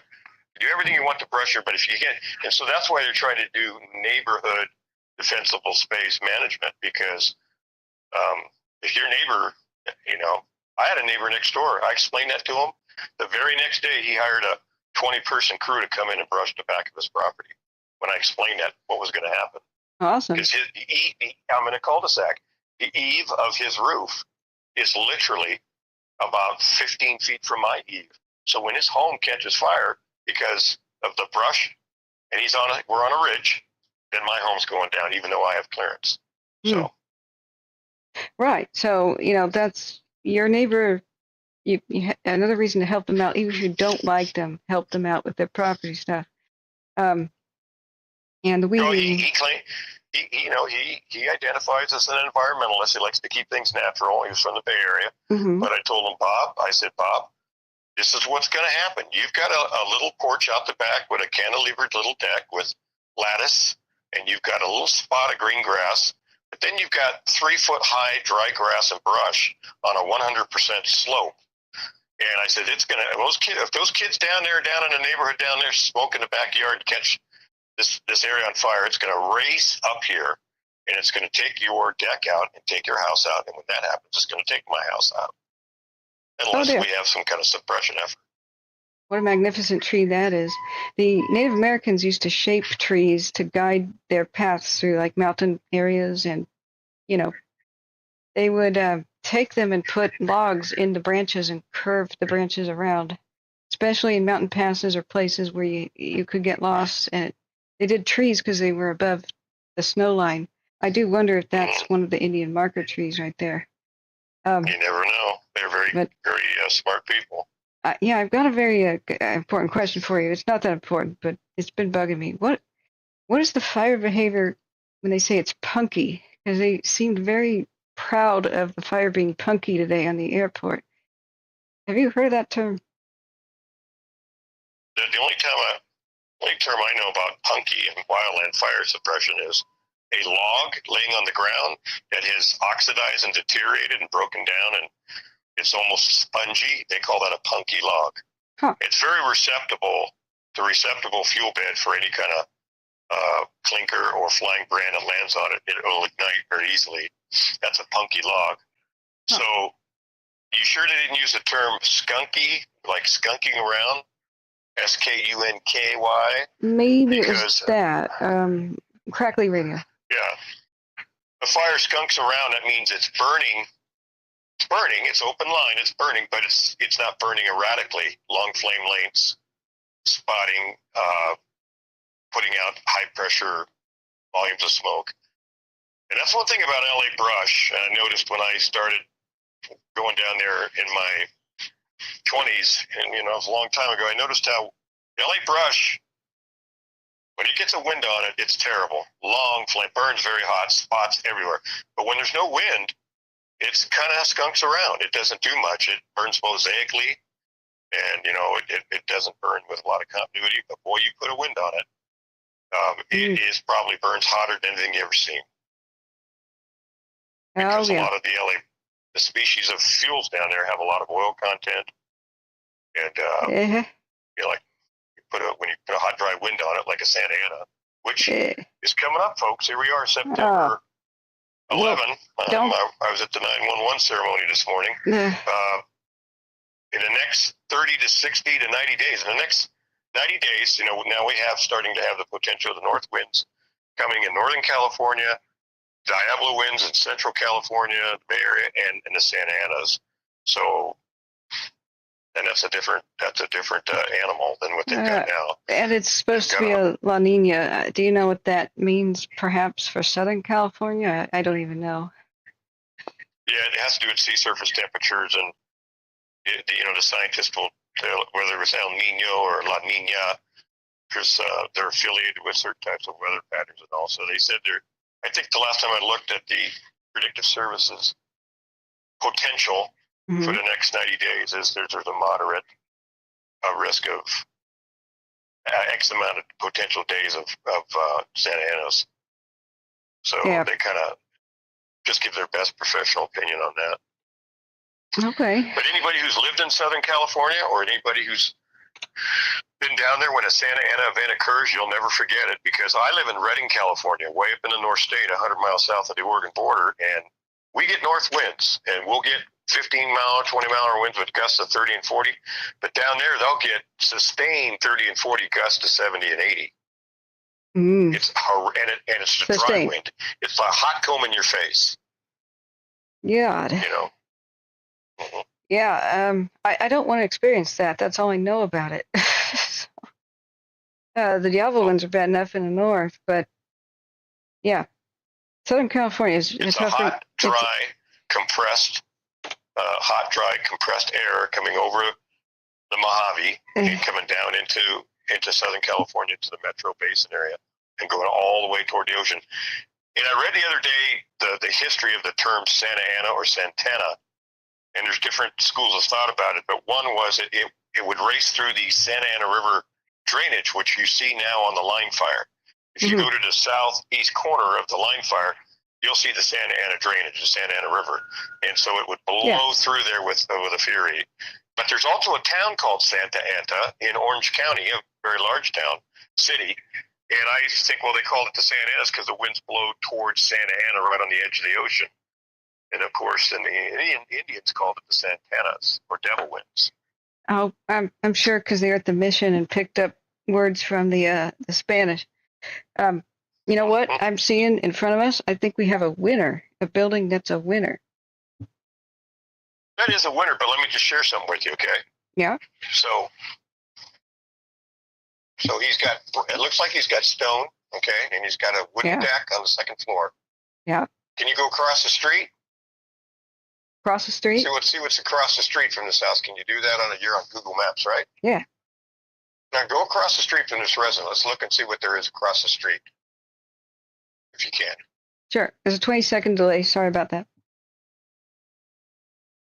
Okay, so he's got clearance. He's got nothing combustible. So let's say that house there with the truck in front of it catches fire with a wind that's blowing from left to right. And those flames become basically horizontal. Okay. Pickup truck catches fire, the trash can catches fire.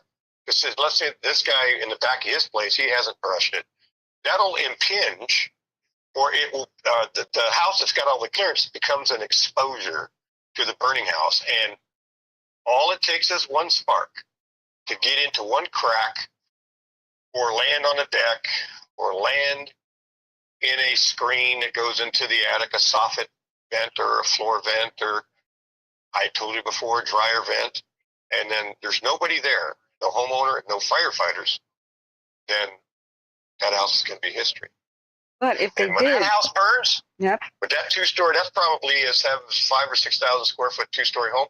When that house burns, then it radiates heat to that house till you see off to its left, and then that house burns, and it's a domino effect. But JB, I was hoping this firefighters can just get in there and fight it, but they can't.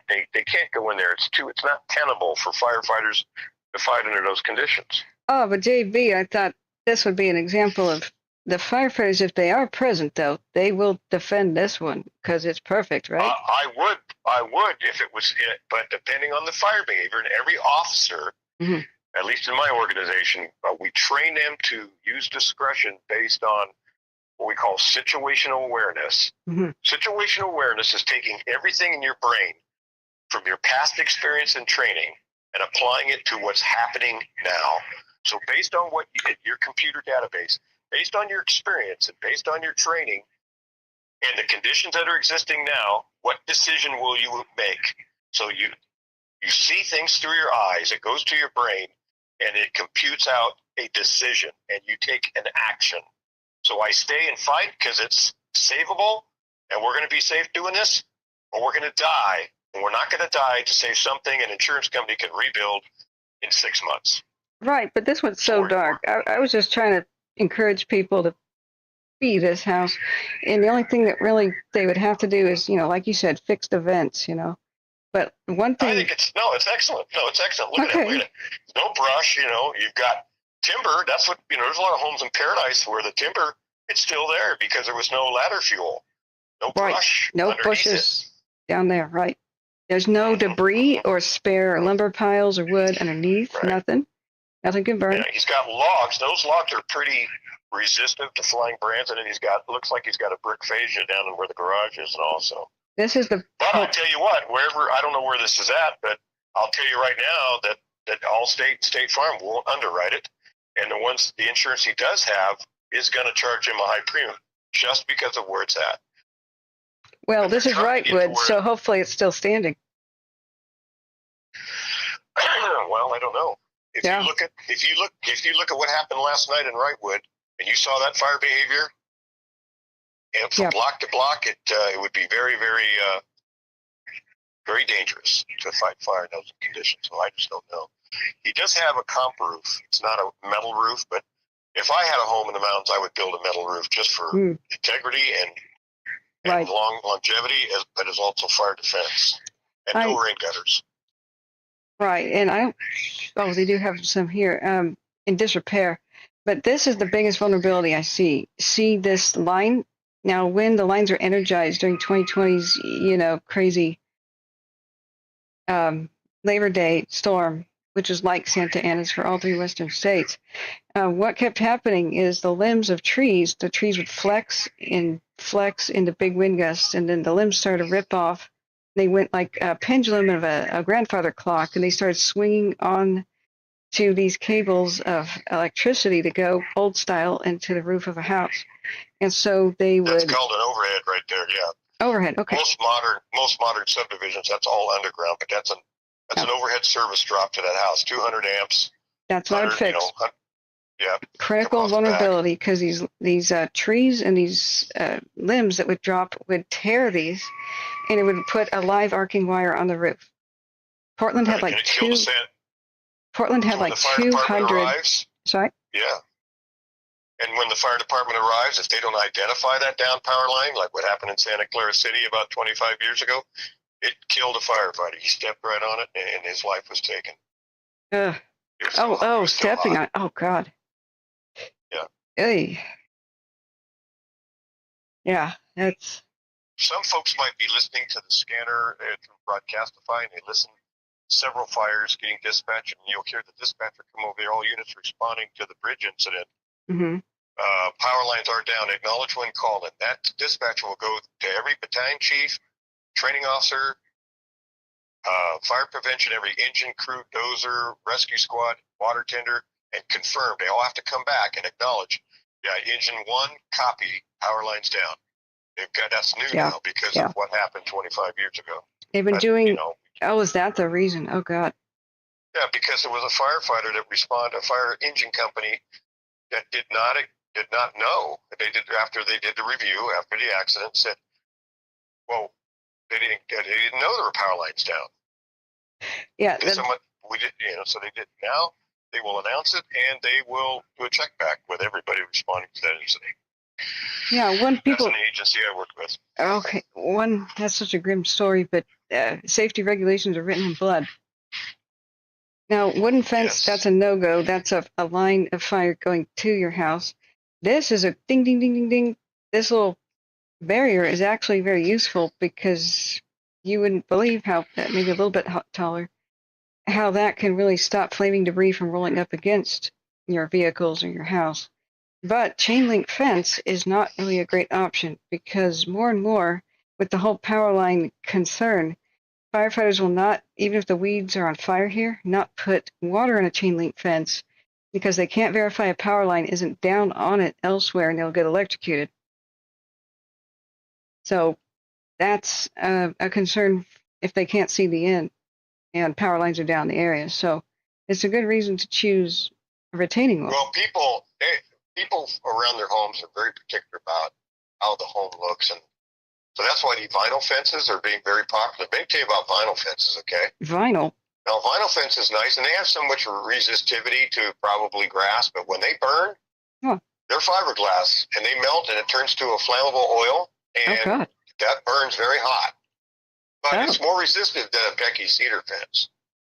So if the flames went fast past it, it would be okay?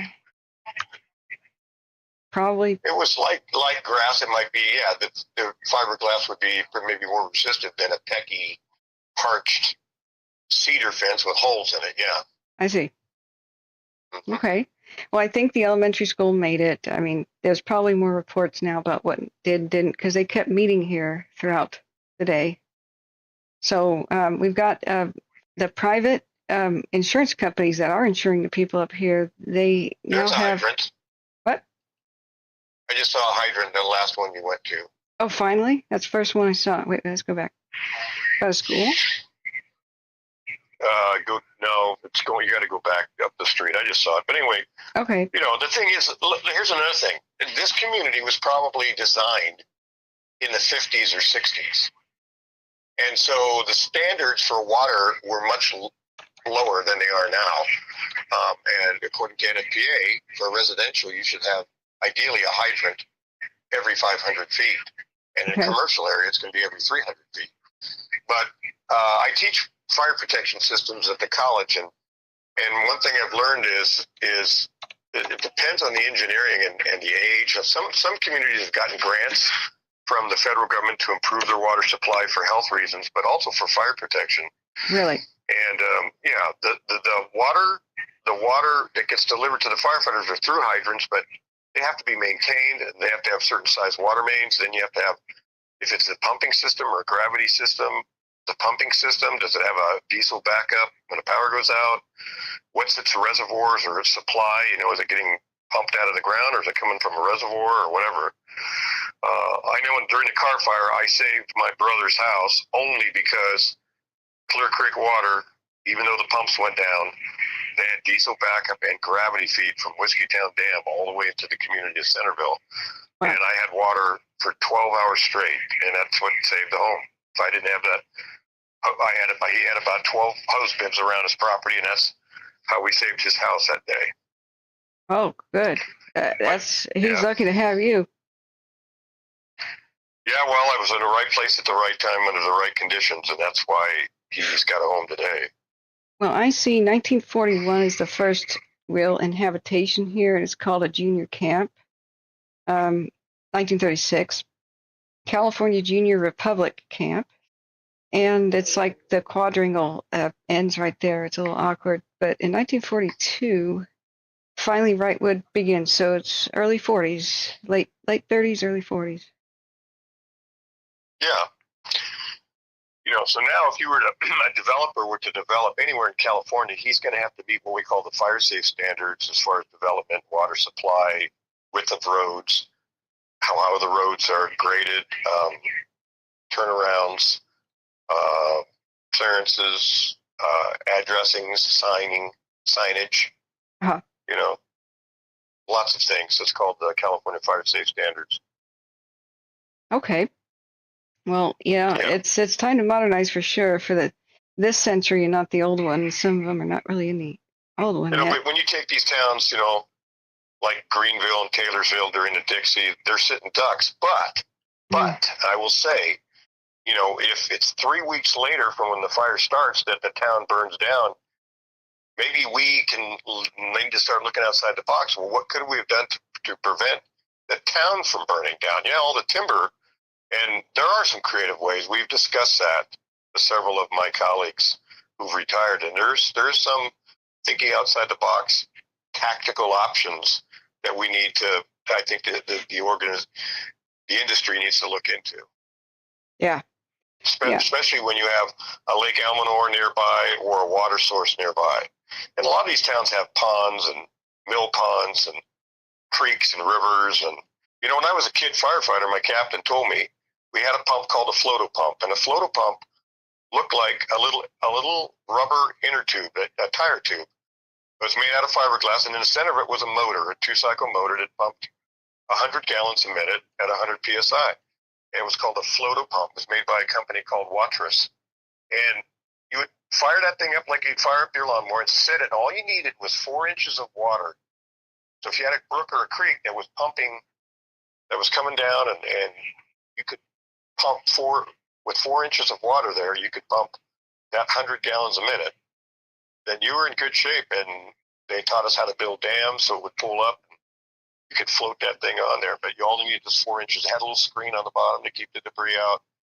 And that supplied us, you know, sometimes. Structure fires even. Yeah. Yeah. So it's, I would love to talk to you a little bit more, but, sorry, go ahead. Yes. Well, and a lot of people that live in rural areas, there's no water, and they have, you know, a well for their home they'll go and purchase a 5 or 10,000 gallon fiberglass tank. You can get them at Tractor Supply, put them on a hill, and dig a ditch and plumb it in, and have a gravity feed down to their house, and then they'll call us and say, hey, what kind of hose thread do we get? Well, you get national hose thread, 1.5 inches or 2.5, and they'll put the standpipe and they'll mark it, and then they normally walk down to their local fire station and say, I just want you to know I live at this address, you guys, and this is where I've got water if you ever need it. My house catches fire. And it's well signed and everything like that. And, you know, it's great. That's better than nothing. Yeah. Well, I have to use the bathroom like crazy. So we'll go use it. I'm sorry. I will be off the grid for a few days. So you will. I might be able to give you Okay. A fun vacation. All right, I I'll hope. keep you posted. All right. Thank you. Okay. Thank you, JB. We all love you here. Thank you for all you do. Hang in there. Thank you very much. Bye-bye. Bye-bye. Oh my goodness. I'm holding it like Seabiscuit at the racetrack. I'll be right back, friends. Thank you so much, JB, for being here with us. I'm going to turn the radio back on real quick and be right back, friends.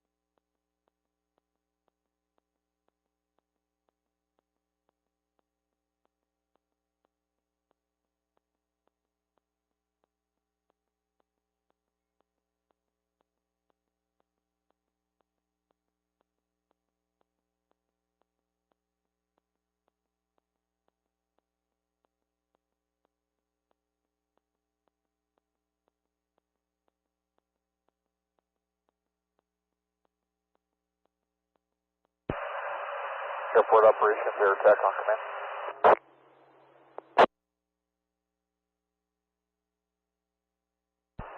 Air attack operations command. Operations air attack, just wanted to give you an update for the day. Got a lot of good retardant all the way along Division Tango, all the way into the Hot Springs Canyon area where the camp is.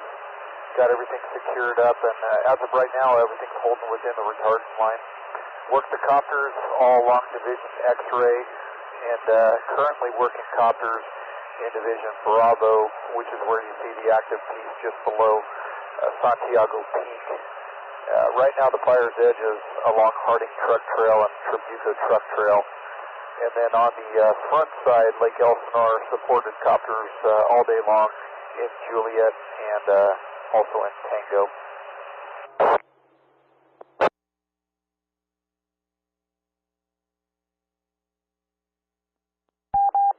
Okay, operations copies, and looking for possibly doing some night operations, potentially in the Elsinore area or back up in X-ray. I know that area got pretty active and we want to keep taking advantage of the weather. What's your thought on that for tonight? I'll get the branch's opinion, but just wanted before you close out. Everything in Lake Elsinore, from what I saw, was holding pretty good. I can't really see down there right now because the smoke's laying down on the inversion, but X-ray, there's still some active pieces in there that would be definitely advantageous to get the night ops in there. And then also anything below Santiago Peak in that Harding Truck Trail or Trabuco area.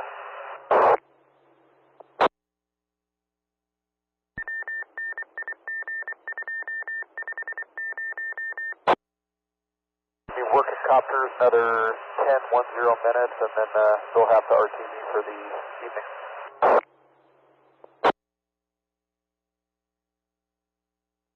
Okay, that's a good copy. I copied the aircraft request for tomorrow, and air attack over the fire at 08. Anything additional? Negative. Ground troops are making some really good progress, working hard. We can definitely see it. There's just a lot of open line on Division Tango that's going to need to be addressed with dozers or hand crews.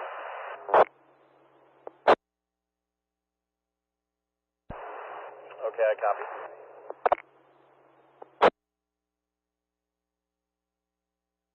Air attack will be on station until Helco and the helicopters finish up, and then we'll be returning to Hampton for the evening.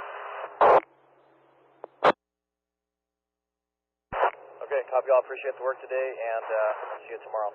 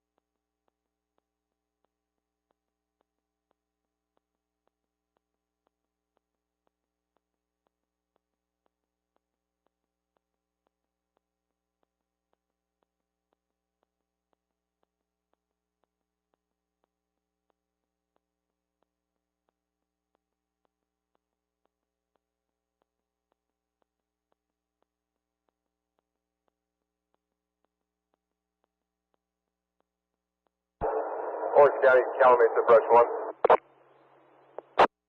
Calamasa, Brush 1, go ahead. Orange County, Calamasa, Brush 1. We've been released from the airport incident, returning to the city. 10-4.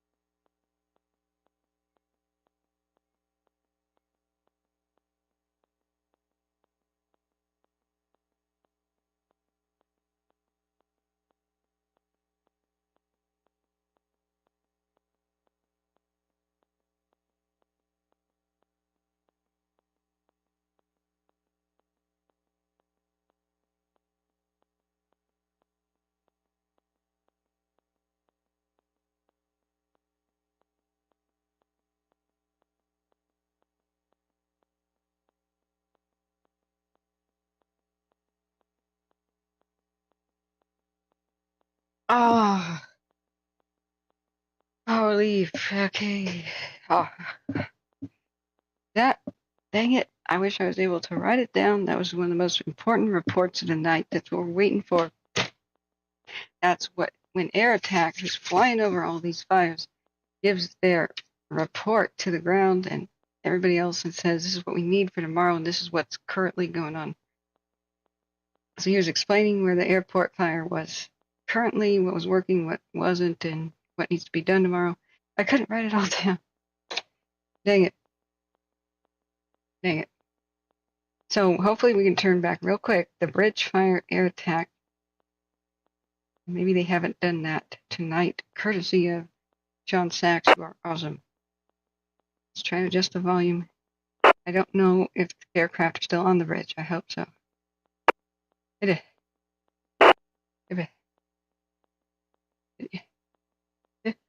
Copy 84, 279 release. LA Joshua IC, copy units being released. Sorry. Joshua IC confirming 279 and 84. LA, that's affirmed. Copy.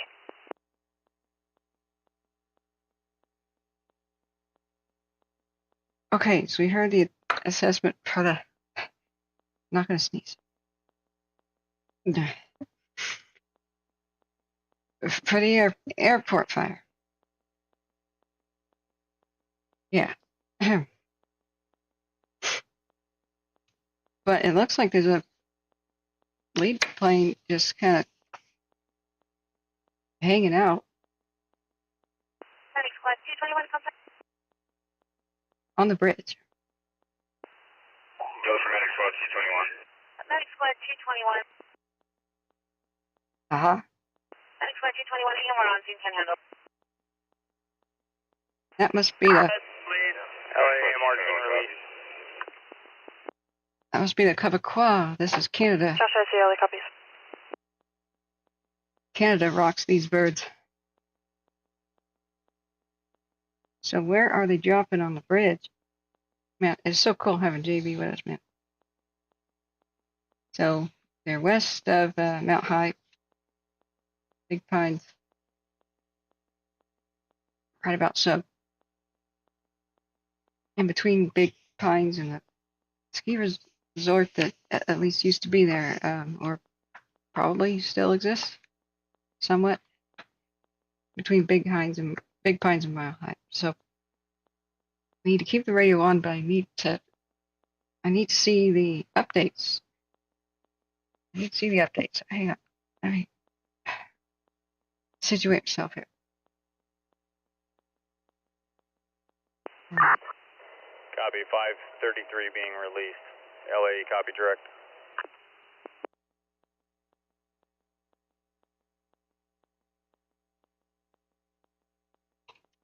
So I see LA copies 533 being released. Okay. All right, let's check our cams. We'll keep the radio on, waiting for that air attack update that we hopefully will get, or some sort of an assessment thing on the bridge. Make sure the other radio's on. Yeah, so the original ones from Broadcastify are still on bridge and Orange County's airport fire. So, look, it's almost 8. Hey, Alpha Zulu from IC, leaving all hose in place throughout the night, and 213s to Battalion 17 vehicle.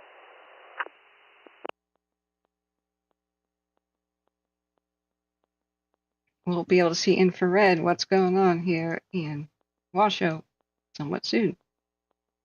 I'll tell the real story of what's going on. A fire is invisible. Fire is invisible during the day. It'll appear at night.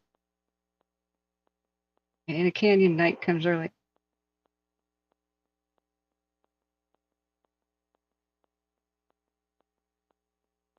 Right, just wait for it.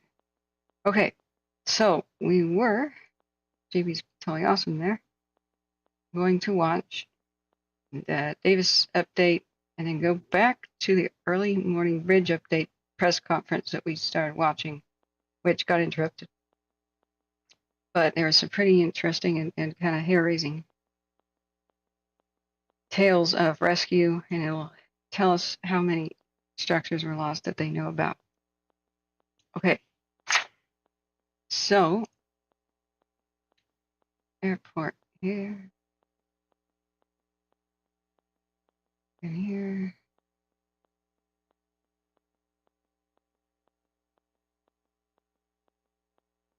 Back.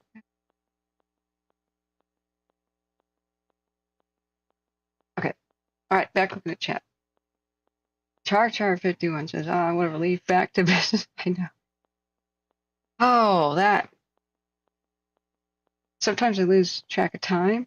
I forget to, take care of personal needs, but suddenly when you realize you gotta go. Scott Small says 950, the slow one. I don't know. Scott Small, one of the radio IDs, maybe 250. Okay, look up. What chat did I miss? Just go ahead and retype your questions. Smitty says in 1932, Wrightwood was in the Winter Olympic Village. Really? Okay, that's odd that the maps cut it off there. Because it's maybe a quadrangle.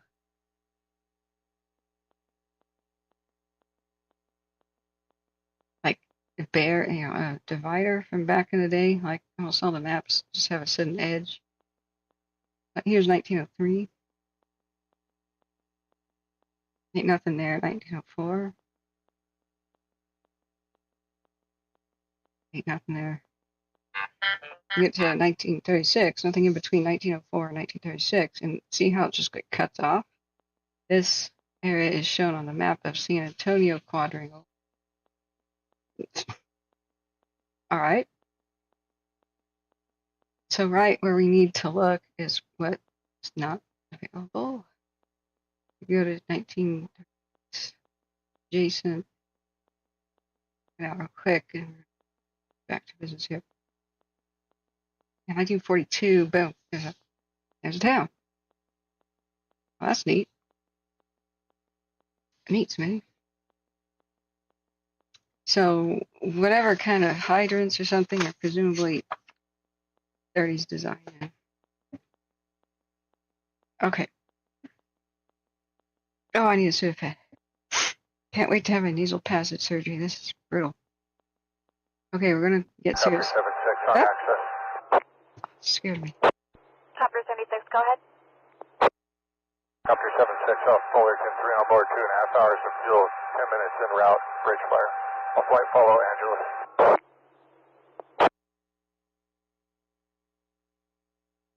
Copter 76, this is a command frequency for the airport incident.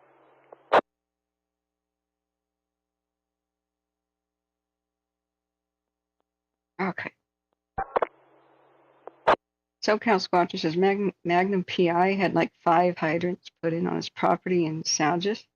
Just in case there's ever a fire, the local fire department knew about it too. Wait, wasn't Magnum PI Tom? That's Tom Selleck. Or Burt Reynolds? They're very similar, kind of. Be right back.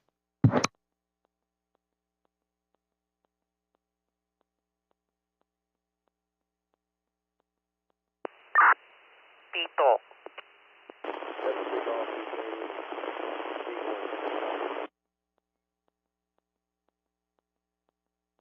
Okay. Look for film right with some LA official who donated the land or something. Okay. All right. You emailed the question. It can wait. Okay, Grumpy. You know, I have about 1,000. Airport operations, air attack on command. LA Joshua, I see releasing engine 37 and 314. I have a 1,109 unread emails, but I'll try. Operations on command. Operations air attack. Just had one more good look at the X-ray and Bravo break, and that's where I'd focus the night efforts this evening. And then recommend for, I'll talk with the air attack, but recommendation to keep working that area that is below Santiago Peak along Joshua, I see. The Tribuco Truck Trail and Harding Truck Trail tomorrow. See if we can get you some time to get cruising there. Dang it. Okay, copy that. We'll put that on the plan for tomorrow, and again, appreciate the work. That copy of them will be outbound to Hemet and all time with Orange County Fire. Operations.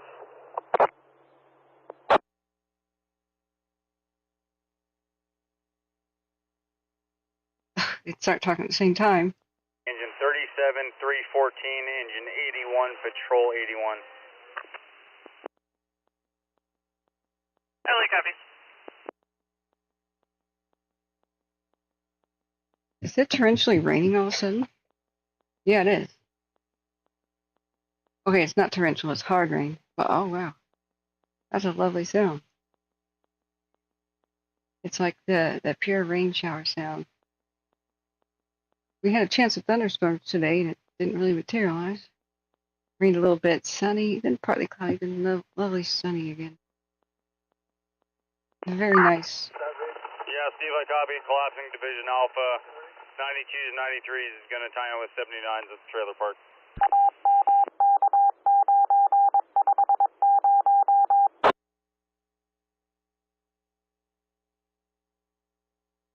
I'm looking at the screenshot. Orange County Fire, airport air attack on command.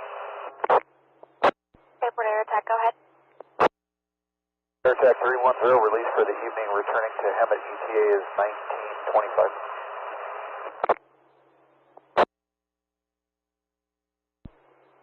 Air attack Alpha 310, Oshba copies release from the incident, returning Hemet 1925. Yeah, go ahead, Zulu.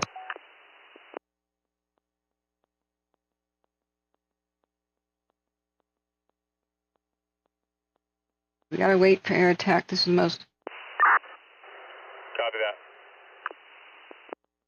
important assessment of the evening. When the pilots leave, they try to figure out what to do tomorrow. So they're talking about the airport fire and saying, LA Joshua, I see releasing engine 33. 33. Joshua, I see copy. Kate Garcia, this is not something wrong with your phone. This is a YouTube channel that Sean, who is in chat with us, set up. And this is these are sound frequencies. Because he set up the ability to listen to the firefighters over on the bridge. Like close up. he's within radio range. Awesome. And so he's got firefighters talking to each other on this frequency here. So this is his animation. Comm Center, Patrol 2, AIQ. If you're still with us, Kate. Tom Selleck. Okay, Tom Selleck. Small World Life says, Captain, what's this thing you speak of, this rain? Living in California, I have forgotten. I know, I wish I could just Comm Center, Patrol 2, AIQ. beam you all here to my living room with me. Tom Center, copies. I would make you tea. And let me walk onto the porch, maybe you have a chance of hearing it. It's like a noise-canceling microphone. Just rain hard enough, which is unusual. We're the land of drizzle here. That you just may be able to hear it. Division Alpha or Zulu, I see, is water tender 117 still on scene? Ooh, that is coming down. I don't know if you can hear it. It's supposed to cancel noise, but... Ah, well. And so I'm drawing into the porch, but... Alright, copy that. If you can utilize them at that trailer park. If not, I'm thinking about releasing water tender 117. I can feel the air moving past me, making me cool. Not cold, but cool. Oh, it's delightful. No wind whatsoever. Dead calm. Nice and medium hard rain. If there's a couple thunderclaps, I wouldn't be surprised. But it's still very light outside to the west where the sun's setting. You just have that kind of like a gray sky. Doesn't even look like clouds, just looks like it's gray. Whitish, bluish gray.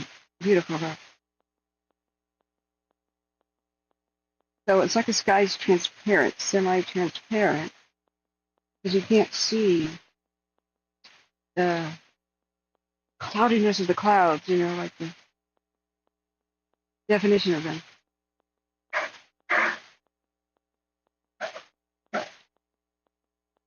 I don't know if you can hear this or not. I can't see the computer screen, but wow, this is nice.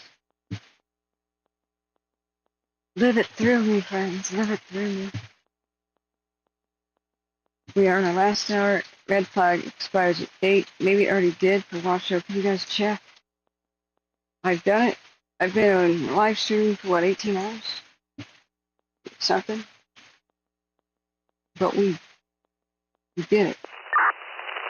LA Joshua, I see releasing Patrol 150. We did it. I got me. We haven't had a lot of rain up here. It's a bit of a drought. This is very necessary. As soon as like drops of water hit the ground, mushrooms are everywhere.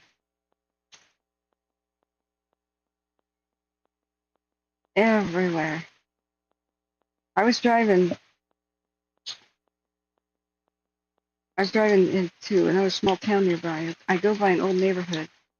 Kid you not, there's a big old split oak tree or something. And there's like a big,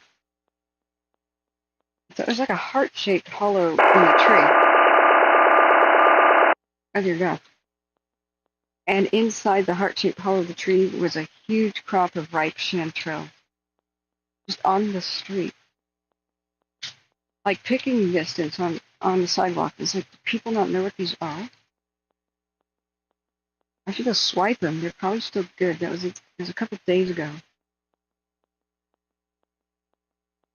But it's also art. It's a thing of beauty, not something I may want to disturb. Maybe just take that picture and admire nature's beauty. Thompson Ocean 73. Agent 73. Yeah, shows him right up to Mount Baldy, the stage. Can you read? We'll be en route to Mount Baldy. We're staging up there crossing the lodge. We don't have an incident yet, I guess. Show us how to service and out of there. Officer, copy. Still hoping that we get a assessment from the air about what's going on with the bridge, because we can't really see it. Cameras are distant, and it's that.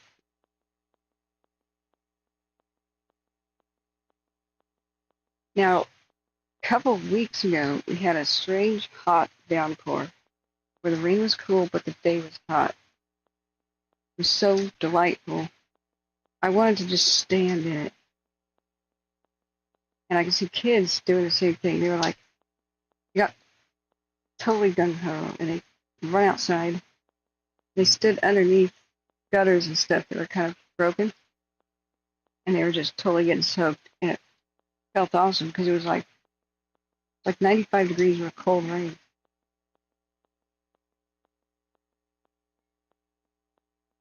That's remarkably rare out here.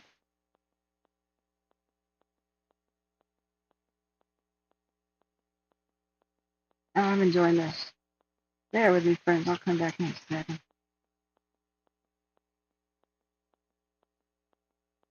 This will make so many nice mushrooms. Do you guys like mushrooms? I'm getting into them as a superfood. I haven't really tried them yet, but I'm a little bit scared. I got powdered cordyceps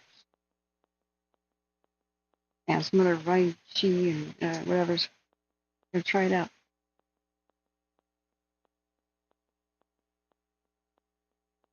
Okay.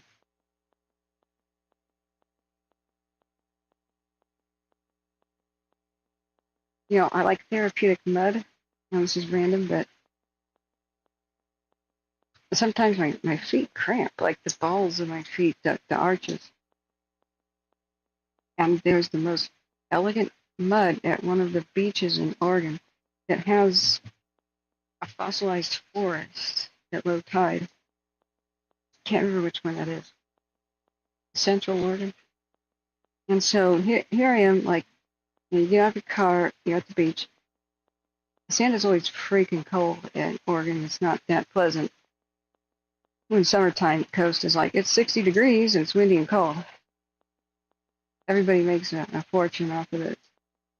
Idiots who come in their shorts and, you know, they sell hoodies for $58 on the coast, because ha ha ha. Well, I was bundled up though, and I was like, should I take my shoes off right now? It's not all sand. And this little creek met the ocean, well, met the beach. And I noticed it had a blue mud in it, like the kind that women pay a lot of money for, and you put it on your face, you know. I was just fascinated by it. I couldn't resist later when I came back from the beach. Alpha from Water Center 117. Yeah, we're making good progress on that mop-up mission on both Alpha and Zulu. Do you have any other needs for us, or would you like us to load and return?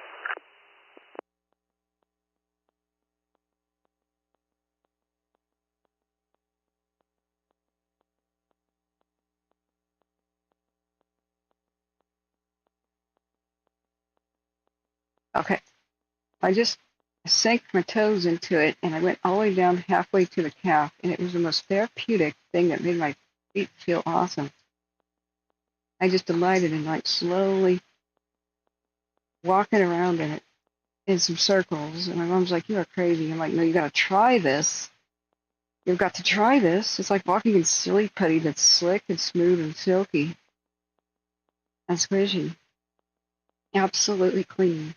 Not a stick in it, not a leaf, not a bug, not a pebble. Pure. I have no idea what it is. Bentonite. Whatever. It was magic.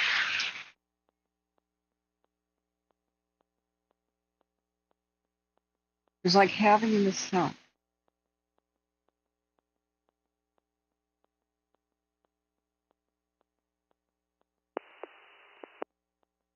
Okay, party time is over. Back to work. I'm still awake somehow.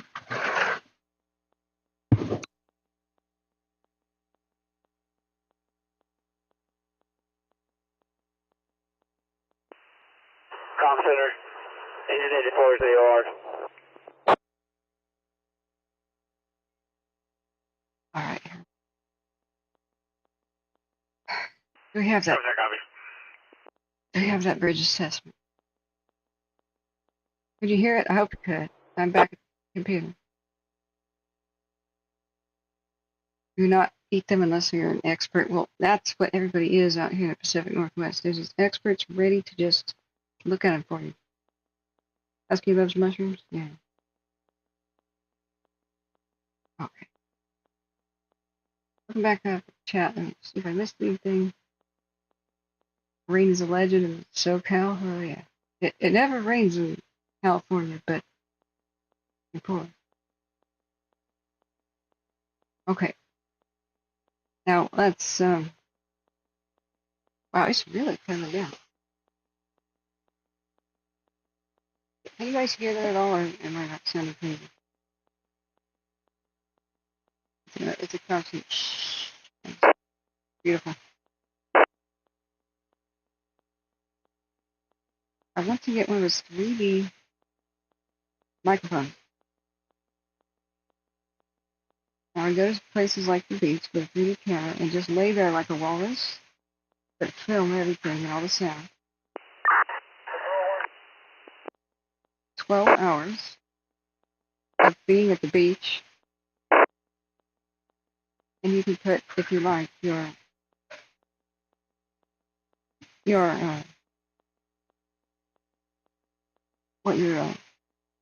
stereoscopic. Hey, Steve, you up on command? Virtual reality thing on. Yeah, affirm. I'm headed your direction.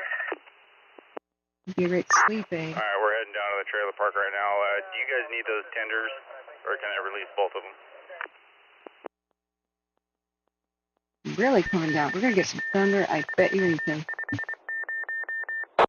We're gonna get some thunder. I reckon.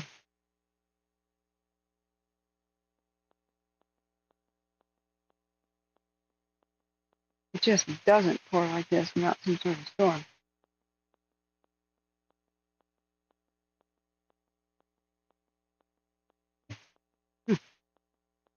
Okay. We'll see. Let's watch this. Davis Fire update. And we'll, any moment we should be able to see it in infrared. What a beautiful sunset. And then the fire will appear and show itself. Did the red flag expire, Reno? Let's see. Is it expired? Is it expired? Is it? Is it? Did it? Is it? Oh, till 8. Okay. Okay. Did it expire?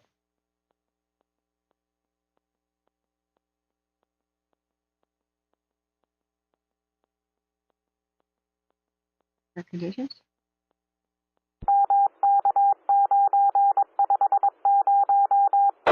Give me the weather. Give me the weather.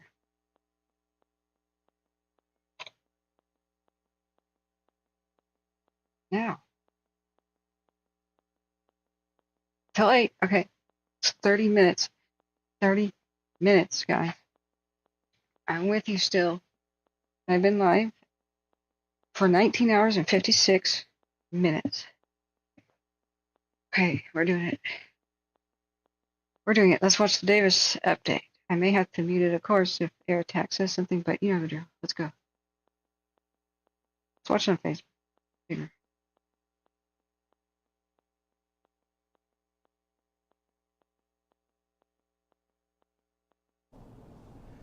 Good afternoon. My name is Stuart Turner. I'm the fire behavior analyst for the team. As the fire behavior analyst, what I do is I predict what the fire is going to do, where it's going to go. Oh, for love of. Division 1, go ahead. County Fire Division 1's assumed night operation. Okay, I'm going to mute the airport fire. This will never happen. And how fast it's going to get there.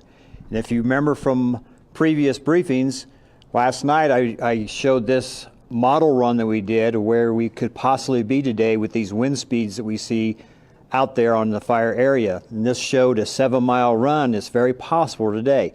Luckily, the strong work that the crews did in the last day or so has really kept the fire in check and has not allowed it to get out of the perimeter of the fire and keeping this fire spread in check, so we're not seeing this 7-mile run as of right now, and it's 3 o'clock in the afternoon, almost 4 o'clock in the afternoon.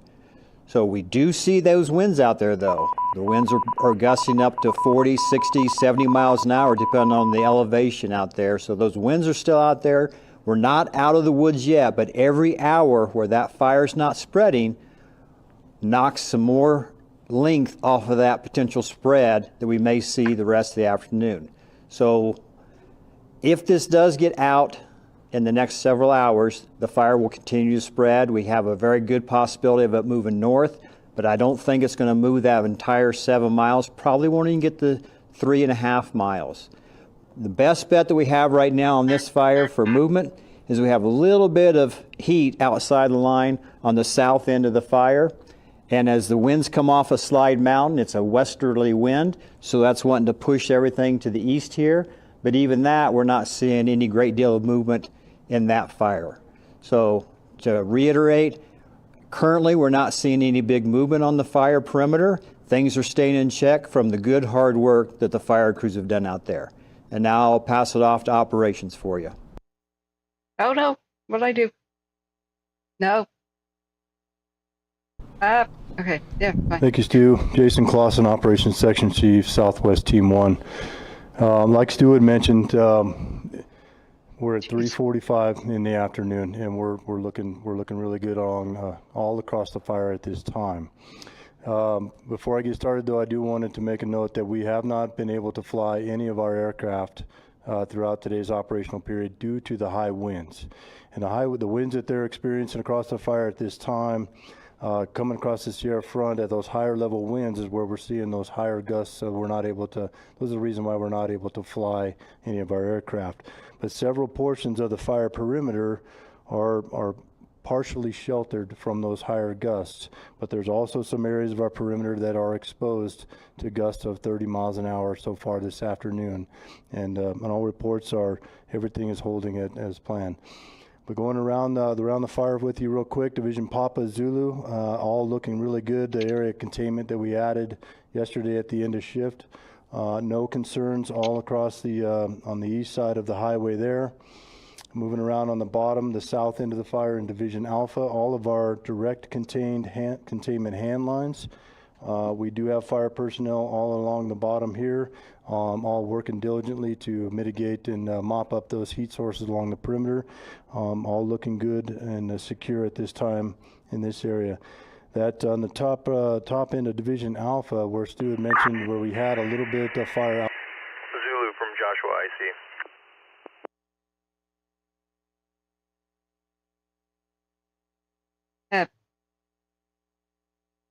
I don't know if he's going to say anything important. I'm sorry, I did not see on my phone some donations. I'm so sorry. Trevor, thank you. Zulu on command. Do you want to take this? It looks like we're just winding down here. Just have the last little bit of the wash down at the trailer park. Do you have a list of all the resources down here? Call center by Squad 76. That's a negative. I actually don't know the resources. They're still here. Hey, Squad 76. Okay, disregard.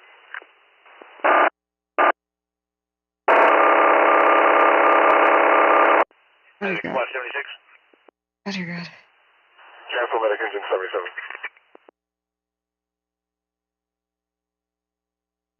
Comes copies. Medic engine 77, you can cancel.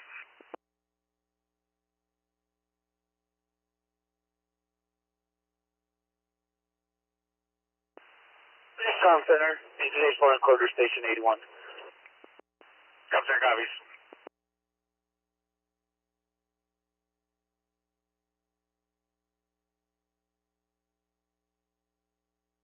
Okay. What? Comm Center, Battalion 124. Battalion 124. You just added a few engines to the bridge incident. I need a couple more when you're ready to copy. Okay.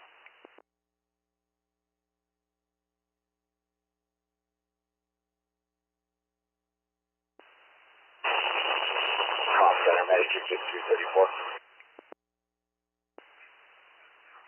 Last year for Commander, stand by for 1, 124, go for traffic.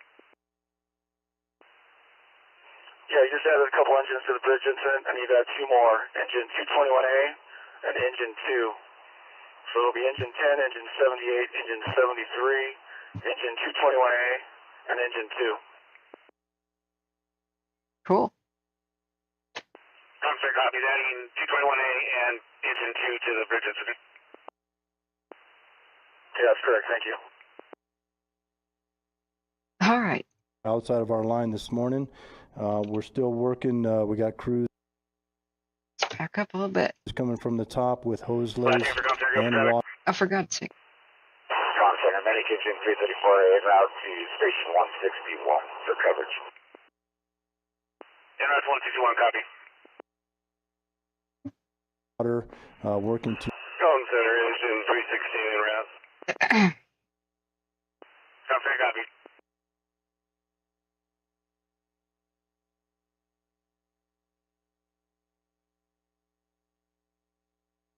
Okay. To secure that perimeter. They are being very successful throughout the day and able to check that fire. And with water, they're able to mop time in this area. That on the top end of Division Alpha, where Stu had mentioned where we had a little bit of fire outside of our line this morning, we're still working. We got crews coming from the top with hose lays and water working to secure that perimeter. They are being very successful throughout the day and able to check that fire. And with water, they're able to mop it up and secure it even more in anticipation of the winds coming up this afternoon. So very good progress up in the top end of Alpha throughout the day. Division Charlie, this is where we're seeing a little bit more of the sheltered area along the fire perimeter due to the high winds, and we have crews coming from the top and from the bottom, putting in a hand line and securing that edge with a hose lay and water as well. And we're mopping up. We got about 100 feet or so mopped up. We're mopping up, basically extinguishing the fire along that perimeter and securing that fire's edge.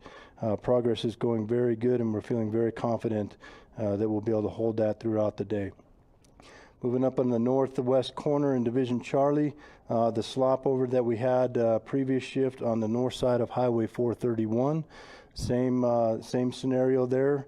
We have resources on the ground, hand crews, engines, water tenders, heavy equipment, all working with hand tools and chainsaws and hose lays to secure that fire perimeter.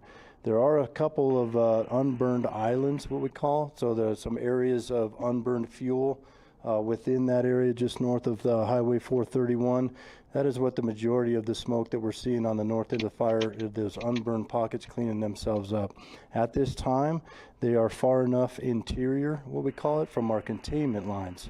So at this time, they're not really a threat to the line, and our folks are right there on the perimeter, ready to respond if needed. But feeling very, very comfortable and very confident at this time of the day working around here. And then the rest of all of the perimeter that's just south of the Galena community, once again, all looking really good, but we do have crews and equipment spread out all along the perimeter of that fire, looking to secure that throughout. 3584. Do you have a VHF frequency for the responding unit to Gray Street and Westwood? Stand by.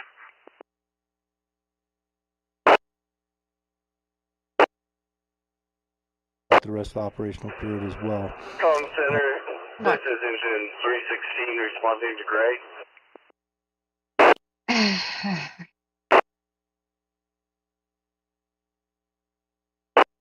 I'm not patient, I'm determined.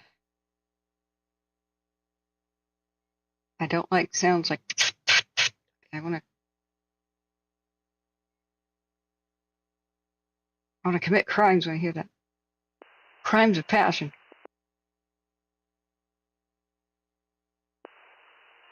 Comm Center, medic engine 224. Medic engine 224. Give us that call, place truck 224, show them AAQ on the way. Comm Center, copy. Alright, that's it. I'm muting it. We're going to watch this. There. I'll check in.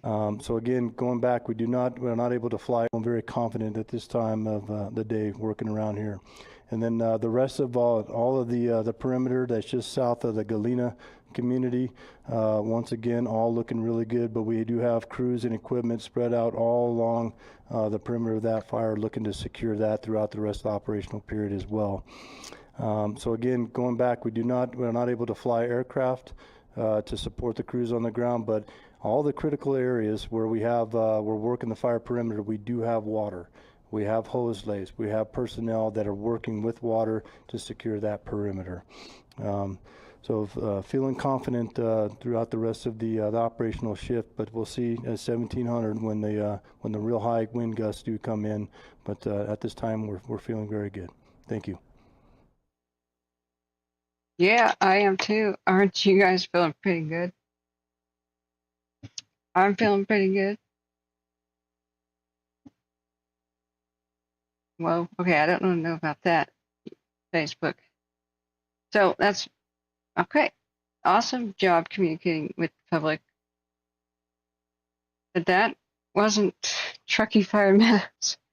They still could use some coaching on actually communicating with the public in a non-terrifying way.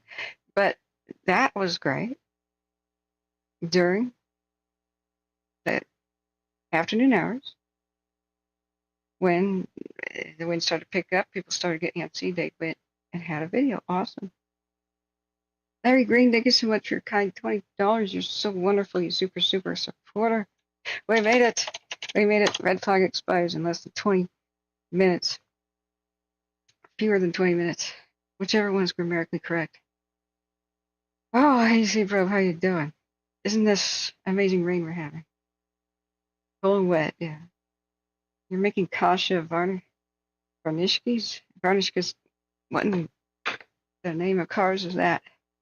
Thank you so much, Ethan, for the $5 donation. The NOAA cam is best. We're going to check it. We're going to check it for sure. So, it was unstable today and making me utterly carsick. We'll give it another shot. It's still raining hard out there. It's still like quite hard, actually. We're just waiting for infrared, then the fire will appear. You see little glimpses of it right there. The wispy smokes, but we're waiting for it to get just a wee tad darker. But I'm in celebration mode, dudes, because it's happening. We made it. I've been live through the worst of this. The worst part of the forecast for, let's see, 12 plus 10, what's that? 22 hours and 11 minutes and 31 seconds we've been live. What? It's happening. It's happening. We made it. We made it, guys. Pew, pew, pew, pew. We made it. If we make it through the war, if we make it through the day. We did. I don't think there are any new structures lost today. Like anywhere. I didn't hear about it happening. Yesterday was hell. But what? We had double red flags, parts of the state. A mini red flag, like virtual red flag in Shasta County, in those areas.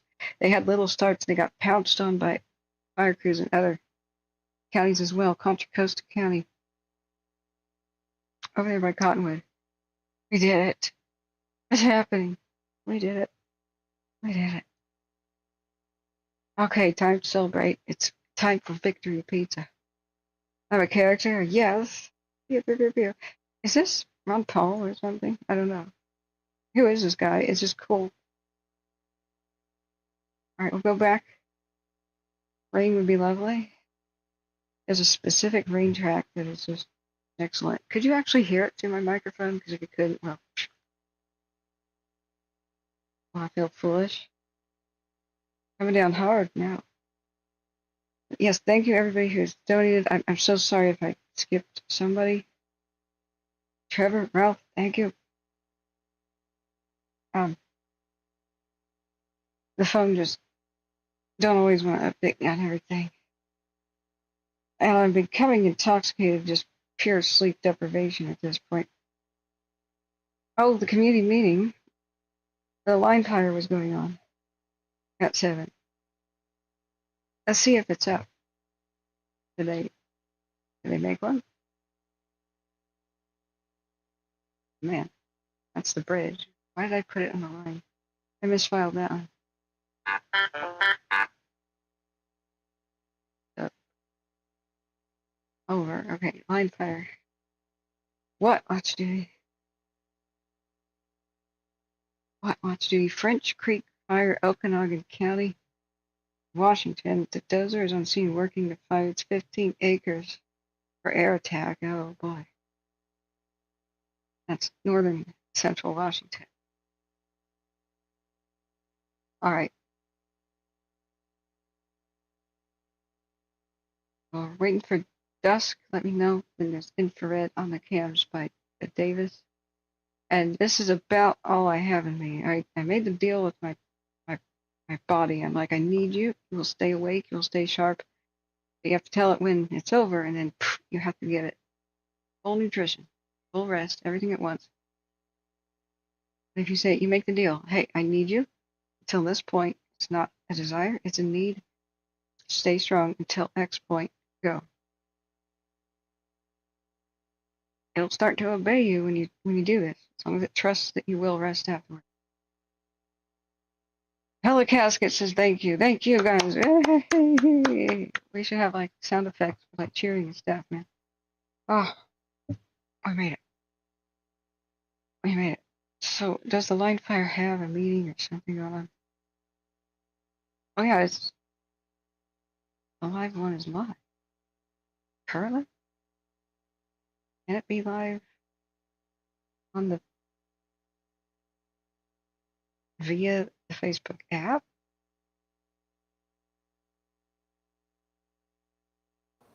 Do you know what I'm saying? That hillside? And I saw them putting in dozer line, thank God.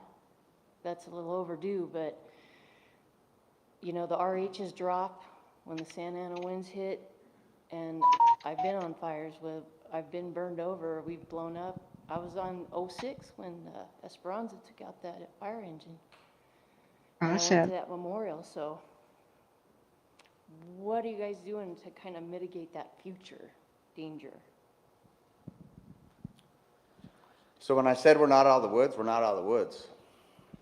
We got a lot of work ahead of us. Just because you might not see the huge smoke columns, the huge wall of flames, doesn't mean we're done. We've got to walk every inch of this fire.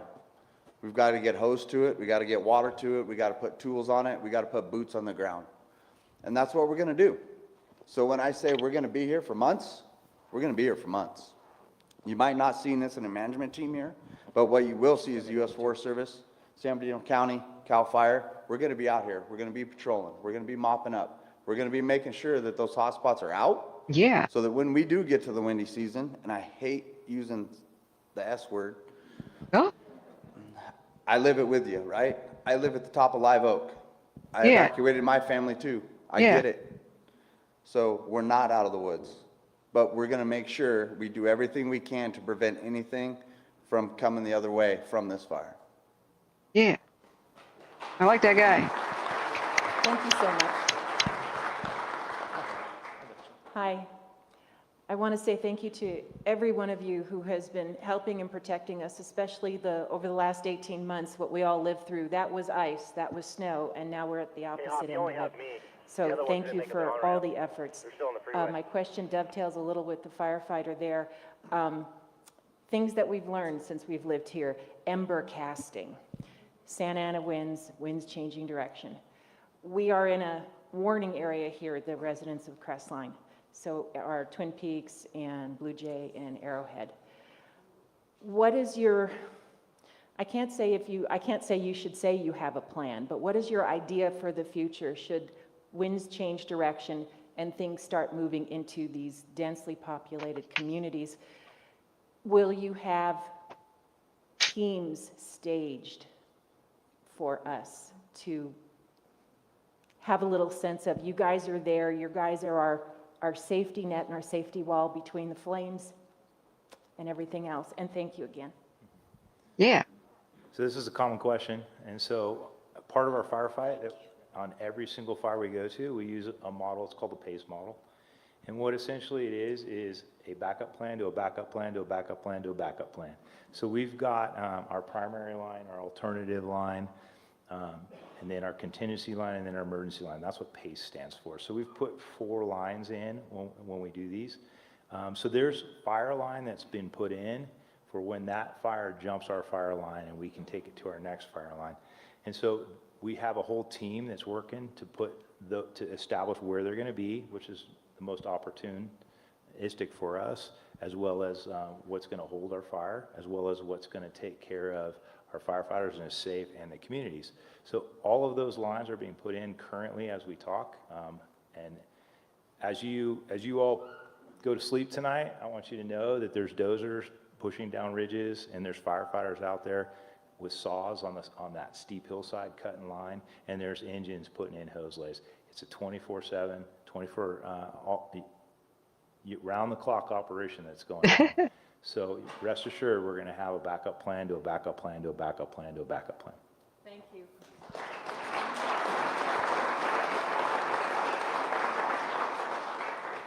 And so when we talk about backup plans to backup plans for the future, and so what we call it is pre-positioning. And so we pre-position engines, hot shots, water tenders, dozers, aircraft. We move them all around the nation all year long. When we have a weather service, the National Weather Service that we work with. And so when we start seeing certain things, we move resources around. It's resource allocation. Get them in the right spot at the right time. And so you talk about teams, incident management teams. I'll give you a little perspective about that. There's 48 of them nationally for the U.S. Forest Service. As of this morning, there were 0 available and 48 committed. So 8 days ago when this fire started, I was in Oregon, Central Oregon with my team. I packed up my stuff and came home. My team's still there. It's our 4th roll of the year. So we're going to do everything we can, but it's tight. Thank you.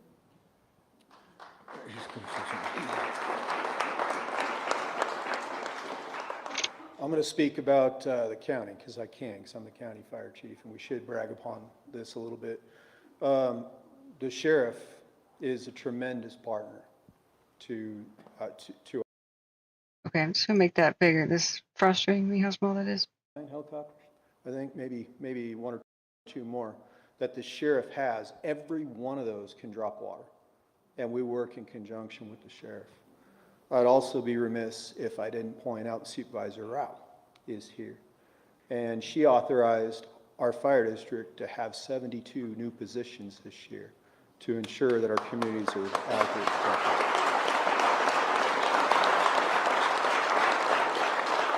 Okay, I got a question about fuel. A lot of us have generators, and I know I have 10 gallons of gasoline, backed up, and a full tank of gas inside the generator. You got any recommendations about how we're supposed to stow that away so you guys don't get affected by it if the flame comes around?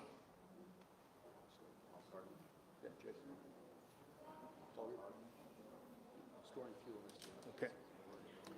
So you'll hear us constantly, if you've attended any of our MAC meetings since Chief Muncie appointed me as the assistant chief up here, every meeting we talk about home hardening, defensible space, right? Preparing your home.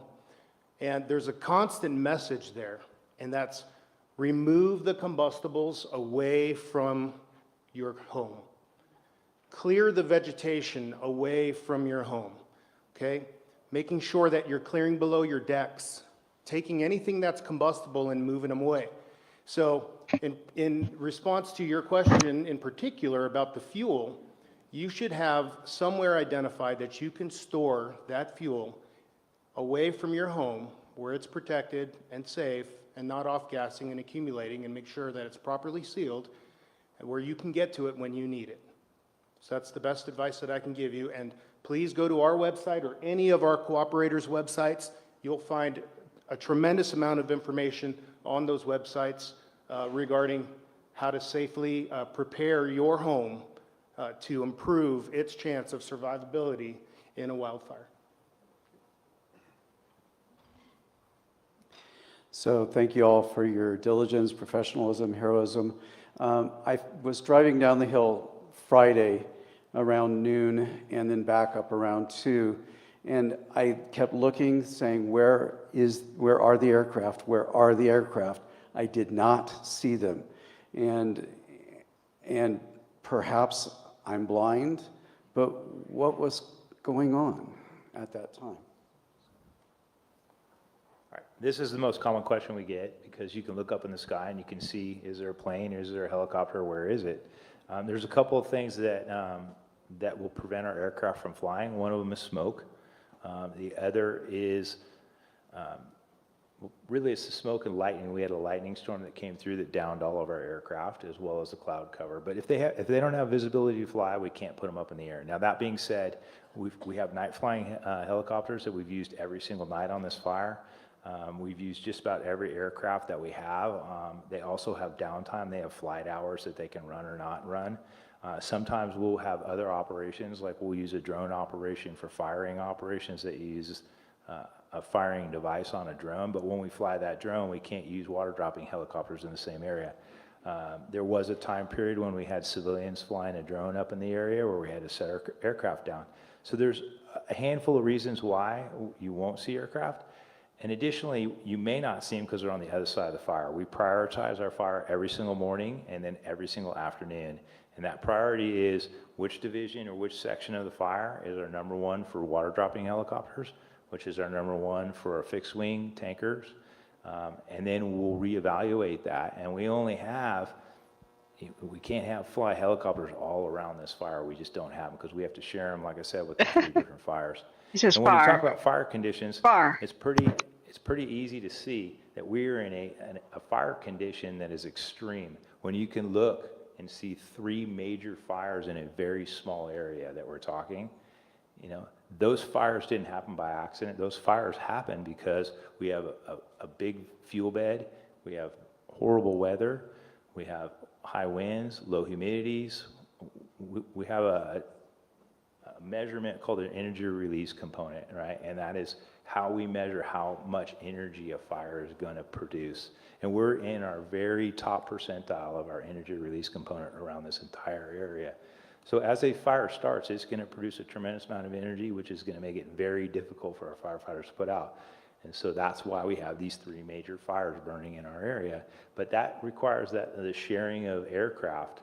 And if we don't have a life hazard or a structure threat or something like that, we're putting our line out, but our neighbors in Wrightwood do, those helicopters are going to assist them. And vice versa, if we have a significant life threat or we have a threat to our communities, and they don't, those helicopters or aircraft will be shared with us. So rest assured, every single moment, every single second that we can fly an aircraft, it is our best friend as a firefighter. That's what we like. So we don't fly them. If we're not flying them, it's not because we don't want to use them, it's because we can't use them. And that's really what it boils down to.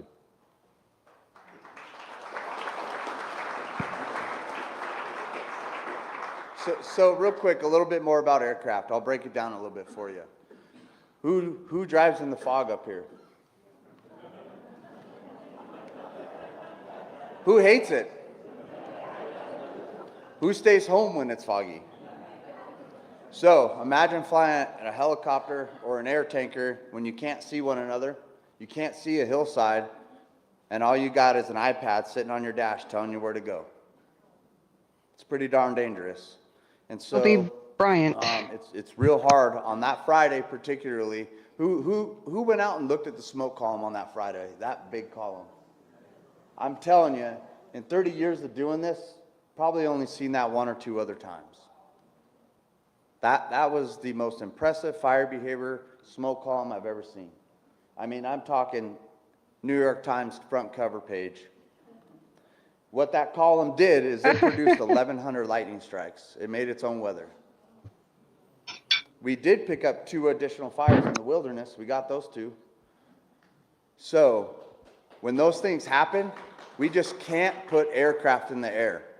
It's not worth killing somebody over, right? So as soon as we can get them up, we get them up. As soon as that wind kind of pushes some of that smoke away from us, we get them up, and we do what I call work. It's a work day.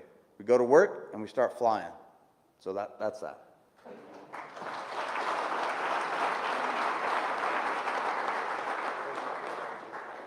Thank you for the invaluable information. It means a lot, especially I know to the people who are new here. My question is, I have family in Green Valley Lake. They would like to know if and when they can go home. Is there a marker, you know, a percentage at some point?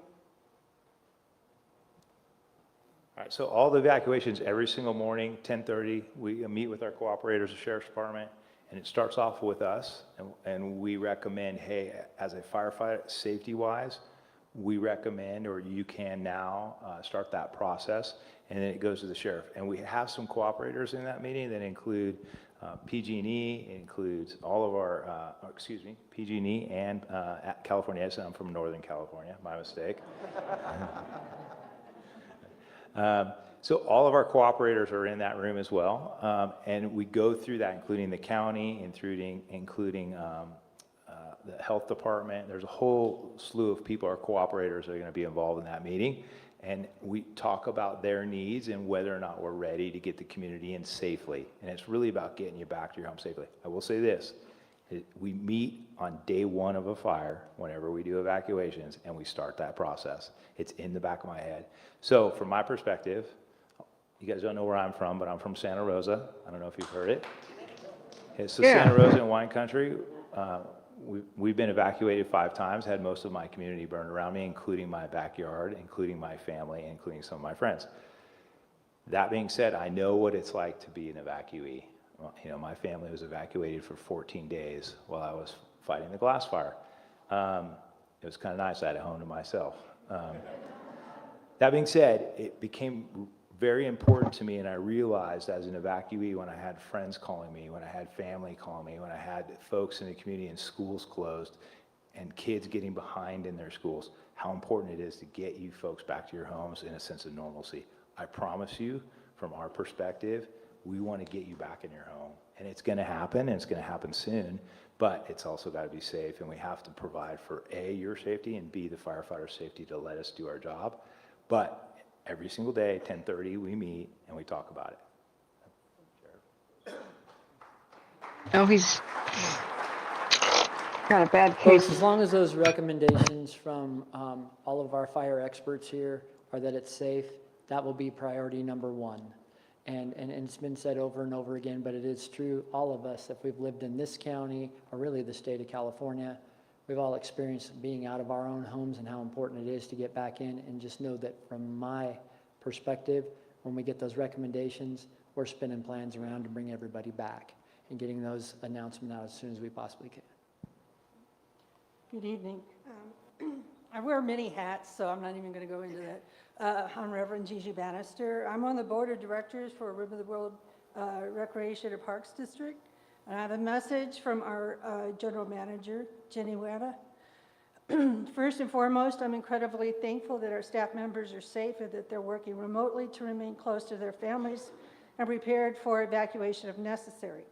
To the best of my knowledge, our facilities have not sustained any damage, thanks to you. The Hoopman Center and Clappinger Field have played important roles in the response efforts. The Hoopman Center has served as a central hub for various agencies who have greatly appreciated the use of the kitchen, parking, and other amenities. It's heartening to see the center fulfilling its intended purpose as a resource for community in times of need. Clappinger Field has also been utilized with the lights kept on overnight to support 24/7 operations. I've been out to the county to offer our facilities for meetings, volunteer efforts, or any other needs the agency may have during this time.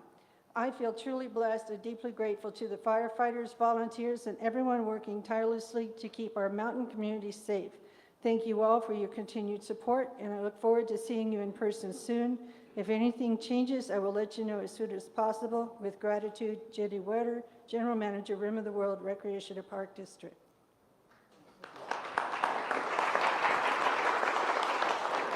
Folks, we're going to conclude this meeting, but we're all here to answer one-on-one questions if you have any. Additionally, we do have some supplies from the Fire Safe Council that they would like to hand out if anybody would like any. Thank you. Drive safe.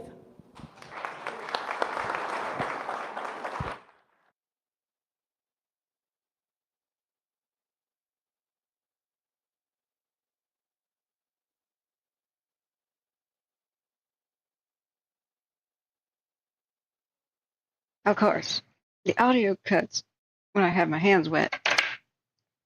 Okay, that was cute. Poor guy had a bad case of upspeak. It's a speech impediment type of thing, not really a character thing, but it's a troubling trend where people end their sentences with an upswing, like, and when we go somewhere, we're gonna go over there, are we?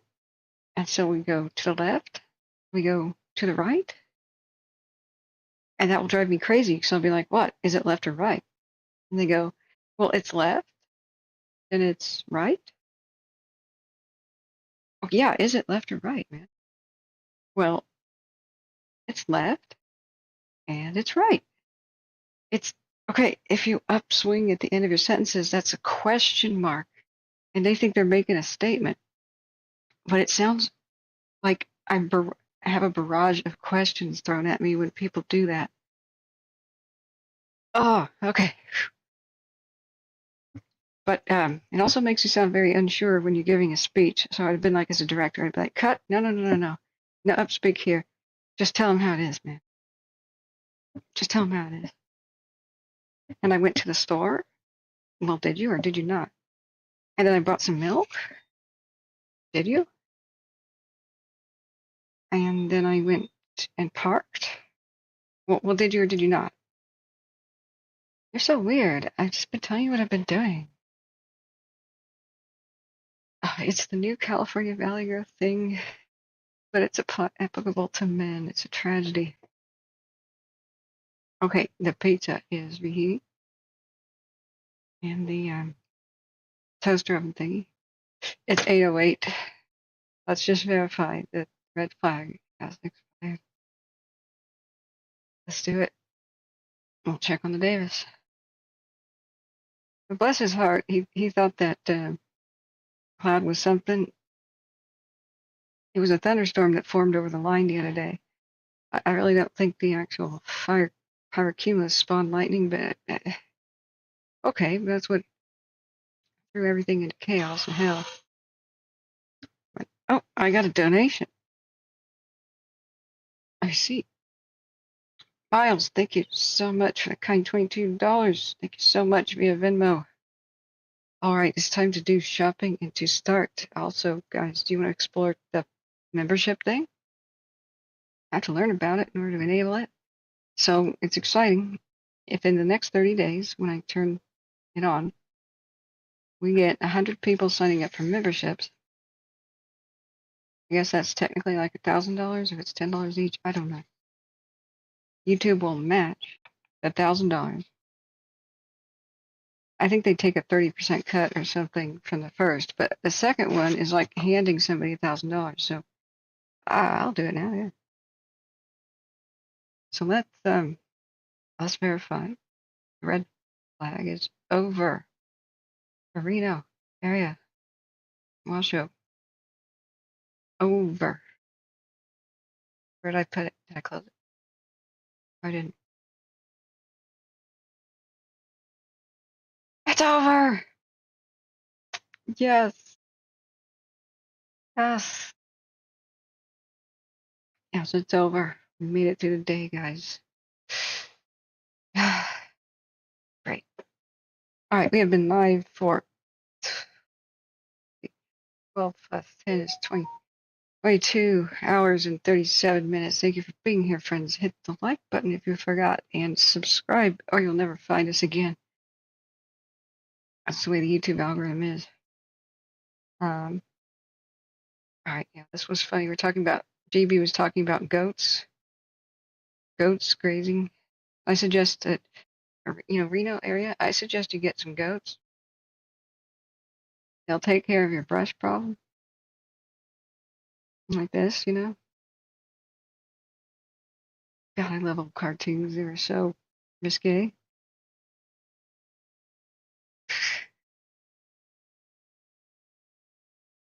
Yeah, old cartoons seem silly, then you realize how hardcore they are.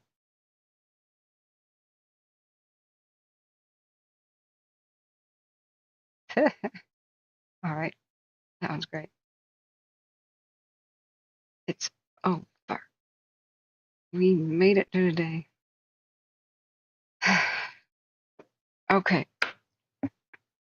Not completely out of the woods. There's still people that can't return to their homes.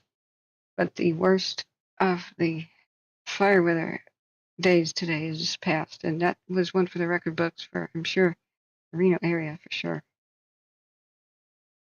Ah, okay. Oh, I may be burning. Am I burning the pizza? I hope not. So, let's click down some of these tabs. Is this different? If we refresh red flag area, look, the red flag disappeared from Oregon 2. Hallelujah. There's still some active lightning, I'm sure, in the back of thunderstorms. Let's check it out. We'll check on the Davis with the, it should be flipped into infrared right now, right? Now we'll see how the fire held and what's going on. Okay, so that's Mount St. Helens, Mount Adams. Some moisture headed towards the Williams Mine Fire. Here's the rain that's raining on the Portland. It's lovely. Got some headed towards Mount Hood and Government Camp. But oh God, out here by Boise, torrential rain, flash flooding, and lightning. There was a whole bunch by Baker City up to Moscow, Idaho yesterday. Harveston's getting slammed. Anyway, some good rain. Huge amount of wind coming down the Columbia wind tunnel. And only red, that's red flag, right? Red flag in eastern Nevada. Salt Lake area still. Yikes. And is it still a Category 2 hurricane slamming Baton Rouge and New Orleans here? What is the storm? Click. I mean, I know it is, but like, can you please click and show me?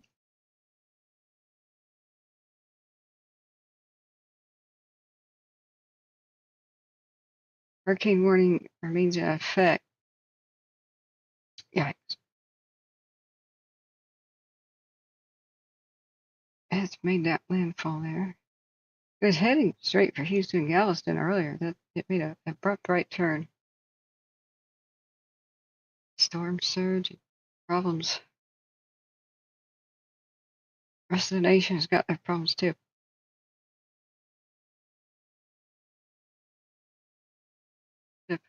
Chief Prep says Google rented goats to mow the lawns in Mountain View campus. No fun stepping in the lawnmower exhaust. Well, it does fertilize the lawn. You know.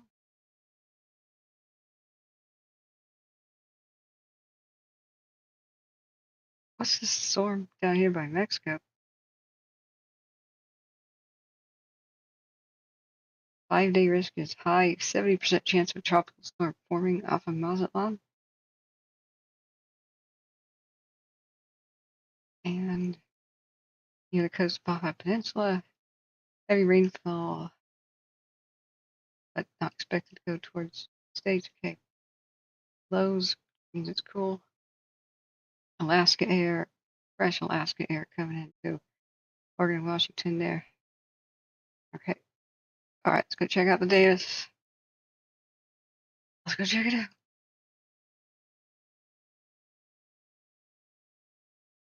Here we are. Galena. Let's do an hour long.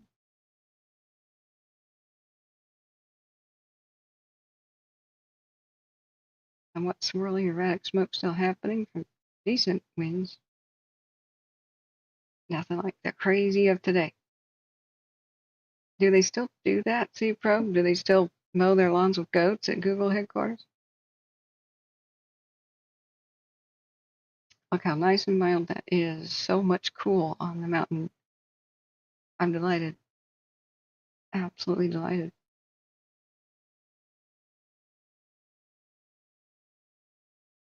Okay. Other views. Here's the NOAA one that everybody wanted. Yeah, it's happening. It's happening. We made it. Yay. Okay. The NOAA camp. It's 30 minutes. Man, it makes me ill.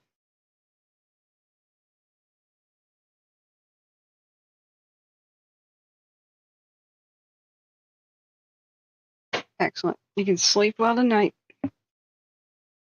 Washoe area, you can sleep well tonight. Just relax. Just relax.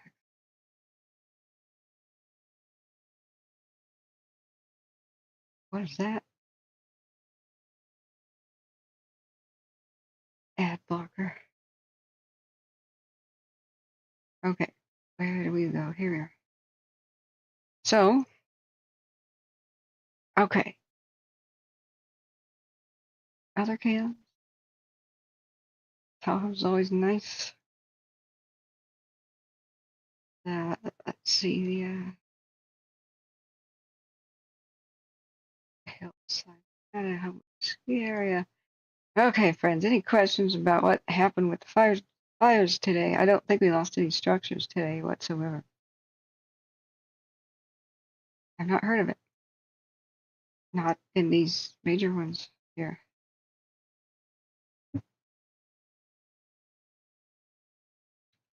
Oh, here's them working on the Davis fire. Checking for hot spots, doing the mop up, pulling it all down.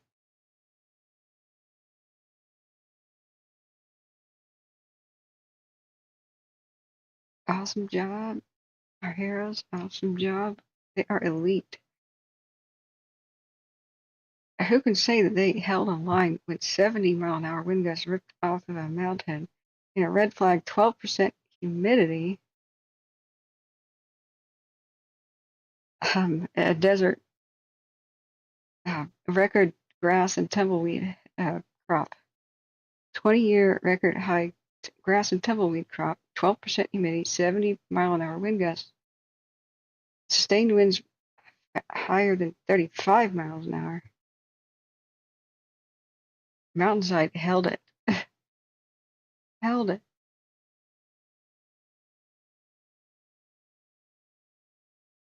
Okay.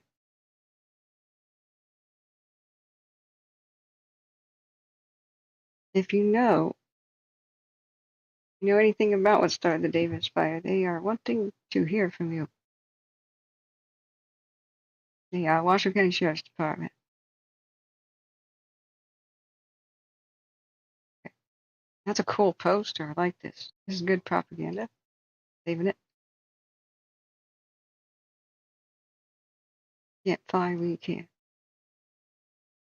Okay. Let's learn more about channel memberships and what they're supposed to be. Because if I turn them on, we get 100 people to sign up, they give me an extra $1,000. That's great. Husky says the airport fired bridge confirmed dozens of structures gone. Not today. Yesterday. Husky. Today was technically a worse weather day with worse potential. Yesterday was not good. I'm talking about we made it through the day without any structural loss on any of the big fires.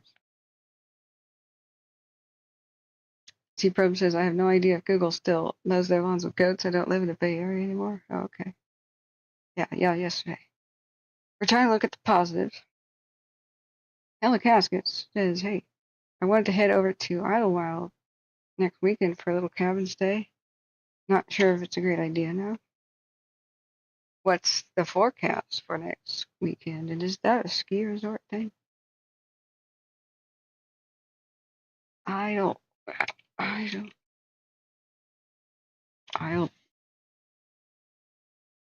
Yeah, it is a ski resort, right?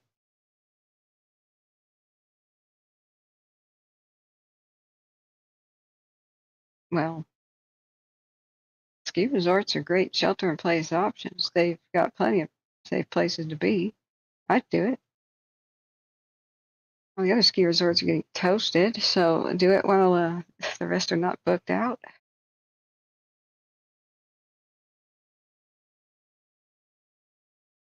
I mean, do it before Santa Ana wind season occurs, which is could be as early as the first week of October.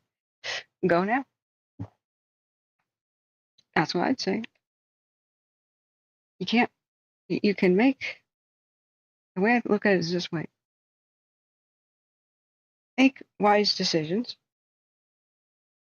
but you can't let fear rule you. So you could say, "Hey, there is a risk. What am I doing X, Y, and Z to mitigate it?" Like traveling there in a less risky time of year, because Santa Ana wind season is riskier by far. So mid-October through November, if it's still dry, it's riskier.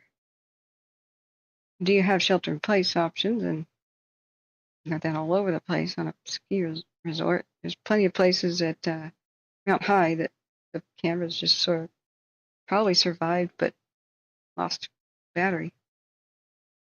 There's plenty of defensible places like big turnarounds. Let's see. Satellite image. Yeah, there's a right there. Hang out right there. What is that, a baseball diamond or something? Or I don't know what that's trying to be, but that's some sort of a sports field. That'd be a decent enough place. But just make sure you have shelter-in-place options, and then go boldly. Make an evacuation route for everywhere you go, not just your own home. Because what if you are away from home and you're caught by fire?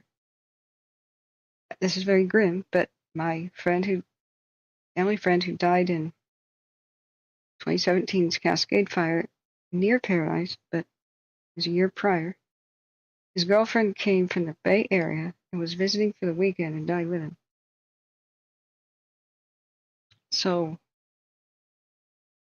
most people think about evacuation route for their own place, but what about places you frequently visit or are fire prone during Santa Ana and Diablo wind season, October through January, which is California's worst wildfire season. Not every day is bad. It's just when those Santa Anas and the Diablo winds blow, it's super critical. So that's perfectly defensible. You have to verify these places are still like this. If it's a construction site and now there's a building there, it's different. Make sure that you can access places like this, but nothing around here would burn. Great shelter-in-place option. Just park here, write it out, read a book.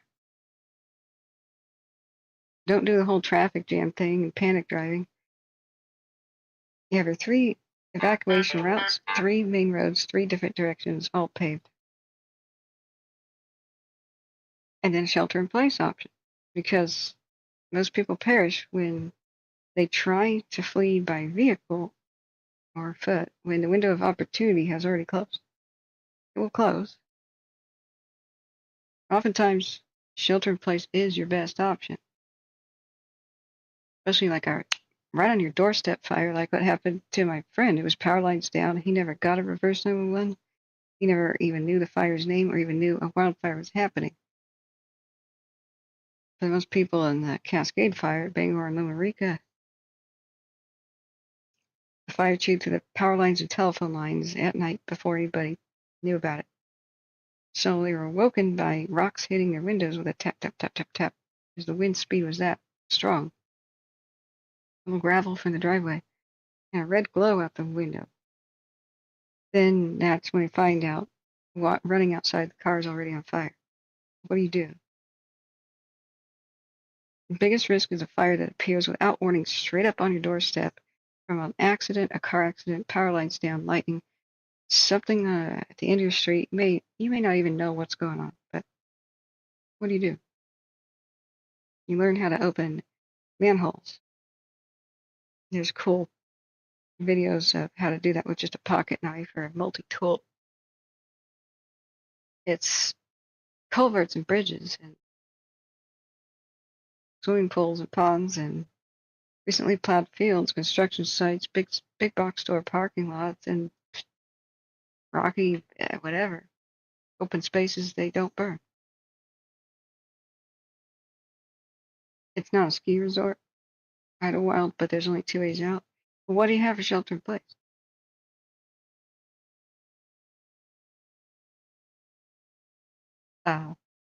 One way you find out is through satellites.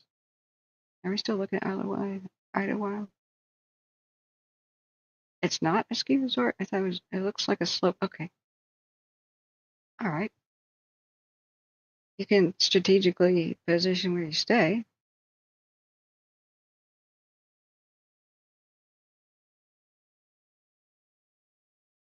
Within walking distance is a pretty good option. Everywhere that water goes underneath a road is where there's a bridge or a culvert, and the biggest road's right there. I bet there's a really big culvert right there. Or it's a bridge. So what you do with your evacuation route is you mark this down. Where in the road could there be a bridge or culvert? And before the moment of crisis happens, you just go investigate for yourself and see, can I actually get in there? Is there access? Is it too steep? Is there weeds choking it? Is it not what I thought it was? Is it tiny? And on your little paper map where you made your highlighter and dragged it for your evacuation map, your evacuation route, you just you put a circle, which is like a question mark. You put a check mark if it's a good shelter, X if it's not. Everywhere that water goes under the street, any road. Of course, if it's safe to pull over and look at this stuff, right? And so here's the thing: when you are evacuating, whether or not you're in a traffic jam, maybe you're not, never go and try to race fire downwind. If it's behind you, the embers will go ahead of you with the speed of, air travel, light the area in front of you on fire. Inevitably, some tree will block your road or cause a power line to go down or something. So you've gone down this road, blocked right here. Oh God, it's even called Dead Man's Curve. I swear to God, I didn't choose that. I did not choose that. It's coincidental. So you find fire in front of you, you turn around. It's been behind you because the wind is at your back. So here you may be trapped and trying to get to a creek on foot that probably will not work. But if you had recognized it's too smoky to drive too close, don't leave a potential shelter in place option for a sketchy potential getting trapped down the road. Drive really slowly and carefully. The whole videos of people driving like a bat out of hell through smoke and flames and Pigeon Forge, Tennessee and whatever, those people got extremely lucky. They should not have tried to drive out. They should have been sheltering in place and waiting for it to pass. They were in a panic mode, and you only see the footage of those that make it.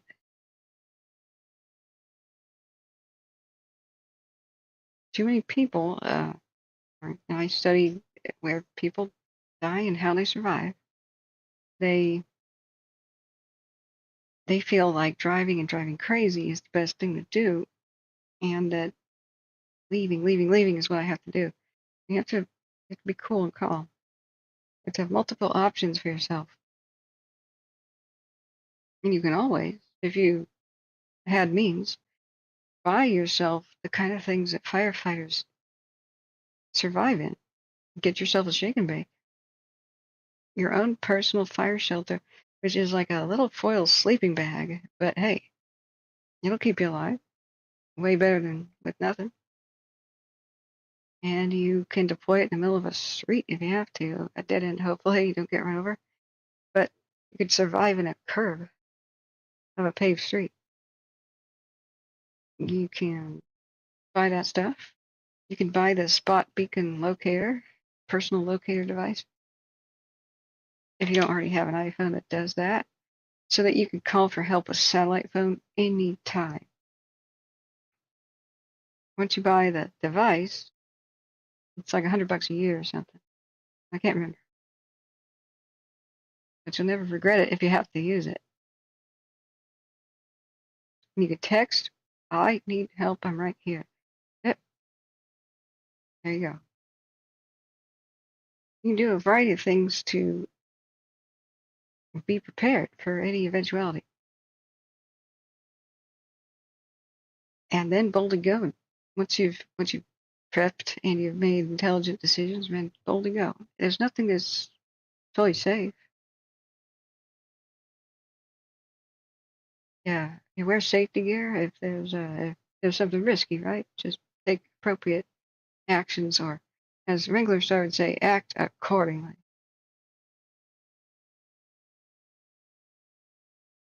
Yeah. Jay Katz and some old timers here in town tell me 45, 50 years ago, most of my property burned up. Wow. Jay Katz said I drove by the burn scar from the fire 5 years ago, 5 miles out of town here. 12,000 acres is now a huge cattle farm.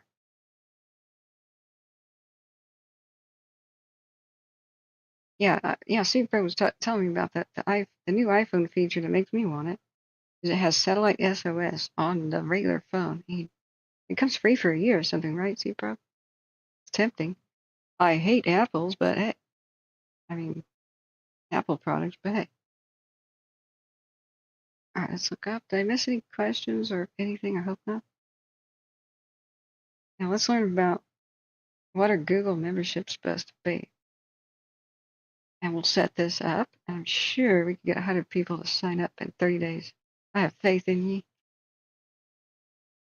What are Google memberships? Let's explore together.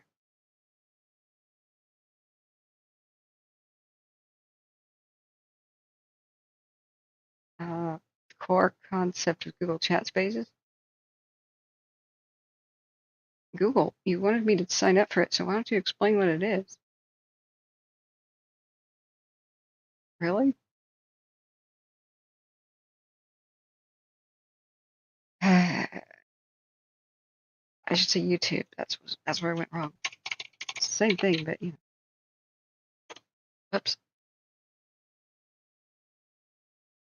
I would like YouTube to actually explain so that nobody else copyright things me. Where's members only content? Creating members-only content is an easy, effective way to offer great perks for your members. With channel memberships, you can offer members-only videos, shorts, live streams, and posts. Fans consistently tell us that members-only content is their favorite part of memberships and lets you experiment with more lightweight, casual content like Q&As, behind-the-scenes looks, clips of upcoming videos, and more. So let's walk through the different ways you can create and share members-only content with your fans. First, members-only videos. If you create a dedicated video just for members, you can set it as members-only during the upload flow. To do this, go to Visibility, then select Members Only. Okay. I'm never going to put everything behind a paywall. Everybody can see what I make. However, I might say that members can see it first. That's one thing that was off-putting is some things are supposed to be like exclusive for members or Patreon supporters. Well, it'll only be for a while then, I assure you. You can also choose to set an existing video as members only. Members with notifications enabled will receive notifications for your members only videos. Your members will also find members only videos on the Videos tab and Memberships tab. These videos will also surface on their subscriptions feed and may surface on your members' YouTube homepage and more. Next, Members Only Shorts. Members Only Shorts are a great way to provide regular, lightweight content for your members, like sneak peeks, early access announcements, short Q&As, and more. Members Only Shorts are only discoverable by members, so you can experiment with shorts that are more casual and organic compared to your public content. You can down with vertical video. Designate a short as members only during the upload flow by going to Visibility, then selecting Members Only. You can also choose to set an existing short as members only. Your members will see your members only shorts in their shorts feed and subscription feed, and from your channel on the Shorts tab and the Memberships tab. They may also surface on your members' YouTube homepage and more. Like regular shorts, members only shorts will not trigger. I'm falling asleep already. Okay, I still don't even know like what the hell is a channel membership and how I set it up and what do I do? What am I supposed to do? I have a vague idea. Channel memberships. Okay. Oh, and this is the thing. If you feel generous, you can gift somebody else a membership. So you got $50 to throw around. Pick out some scrub in the chat who is poor right now, and you'd be like, bling, and you can gift it to them. Pretty cool. I've had it happen to me before. So that I'm excited about that. All right, I think this is what the explainer video is like.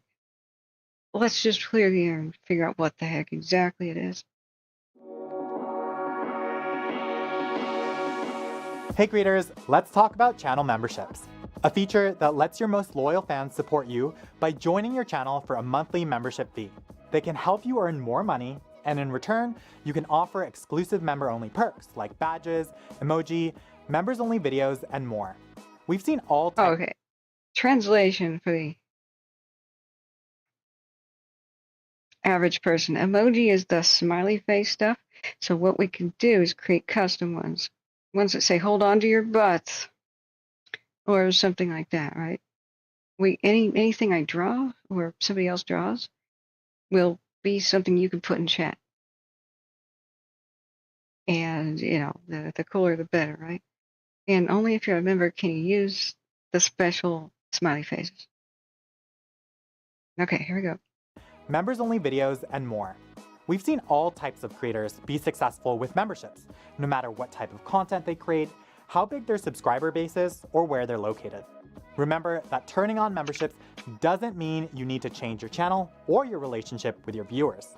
It's just an extra benefit for your fans who most want to support you and your awesome content. So let's walk through how to set up and manage channel memberships and some best practices for using them.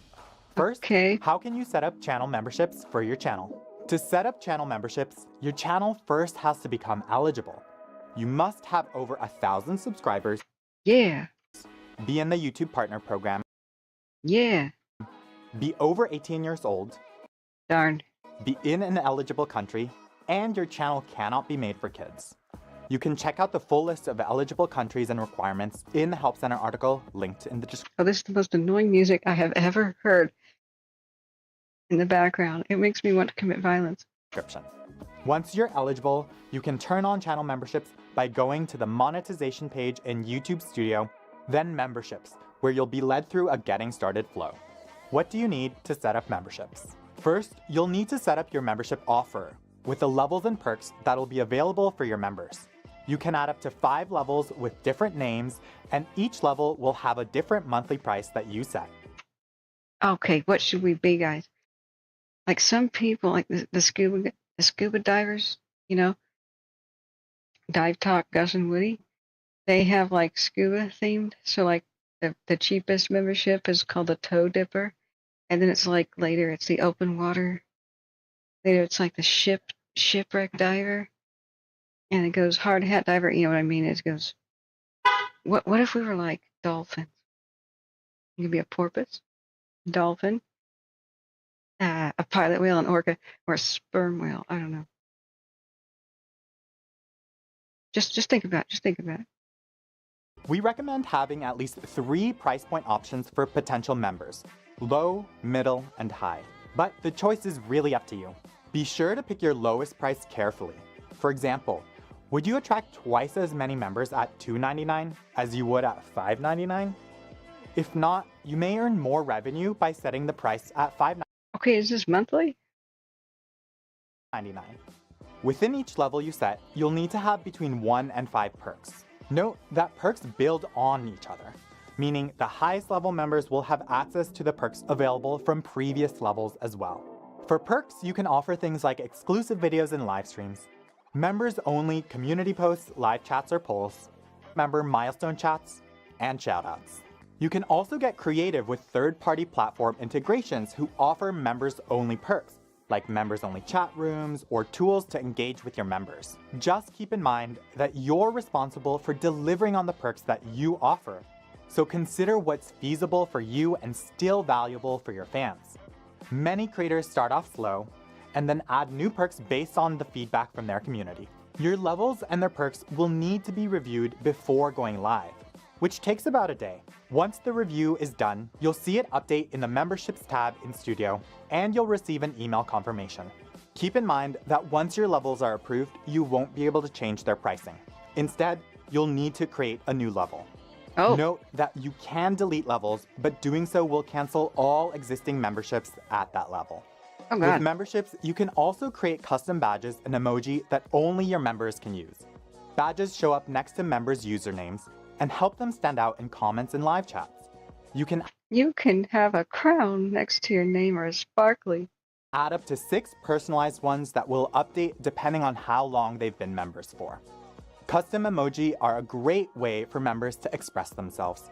They're exclusive for your members and can be used in video comments, posts, or live chats. The more members you have, the more emoji you can upload. When designing badges and emoji, choose visuals that are personalized and relatable to your audience that will make members feel more connected to you. Okay, what do you guys want? We want hold on to your butts. I'm sure we want that. We probably want I want to believe in the moon. Oh, we can have fun with this. Visual consistency also helps, so think about having them designed by the same artist. If you're not sure where to start with designing, services like Fiverr, Upwork, or Freelancer can help connect you to design experts. ChatGPT, chickie baby. I ain't paying nothing. Once everything is set up and ready to go, we suggest you promote your memberships on your channel. You can create a dedicated announcement video to raise awareness of your offerings and get your fans excited about joining. Or you can mention memberships in your regular uploads, add it to the description of your videos. Okay, we got it. So the cool K logo thing I got. This one day CPro says there's something called ChatGPT out there. What is that? Microsoft's original whatever. It's supposed to be like AI that can actually talk like a person, you know, a chatbot, right? Hold a conversation with you, makes sense. But then he goes, it draws. I said, it draws? He goes, it can paint. I said, what? Anything you want. I said, really? It draws. He goes, yeah, anything you want. So I went, so can it make me a purple dragon with metallic purple scales breathing fire? And he goes, yeah. Maybe I can just show it. Chat. They call it Bing something now. Whatever. I don't know. You log into your Microsoft account. I don't know. Okay, now what do you do again? What do they call it now? How do you get to it? It's what's it called now? They're trying to enter Copilot. Right, okay. That's called Copilot. You'll probably see it show up on your Windows eventually. Okay. Copilot. Okay, so you could say, oh, you should put it in creative mode first. It doesn't know if you should write a business letter or make something cool. All right, we'll just do this. paint me a phoenix with white iridescent feathers rising triumphantly, wings spread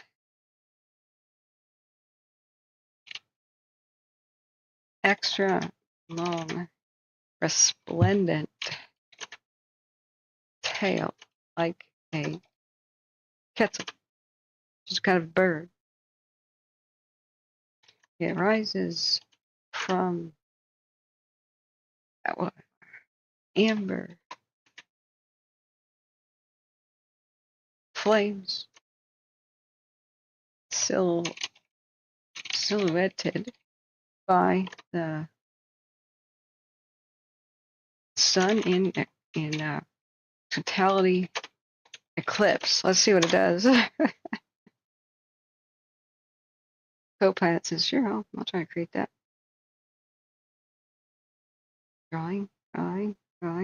That's how I got the logo. I was like, draw me a phoenix with a K and check this out.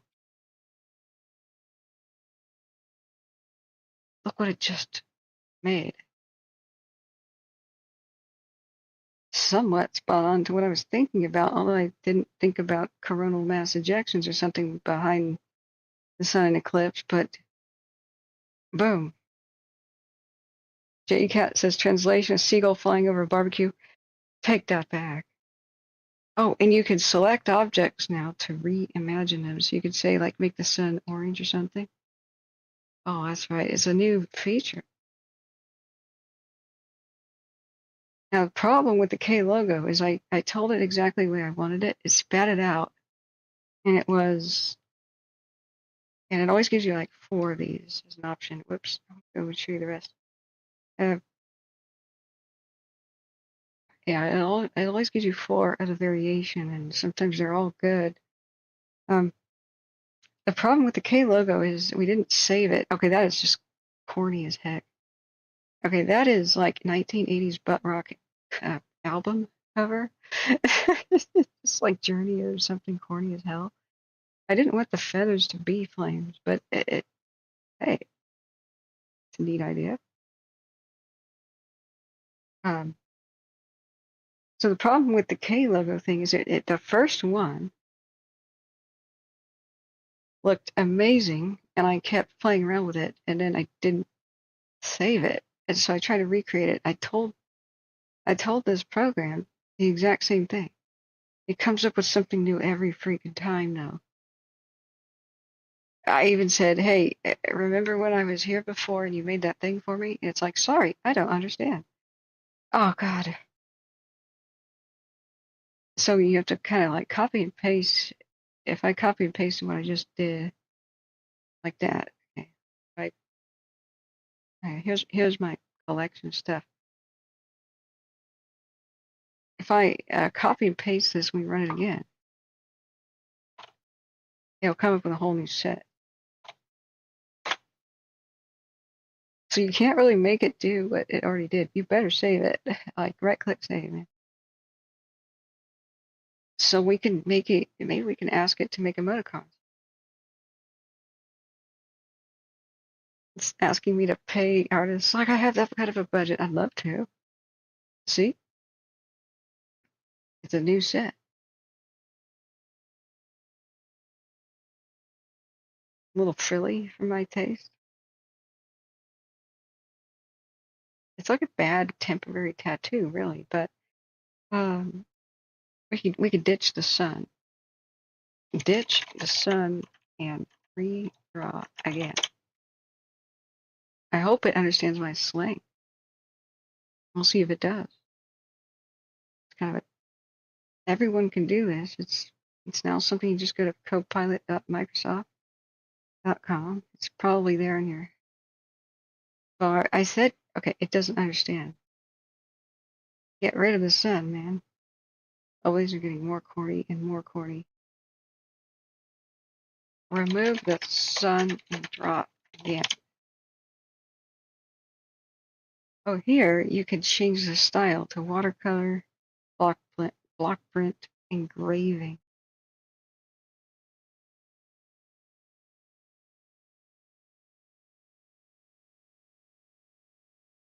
These go awry pretty frequently. I tried to make a war elephant from like a scene out of history, like the Battle of Zama with Hannibal and 200 war elephants and a whole bunch of Romans, you know, epic battle of history. I said, get rid of the sun.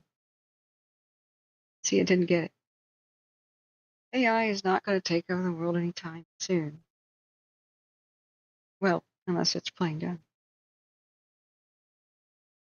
Yeah, so we can turn it into pixel art or things like so. I like that one. I like the whole color scheme. What do you guys think? I'm not seriously turning this one into a mud, but you know, we'll turn the K logo into them or whatever. I'm gonna delete the sun. Somebody stop her. Yeah. So I just get worried that these get deleted. But to prove the point, you could do a block print, recreate the image sheets. I wanted to save it first. Oh crap! Hey, stop. Okay, let's save. We just like, yeah, 3 dots. Download it, yeah, safely. All right, we did it. Okay, now we can play. Turn it into a block print.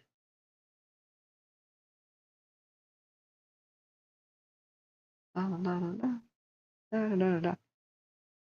We are at how 23 hours I've been streaming, friends. 23 hours and 17 minutes. Hey, check it out. So it's a totally different style. Yeah, looks good. And download.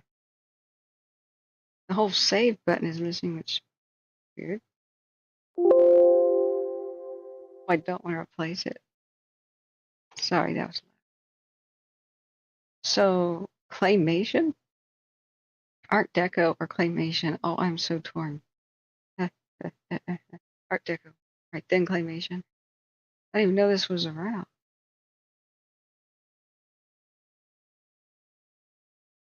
JCat says Metro Goth is a mix of trade goth and cyber goth. Is it a game? That's not particularly Art Deco, but hey, it's sure looks good. It's hit and miss. You can have fun. We'll have it. Make some emoticons, man.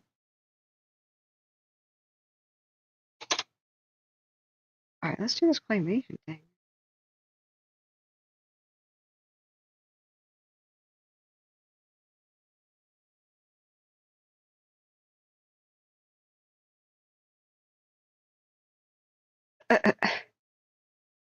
It sort of does look like clay.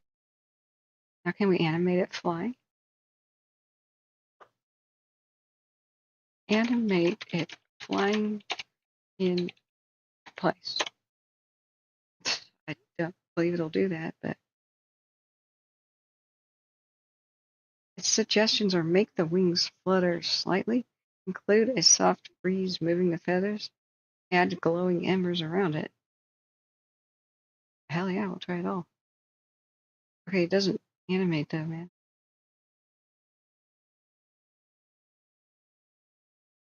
I think the black sun kind of removes the whole triumphant thing. And people will be like, what the hell is this? It's supposed to be rising out of flames, but okay, yeah. Well, it did not get animated. It's still pretty impressive. You could say, make me an oil painting of the battleship. No. Battleship. Well, which one should we choose? Missouri? Leaving San Francisco Bay beneath Golden Gate Bridge. Looking west to east.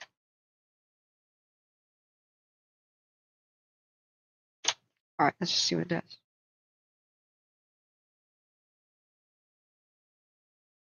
I'll create an oil painting of the battleship Missouri leaving San Francisco Bay beneath the Golden Gate Bridge looking west to east. Give me a moment to bring the scene to life for you. Oh, it got stuck. It didn't do it. Rip. I did it once before. It's kind of neat. I think I did a cargo ship, though. Yeah, it didn't do it.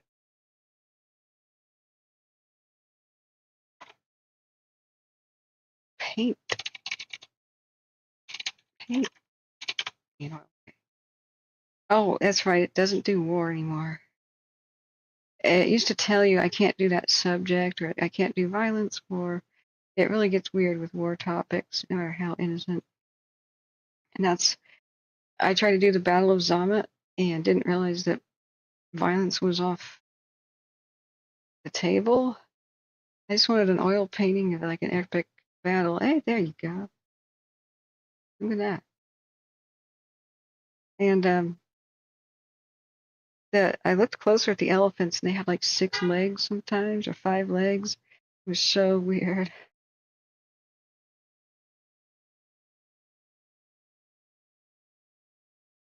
Hey, there's even a plane in the background in the sky. Isn't this neat?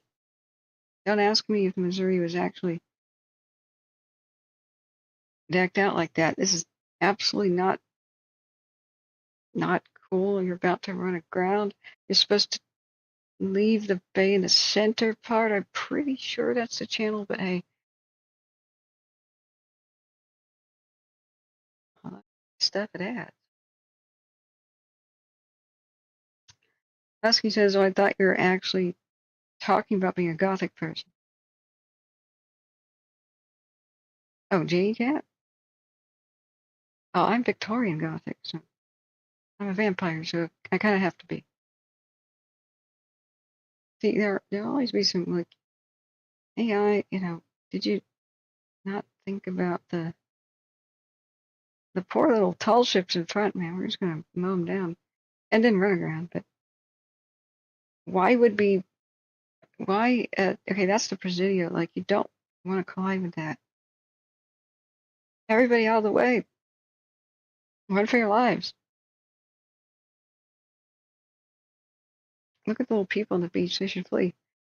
The funny thing is like AI knows exactly what this battleship is like. It could go find the schematics like on the internet somewhere, build an accurate model. It could definitely figure out what the Golden Gate looks like and not screw it up. It makes water absolutely realistic and the lighting is cool. But shouldn't you be able to verify what the Golden Gate freaking looks like? I bought to the beach a battleship. Yeah. Well, the line fire, Husky says, is almost 37,000 acres. Yeah. Yeah, it's like a black hole, isn't it? Okay, this is looking more reasonable, but doesn't have a swag plane this guy. All right, friends, we're about to log off here, but think about the membership thing. Apparently, you have to have something ready already to do the launch. I'll figure out what that is. And remember, you have to subscribe to Ever Find Us Again. We do go live whenever there is a crisis. But it is the second 12th hour. We had streamed 12 hours. We reset. We're now on 11 hours and 27 minutes. And I know right now I'm in dangerous territory right here. I will get stuck on this. We will play with this all night. And I'll exhaust myself. I've already been awake for way too long. This can go on forever. It's very cool. So, remember, hit the like button on your way out if you could, please.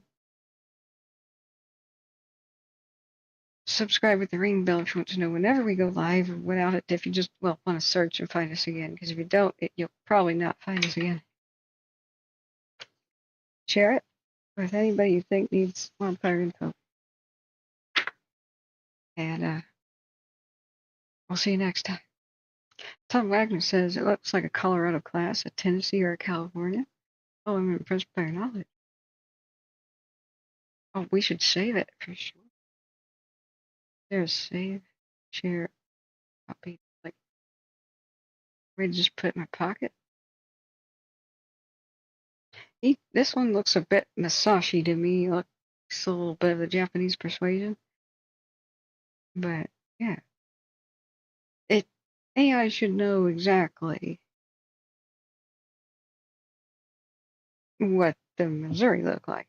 If you guys have never seen the movie Battleship, you freaking have to. It's the campiest, funnest movie. I'm not going to spoil the ending. It's about aliens that land in the ocean, and they're like, going to take over the world, and so the Navy has to fight them, right? It's based on the actual game. So the aliens are cloaked in invisibility, and the clever humans have to figure out where to send the shells, right? I swear, guys, it's based on the Milton Bradley game. No kidding. And it does not take itself seriously. Liam Neeson is the admiral or something, and he is so dead serious that it's funny as heck.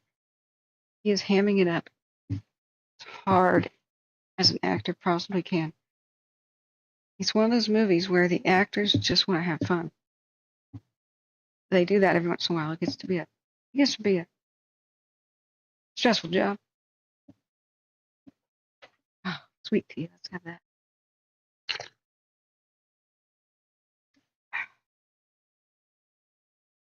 We can relax now. It's 9. It's 9. Okay. So I don't want to spoil the ending. It's so freaking cool. It's a very funny movie. If you just like comedy, or like the actors, like Rihanna's in it. She goes totally nuts with some sort of a beachhead gun. It was kind of cool.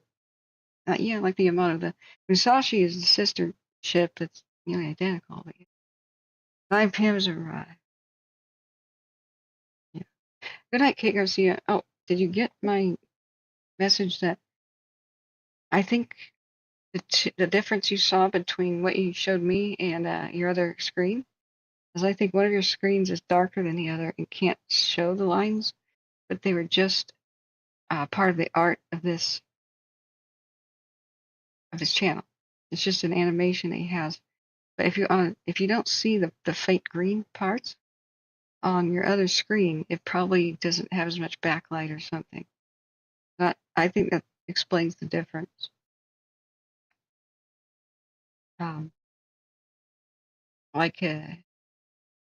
They're not always there, right? I mean, it's just when you see this. Anyway, that was my theory on that one. I need to fix my clock. It's 12:03. Sure. All right. All right. Well, this is dangerous, though. Like I said, it's fun but dangerous. As I will be up all night having fun with y'all. So, but that's where this K logo thing came from. I was like, draw me a K logo with a golden phoenix with resplendent, upraised, proud wings. You know, it was something like that I typed in. First thing I typed, except for the dragon thing. But it won't be anything like what I have, I bet you.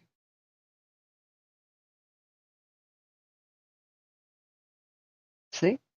Totally different than what we got.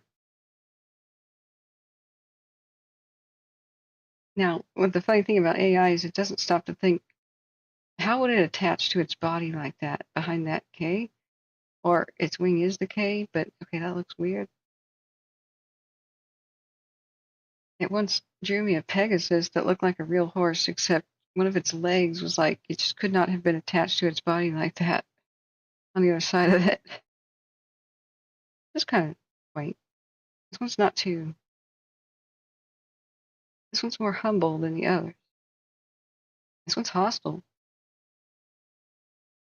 That one's like, hey, I'm a phoenix. I like that one.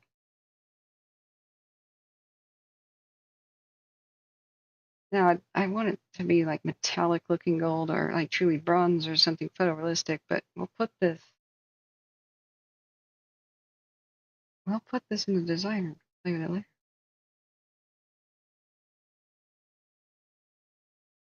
It's like a little pocket where if you're logged in with Microsoft, that you change it around later. If it doesn't crash. There we go.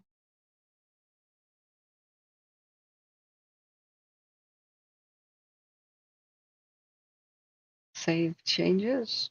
Or sign in to save changes. Oh, no. I didn't sign in. All right. Well, I will. But you see, it's time. It's time to get some much deserved rest.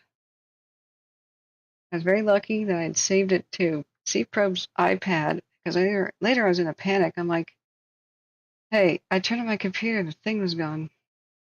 Where is it? I tried to recreate it for 2 days, this K logo. Nothing worked at all. Let's look at the Davis one last time. On the calendar, it's especially.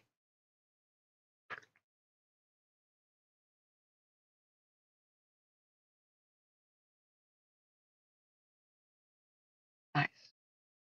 Not too bad. Here's the 24-hour drum roll recap of 24 hours of hell.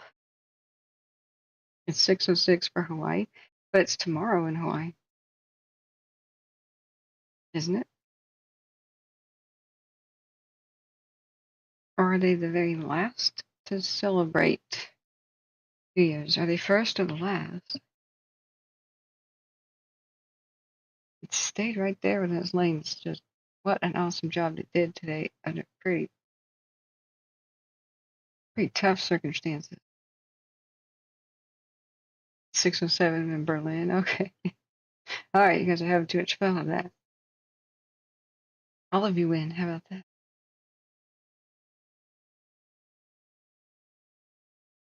What? There can't be a baseball game going on this late. No way. It's 12:36 in Newfoundland. Okay. Okay, well, we actually have to end the stream because no stream gets saved. It goes over 12 hours. So we're at 11 hours and 35 minutes of the second 12-hour stream. We've been streaming for what? What's 12 plus 12? Wait. 4 period, yes. Can't believe I just said what's 12 plus 12. You understand how tired I am now, eh? Let's go to bed. Thank you, everybody who helped me through the day. 10,500 views on this video and similar on the other. Ah, you're wonderful, wonderful, you people. What am I going to do with all you cool, wonderful people? Okay, we're going to have fun with this. So, thank you, donors, for making everything possible, or I'd have to get a day job. Thank you, thank you. Thank you, mods, helping out so much. Husky here, Chad. Thanks to people who are not mods, who are helping out all the time. You guys are awesome. Yeah, grumpy gamer guy. I'll try. I think I will succeed. This is one of those. It's a tough summer for us. We've taken a lot of loss. I don't think I'm going to do very well when I see the aftermath of the park fire. That may be soon, like this same month, but we'll get to that bridge and cross it when we get to it. Yeah, and former mods like Bugsy. And you guys have good rest whenever you possibly can. Thank you, Sean, for this awesome exclusive bridge fire audio here. We will definitely make use of that when awake. So yeah, do keep that going. This is great. Now, I'll link it in the chat. Should definitely like and sub. Somebody's so awesome helping us out. How would we be able to know what's going on in the fires? We can't even hear what they're saying. Thank you, everybody. You're amazing. Thanks, everybody. Hit the like button. And was here, eh? Lurkers included. Lurkers are people who just don't chat. They just watch. It's a term of affection. Just trust me. Just trust me. It's a term of affection.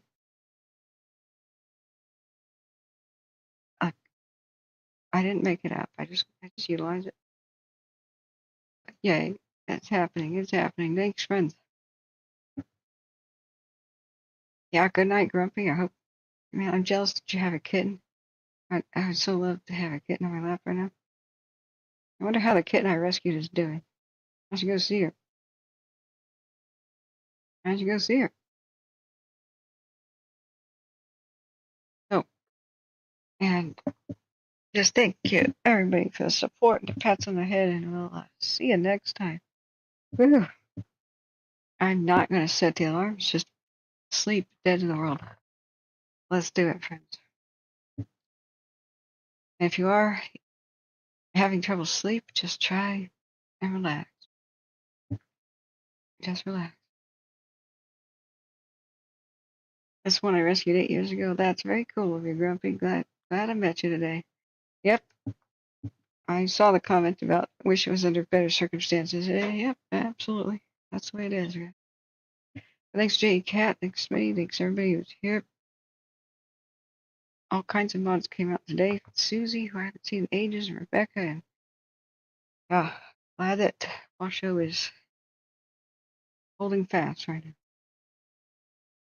Oh, the kittens are getting big. Yeah, very cool, Grumpy. Very cool.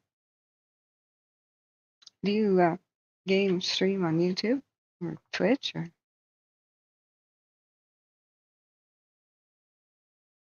Just out of curiosity. Well, you can email me and I can find you or whatever. J. Cat says they're on the Exxon Valdez. Oh, geez. Yeah. Good night, friends.